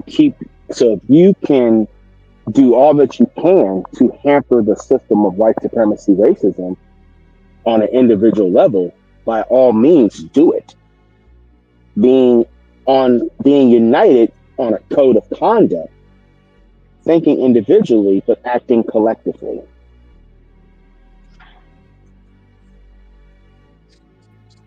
I'm sorry. Who is that 40%? I'll repeat that one more. Who is the 40% not classified as white? I said those who are classified as non-white. Okay, so 40% non-white. Who are the we in the 40%? I said if you're classified as non-white, particularly if you're classified as black, you should do all you can to avoid being put into greater confinement. You've lost me. I'm talking, let's just, and I might be slow, so forgive me. Can you actually hear anything I'm saying, sir? I understand what you're saying, but can you hear I what I'm don't saying? think you're close to even. Wait a minute, sir. Can you hear what I'm saying? Can you No, hear what I'm saying? what you're gonna do is hear my question. 60% of the American population is white, correct? So the census, yes. Okay. So 40% is not white. Anglo-European, whatever. Can we agree on that? Yeah, 40% is classified as non-white, but I'm talking to Okay, specifically. so who is the we? Let me finish Is the we? Who is the we that's... Let me finish it, please, if you don't You're mind. going to struggle, aren't you? I said black people who are classified as black in particular, out of the non-white collective, should How much avoid of that 40% is non-white? non-white black people. My bad. I messed up that question. How much of that 40% is black? Roughly 14%. I'm sorry, say that again. Either 14% or 13.2. 13% of the 40% or of the total population? Black people make up, out of the 40% of non-white people, 13 to 14%. Out of the non-white collective.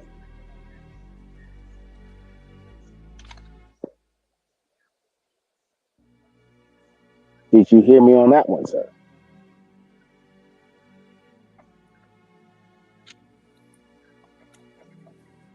Can anybody hear what I'm saying here? It seems like I'm going. Am I going in and out or something? Me no black, Poppy. Me no black. Well, sir, can anybody hear what I'm saying? You know what? I'm going to do your homework for you. I don't think 14% of 40% is 45 million of the total population. I said some estimate. Some estimate is 13% to 14%. I said some estimates. Hey, Bob. That's what I said, sir.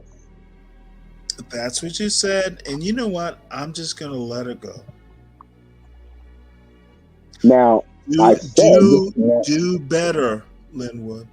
Well, what I said, sir, don't underestimate me. What I said was for black people who don't know as much as you do, and I understand that. Well, I don't really talk to anybody personally, unless I have something to say. You don't talk to anyone who ever challenges you. I understand that. Well, I really talk to anybody to challenge, because even when people challenge me, I'm like, okay. I don't get into squabbling. So one thing I learned out of the code book is to stop squabbling with non-white people. Would you actually agree with me that you not talking to anyone is actually why you have problems getting along with people? I get along with people pretty constructively, but I spend most of my time. How do you know if you don't talk to anyone? I don't get into conversations unless somebody engages me. My stepfather once told me, speak when being spoken to. Gotcha. So you don't talk to anyone, therefore you don't get feedback on how you sound to other people, correct? Well, it depends, because it's either those who disagree with me, or if you disagree with me, that's fine. But stop acting like a coward and just say, okay, I disagree with that position. Is that you don't know because you don't talk to anyone, and the few people who ever talk to you, you don't talk. Well, sir, well, wait a minute. What do you disagree with me on? I think you are talking to people you imagine you're talking to. Well, I'm either talking to Stanley or I'm talking to someone else. No, I'm not talking to Stanley. Just a figment. Is this Stanley is this Stanley the house nigger, the sellout, the coon? Or you want me to call you other names? Oh no, I want to know these names. Stanley the house nigger? Did you just say that?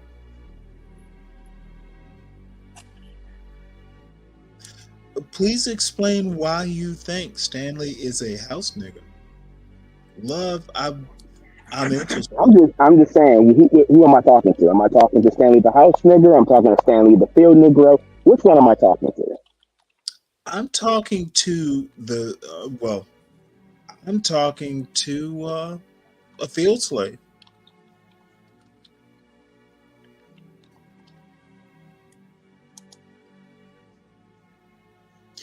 You gonna pick some cotton? Because every time I speak to you, sir, you act as if you can't hear me, and I'm speaking very clearly to you. What are you telling me? Or am I just ignoring the dumb bullshit you tend to spout? Can you figure out which is which? Well, let me ask you a question. What's to be done with people like myself? Okay, you're tired of me speaking my racism stuff. What do you want to do about it? Well, what are you going to do about it? I'm not tired of you.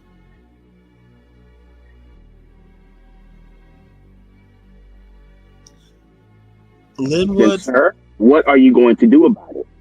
Because we're not going anywhere. We're going to be a thorn in your ass. Who is we?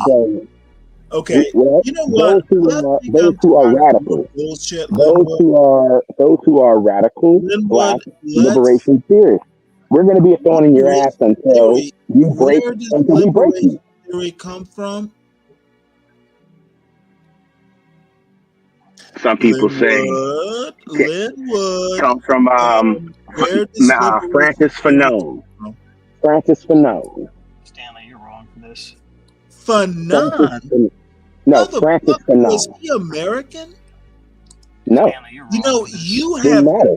Dude, Didn't you matter. are talking Franz Fanon. Black. He has Francis no Fanon. American experience. He's not an American black man. Well, it doesn't matter. It doesn't matter. It doesn't matter. If you're black on the planet, you're black on the planet.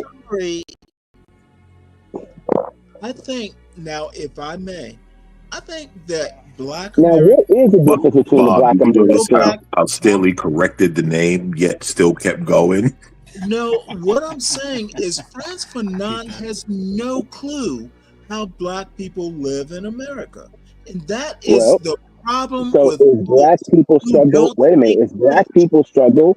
Is black people struggle different from black people struggle outside the United States? Are you I'm not. a Pan-Africanist? I'm not a Pan-Africanist. Well, I'm a counter-racist.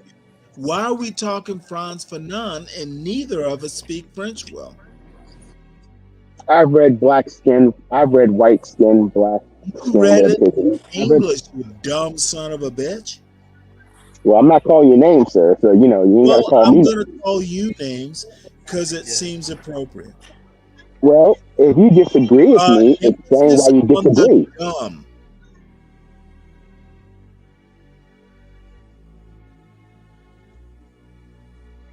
It seems to me you don't like black revolutionary thinking people. I do like not. Your son, like your son being the house nigga going to Georgia Tech. So I mean, I'm sorry to break it down to you, sir. If you're a assimilationist, just say you're an assimilationist, and let's just be done with this, sir. I'm worse. I'm worse than an assimilationist. Okay, explain more. This should be a great conversation, sir. Let's just have it out. It should be, except you don't know enough. Well, that's why I'm conversating with you. You actually listen to people like Fanon who give a fuck what white people. Let me ask you this question, sir. Let me ask you a question, sir.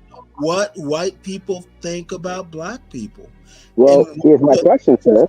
Things about a non-black American is, non-black is white, sir. Non-black is white.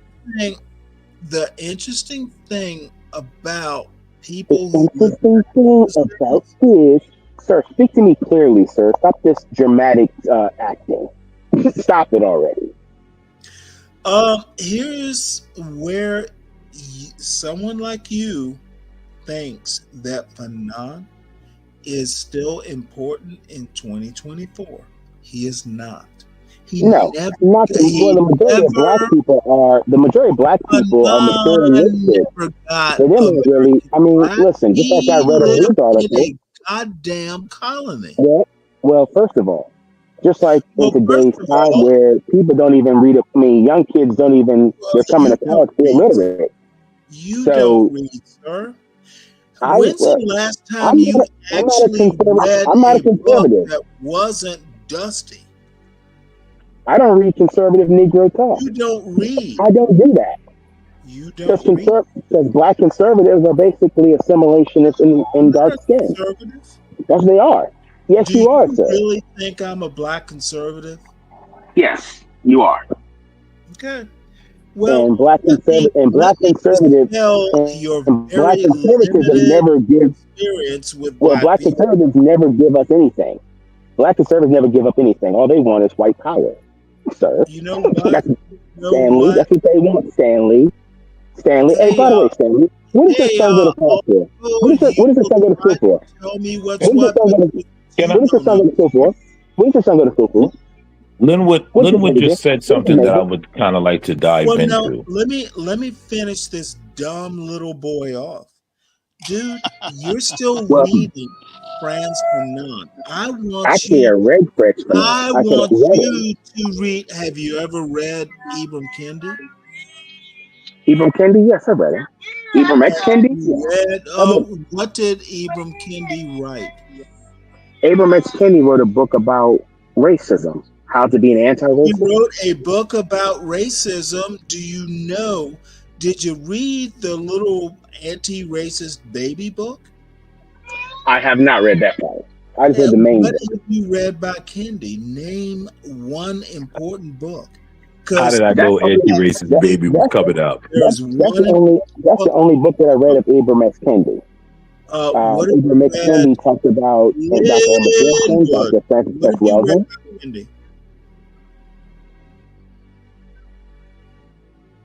What have you read by Ibram X Kendi, Linwood? That's the only book that I read so far. That's the only one I read from him. Name the book. I didn't hear it. How to Be an Anti-Racist. That's the only book that I read from him. He has another book out called Stamped from the Beginning. He has a book out called Stamped from the Beginning, which I've yet to read, which I'm trying to find in my collection. Are you Googling this? No, actually, I'm a big fan of Barnes & Noble. The most important thing that Stamped from the Beginning actually stamped to a reader of the book.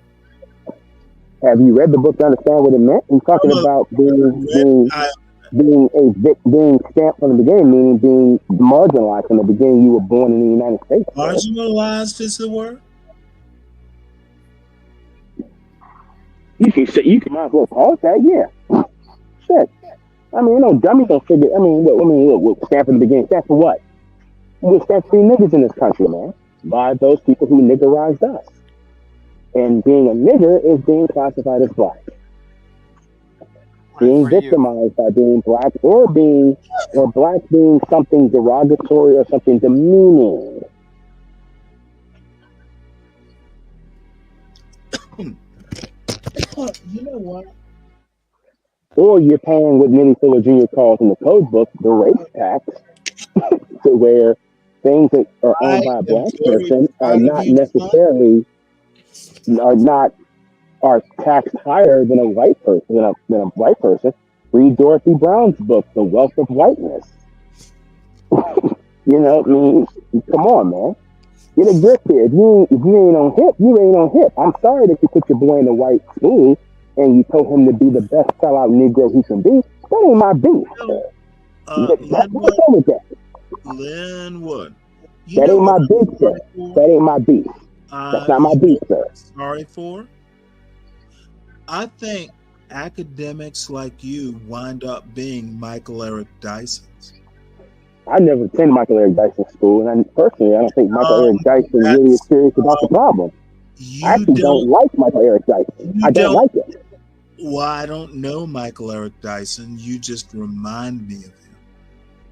Michael Eric Dyson to me is one of them academic Negroes who thinks that I didn't ask you a question. I'm telling you, you remind me of him. I didn't ask you a question. Do you want to know how much of a? Can we? Let's cut the bullshit here and start having a conversation. I'm gonna have to be blunt with you, son. I mean, well, if I could stick my dick in your wife's ass, would you never respond for that? Black. Here he goes. Here goes the real Linwood. I mean, but I'm saying though, you can't have a conversation with somebody that's constantly trying to, playing this role of, may I say something, please? Is that how you really speak? Speak English here, sir. Come on. What you don't realize is you're hard to take seriously. Well, you're working at the airport, sir. So you better be a good slave. Be a good slave, Bob. Call yourself be a very good slave. I will. Be a very, very good slave. Linwood. Your mama's a slave. This is what counts for intellectual. In the black community, right, Bob? This is it right here. At least we are. We're not selling out like you Negroes are. We're not. You have not sold out? Nope. Linwood, are you black? I'm sure there's a white liberal. I'm sure there's a white liberal or two that has skull fucked you, Linwood. Chill. Calm down. Calm down. Okay, what you need to do is improve your microphone. You sound like. Are you on drugs or something? Because you sound very slurry. And you said Jesse had a couple. You actually said that you inebriated. Are you ready to have a serious conversation with me, sir, or I'm just kicking in? Yes. Okay, I'm shutting down the conversation with you. Hey, Linwood, why is your mic muffled? Linwood. Fix your mic, Linwood. It's muffled. Now deal with me. I don't deal with alcoholics. Then, motherfucker, you judge me an alcoholic by being on this panel? You're literally Michael Eric. Now, who's the gentleman here with the M? What did you have to say to me, sir? What's your question? I said your mic is muffled. That's first off. So you have to deal with me, sir. That's why I asked the question. Can you hear me clearly? You know what? I think you are. I see you blacks. Weak. I think you are reading Trans Phenom in 2024 and not dealing with your own situation. I said I did not. I said I read Trans Phenom. I didn't say that I'm reading Trans Phenom. You just can't seem to figure out how to be excellent. I read Trans Phenom. I didn't say that I'm currently reading Trans Phenom. Drunk black man telling you that you don't measure up. Well, listen, at least I don't drink beers to measure up, sir. I'm very clear-minded. One inebriated side of my brain, tie it behind. What do you believe in? What do you believe in, sir? What do you believe in? And tell you. Sir, what do you believe in? Get off the liquor load. Get off the 40 ounce in the malt liquor. What do you believe in? Are if you ever talk to black Europeans, they want black Europeans. What? Americans, and you literally live here. Wait a minute, sir. Black Europeans. They're either white or non-white. Reading Frantz Fanon. I said I read Frantz Fanon. I didn't say I'm reading him. I said I read his book. Read things. Well, sir, what do you read? What do you read when you're not sucking on a Michelob? What do you read, sir? When you're not sucking on a Michelob. What do you read? What do you read when you're not sucking on a Michelob? Well, you know what? Last time I drank a Michelob, it was Michelob like Ultra. Okay, sir. Outside of that, and do you know what do you read? Well, you're an older man. But how long you been on the planet, sir? I've been on the planet for 41 years. How long you been on the planet? You know what? I think that you lost me. Frantz Fanon. I didn't lose you. You lost yourself. Thing back early to mid 70s.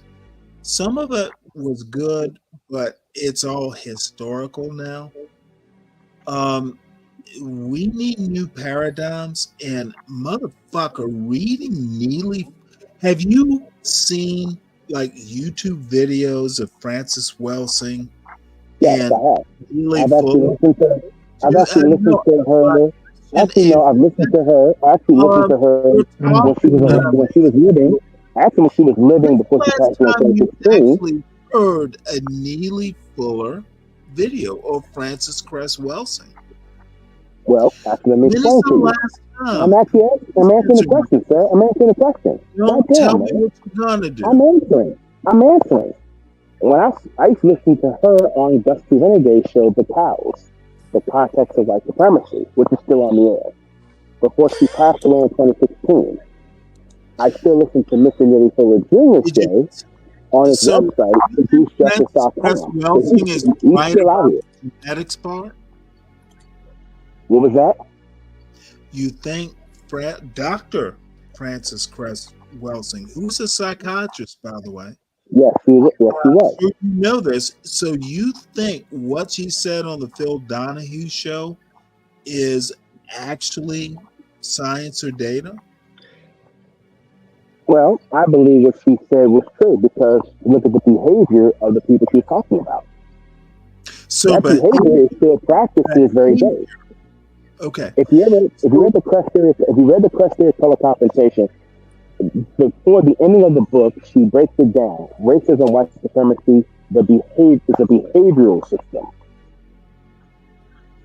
Well, racism is a behavioral system, but is it genetics? Is my question. I don't believe that part. No. Okay. So let's move on to Neely Fuller because he's even kind of worse than Welsing. Do you think the white man is fucked up genetically? Mr. Fuller never said that. Oh, not Welsing. Neely Fuller. No, Neely Fuller never said that. Oh, not Neely Fuller has actually made a few. I admit theorized statements. I admit I'm summarizing. Do you think that the white man is genetically predisposed to being like evil? To being annihilated? Yes. Through sexual intercourse? Yes. That I do believe. Phrase, and hopefully, do you think white people are genetically disposed to be just abusers? Genetically, no. But their psychological behavior, yes. Interesting. Their behavior exhibits a lot. Their behavior exhibits one of murder, mayhem, rape. Have you ever read the part of the book called The Guns as Symbols? Where I don't read that. Well, I don't care if you read it. So I'm just saying, when she wrote the book, when she wrote the chapter Guns as Symbols, and she described the situation in Washington, D.C., where there were three white persons, two white women and one man. When the two white women were engaging in sex with each other and rejected him, the white person took the gun and shot both of them in the mouth. Total. Actually, no, it's not a fiction book. She has resources and references you can back it up. Can you post the links? I have the book at home. I don't give a shit. Can you Google it and post the link? Is my question. I'd like to read it. Well, sir, Dr. Weldon's work is out there. You can read it for yourself. Aren't you a highly educated man? Can you tell me? Your son's at Georgia Tech? Your son's at Georgia Tech? I mean, come on, sir. Come on, sir. I want to read what you read. I'm telling you what I read. I'm telling you what I read. Sir. You've told me. Can you help me find the book you read? The ISIS Papers, The Keys to the Colors. Can you post that link so I can read what you read and have something to talk about? The book is a self-published book. No link to it. Oh, it's self-published? Whoa. Did you say self-published? It was self-published, just like Neely Fuller Jr.'s work was self-published. So it's not available for... It is available. It is available. Besides you. It is available. It is available. Just like Neely Fuller Jr.'s book is available. It's on ProduceJustice.com. Can I buy it on Amazon? Yes, you can.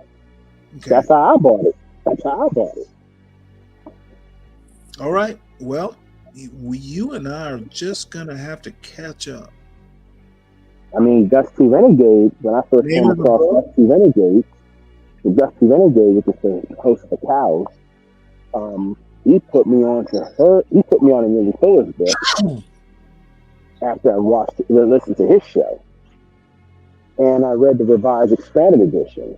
Now I'm reading the original, the one that came out in 1982.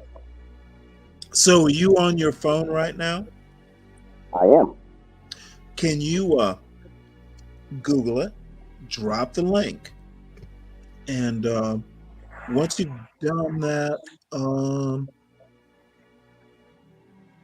you know what? Go ahead. You're in the back chat. I'm going to drop my email in the back chat. So please put that link there so I can read it.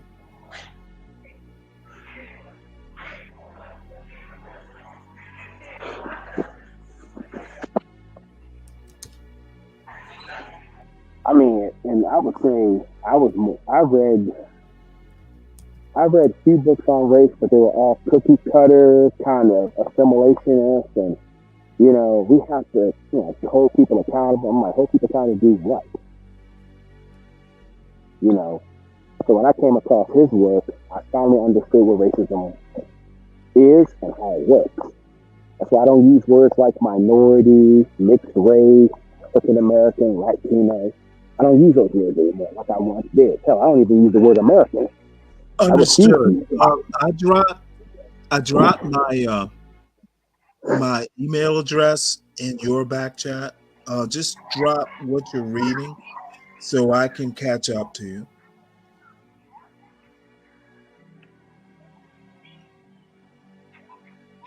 Mr. Cross. Oh. Yes, sir.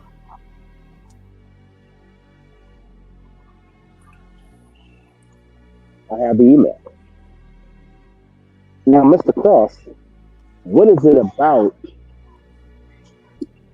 I don't agree with all pro-black people, because I think they're a joke. And they're not really serious about the work. They're not serious. They want to sit on YouTube and complain, but they have no way of going forward. Because they know what it will have to take. Well, wait, did you just say, hold on, let me get this straight. You don't think I'll read the book? I think you'll read the book. I think it's a must-read for all non-white people, particularly black people. So, am I genetically predisposed not to read the book and comprehend the point? No, I think the genetically, that kind of faith is just stereotypical nonsense. And it comes out of racism. It's like the justification for why you mistreat people based on color is some sort of pseudoscientific belief that one group of people must be genetically inferior. Well, what the fuck does that mean?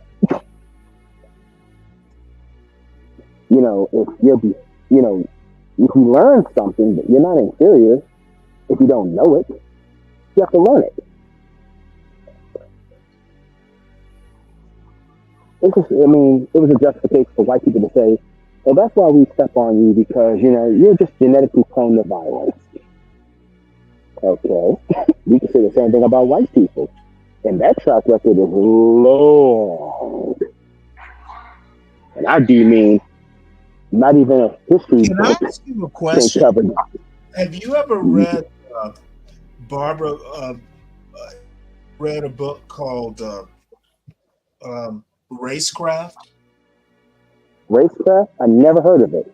It's by the Field Sisters. You can Google it.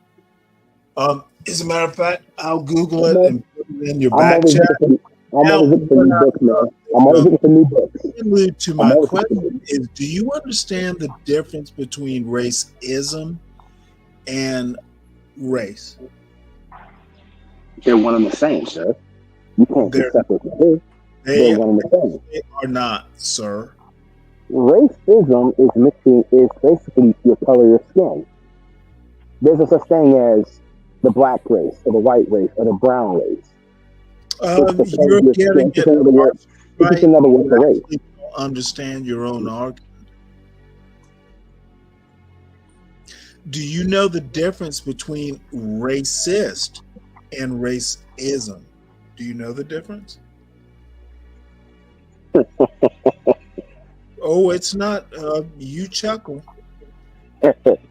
Well, it's foolish to even separate the two when they're one and the same. No, it's not that complicated. Do you know the difference between a racist and someone who is bound by racism?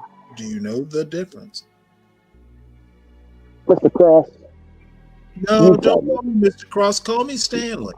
And then tell me. You tell me. Know the difference. You tell me. I'm going to drop a link in your chat so you might know the difference one day. Racist is someone. Now we want to go by the dictionary, bro. If you want to go by the dictionary person, you believe that one's race is superior than the other. Now I don't buy that definition. A neophyte. You don't know your own arguments. You just well, sir, I'm actually arguing my own. I'm not arguing my point. I'm saying what is fact. Cress Welsing. Like I said, you can't separate racism from racist. You can't. They're one and the same. Years to think through this. Some very good black scholars have had time to think through this, and you haven't read them. I mean, listen, Dr. Amos Wilson is one of them. I think I've written you off as you are a student, not a professor. I would have said yes. I actually am. I'm a permanent student. You are a permanent student too. You should constantly be learning. Permanent, but I might have to use your word. But I don't believe that you can separate race. You don't know what to believe. You haven't read. Well, race is basically nothing more than the color of your skin. What's the difference? It's not a different species out there. Race is crafted primarily as a form of political control. Race and racism. Race is nothing more than a political control, a control stratum, according to Theodore Allen in his book, The Invention of the White Race. A social control stratum. Nope, wrong. Well, you're partially right. I'll give you. No. I said out of his book, race was crafted as a means as a social control stratum, meaning to control people by the color of their skin. You're partially right. You control the economics. One population controls the economics, the education, the entertainment, the labor, the law, the politics, the religion, the sex, and the war globally. Particularly in the United States. Particularly in the United States, where I'll give it up. It's much more organized. Linwood isn't chopped liver. Stanley, don't give him anything. Oh, come on now, Bob. Bob said you are a smart ass. What do you believe, sir? Now, don't go against Bob. No, I want to know what does Bob really believe? What do you believe, sir? What are your principles? Do you believe we're under a system of racism or we're not? Do you believe under a system of racism or we're not, sir? We're not. Linwood, I need you to click this link that I put in your back chat. I will put the link. I want to ask the question. Does Bob believe that we're under a system of racism? Yes or no? Bob, tell this boy to click that link.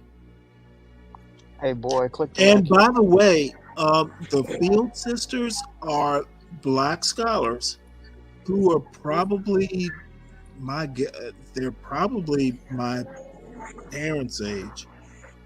You need the soul of inequality in American life.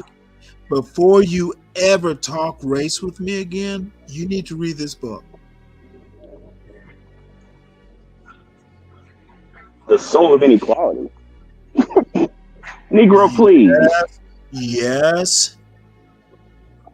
The soul of inequality in American life. I mean, hell, I could read that. Yes, of course. Are you a red pill guy too? Women? No, I'm not. Who are like serious scholars and elder scholars can't write a book? Motherfucker, you haven't even read them. No, I'm actually going to read it. I'm going to order it. Cover. I said I'm going to read it, sir. But once again, sound white. You're judging. Don't give me cover. Do not. One thing about me is do not give me. But I'm gonna tell you something. If it's coming off as some conservative counter to racism, I'm gonna throw the shit in the trash. So you actually think race relations in America are a political thing? Of course, everything is political. Okay, race is always a factor when it comes to maternal health for white women and non-white females. When it comes to political representation, when it comes to money, everything is race, sir. Yo, black women are more likely to die in a bed from having a child than a white woman is. What's wrong with you, sir? What's wrong with you, Mr. Cross? Minister Cross, come on now. Well, Linwood, I want to go ahead and change the topic because change the topic, sir. Can I ask a question? Yeah. Good evening, panel. Go ahead, Lee. Bob talk. Linwood, I want to ask you a question. Well, hold on, Lee. Let Bob lead. What's up? Well, Bob ain't saying nothing serious. He ain't saying nothing serious. He can't even ask simple questions. Sitting there looking like a goofy ass pilot. Come on, man. Next question. Well, I want to bring Bob up because he's been waiting a while. And, Bob is sitting there playing with himself behind the keyboard. Bob is Bob. Jacking off to a grizzly bear. Stop it. Yeah, sure he is. Stanley, in situations like this, it's your opponent can further your beliefs by. And where's your boy CP, by the way? Is he in protective custody from that ass that he's did? Where's CP? Where's CP, boy? Where's your boy CP at? Where's he at, boy? Where's he at? Did he get killed yet? Where's he at? Linwood, you're not the arbiter of how this conversation is going to go. Stanley is. So Stanley, well, I'm just asking a question. Where's your boy at, bro? Where's your boy at, Bob? Where's your boyfriend? Where's that black? What I would simply say is that Bob, Linwood, yes. You have center stage. There is nothing more I would like to do. Where's your bitch? Where's your microphone and a lot of money, because what he espouses makes my side of the aisle more powerful. I would not shut him up. Linwood, you are an excellent ad for the Republican Party. You should be funded. I don't care about the Republican Party. The moment you guys get in office, the moment the Republicans get in office, they're going to get killed. So have fun with that, sir. This is what we're talking about. This is what I'm talking about. So Linwood, I really don't want you to be quiet. I want you to continue. Because I just want to know where you. Sorry, Bob. No, it's not your fault, Stanley. He's one of those guys. No, it's not. No. What are we doing here later on? You guys doing the thing? I can't do the karaoke thing. Well, I'll try and be on afterwards. You know what? How can I be a left of center in just this? Honestly, you need to, Linwood. Now, I'm gonna be blunt. Motherfucker is bad. He's a bad leftist. He doesn't understand what the fuck. I don't think being left of center is necessarily bad, but you kind of have to be a pragmatist. If the one thing Black people need to know is that, you know, you can't live outside of America if your home is in America. You don't necessarily have to compromise, but you know what you do is be on an equal footing. If you are actually going to demand that you be equal as a footing, at a minimum, you actually have to know what you're talking about. And I'm way older than you are, but you can't be a medium. You can't like kind of know how to fly a plane. You actually have to know how to fly a plane. Yeah. You can't be kind of a doctor. Hopefully, you actually have to know what you're talking about. You have to be equal to demand being equal. So, thoughts on that? Well, I hear what you're saying. Anyone, I mean, Linwood is to the left of Karl Marx, so he would look at someone like you and say, you're hard right, because he's so far off the reservation. But Linwood, and one of the things I had a problem with the left, but Linwood is the embodiment of it, is that he sees everything through a racial lens, not understanding that in today's age, there may be multiple factors why a person is in a certain situation, or why a person is being treated a certain way. For him to only focus on race, you miss the other, life's rich pageant. What's that? Life's rich pageant, and you do realize Marx was not that left. Marx didn't invent the political left. Right, but I think that's why he did not. But Stanley, but I think that's why Bob said he's to the left of Marx. I don't think he's read Marx. I mean, I don't think Linwood has read that. Sorry, Bob, go ahead. No, I was going to say, whether or not Marx is left or right, I think that we all understand that culturally when someone say they're a Marxist, we understand them to be a leftist. So just from a conversational standpoint, when someone says, right, you're to the left of Marx, getting into the weeds. Bob, I wasn't criticizing your comment. My point is, I don't think he's read Marx. Oh, well. No, I don't. Of course, you haven't read Marx. I don't think Linwood doesn't read. I don't think Linwood reads books that doesn't revolve around race. To be honest, I think a lot of his books are race based, and that's kind of the only wheelhouse that he deals in. Outside of that, I don't believe Linwood is truly educated on anything else. Well, I mean, y'all know I'm a race man. I actually think race is a problem, but I also understand it's not the only problem. Right, and that's the thing. You can have conversations, Stanley, on other things. Linwood is not capable of doing that. Right.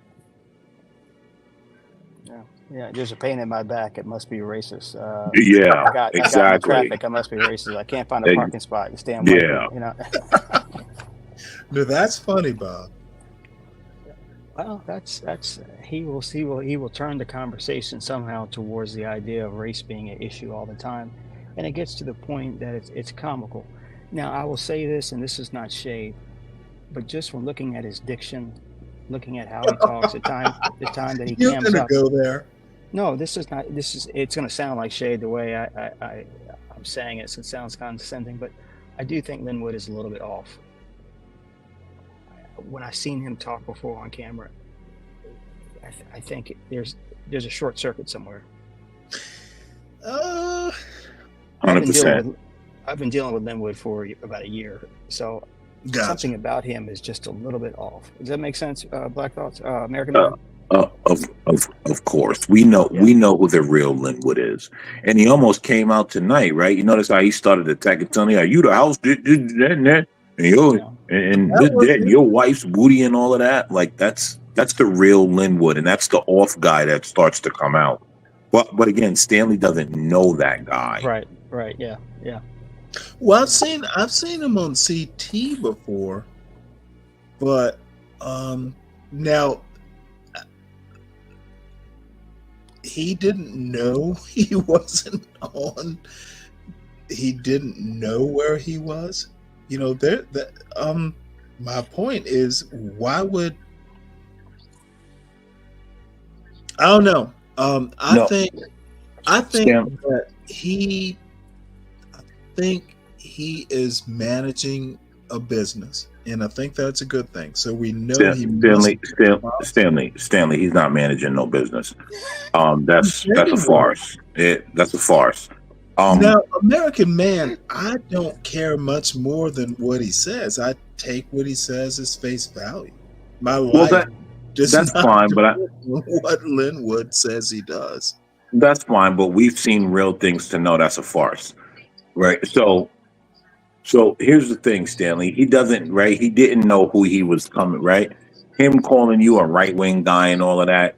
I think I failed in my point. I didn't like put a stake in that very far left heart, and I realize that. Well, again, right? You said something about him not knowing where he was and this and that. No, he doesn't, right? Listen. Here's the thing about Linwood, you know, and this, quite frankly, is what a lot of leftists do, right? They tend to hear one thing, maybe two things, and associate everything and everyone with it, and then they go off into the sunset with that. And you know, Linwood sees the names over here. He sees the names, and he's like, "Oh, these are all right-wing guys." And so, whether he's ever listened to you or not, he believes you're a right-wing guy simply because you're over here, and so he'll just go and accuse you of that. To the right, exactly, but not perfect. But I think this comment, Stanley's so gullible because he could be running a lemonade stand dude. And honestly, I just think Stanley don't really care. No. Here's the thing, right? I think Stanley doesn't really care, and he's just like, the dude said that he was running a Fortune 500 company. Fuck him, I don't care. Let's move on to something different. I think those parts of the conversation Stanley genuinely does not care about, because Stanley doesn't feel like there's any value in excoriating you there. He wants to excoriate you in other parts. That's not one of them. I will wake up and I've got the ingredients to do my oatmeal cookies tomorrow. And that's about all I care about. That just reminded me. That just reminded me. What this thing? Someone said something. This was like a couple of weeks ago. Someone said something to Stanley, and Stanley said, "Motherfucker, I will fuck you up and then give you an oatmeal cookie that I baked after." Yeah, I went too far. That's pretty good, actually. You know what? I have. But oddly enough. Now here is my diabolical plan for tomorrow. I got chocolate covered raisins, like a bag of them from Walmart, and I'm gonna make chocolate covered raisin oatmeal cookies because I like oatmeal cookies with chocolate chips, and I like raisins in. So I'm gonna combine them both. I'm that like childish. So are you gonna dip? So wait. Like something weird with cookies. So wait, are you gonna? That is the ultimate black man plan. I hope my son, when he is 59, the most important thing he will do on a damn Saturday is make a new plan for oatmeal cookies. In my opinion, that. Okay. Where are we going? Now I know you're laughing. Mr. Pilot. But goddamn it, I'm old. The best thing I'm going to do tomorrow is invent a new style oatmeal cookie. Live your life, brother. You know Every what? man needs a hobby. Every man needs a hobby. One day I will have grandkids who will think this is funny. So Stanley, are you gonna put chocolate chip chunks in the cookie and dip it, or are you just gonna make oatmeal raisin cookies and then dip it in the chocolate? Because there's a difference. Raisins. Like yogurt raisins. You seen them? Well, yogurt raisins are pretty good, so that actually sounds great. But I'm gonna put them in the dough. No, that's fine. But what I'm saying is the chocolate dipping part is what I'm asking. Are you gonna after you bake it? Are you gonna dip it in melted chocolate? Raisins. Say it again, Stanley. Essentially, it's chocolate. Sunmaid makes like yogurt raisins. Some of them are vanilla. They make strawberry like yogurt covered. There's a chocolate. You can Google it. Oh, so you're gonna bake chocolate covered raisins in it? Yes. Oh, okay. So you're not dipping it. That's very different. You know how you can make the oatmeal batter. You can mix it with chocolate chips. You can mix it with raisins. Sunmaid makes yogurt covered chocolate raisins in a bag. No, Stanley, I'm fine with all of that. My contention was, are you dipping it? You said dipped. There's a very difference when you dip something. Oh, no, I'm sorry. Raisin dipped in chocolate. No, these are a bag of Sunmaid raisins. There we go. No, I'm making it. Yeah, I probably had a couple too many beers. There we go. Take the chocolate covered raisins. I will put them in the oatmeal cookie dough. I actually have a mixer. My wife had a mixer. I'm going to scoop them out, put them on a pan, and I'm going to bake them. You know what really... I know I'm overcomplicating. Sorry, Bob. No. Now I understand, because you said dip, so I'm thinking like you're going to bake oatmeal raisin cookies and then dip it in melted chocolate and then let the chocolate harden. They're in a bag, like the yogurt covered. Yeah. Now I get it, 100%. Now I got it. God damn, I lost the train of thought of what I was just about to say. I'm sorry, American man. No, that's fine. I have it in my head what I'm gonna do. I know you cook, Stanley. Yeah, and there's nothing wrong with that. Are you kidding? Bob, there's a story. I actually am a good home cook. So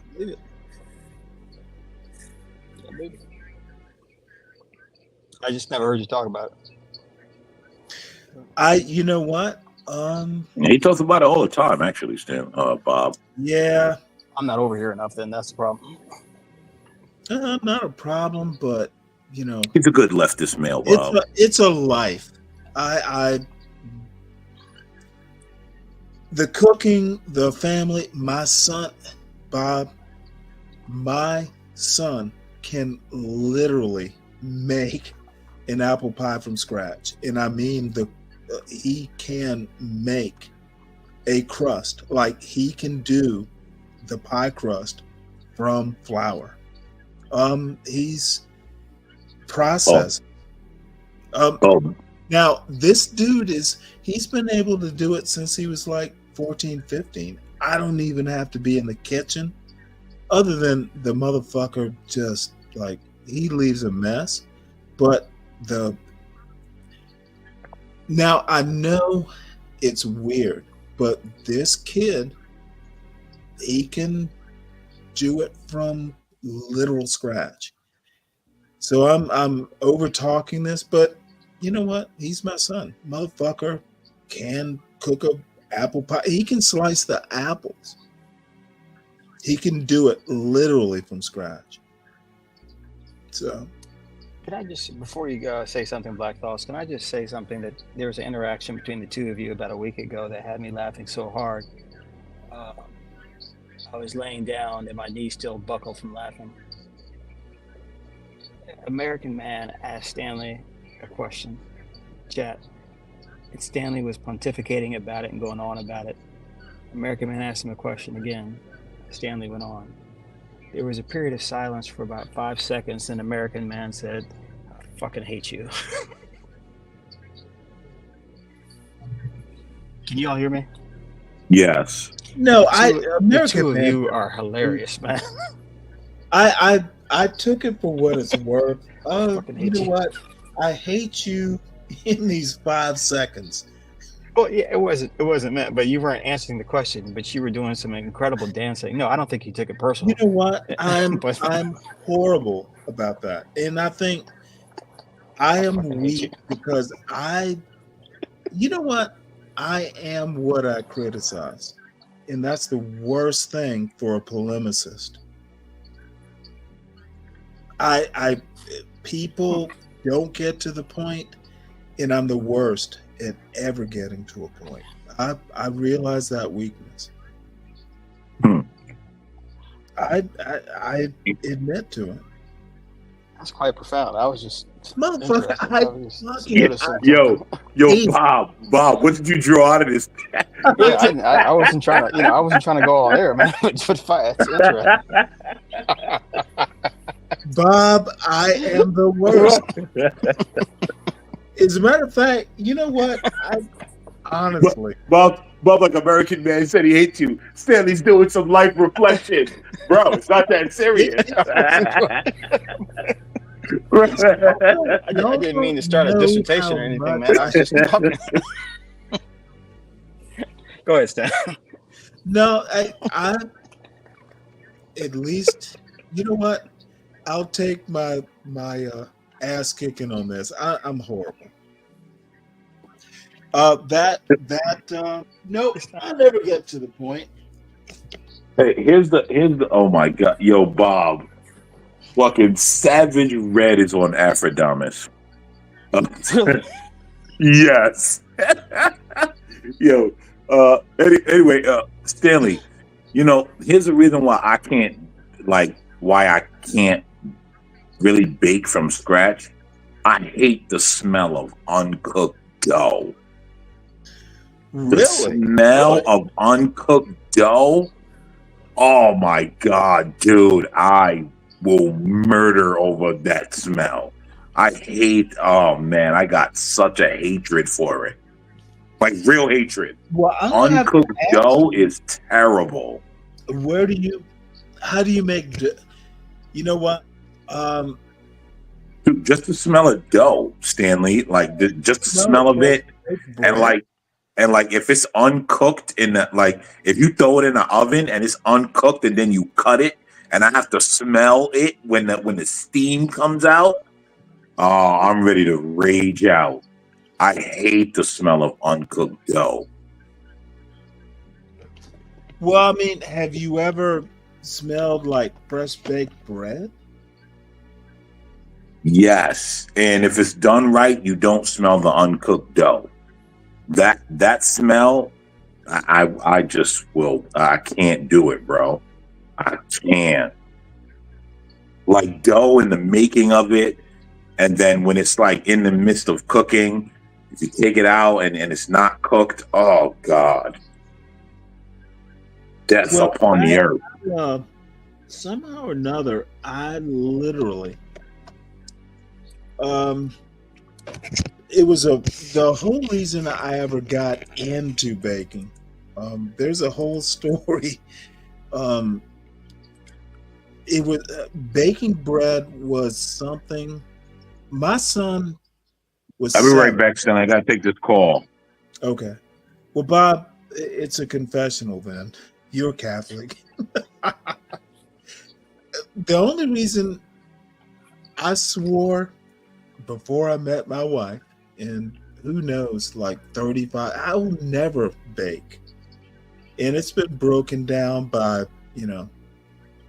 age, but the only reason I ever got into baking was it was something my son and I could do. It was a kitchen project. And it's just progressed from there. I remember the first time I got the notion of making a fresh loaf of bread. I had to ask my son, like, pour flour on my hands because I can't figure out how to get this sticky dough off my hands.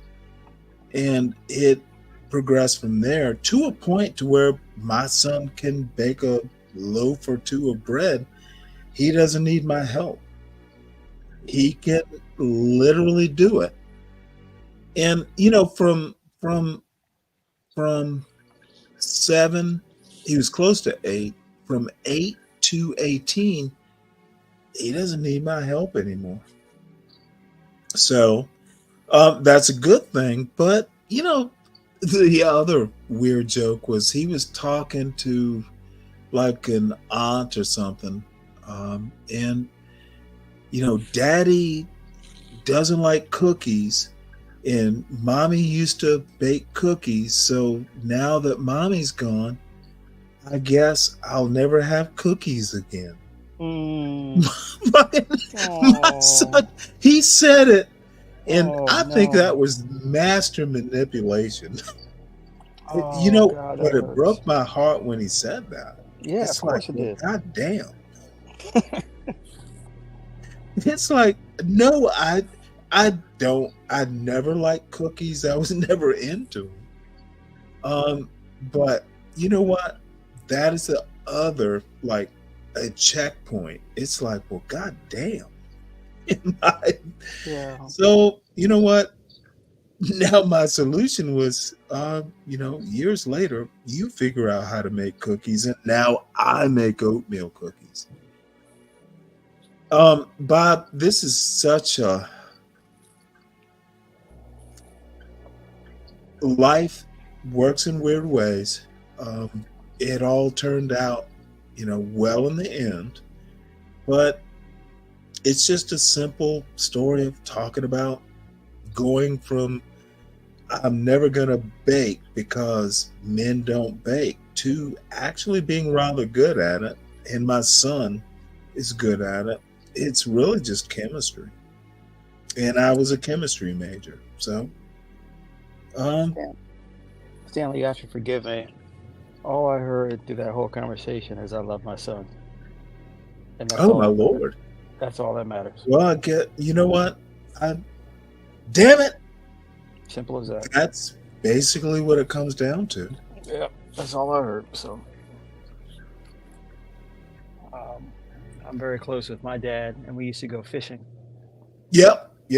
All the time when I was a kid, and those were the best times. Those were the best times, just being with Dad and looking at Dad and understanding Dad and all that stuff. And while I've never been a father, I can only imagine what it's like when you have your own offspring and you see your son, and that love that comes through you is so powerful, man. And then your son feels it can too. Be a challenge. I bet, yeah. I know. Somehow or another. It's hard to be a dickhead when you have kids.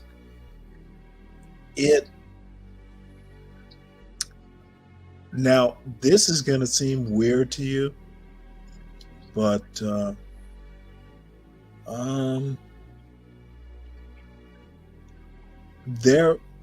goddamn, this is going to sound weird, but dude, congratulations on being a Catholic. In my opinion, yeah, Okay, no. Okay. there is a weird. I'm a failed Catholic. I literally haven't been to church in probably 25 years, but I'll tell you a story. My St. Benedict's Church, I'm sure I've mentioned it. I think it's the oldest Black Catholic parish, and I know we've talked about it, but my mother died last January, So, the priest there is African. I think he's from Nigeria, but he's not a Jesuit. I think he's a Franciscan. Okay. Now, I was trained by Benedictines. Now I actually thought about being a priest, back in high school, but it was almost like a homecoming. It was like I'd never left. The priest that's there, it was a homecoming. That priest of my church my grandmother went to that church. My mother is a cradle Catholic. My father is a convert. It was just homecoming. And, I'm not gonna, scurry to that church, but my funeral will be there. Sure, they'll give a homily about, that old failed Catholic, but it's home. So, beautiful. That's really my soliloquy, but you will. It's just lovely. And I'm not religious, but I think I remember when I was a kid, my grandmother, my father's mother, was AME. So we went to church, my sister and I. This is in South Georgia. So we go to church and, they hand out communion. And, it's communion Sunday, whatever. So they hand out the communion and my sister takes communion and all that. I refused it. It's like, nope.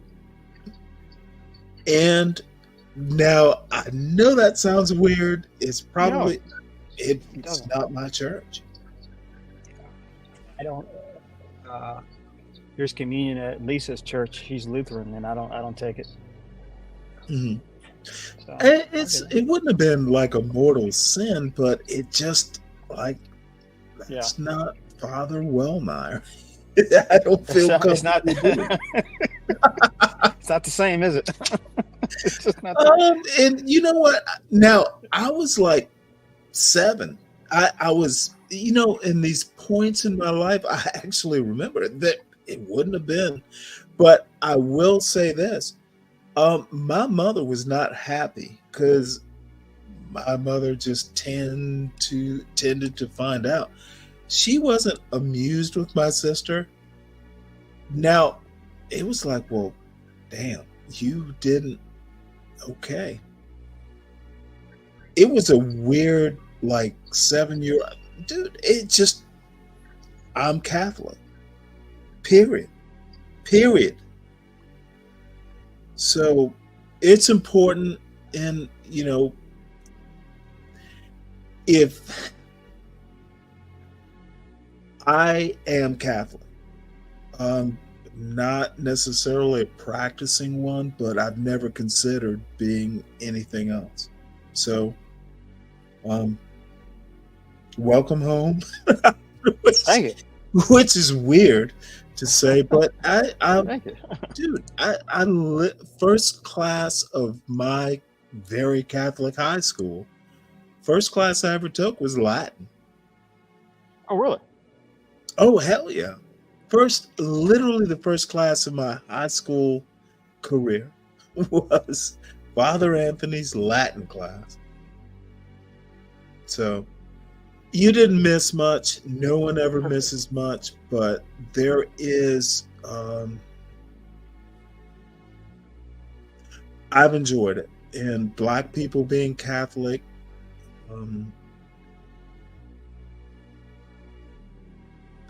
I've loved it. Good. I love what I've seen so far. I mean, I don't get to kibitz much with other black Catholics outside of Savannah, Georgia. So, not many. Certainly not many. Certainly not many. Stanley, I'm going to eat. Yes, sir. Is this the only stream going, or has you got somebody else that can come up? I have no idea. I Leeds here. Okay. I think. Don't worry about it, Bob. I'm here. Leeds, you got it? I don't want to leave Stanley alone, man. He's getting deep. Oh, I'm okay. I'm here. Bob, it probably the longest we've ever talked, so I appreciate it. No, it's good stuff. Well, I like Stanley. That's good stuff. Lee, what's up? I'm going to eat. I'll probably be on later. Fly safe. See y'all. Enjoy your dinner. Peace. Now, what drunken motherfucker do you have to deal with?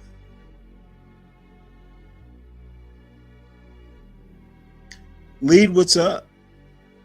Hey, what's up, Stanley? I wanted to ask Linwood a question, man. I never get to, really talk to him too much, but I wanted to ask him a question, but he ran off. I wanted to ask him basically. He'll be back. Just ask him a question, I'm sure. Yeah. You're right. I think he does Neely Fuller's work a disservice because really? Yeah, because every time he comes up here, people are left with the wrong impression, right? Like whether you agree with, because I have his book as well, but whether you agree with his work or not, some things I agree with, some things I think are totally dated, right? But one thing, I'm sorry, say that again. The dated part is the most disturbing. Yeah, I mean, it is. It is. In my opinion, it is. Some of his stuff is good, and some of his stuff is, you just leave it on the cutting room floor. But the thing with Linwood is that when he comes on and he proselytizes Neely's work, he does it a disservice because nowhere in his works does it say to do that. That's number one. I noticed that people are always left with the wrong impression. Like people say, oh, he's a Marxist, this, that. If you read Neely's book, he's not a Marxist at all. He's more center-right, conservative, if anything, but he's not a Marxist. You know what, though? No, he's not. As a matter of fact, he's not. Neely Fuller isn't anywhere near a leftist. Exactly. But when Linwood comes on promoting his book, the code this, the code that, counter racist, because those are all Neely Fuller's words, right? The code counter racist. Yep. People are left with thinking that Neely is far left.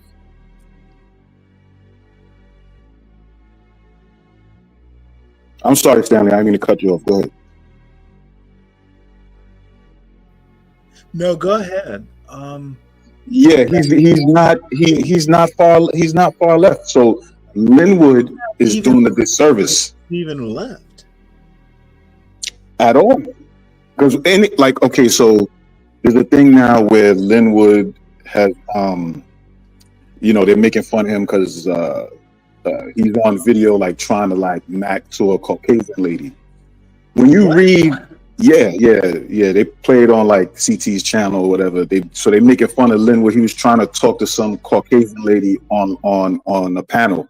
It's just him and her, and they're talking, and he's flirting with her, and she just tells him flat out, look, just cut it. It's not going nowhere. Just stop. And he's like, oh no, it's okay. I'm just saying, He's like, yeah, I understand you like me, but it's not going nowhere. Oh, that right there goes. I'm sorry, go ahead. I didn't hear you, Stanley. Say that again. No, you know what? Here is what I'm going to say. And to your point about reading a book doesn't mean you have to agree. Books are just for ideas for you to form your own opinion. I agree 100%. Hybrid, you can think differently. You can pick and choose what you think is right. And this is the whole problem with, communism and all these isms. You think you have to listen to every single word? No, pick and choose.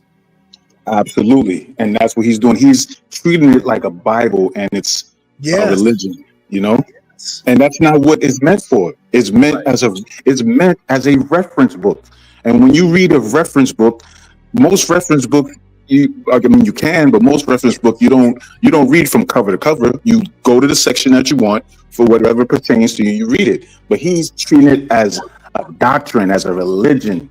And the way he explains himself and the way he comes off, when he gets off, people are like, oh, he's a far left, he's a Marxist. And it's not. So I just want to tell him, like, yo, just maybe stop. Be yourself. Yeah, because nowhere in that book does it say to go out and proselytize. It actually says take what you can and leave the rest. Eat the fish, spit the bones. That's basically what it says in a nutshell. You know what I mean? But he's adding his own thing, and that's why I would want to tell him, like, yo, you're doing him a disservice. You have these people thinking he's a Marxist. In the book, it says not to interracial date. And then he gives an explanation as to why not to interracial date, right? Whether you agree with that or not. But then here, Linwood is pushing the book, but he's trying to interracial date. It's clear hypocrisy. But that's the part you should ignore. Not to interracial date.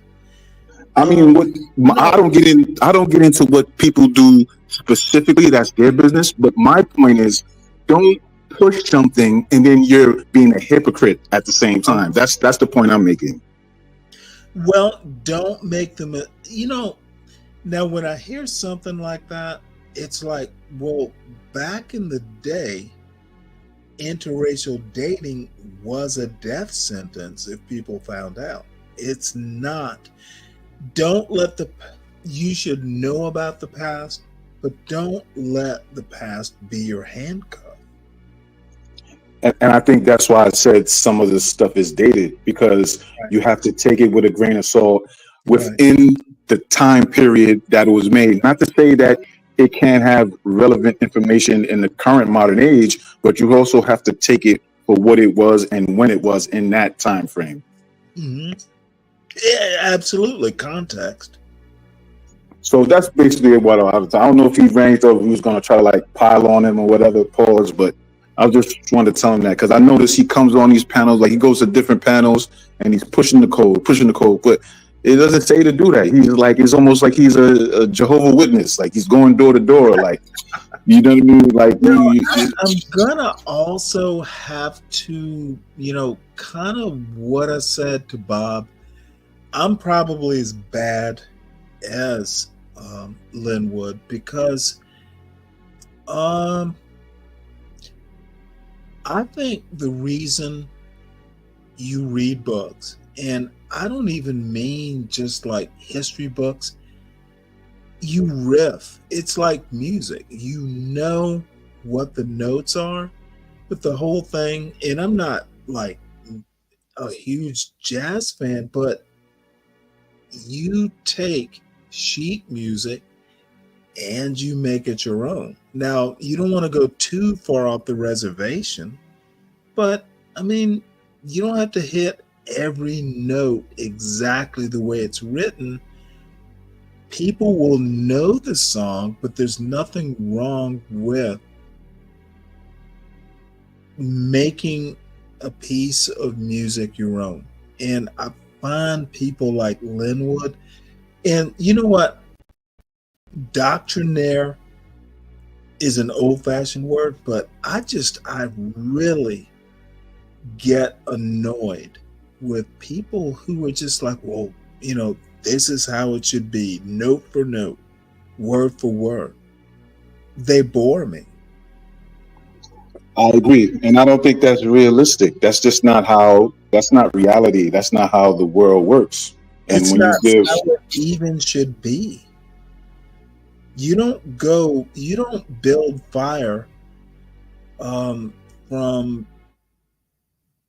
not knowing what fire is. You might have to experiment. Someone will get it right, even if it's not you.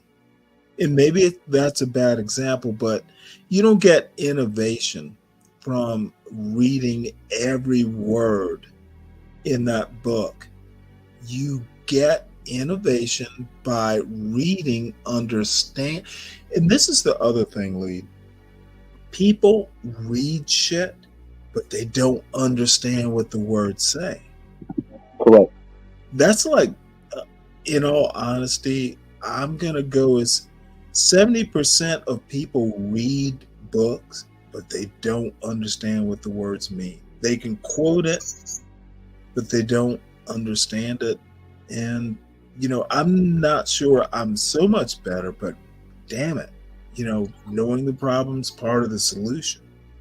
I think a prime example of that would be like biblical interpretation, right? Mm-hmm. Like so many different interpretations, so many different Bible versions, King James, Gideon, New Testament, right? Just for one text. It's the same thing, But yeah, that's all I wanted. I just wanted to have that conversation with him because I know a lot of people get on Linwood, but I think behind all of that, I think there is, maybe I'm crazy, I think there is some sincerity there. Maybe it's just coming out another way. Sincere. But I just want to tell him as a person who, because I bought the book, I used to listen to his live broadcasts. I don't think he comes on anymore. He's up there in age. He's like in his 90s now, like 92, 93. So he used to have a weekly broadcast. I would watch it, so I would consider myself a Nearly Fuller fan. I like some of the things he's saying, but I also disagree with some of the things he said. I also think some of the things in the book are not, how can I phrase it, are not realistic. You know what I mean? So, that's basically what I wanted to say, because I always try to catch him. Oh, hey, I'm here. Hey, now, yeah. All right, but you've been hearing. Have you heard what I was saying? I haven't. So I'm trying to get back online. Say it again. I've been trying to get back online here since the boy kicked me off here. Okay. Well, I'll just repeat it real quick. I'll just ask my question directly. Where in the code book does it say to proselytize? Doesn't say that. Never. So if it doesn't say that, why do you do that? Hey, look, I'm in a war. So whatever I have to do to get the message out, or whatever I have to do to fight against not only white people, but non-white people like the host, then I have to defend myself, because it's 1 against, at times, 1 against 6, 1 against 8, 1 against 20. So I'm outnumbered. So I got to fight. I have to fight to hold my stance. But do you think in the fight that quite possible you're actually doing Nearly Fuller's work a disservice? If you were to critique, let me just add this part real quick. If you were to critique yourself, right? I don't know if you watch yourself or watch, like after you come on to the panel, watch yourself. If you were to critique yourself, do you think that maybe it's possible you're doing his work a disservice? I feel like I'm doing the work of disservice at some point, but once again, I'm fighting a war. So I can't, when you're fighting a war, a lot of times you have to come off code to fight, because you understand, your enemy. Which war are you in the middle of? Come on, bro, you gonna ask me that question? No, come on, sir. I'm not gonna. Please. You're not my brother. Sorry. Come on, sir. Come on. If you don't know, I don't know. What war you think you are in? I don't know. Don't ask me. I asked you. Which war? Where? The race war, sir. The race war. Plain and simple. So you think you can say the race war and it should be obvious? I mean, let's be real. If you don't understand it, then I can't No, I help you. don't. Can you But explain it? I've come Whoa! Can you to the conclusion. The race war in 2024? I've been trying to explain that since I've been on the panel with you. But I can't talk to non-whites who don't believe it. It's not for you. So I'm not going to engage with you if you can't be courteous enough to let me speak. Your microphone, because I want to hear what you have to say. Because I'm confused. I'm trying to figure out what war. I told you, sir, a race war. And that race war is not in your face. It is white versus non-white. And that war is happening indirectly. It doesn't have necessarily be guns and spears, but it's happening indirectly. Is it a cultural war, like a culture war? Yes. So, what culture do non-white people have? None. So, non-white people have no culture. Do white people have culture? Yes. Their culture currently is in existence. White culture versus non-white culture. So we're getting close. We're closer. So, what can you define? Let me define. Culture is what you do. Can you culture is what you do. What non-white culture is? Non-white culture really doesn't exist. You really think that? But because so far, so-called black culture is pretty much decadent. It's a bunch of hideous junk. And we should stop engaging in that culture and retire that one immediately. Okay, what you're doing is being pudding-headed. Are you familiar with the term pudding head? As the late great Joe Madison once said, throw it out there to the pig. The late great Joe Madison. The Black Eagle. Dude who was by me? The Black Eagle. Throw it out there to the pigs so they can understand it. I'm literally going to have to be hard on you, son. Sir, we don't speak in high-priced words. Say what you really mean. What are you talking about? What are you talking about? Literally think whoever... There you go. Yeah, I'm going to have to be hard on you, son. I could walk... Wait, sir. Don't call me son. I'm not the kid. Walk into I'm not the kid. I'm not the kid. In South Georgia and get better ideas than you're presenting.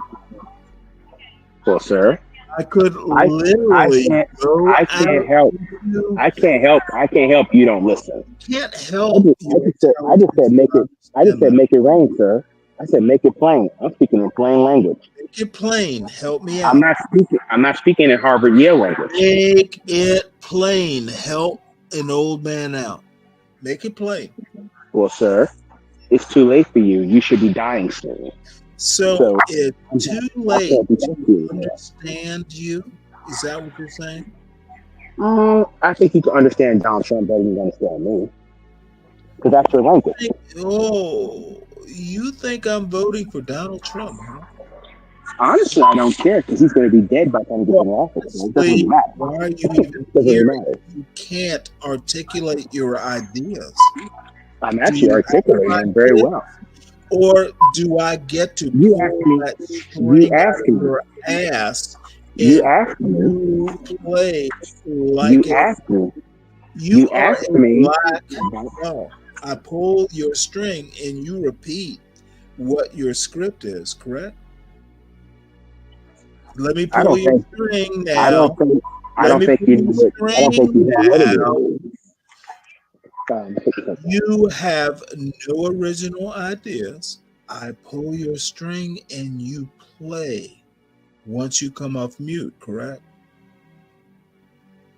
I think I'm hearing old scripts. You are a 1970s plastic. You're a plastic doll. You poor kid. I understand you now.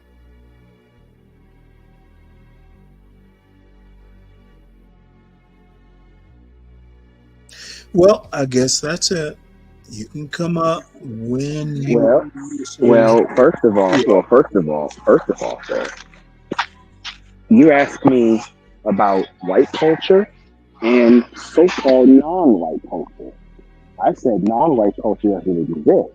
What you call black culture is a joke because it has not to do. Black culture is a joke, because it has white nothing to do. culture is not a joke. White culture is currently white supremacy racism.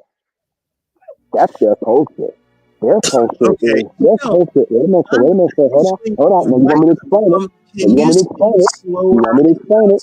You want me to explain it? You want me to explain it, sir? You want me to explain it? Not be on this panel, or you can reverse yourself and talk slower. White culture is white supremacist. Can you explain that part? Talk slower, please. I said white supremacy is white culture. Oh, now you're clear. So are you fucking around with this microphone thing? Oh, there we go.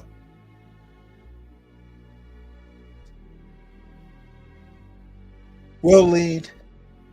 Oh, there you are. Hello? I said, sir, white supremacy is white culture. Thank you. And that culture consists of robbery, rape, murder, killing, stealing, and everything in between. Well, deviancy in between. And we stop right here. And you need to get rid of that echo. So white culture is supremacist, but it consists of murder. I said white culture is white supremacy, sir. Okay. Do you understand anything I'm saying, sir? Snickerdoodle, you are a snickerdoodle. So white culture is white supremacy? Is that what you're saying? I said white culture is white supremacy. And I described to you what that culture consists of. Well, you are literally unintelligible. How is white culture white supremacy? Can you explain? Hello? Yes, I explained it. I even explained it a few seconds ago. I want you to explain it for the audience. I thought the first time you explained it, it was on a low mic. We couldn't hear you. I need you to. I mean, well, I used to talk to RBR, and me and RBR. Am I RBR? No, you're not. RBR is the real brother. I'm dealing with a fake one. I'm dealing with a fake one. Fake what? No, you're talking to the real Stanley. No, I'm talking to Mr. Cross, the Toby. Instead of Kunta Kinte, Toby. I'm talking to Toby. Toby. I don't know any Toby. of those. I don't know them, sir. Explain it under. Kunta Kinte. Your name is Toby, nigger. What's your name, nigger? You're that crazy. Okay. Well, people. Nah, sir. I'm having some fun with this, man. I'm joking, man. I'm joking. I'm joking, man. I'm busting your balls, man. I'm busting your balls. I actually think you're serious. You think I'm serious? If you knew, sir, Mr. Cross, if I was serious, Mr. Cross, I will choke your fucking life out. I will break your fucking neck, Mr. Cross. If I was serious, see now, right there. That's what it says with that tattoo. No. I said if I was being serious. So I said if I was serious, metaphorically speaking, I'll break his fucking neck. No, I don't think you'd even do that. you break a chicken neck while you're eating a wishbone, while you're trying to cut a whole chicken, which your mammy can't afford. Yeah, and you see why I go into the name calling, sir. You see why I go into name calling, because I have to deal with these vicious attacks by these house niggers. Don't split. But it says if you're not having a constructive conversation, you're not supposed to have any conversation. Here's how this. I'm just holding you. You're right. You're right. I'm in the conversation right here. Have a good night, sir. I'm just holding you to your own thing. That's my own thing, because we all get to the trolling. We all get to all that. Right? But if you're going to follow that book to the T, then follow it to the T. Don't half step. So that's just my whole point that I tried to. But yeah, I guess he left. Well, he'll be back, because I'm going to say something to piss him off, I'm sure. So, Lead, what on earth is going on today? And nothing. New York City. New York City is New York City. New York City is doing what New York City does, which is which is a whole lot of shit. A whole lot of stuff. You gotta be a bobblehead to live in this city. So. You know what though? It's been quite some time, decades probably.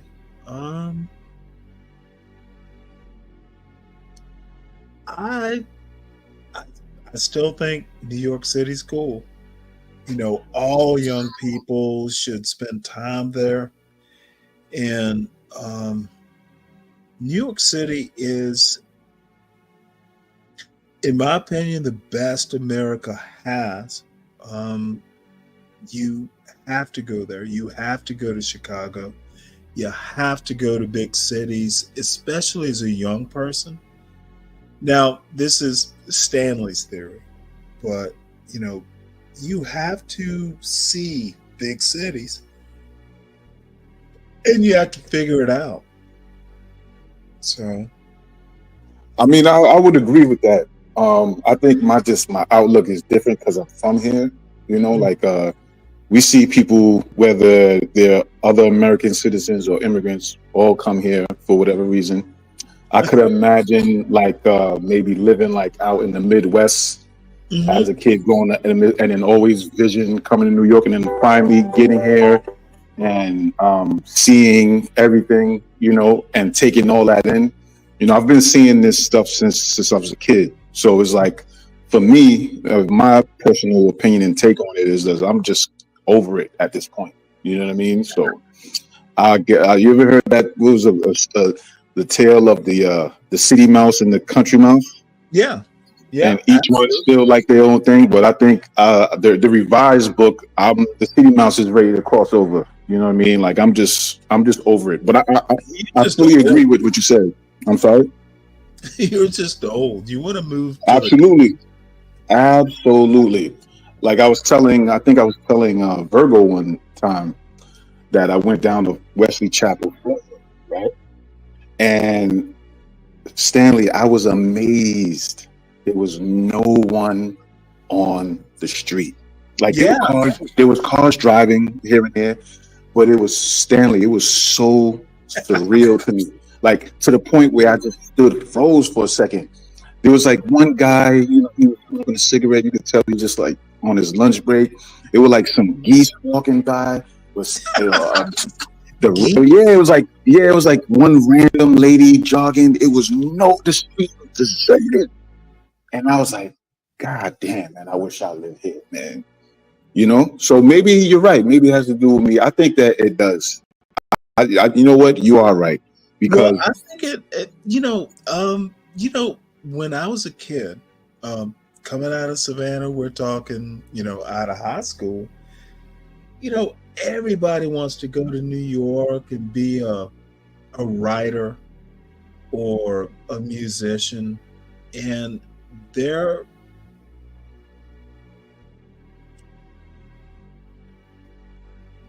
I'm gonna say something rather weird, but fuck yeah, everybody wants to be James Baldwin or a Charlie Parker or a Ralph Ellison, or now as a black person, Harlem Renaissance, you want to be the literati or the musicians.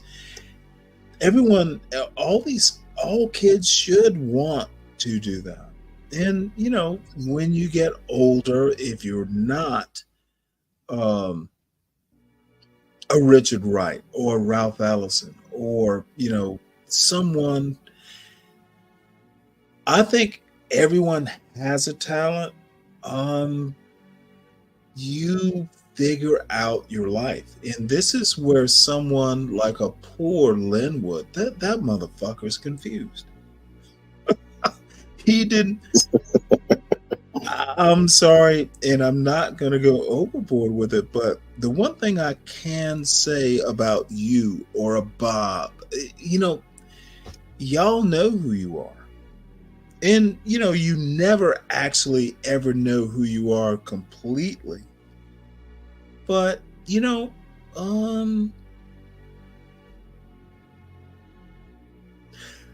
can talk to you and I can go, well, this motherfucker's grounded. I don't think Linwood's grounded.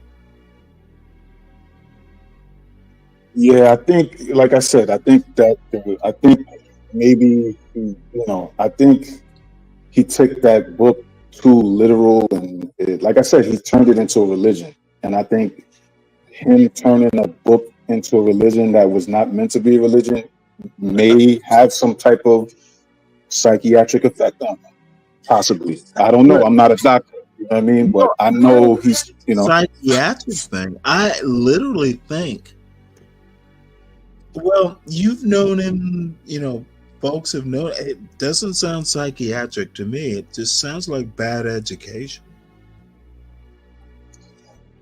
Yeah, I think he takes. I've known dumbasses like that. But to go back on your point about the city, like if you're definitely looking for a career like in entertainment or artistry, or just if you're looking for a certain lifestyle, then yes, the city is for you, because you can't do those things in other places. Or maybe you can, but wouldn't be as good as doing it here. I'm sorry? I think Linwood has ever been to New York or any big city? He sounds like a country. He probably passed through here. I believe, if I'm not mistaken, he's from Virginia. So Virginia's just right down the road. That's like a 4 or 5 hour drive. So if he's been Virginia, then maybe he's been up here. Okay. DC, DC's not New York City. I've spent time in DC, but I don't know. New York is his own animal, just like Chicago, just like LA, like those places. They all have their own little mini culture and everything like that. But again, like being born and raised here, the allure that everyone from outside sees, I don't see. Like I just see the rust and decay and just, I'm just ready to get up out of here. You know what I mean? Well, you know what? There'll be a young Stanley Cross there to replace you when you come to your senses. There'll be someone, if they can make it there, etc. And that's why I'm rather hopeful for America sometimes. You get there, you do it or not, but if you can't do it, it's a soft landing. You find your way. And,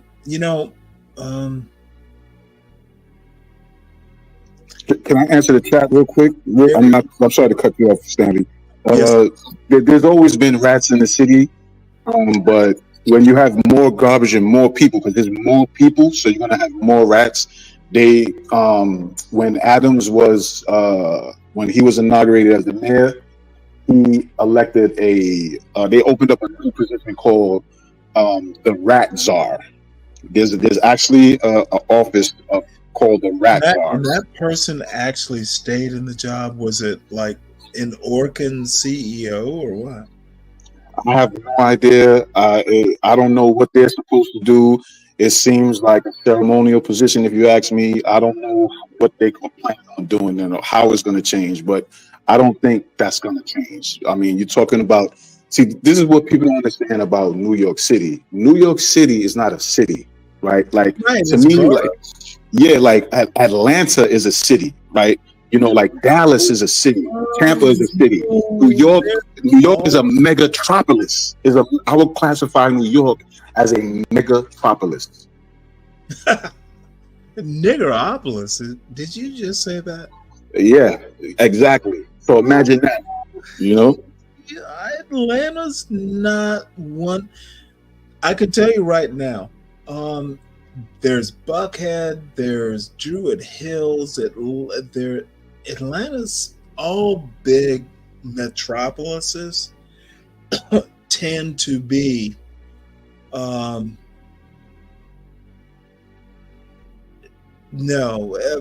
there's no, but they're not vertical, Stanley. New York is all vertical. Like, for example, you have some. What I mean by that is, like, for example, you have people that grew up in their neighborhood.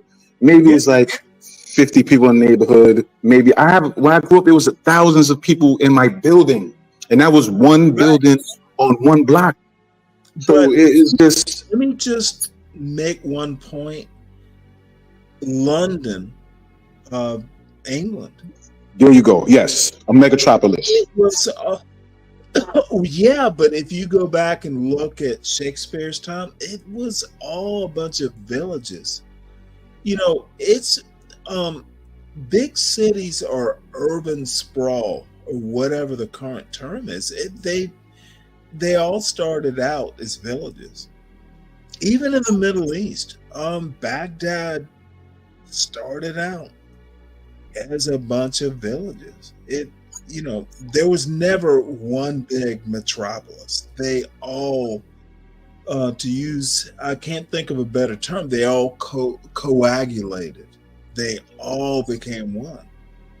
So do you think that Atlanta or those other cities I named, like Atlanta, Dallas, or Tampa, you think those cities would get that way, like a New York or a London? No. Why would they? Oh, no, I'm just asking. I don't know. I'm just asking. Well, I mean, no, they're not big. They're not going to become 8 million people.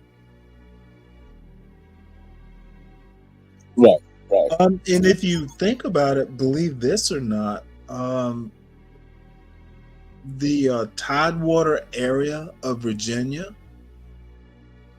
I think it actually rivals New York City as far as population, but it's much more sprawling. Tidewater, and it's an old-fashioned term. There's a better term that I can't remember now, but you're going from somewhere like Chesapeake, Virginia, all the way up to Newport News. Population-wise, if you want to talk metro, it was actually more population than New York City. I think if I had to predict, cities will grow. Dallas will be bigger. But I also hope and I think that people, they'll be like me. Big city life, I want my son to go out and experience a New York City or Dallas or somewhere. But I think in the end, I grew up in Savannah, Georgia. It was a manageable city. And just on a whim, I was like, well, I wonder what it's like living in the mountains. And I found out. And after that, I don't want to live in New York City. I think it's a maturity thing. I think it's having a family. It's much more fun, in my opinion. You know, you have a backyard rather than, you know, put on a leash and go to the park. Absolutely. Well said. Absolutely. I agree 100%. So do you prefer the mountain where you live now, the mountains where you live now, better than where you grew up by the seaside? You know what? Not even the seaside. If I Well, it was had a coastal town, right? plant my house in the middle of 50 acres, and I'm good.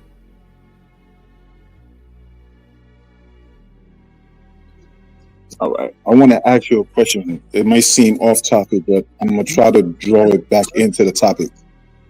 And it may seem like a stupid question, Stanley, so bear with me. I've been doing a little quick research, not no extensive research, right? Mm-hmm. And from my little research that I've done, my question is, in American electoral history, has there ever been a president that has lost the electoral vote but won the popular vote? No. Okay. But we know for sure there have been presidents that lost that have been around, but it hasn't been the first way. Okay. So now this is how I'm tying it back in, and please correct me if I'm wrong, because the Electoral College is actually how presidents get elected. Absolutely. So, right, but from my understanding, and correct me if I'm wrong, the Electoral College does not have to. They're supposed to, but they're not. They don't have to go with the popular vote. Is that according to state, or is that? They don't. You can win the popular vote and still win the presidency. Funny thing, and oh my goodness, I don't want to go into all this because we could go on for 2 hours. If you go back to the Constitutional Convention, there were states like Rhode Island, Virginia, and New York were like the major states. Massachusetts had like the history, but Virginia had history and population. Pennsylvania was important too. The small states they wanted as much power. Rhode Island wanted as much power as Virginia. And correct. That's just, the small states, Delaware, Rhode Island. So now, I'm sorry, go ahead. About the population, what America doesn't understand is slavery built this country. Even when you start talking about electoral college and all this stuff, this is what people don't understand. Remember, in the Constitutional Convention, there was an all or nothing proposition. Slaves would count as a total population in the South, and the North was like, if you're going to have chattel slavery, are the sheep, and I'm not kidding when I ask or quote this question, cows are not humans, are you literally going to say that people, black slaves, are like cows? And there was this conversation went on for days, and the compromise was 3/5. The North wanted 0, the South wanted 1, and the compromise was 3/5.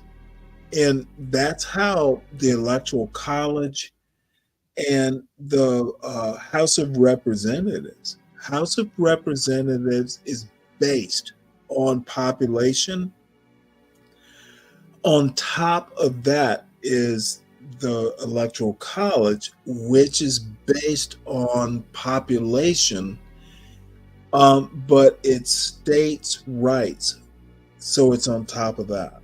So in the states, who the population in each individual state votes for, not every state is the same, but if Georgia goes Trump gets all the electoral votes. And each state is built kind of like that, but there's some states, and I can't remember the specific ones, who are like, well, if 45% goes to one candidate, 55% the other way, that's how we proportion the electoral votes in the Electoral College. The Electoral College is built on the popular vote, but it doesn't necessarily reflect the popular vote. And that's what people don't seem to understand. You kind of went down the road that I was trying to go. So basically, the population in each state dictate how many electoral votes you have to cast. Is that correct? Well, let me put it to you this way. Every state controls how voting goes. Every state has its own way of voting for national office. Literally. Because Georgia does not vote like South Carolina, et cetera, et cetera. And it's constitutional. The Constitution literally makes voting for national office a states' rights issue. So do you think, this is where I was trying to go a little bit, like, do you think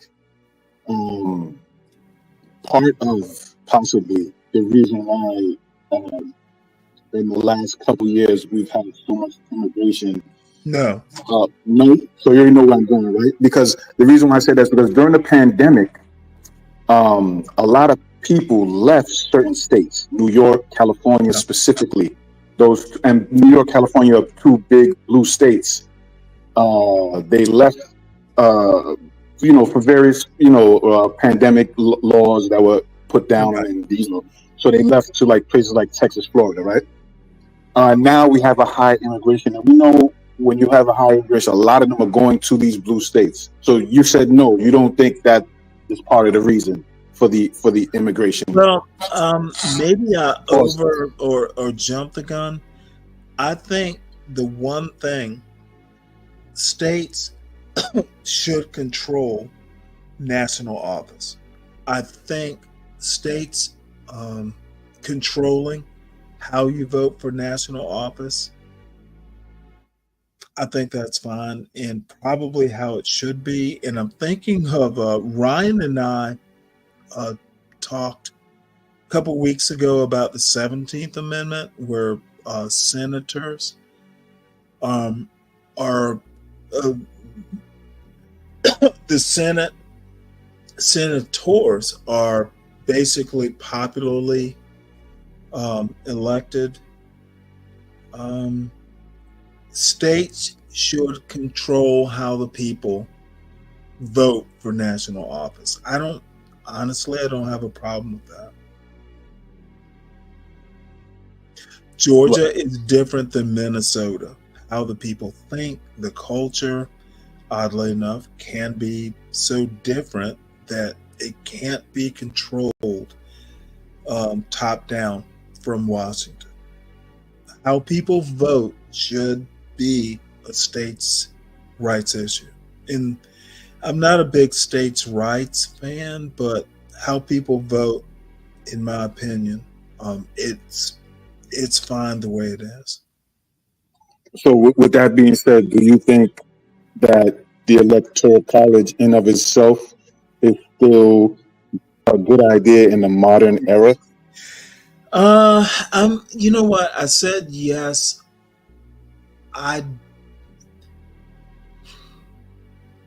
It's always been a problem. It was a bad idea in the first place. Now, if you want to talk about race and voting, get rid of the electoral college. The electoral college exists in the first place because the South didn't want to get rid of slavery. And you know what? You can take a neutral position. Well, it was fair. The South in Georgia, South Carolina, and North Carolina literally held this country hostage.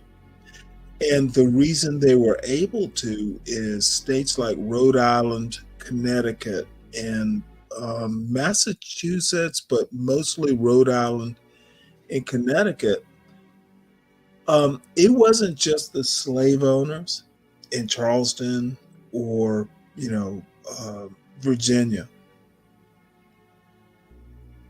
Northern shipping.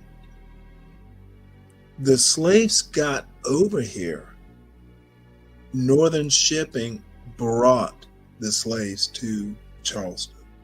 It wasn't just, the South was so bad. The North was as complicit. And I'll never understand why Americans don't know that. It was a whole country venture. Every colony, with the exception of maybe Vermont, every colony had a hand in that slave cookie jar. I agree with that. I think, it's literally in the history books. Correct. No, that's correct. It's not an agreement, it's a fact. Yale University, Brown University, William and Mary, Columbia, all these Ivy League institutions were literally. I think there's a little hiding of that history on the New England or what we would cast as the blue states or New England academia. I think they are purposely trying to hide that history. You know what? Lead on board. They are doing it on purpose. The hurting little white kids' feelings because, your great grandpa treated black people badly. Yeah, that's why DeSantis doesn't want deep history taught in high schools. Patriotic education is the term that DeSantis used. Yep. They don't want people to know. And, that is how countries work throughout history. But, yep. I think that's a shame because, I have my own views on a lot of things, right? But I would, further down the line, I would like to think of myself as a humanist. If I'm saying that am I pronouncing that right, Stanley? I imagine a humanist. Actually, it's a good term. Right. And here's my theory on America not wanting to know history. And we elect these people. Floridians elect people like Ron DeSantis. So I will stick to the point. America doesn't want to know. It's not the politicians making these decisions. It's the people who elect them. That's unfortunate. Decisions. And I'm gonna use a strong P word. It's the pussies who elect these people, and then it is pussytude to elect someone like Ron DeSantis, and then when you don't want your little kid hurt by American history, you blame it on DeSantis. He doesn't want little kids' feelings to be hurt. Motherfucker, you elected him. So the American electorate, in my opinion, well, it's not my opinion. We vote for people like this. And it is just, if there's a tragedy, it's Americans at the grassroots level, and this stupidity is literally colorblind. You can be black and stupid, you can be white and stupid. It's a tragedy.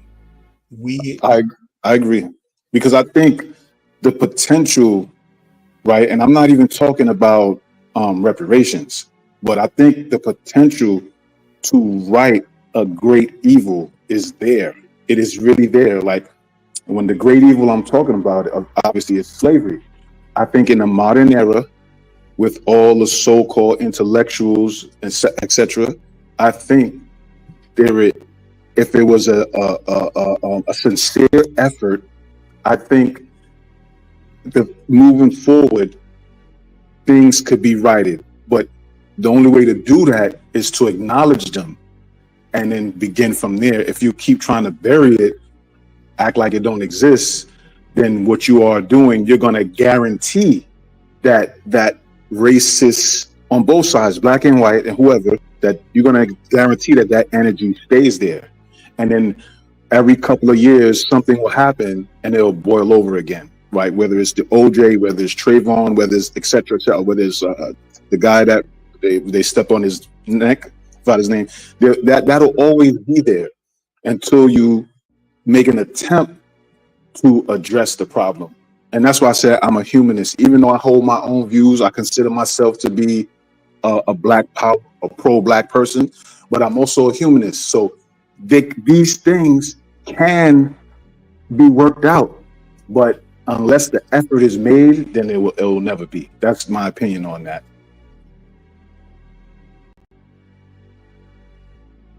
How do you feel? Do you think that it's possible if there was a sincere effort? Do you feel like how Derek Bell, he had a more pessimistic? Derek Bell is don't even bring up Derek Bell. He's my hero. Oh, so you take his outlook? I think his outlook was a more pessimistic outlook. Like, it's not going to. The thing is, and there are Derek Bell interviews on YouTube. Yeah, I saw a lot of his interviews. I bought a couple of his book. I bought I'm probably saying it wrong. Below the well. Faces from the bottom of the well. Faces from the bottom of the well. Right. Now, he's a horrible writer. When he starts that's doing his fiction, right? That's his fiction stuff. It's horrible writing. He wasn't a good writer. I think Faces from the Bottom well. I think he was trying to be allegorical. Oh, it not only that, it's funny. When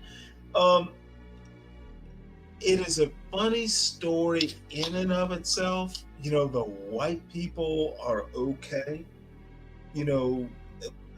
It's poignant, but here's what I think. Derek Bell, here is people like James Lindsay and all these people want to demonize Derek Bell. And they don't even understand. Derek Bell didn't call it critical race theory. That wasn't his term. He was in a very legal realism thing. Critical race theory came after, his ideas. So basically, you're saying that some far left people are bastardizing his work? Derek Bell. Here's the thing about Derek Bell and I'd have to like find the link.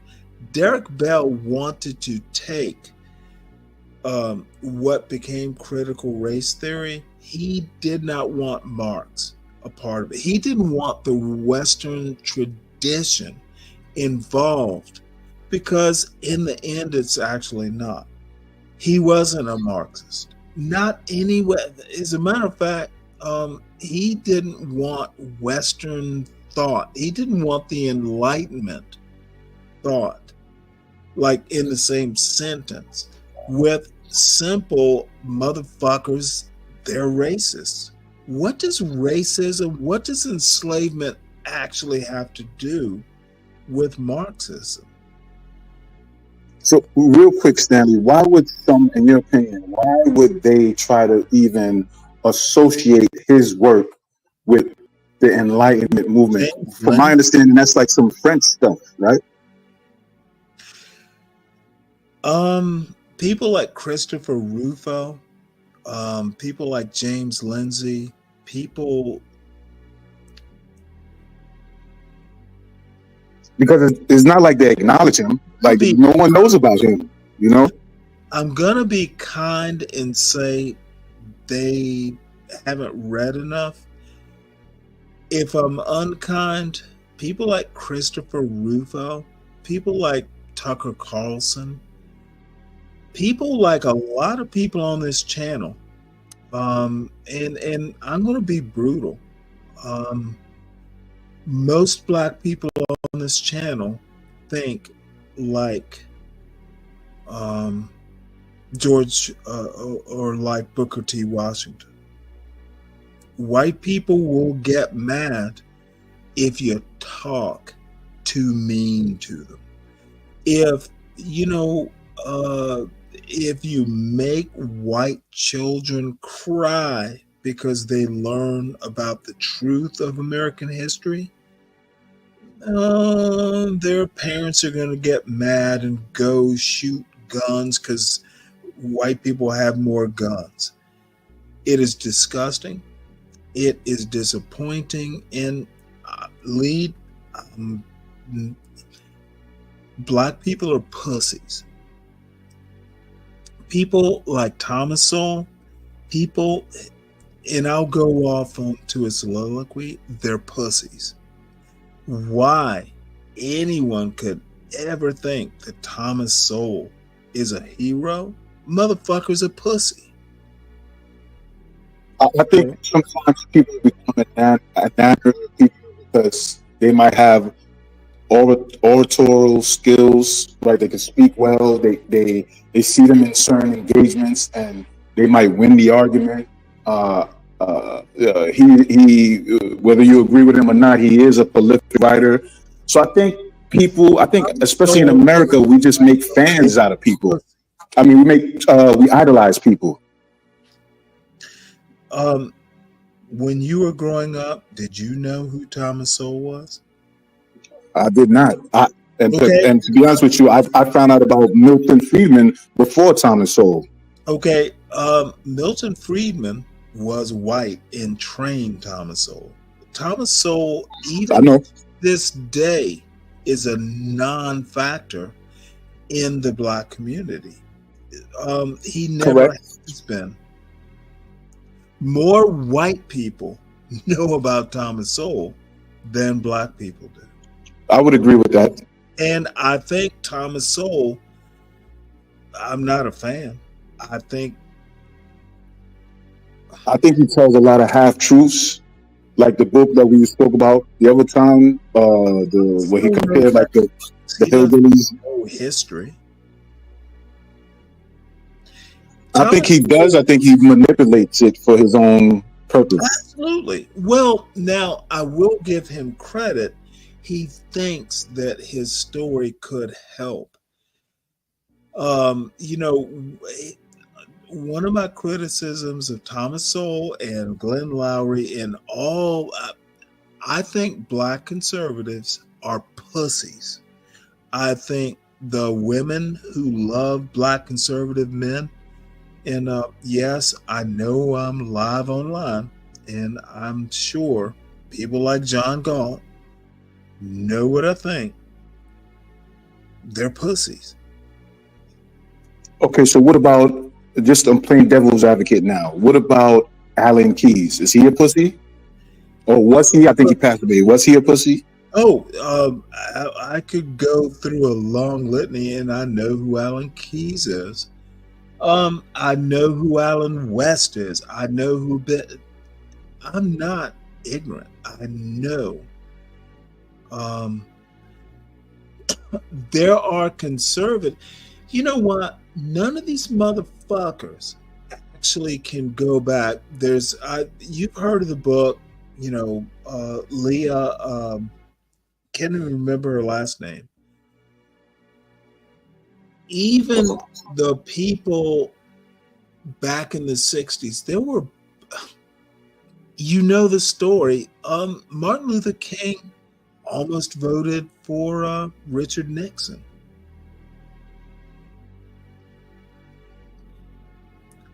Richard Nixon, my personal opinion, Richard Nixon literally fucked up the black vote for Republicans because he didn't go and intercede on Martin Luther King's behalf. And I'm not kidding. I'm not making it up. It is literally Kennedy did.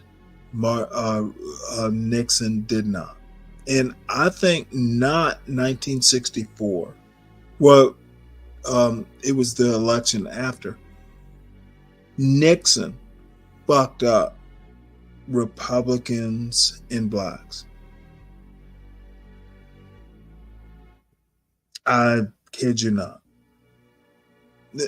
But I'm not a historian, but that's the way I think about it. Goldwater did a lot. Nixon in the 1960 election fucked it up for Republicans. I can reference it. Jonathan Ike, real quick, Martin Luther King biography, and then there's Leah. I can't remember her last name. There are 2 books I can recommend to prove my point. Jonathan Ike, last.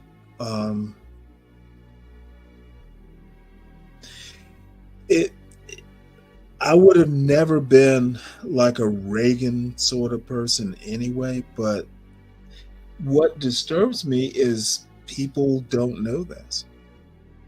They're books. Why aren't they reading them? And I'm far afield, Lead. So would you consider yourself like a, just for lack of better words, like a Clinton Democrat when he was in office? Like, no, I'm gonna be real honest.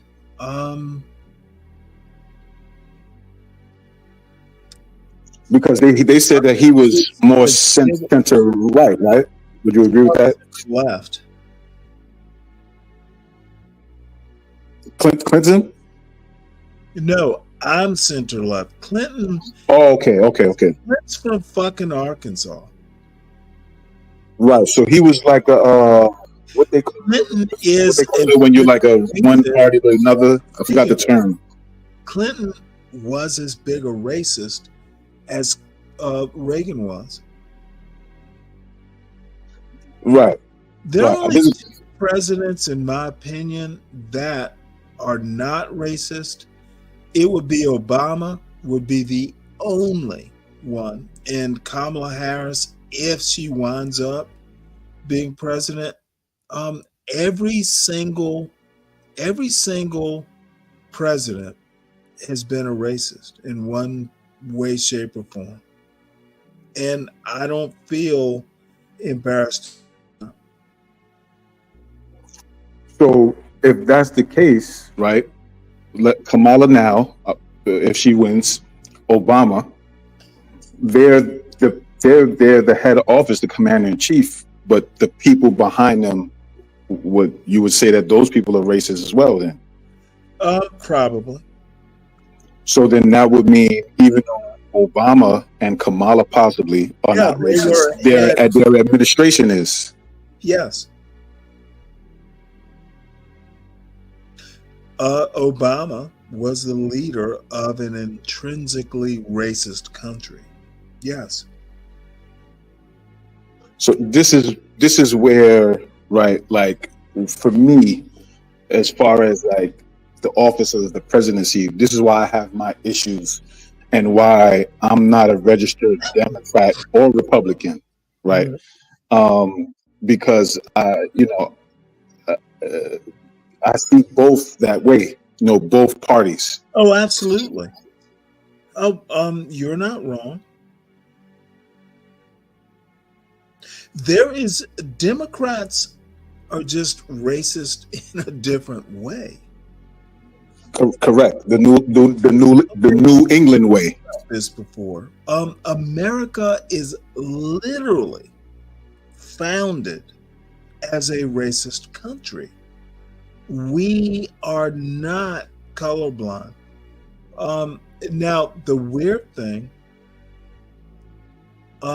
every single person that reaches maturity in America is a racist. And not because we're just bad people, we've just been socialized that way. Racism as a system is literally a thing. And Glenn Lowry aside, I think people like Glenn Lowry are disingenuous. He knows what the fuck racism is. Right.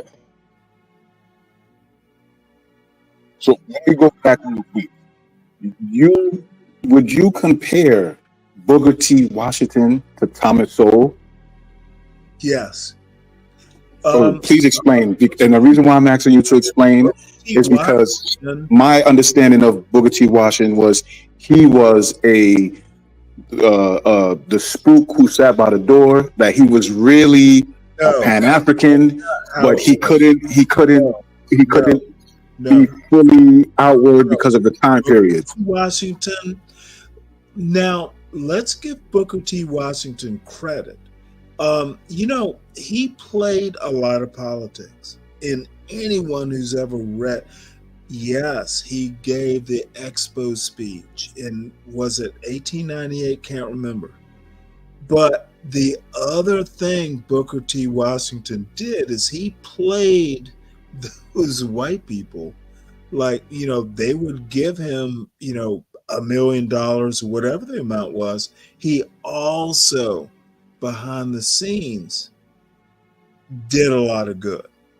That's why you can't dismiss Booker T. Washington. Absolutely. So that's absolutely. So that what you just said is my point. Is like, don't you think because of the time period, he was being smart? He was smart. He was. Look, his style. Let me put it to you this way. Where did I love me some W.E.B. Du Bois? If you've that's when we delineate from each other. But go ahead.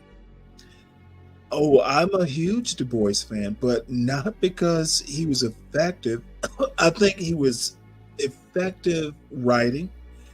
I'm a literature person. Even though I'm a science major, Booker T. Washington was probably the bigger pragmatist. I think in the end, Booker T. Washington affected more deep culture. I think Du Bois, if you like writing, he was more effective. But Du Bois didn't die in America. No, he went to Ghana.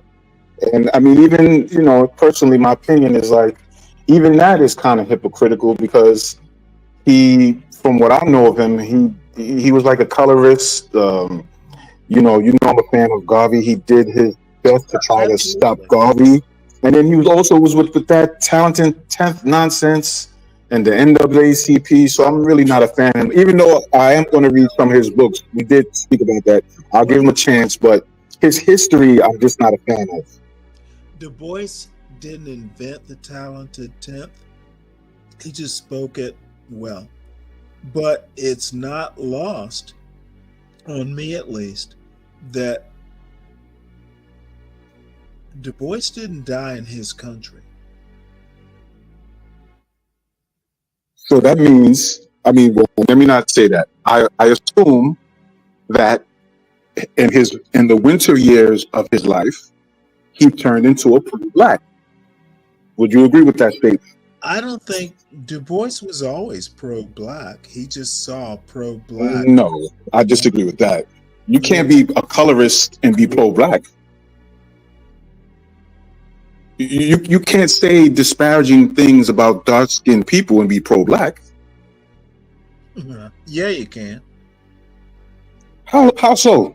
I got to push back a little bit. How so, Stanley? How can you say disparaging things about dark-skinned people and be pro-black? Ever heard of, you know what? Let's make it simple. Do you think Donald Trump thinks the world of factory workers? And they're all, let's... Absolutely not. Population. Absolutely not. He doesn't. Okay, then what's the difference between... Well, the difference is classism versus colorism. Never thought that well of Southern Europeans. This racism bullshit has been going on for quite some time.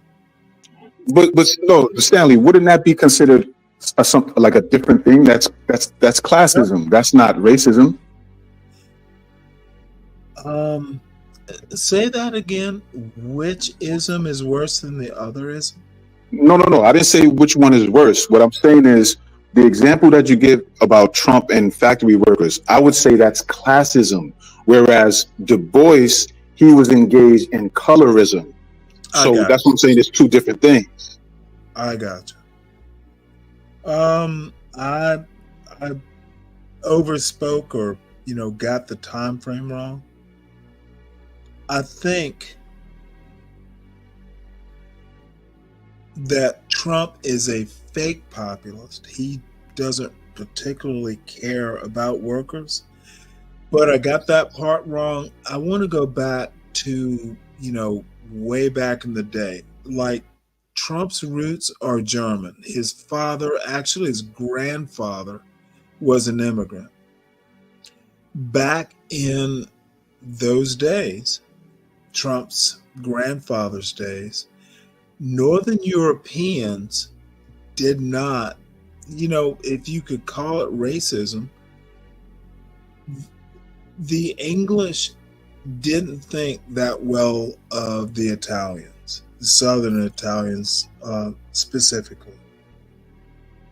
So, correct. I agree with that. Yes. So my point is, colorism. I kind of see where you're going. Go ahead. I kind of see where you're going. I'm not doing it effectively, and I'm kind of half in my cups. Yeah. Well. Would you say prejudice? Prejudice equivalent is my point. I'm sorry. Say that last statement again. White people have their equivalent. Northern Europeans, Southern Europeans. The darker hues. So I would, yes, I would agree with that.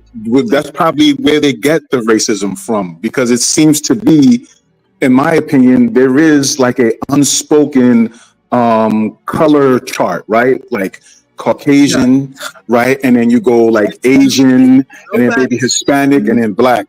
It's really, hues of skin actually, if you really want to go back, racism is a weird thing. You can go back. It was a skin hue thing forever. Some are lighter than others, but it wasn't encoded. If you want to color, brown paper bagism has been around forever, like since human history. encoding it into law, at least in the West, is rather new. Now, I think you're getting to a point that you might have to actually critique my argument, because I've skipped over thousands of years. So, No. I'm actually parallel with your argument. You're making very valid points, because my history, there are holes you can poke into it, but I think overall I can support. So I'm not fussing at you. I think you're bringing up points that I have to defend. But maybe we're heading in the same direction. This is a theory of mine, right? I believe white supremacy also affects white people as well. I don't think that whites, right? White supremacy and racism, in my opinion, are not synonymous with one another. People keep conflating those two. So white supremacy to me looks more like what you was just speaking about, the things that you was just speaking about. Indeed, 100% right. You can't be a racist country and everyone not be affected. You know, some of these dumb motherfuckers who are white think they're superior just because they're white. Right. That is the illusion that has been given, and I think it has been given on purpose to keep that division. No, I'm going to have to push at least on the ground level. Slightly. The illusion is true, but when you encode that illusion into law, like, you know, white people can drink out of this water fountain, etc. That's the non-beauty of America. That's how they fucked up white people too. Right. You have people like an Imperius. That's a hell of a privilege and a psychological fact. Like, you know, you have that power. Like, I'm a part of this group that could do this. I'm sorry to cut you off. The thing is they're not wrong.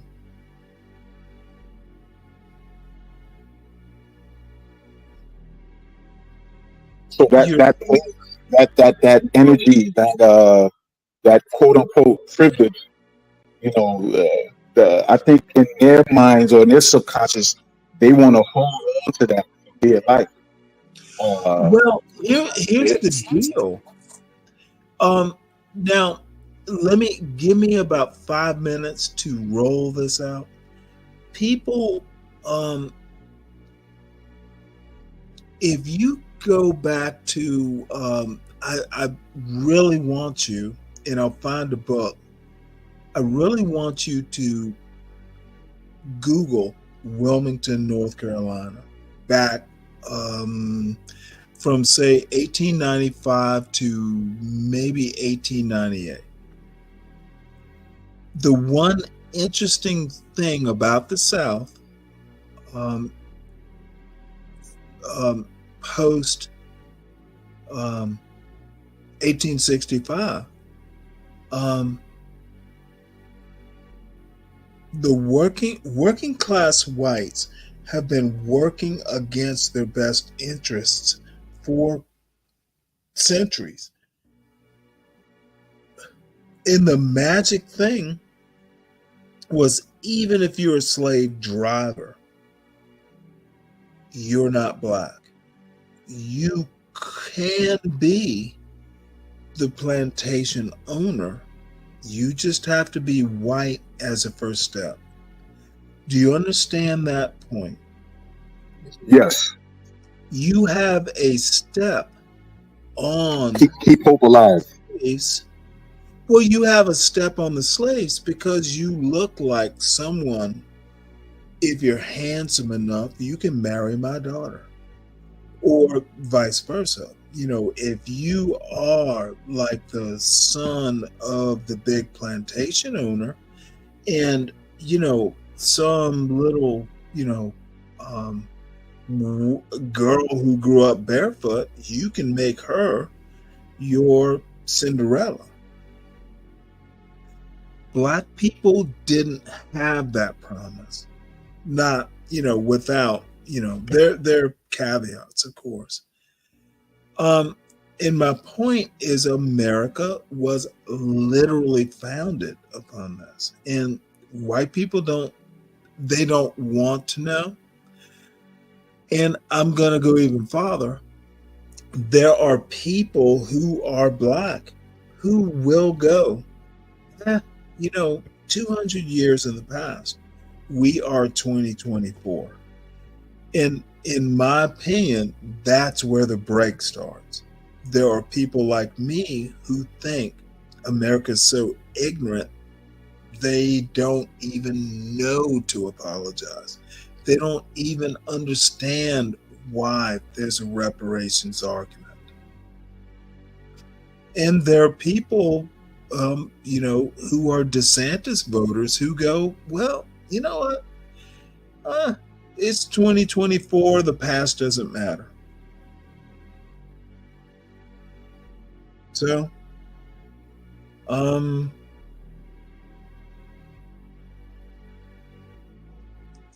agree. I definitely agree. America's intrinsically racist, and we don't know how to break out of it because one side wants to glom over it and make it like everything, and the other side wants to ignore it altogether.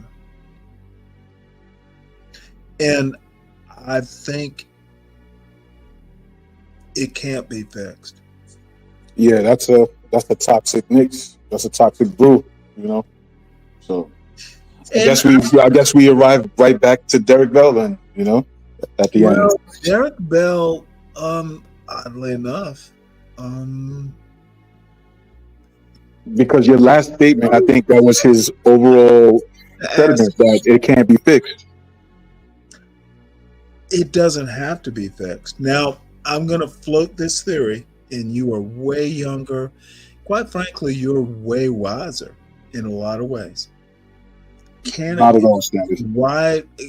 Why should we want it to be fixed? That's an honest question to you. I never heard that question, and I'm gonna be honest with you. I can't answer that question right now. I would have to think.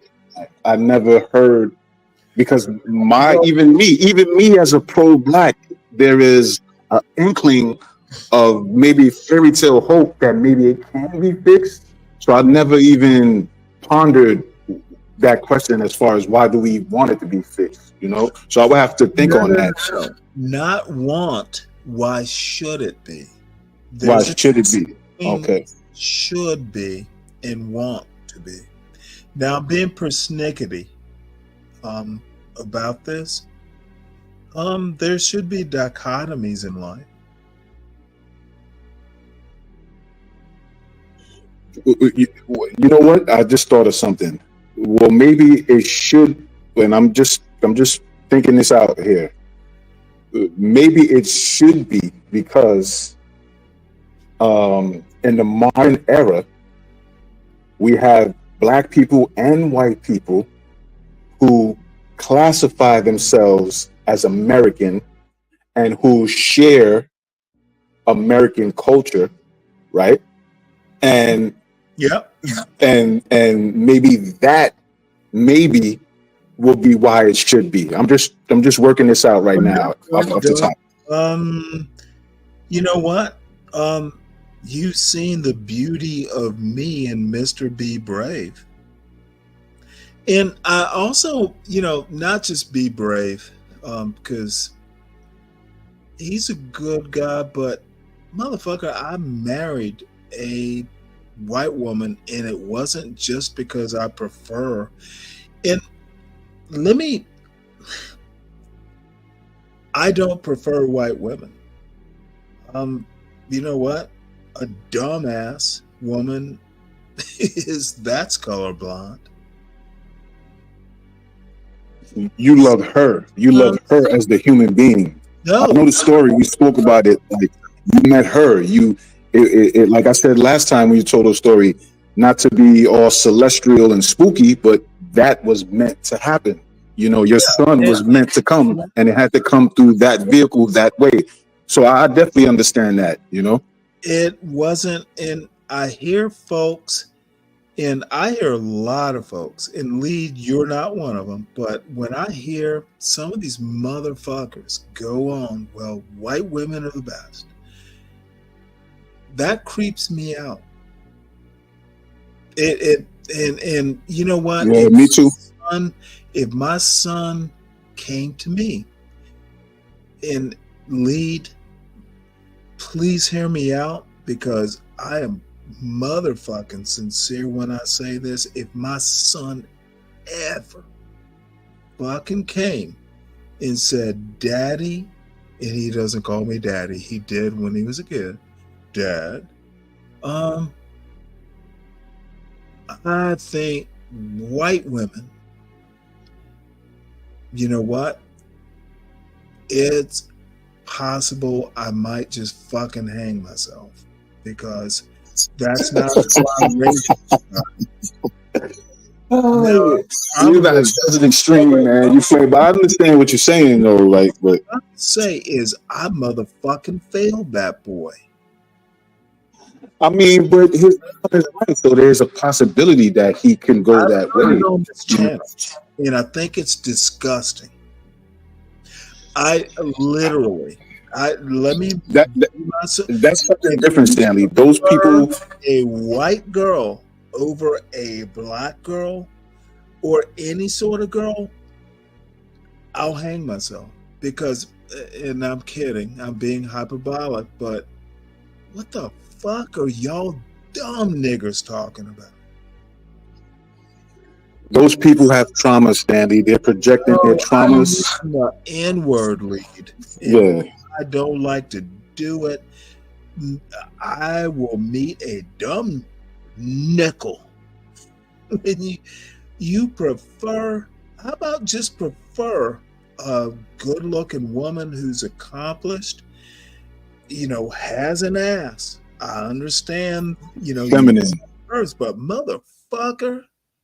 Right, feminine, smart, right, certain attributes. Like I'm a race man too. Admittedly, be a feminist. No, not feminist. Feminine. Feminine. That's what I'm saying, and I'm thinking of my son, motherfucker. I want you to be happy. You better, motherfucker. Right. I want you to have. I want you to bury your private parts in her private parts. I want you to, but I'm thinking about, I want you to be fruitful and multiply. I'm gonna die, but god damn it, you better be happy. Right, that's what's most important. Absolutely. What the fuck are these idiots? I prefer, motherfucker, you better prefer the best you can get, and you better be working to make yourself the best. It is so complicated. And Lee, thank you for, you prefer white women? Motherfucker, it was an accident that I even got married. I'm a Nah, that wasn't an accident. Because think about it, like you said, you married later in life, you had your son later. That was, again, I'm not into the whole, the destiny or whatever, but I just think people cross paths for a reason, and it was meant for you to cross your wife's path. I literally thought I would never get married, because no woman's ever going to tolerate my difficult ass. But when it comes to things like that, Stanley, I take a more realistic, logical look, right? Say it again. No, I'm going to put Black Manta up here. Okay. I was going to say, because at the end of the day, the majority of people, regardless of race, will marry their own. So if you take like interracial dating marriages, or even homosexual, lesbian, the majority of people are going to be heterosexual. The majority of people are going to date within their own social, economical, race, class, right?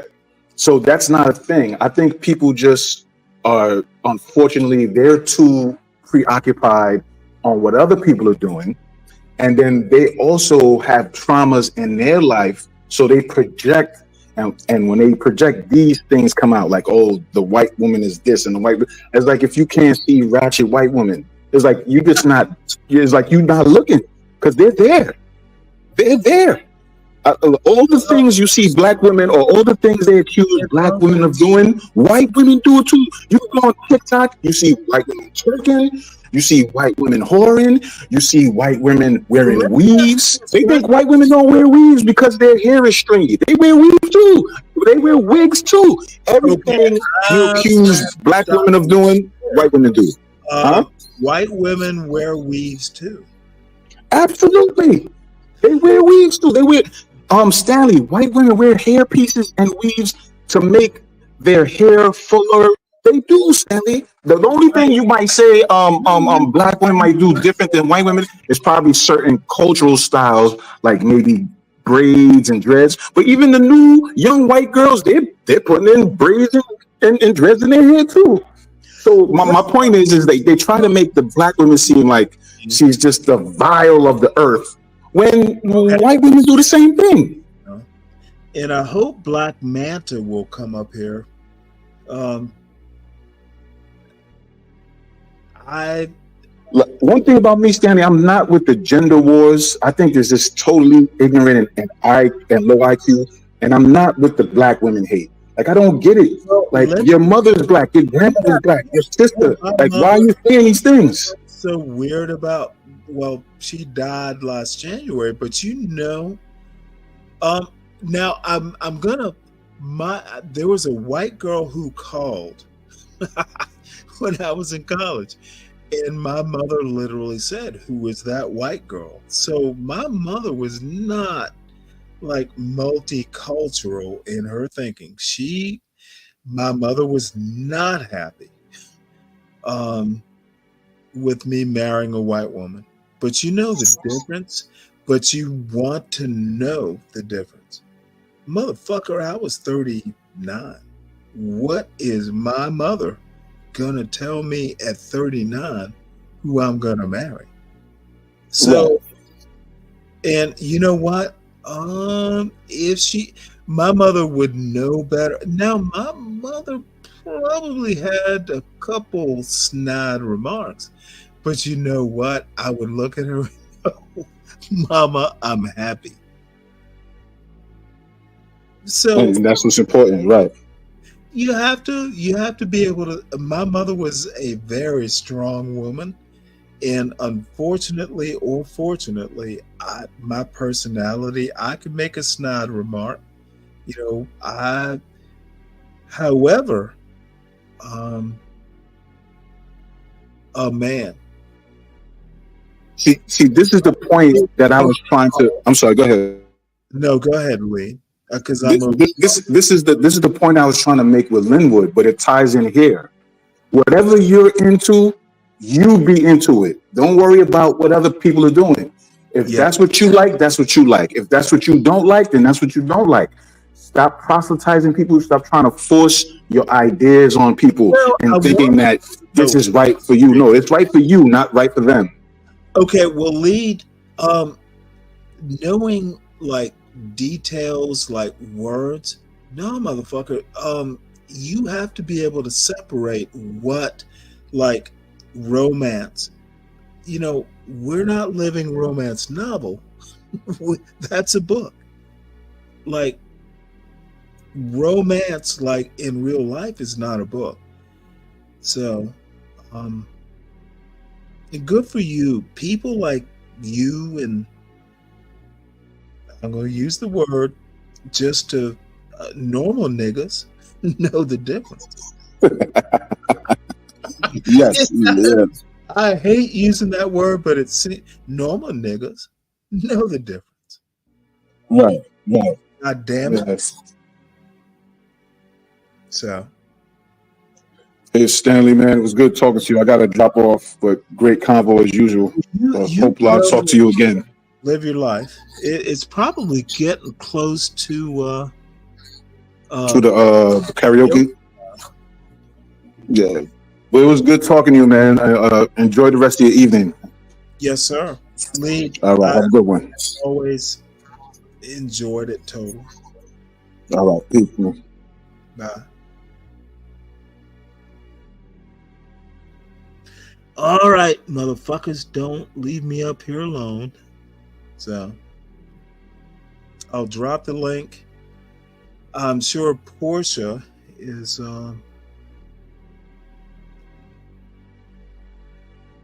I'll watch the karaoke. I will try and come up after the karaoke, but last weekend y'all just enjoyed it all night, which is a good thing.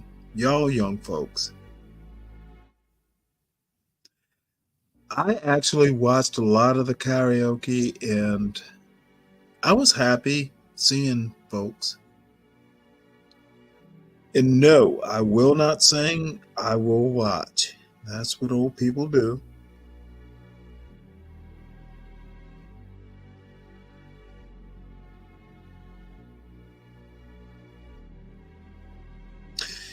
Interesting.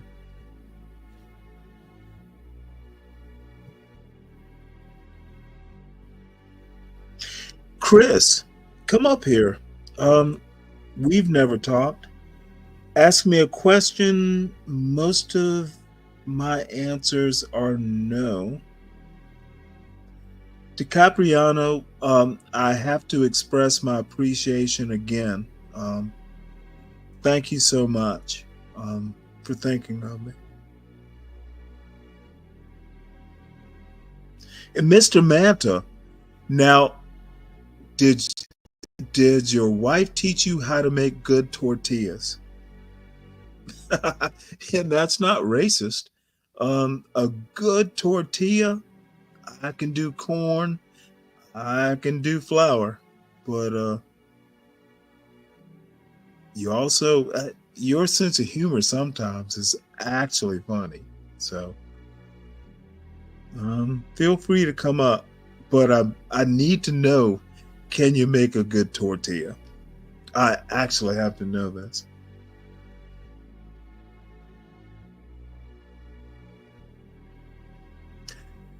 And I guess I could find a video or two.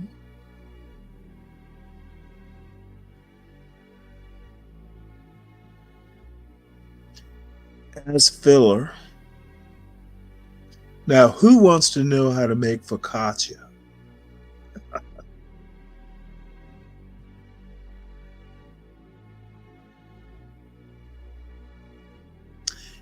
Now, this is interesting. All right, well, I'll have to go into my YouTube save stuff.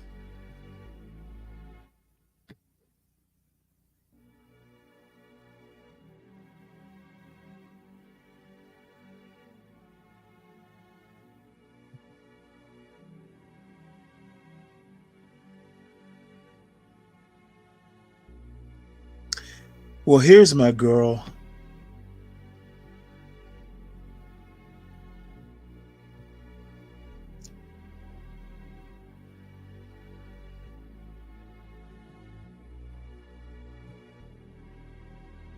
Gonna have to do it, and I hope she does not get mad.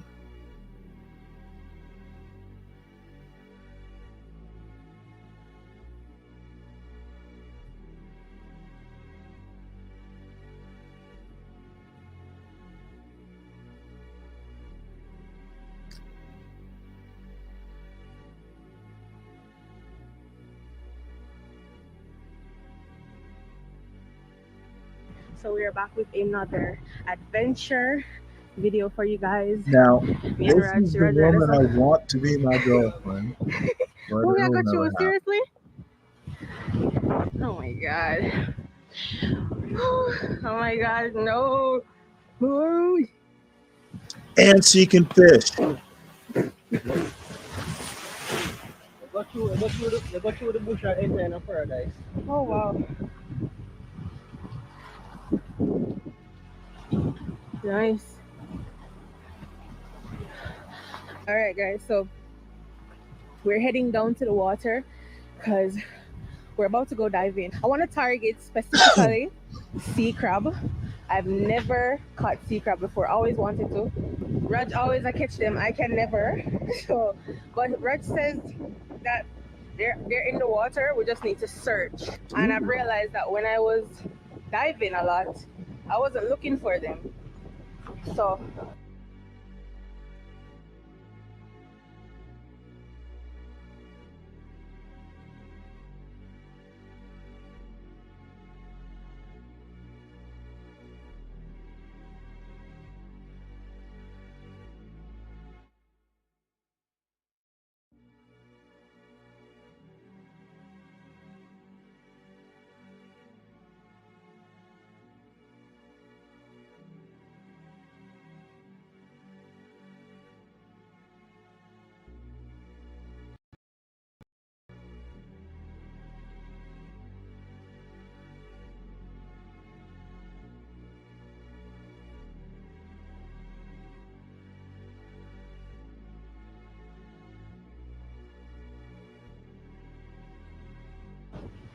we're gonna see if we can catch basically anything edible, but I really want to target the sea crab. So Folks, let's come get ready with us.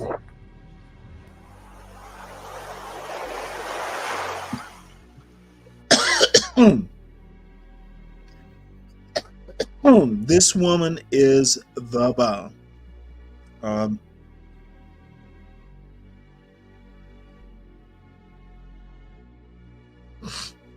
She is curvy. She's a fisher person. She's outdoorsy. And if I had a choice, if a father gets to pick a woman for his son, Tiffany would be that girl. She can cook too.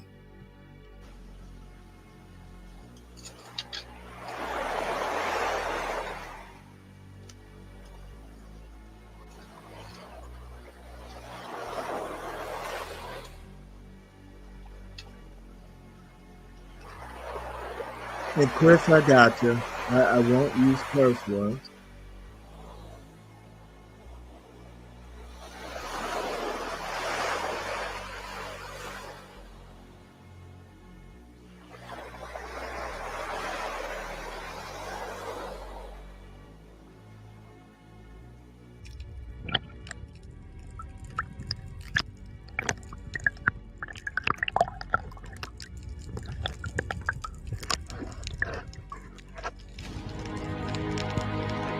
Now, the way she's diving, she needs to use her hips more than her knees.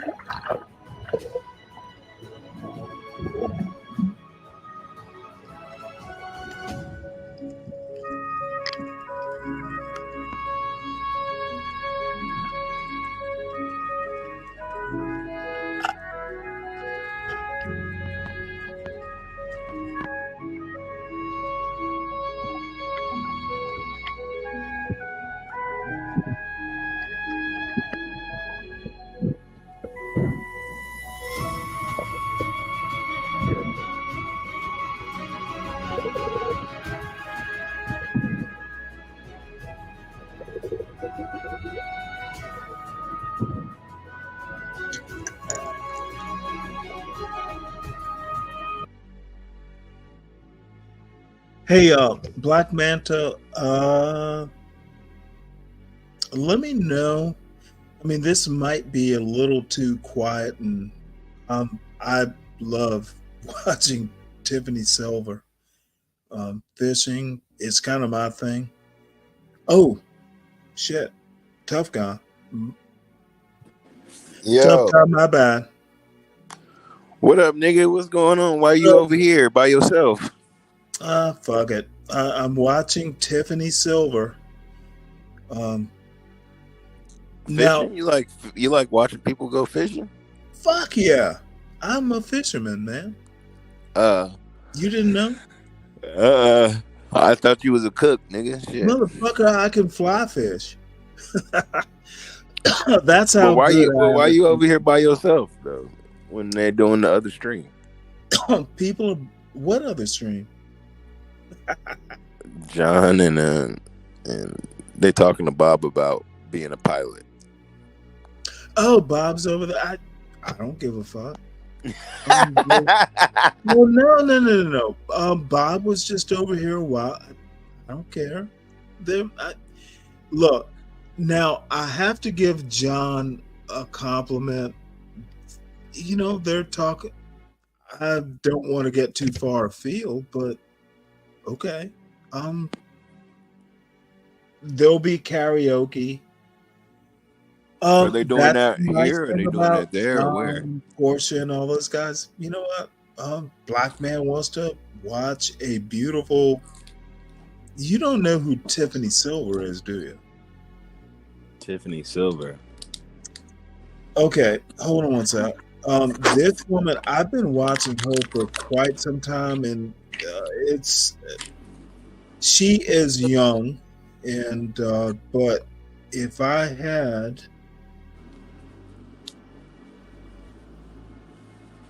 this woman, and she's a very young woman, she's fucking beautiful. Her hair is plaited up. She's got dreads. This woman is literally like, damn it, I wish I were that young. She's gorgeous. Oh yeah, she is a little pretty. Oh, she probably got a big booty too. She looked thick. Oh yes. Oh, she do. Oh yeah, I knew it. No, she isn't. She's got big booty, big tits. The woman, but you know what I like about her? She's outdoorsy at the same time. The woman. I like that one bitch, man. You got to check out Victoria Outside. Let me look it up. Victoria Outside. Yeah, Now, Victoria Outside. That bitch is like she be building shit and cutting wood, but she be having them yoga pants on, nigga. Oh my god. You don't know who Victoria Outside No, is? I don't. I'm looking her up. Yeah. White girl? Yep. I think she like Russian. Damn it! Like what is German it with you and white girls? Poland or something. She's like some one of them other whites. Like No, you know what? I don't have a problem with that. You can have a big booty, but sometimes it's muscular. Sometimes. Yeah, she got a muscle booty. She got a muscle booty. Yeah, that booty is not. It's just not like a fat booty. It's like a thick booty. You know what I'm saying? Like, I like those like she ride bikes or runs or some shit booties, not flabby and just big. You know what I'm saying? Well, hold on. Let's have a look at this. My wife wasn't a flabby booty. She was outdoorsy. Yeah, kind of hiker girl. Yeah.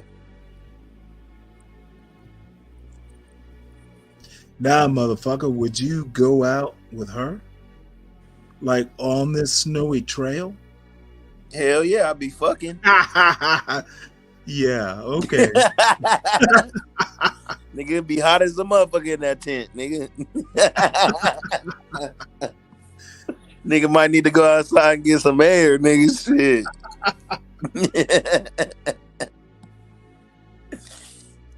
Shit, that bitch is bad, nigga. Yeah, I see. Yeah, she is, dog. And she's like, you can tell she's smart and she just, you know what I'm saying, like she took time to figure out how to survive in the wilderness. You know what I'm saying? Like, nigga, she know more shit than I do, nigga. I know with her, nigga, I'm gonna survive and eat, nigga, and all that. No, but here's the deal. And she cooked. And she cooked. At the end of her, after she build her shit and do all her shit, she be cooking up steak and potatoes and asparagus and shit. I'm like, damn, bitch. That's what I like about this bitch. You damn bitch. Okay, who in Kansas City or San Diego? Who are you meeting like this? Nobody. Nowhere. You ain't meeting no bitch like this nowhere. Yep. She actually put in work. You know, she ain't scared to get her hands dirty. Yeah. But you know what? She knows how to wash them too. And that too, yeah. She clean. Well, you can tell she's like clean and put together. Even out there in the wilderness, I bet you that pussy smell good. Well, I'm trying not to be that primal motherfucker. I can guarantee that pussy smell good out there. I can guarantee you she knows how to love a man. Yeah, it's a different type. That's a different type of white girl right there. You know, she from a different country. They act different in general. Reason. Now, if you're gonna say who, white, black, who, I think Stanley. I think that's why us as American we like those foreign girls because the way they talk, how service like that, how they're it's not even a matter of service though. What do you think it is? I think it's knowing how to love a man. That is a matter of service, nigga. Well, in that case, you need to know how to love a woman. Yeah. And you know, I unfortunately, motherfucker, I remember my wife and I were together, so we're on the Shenandoah River. So I bought her a fishing rod, and I'm sitting here. I gave her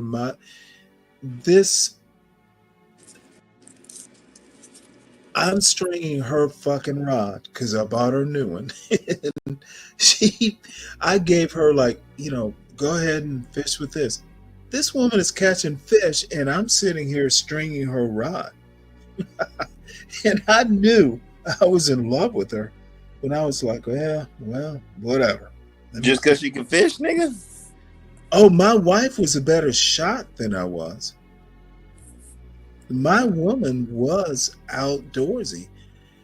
Motherfucker, she taught in Savannah, Georgia, you don't learn how to build like a fireplace fire. She fucking taught me.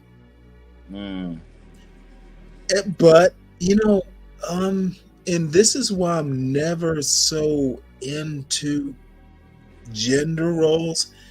We knew who the man was, but god damn it, she taught me some shit. I taught her some shit. Yeah.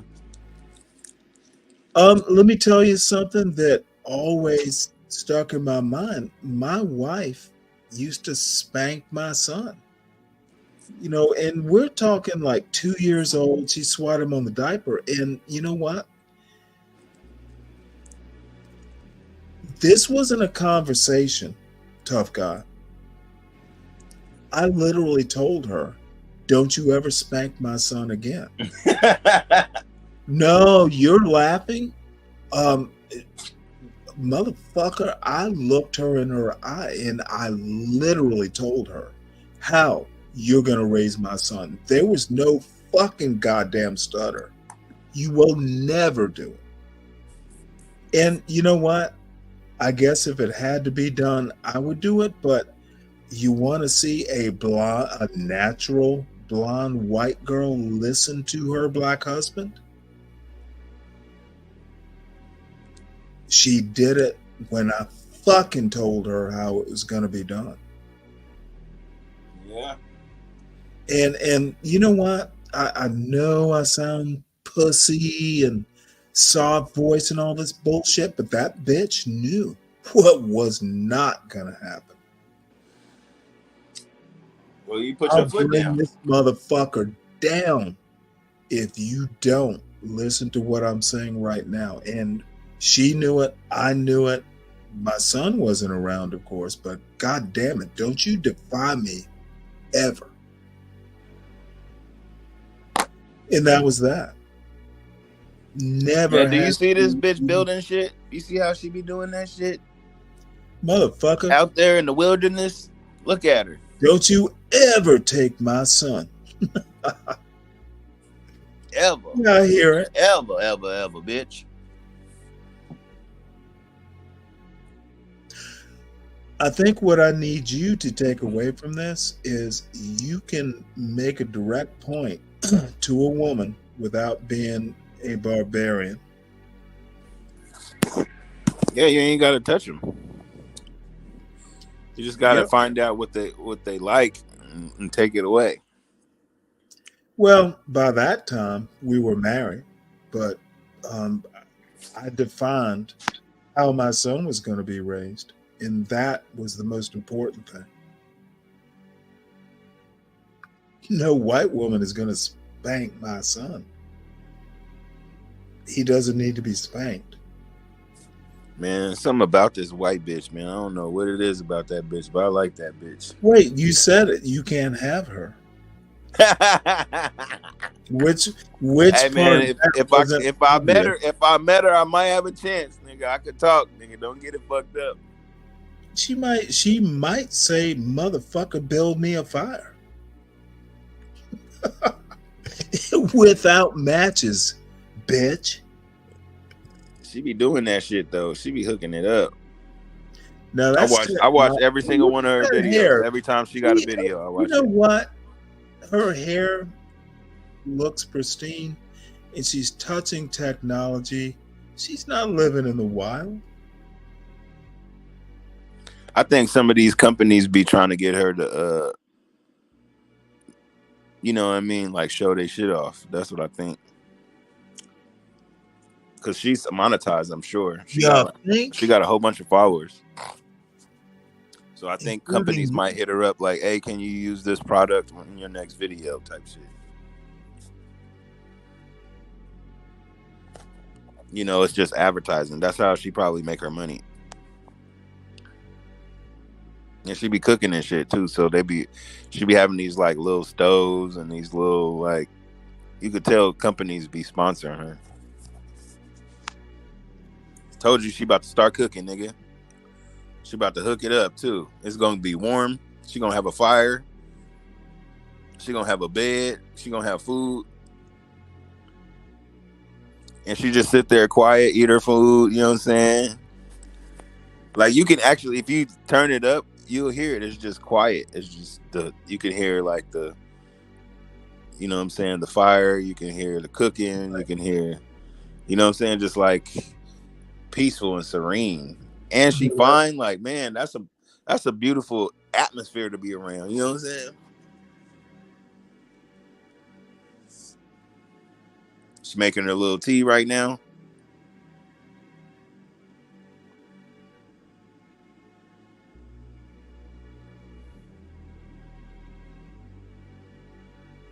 See how she hooked that shit up, nigga?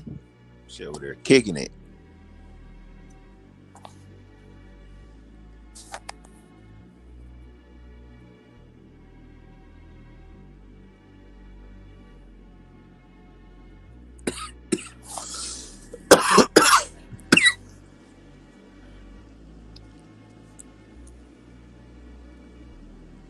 Sorry about that, tough guy. Let me ask you a question about your questions. Do you ever get outdoors? Do I ever get outdoors? Not like I used to. Not like no camping or shit like that. I mean, I went camping with some white boys once. That shit was actually pretty fun, man. But yeah. I almost got ate up by a big ass tarantula out there, nigga. That shit was right by my damn head, and they was laughing at me. They was like, "Look." Tarantulas. When I looked over, that motherfucker was big as a motherfucker. I was scared as hell. That motherfucker was big. I don't know if it was a tarantula, but nigga, it was a big ass spider, nigga. Oh, I got a good one for you. Out on my porch, I have a banana spider. It built a big ass web on the edge of my porch. And I didn't know what it was, so I did Google Lens, and it's it'll, it's getting cold, so it'll go away or die basically. But it's a motherfucker. This is like probably a 3 foot by 2 foot web. This spider built. It's a big web. So. Outdoors is cool. Motherfucker, you need to get your ass out more. I probably should, man. I need to get me a good bitch, though, that like to do shit like that. Because I like to go hiking and shit. I do. Take your daughter. Yeah, I mean, kids is Now, lazy. I'm not man. saying Kids is lazy. that B word. She be like, I just got father- done with father, here. I daughter? don't want to go do that. Like, she's just, Father, daughter. You know how kids is, man. I don't have a daughter, but motherfucker, Yeah. you're her father. You don't have to take her glamping. I know, like, make her ass go, all right, nigga, this is what we To doing. be outdoorsy and, glamping is glamping. You know what glamping is, right? No, I have no idea, sir. Dude, it's like glamorous camping. It's a girl thing, but you're her father. Yeah. Just Google glamping. GLAMPING. Man, you sound like my grandfather, dude. You sound like my my grandfather that married my grandma. My grandma died and my real grandfather died, but my step grandfather is still alive. Mhm. He's a G, and y'all kind of got that like old school, smooth, like Oh, fuck that shit. yeah. But he was in the army though. He was in Korea and shit. You know what though? Your grandfather, step grandfather, sounds like a great guy. He actually is, man. He was there all the way to the end with my grandma, nursed her, everything, and he's still in the house. Yeah, that motherfucker. And he still don't got no woman. I'm like, nigga, shit. Grandma gone now, nigga. You better, nigga. You only got so many years left, nigga. Shit. Nigga, it's not shit. that easy. You was good to grandma, nigga. You can get some vagina, nigga. It's all good. I ain't mad at you, nigga. You there for all of us still, nigga. Like, I'm gonna have to say this for the motherfuckers on this channel. When you fall hard for a woman, it doesn't go away. yeah, I know. He still thinks about her too. It's crazy. He loved grandma. I fell hard for that woman. Yeah, but he ain't never gonna get her back though. So that's why I'm like, nigga, you still gotta live your life. You can't equal her either. That tough guy. I know, cause he be sounding like he ready to go. I'm like, Grandpa, you still got some time, nigga. I'm like, you still be out in the yard. He's still young, nigga. Like, you know what, motherfucker? It's the comparison. Like, it is tough. Yeah, nobody's gonna come close to Grandma. Nigga. No, she doesn't laugh. It was a whole thing when I was married. Yeah, that's true. And I got a son. The funny thing is, I forget to call my father-in-law. I used to remember my son looks like my wife, and it's a whole thing. So, hey, John. What's up? What's What up, are- Stan? What are we making? Hey, tough guy. Yo, what up, nigga? American man. What's up, guys? Hey, tough guy, you got to think about it. When you're asking a man that's been married to a woman for, let's say 40, 50 years, right? No, I know he still love Grandma. I mean, shit, I still think about Grandma. Yeah, you know what? My parents were married. No, I know he still does. He still 59 talks years. about Grandma. Really? But No, he lost his first. also- He lost his first wife. She died, and then my grandma died. So he lost both of his wives to death. So he's What's up, Stanley, guy? What's up, Stanley, guy? let me get- Yeah, Stanley, did you go ahead. I'm sorry, American Man. Go ahead. I'm sorry about that. But you're asking a 65, 70-year-old man, Right, 70 something. Yeah, he's like 70 something that's been married for 50, 60 years to take on a brand new headache. You think in that age that man wants to do that? Well, he wants to, but it's you know what? I don't know. You know, Stanley, I've been dying to ask you, and I think I don't even know how to go about this, and I think it probably would be stream worthy. And the reason why I bring this up, you know, like, man, I have these off the wall ideas. Sometimes I have to just get them out. And earlier today, Tough Guy came up on the stream and he was talking about, like, Stanley, give us some advice. I don't know what I'm paraphrasing. We say, give us some advice. Do you remember that, Stanley? Yeah, but I thought Tough Guy was like advice about what? Pussy? Yeah. I've had it. I think he was talking about life, Stanley, and I think that, you know, you have a young man. But it's very complicated when you come at it that way. Yeah. Well, you know, I think you lived a longer life than Tough Guy, and as I said, there are some experiences that you had that, you know, that lived experiences, as they say, right? And one of the lived experiences, one night you were up here, you may have been what they say, 3 sheets to the wind. Is that what they call it, Sam? It's been a while, but you know, I'm close to it now. I'm 2 sheets. 2 sheets to the wind. And you were talking about your wife, your widowed wife. You may not remember. You fucked up. Well, what was this specific conversation? Well, no, I think you were just having like a little moment to yourself in some ways. And, you know, I think that'll be an interesting conversation, kind of like the Be Brave conversation, you know, like the loss of a wife, something like that. You know, how did you go through it? You were left with a son. That's different. Yeah, I don't think that you hear a lot of I'm gonna tell you stories of men losing their wives to death. I just didn't. Well, I mean, you didn't just do it. You know, there's probably more to you just doing it. In the moment, you were just doing it, but I'm sure there was a lot more to it than you just doing it. And there are probably some emotions, some ups and downs that you went through that you and your son were going through. And I think it'll be an interesting story, Sam.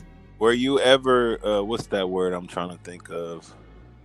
Depressed? Not mad at her, but what is that word? I went through grief counseling. I went through the gamut. I mean, you have to. Yeah, I guess it's grief, but not. I'm not saying like angry, but like disappointed, or what's the word I'm fucking thinking of? Damn, I can't think of that fucking word. Nigga, you supposed to know it. But you know what I mean? Not angry with her, but just like, damn. Like, oh no, I never. Oh my god. Just like, I don't know, disappointed or like, damn, like it could have been me or like. I've survivor's guilt. I could have fixed the problem. I would have died. I'd have taken her place. It was, my wife suffered, and there was nothing I could do about it. Yeah. It was the one thing I do know. I wouldn't be here if I didn't have to take care of my son.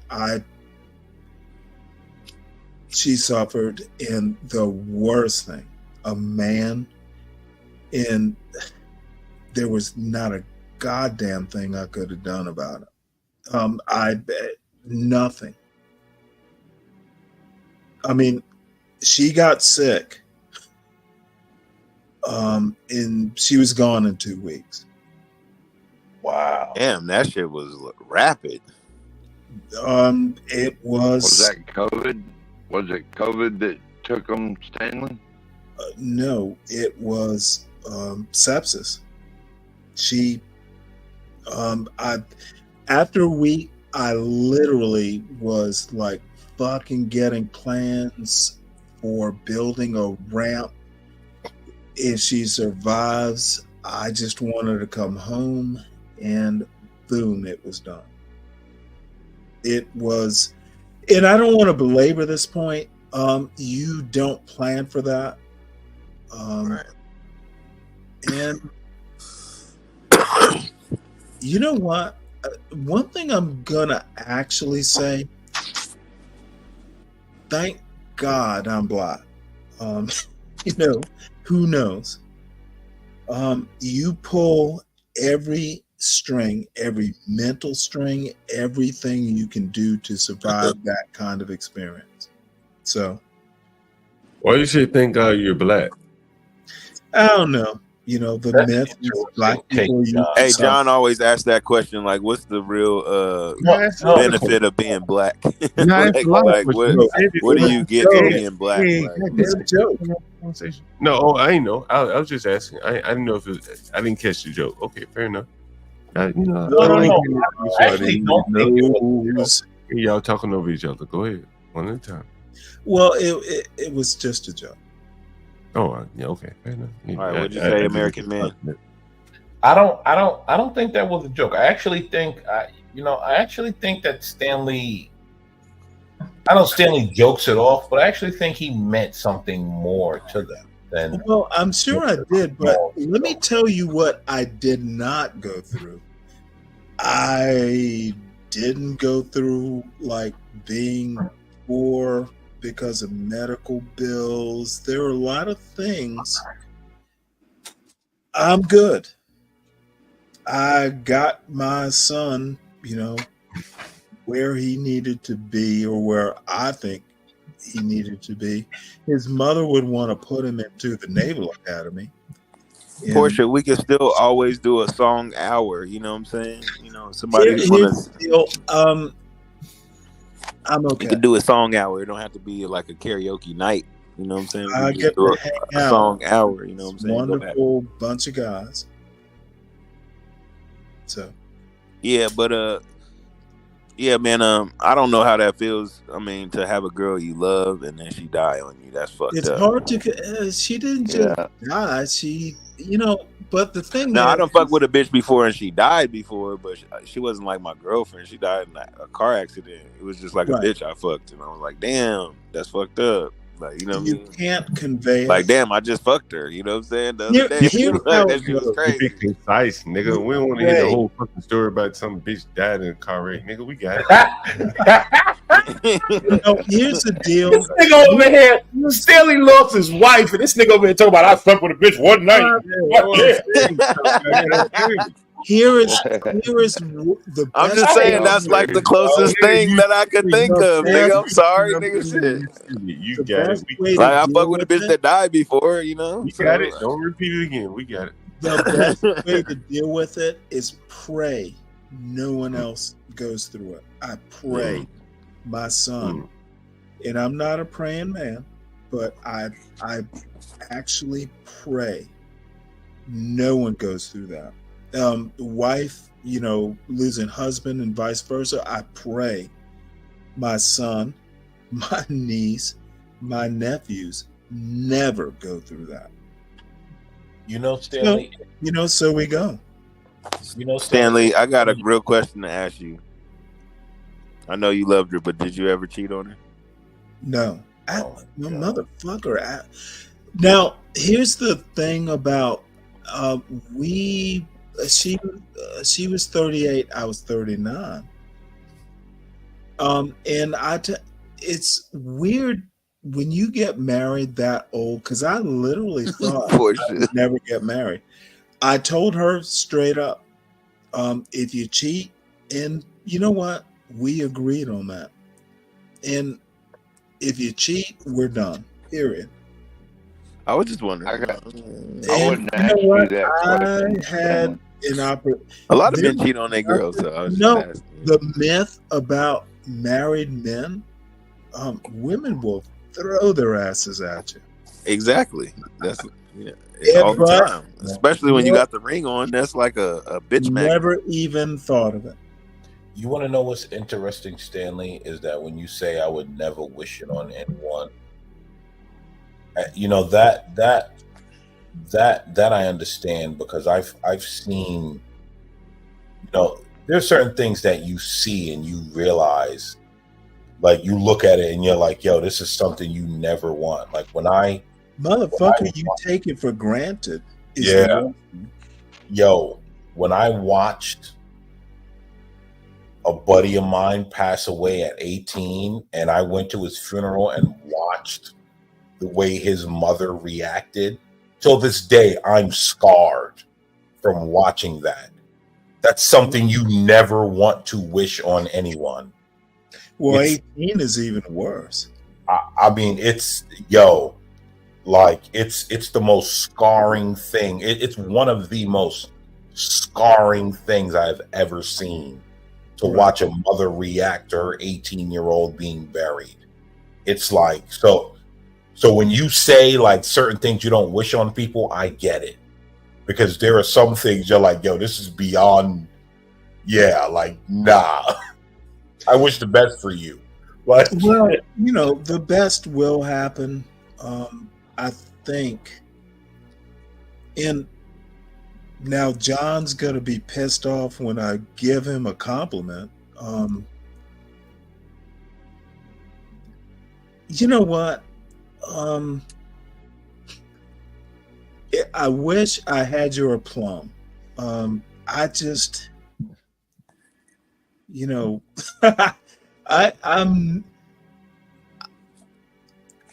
now, the horrible thing is I actually was like, there was a woman, my father-in-law was like, we'll understand, you know, if you want to move on.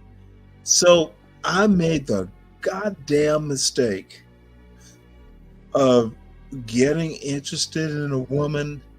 Motherfucker, I asked my son about it, and that little son of a gun, and he won't remember it, but I'm like, well, would you be okay? He's like, no. It was like, well, John, don't ever make that mistake. It's like, if she comes around, you've met her, it's like, no. Can't replace his mother. Them kids. But, you know, it's not a bad thing. It just was. You did the right thing, Stanley. No, motherfucker, I didn't. Yeah, I don't know. Maybe for me, and I won't belabor the point, but I wasn't necessarily. You don't look for a replacement for a mother. Stanley, when my grandpa on my grandma's side died, she never looked for anyone else either, and lived like 50 more years after that. Never dated another man or nothing. You know, we have to get into this maybe on the next stream, and maybe dedicate a stream to it. You know, I was thinking, you know, because there's something somewhere I want to go with this, and it's an interesting topic, man. You know, we all may end up in a positions very similar at some point in our lives if we live long enough, right? And it's very interesting. Yeah, because that's what I was saying. You don't really hear a lot about men losing their wives. You hear a lot about women losing their husbands, though, all the time. But the other way around is not common. And the choices that men must make, and the choices that men must make, you know, going forward, if they're young children, Lindy Lou saying it's true, John God. What the hell is Lindy Lou talking about? I like Lindy Lou. I'm teasing you, Lindy Lou. Lindy Lou is I know she has a halo on her head. We got, you know, honored, harmless. Whenever she comes on, we don't heckle her or anything. My next blonde girlfriend. But you know, that's what, honestly, like Stanley raising his son, and it is not that. It's not heroism. No, it's not. It's not. It's you doing what you should do. You're correct. You're absolutely what's correct. expected to be done. Right, exactly. No, 100%. I agree. But you've done a great job to me, Stanley. In college. Here's my point. Anyone can do it. It's not like special. But he had a good kid too. I got a cousin that was like that, just a good kid. Some kids are trouble for no damn reason. He actually had a good kid. You're doing God's work too, John. Now, motherfucker, whether you want to see it or not, I've seen you with those little kids. It did not go unnoticed. Say what? I go hard for mine, nigga. I do anything for my damn daughter, nigga. That's what fathers do. Yeah. She know that though. Fathers do. So I'm glad to be. She be knowing that shit too, man. She be like, "I know you would do it." Like, damn, man. Well, you know what's weird? I like most of my real, outside of the internet, all of my real friends, they like if they're, I don't hang out with people that are deadbeat fathers. Yeah, like, that's weird, though. You a weirdo. That would be weird if you ever considered it. You a weirdo. You don't take care of your kids. You ain't a man. What that nigga say in Godfather? A man that doesn't spend time with his family isn't a man. You know? Yeah, like I can't, like I don't associate myself with deadbeat fathers that's not doing anything for their children and just kind of running around jibber jabbering about nothing. Like, okay, I don't even associate. Going with this. Say it again. To the next stream with it. Yeah, I'm about to go to the dispensary, nigga. So I'll meet up with y'all in a little bit. Yeah, to get some weed, nigga. I didn't know. I've been smoking for real, nigga.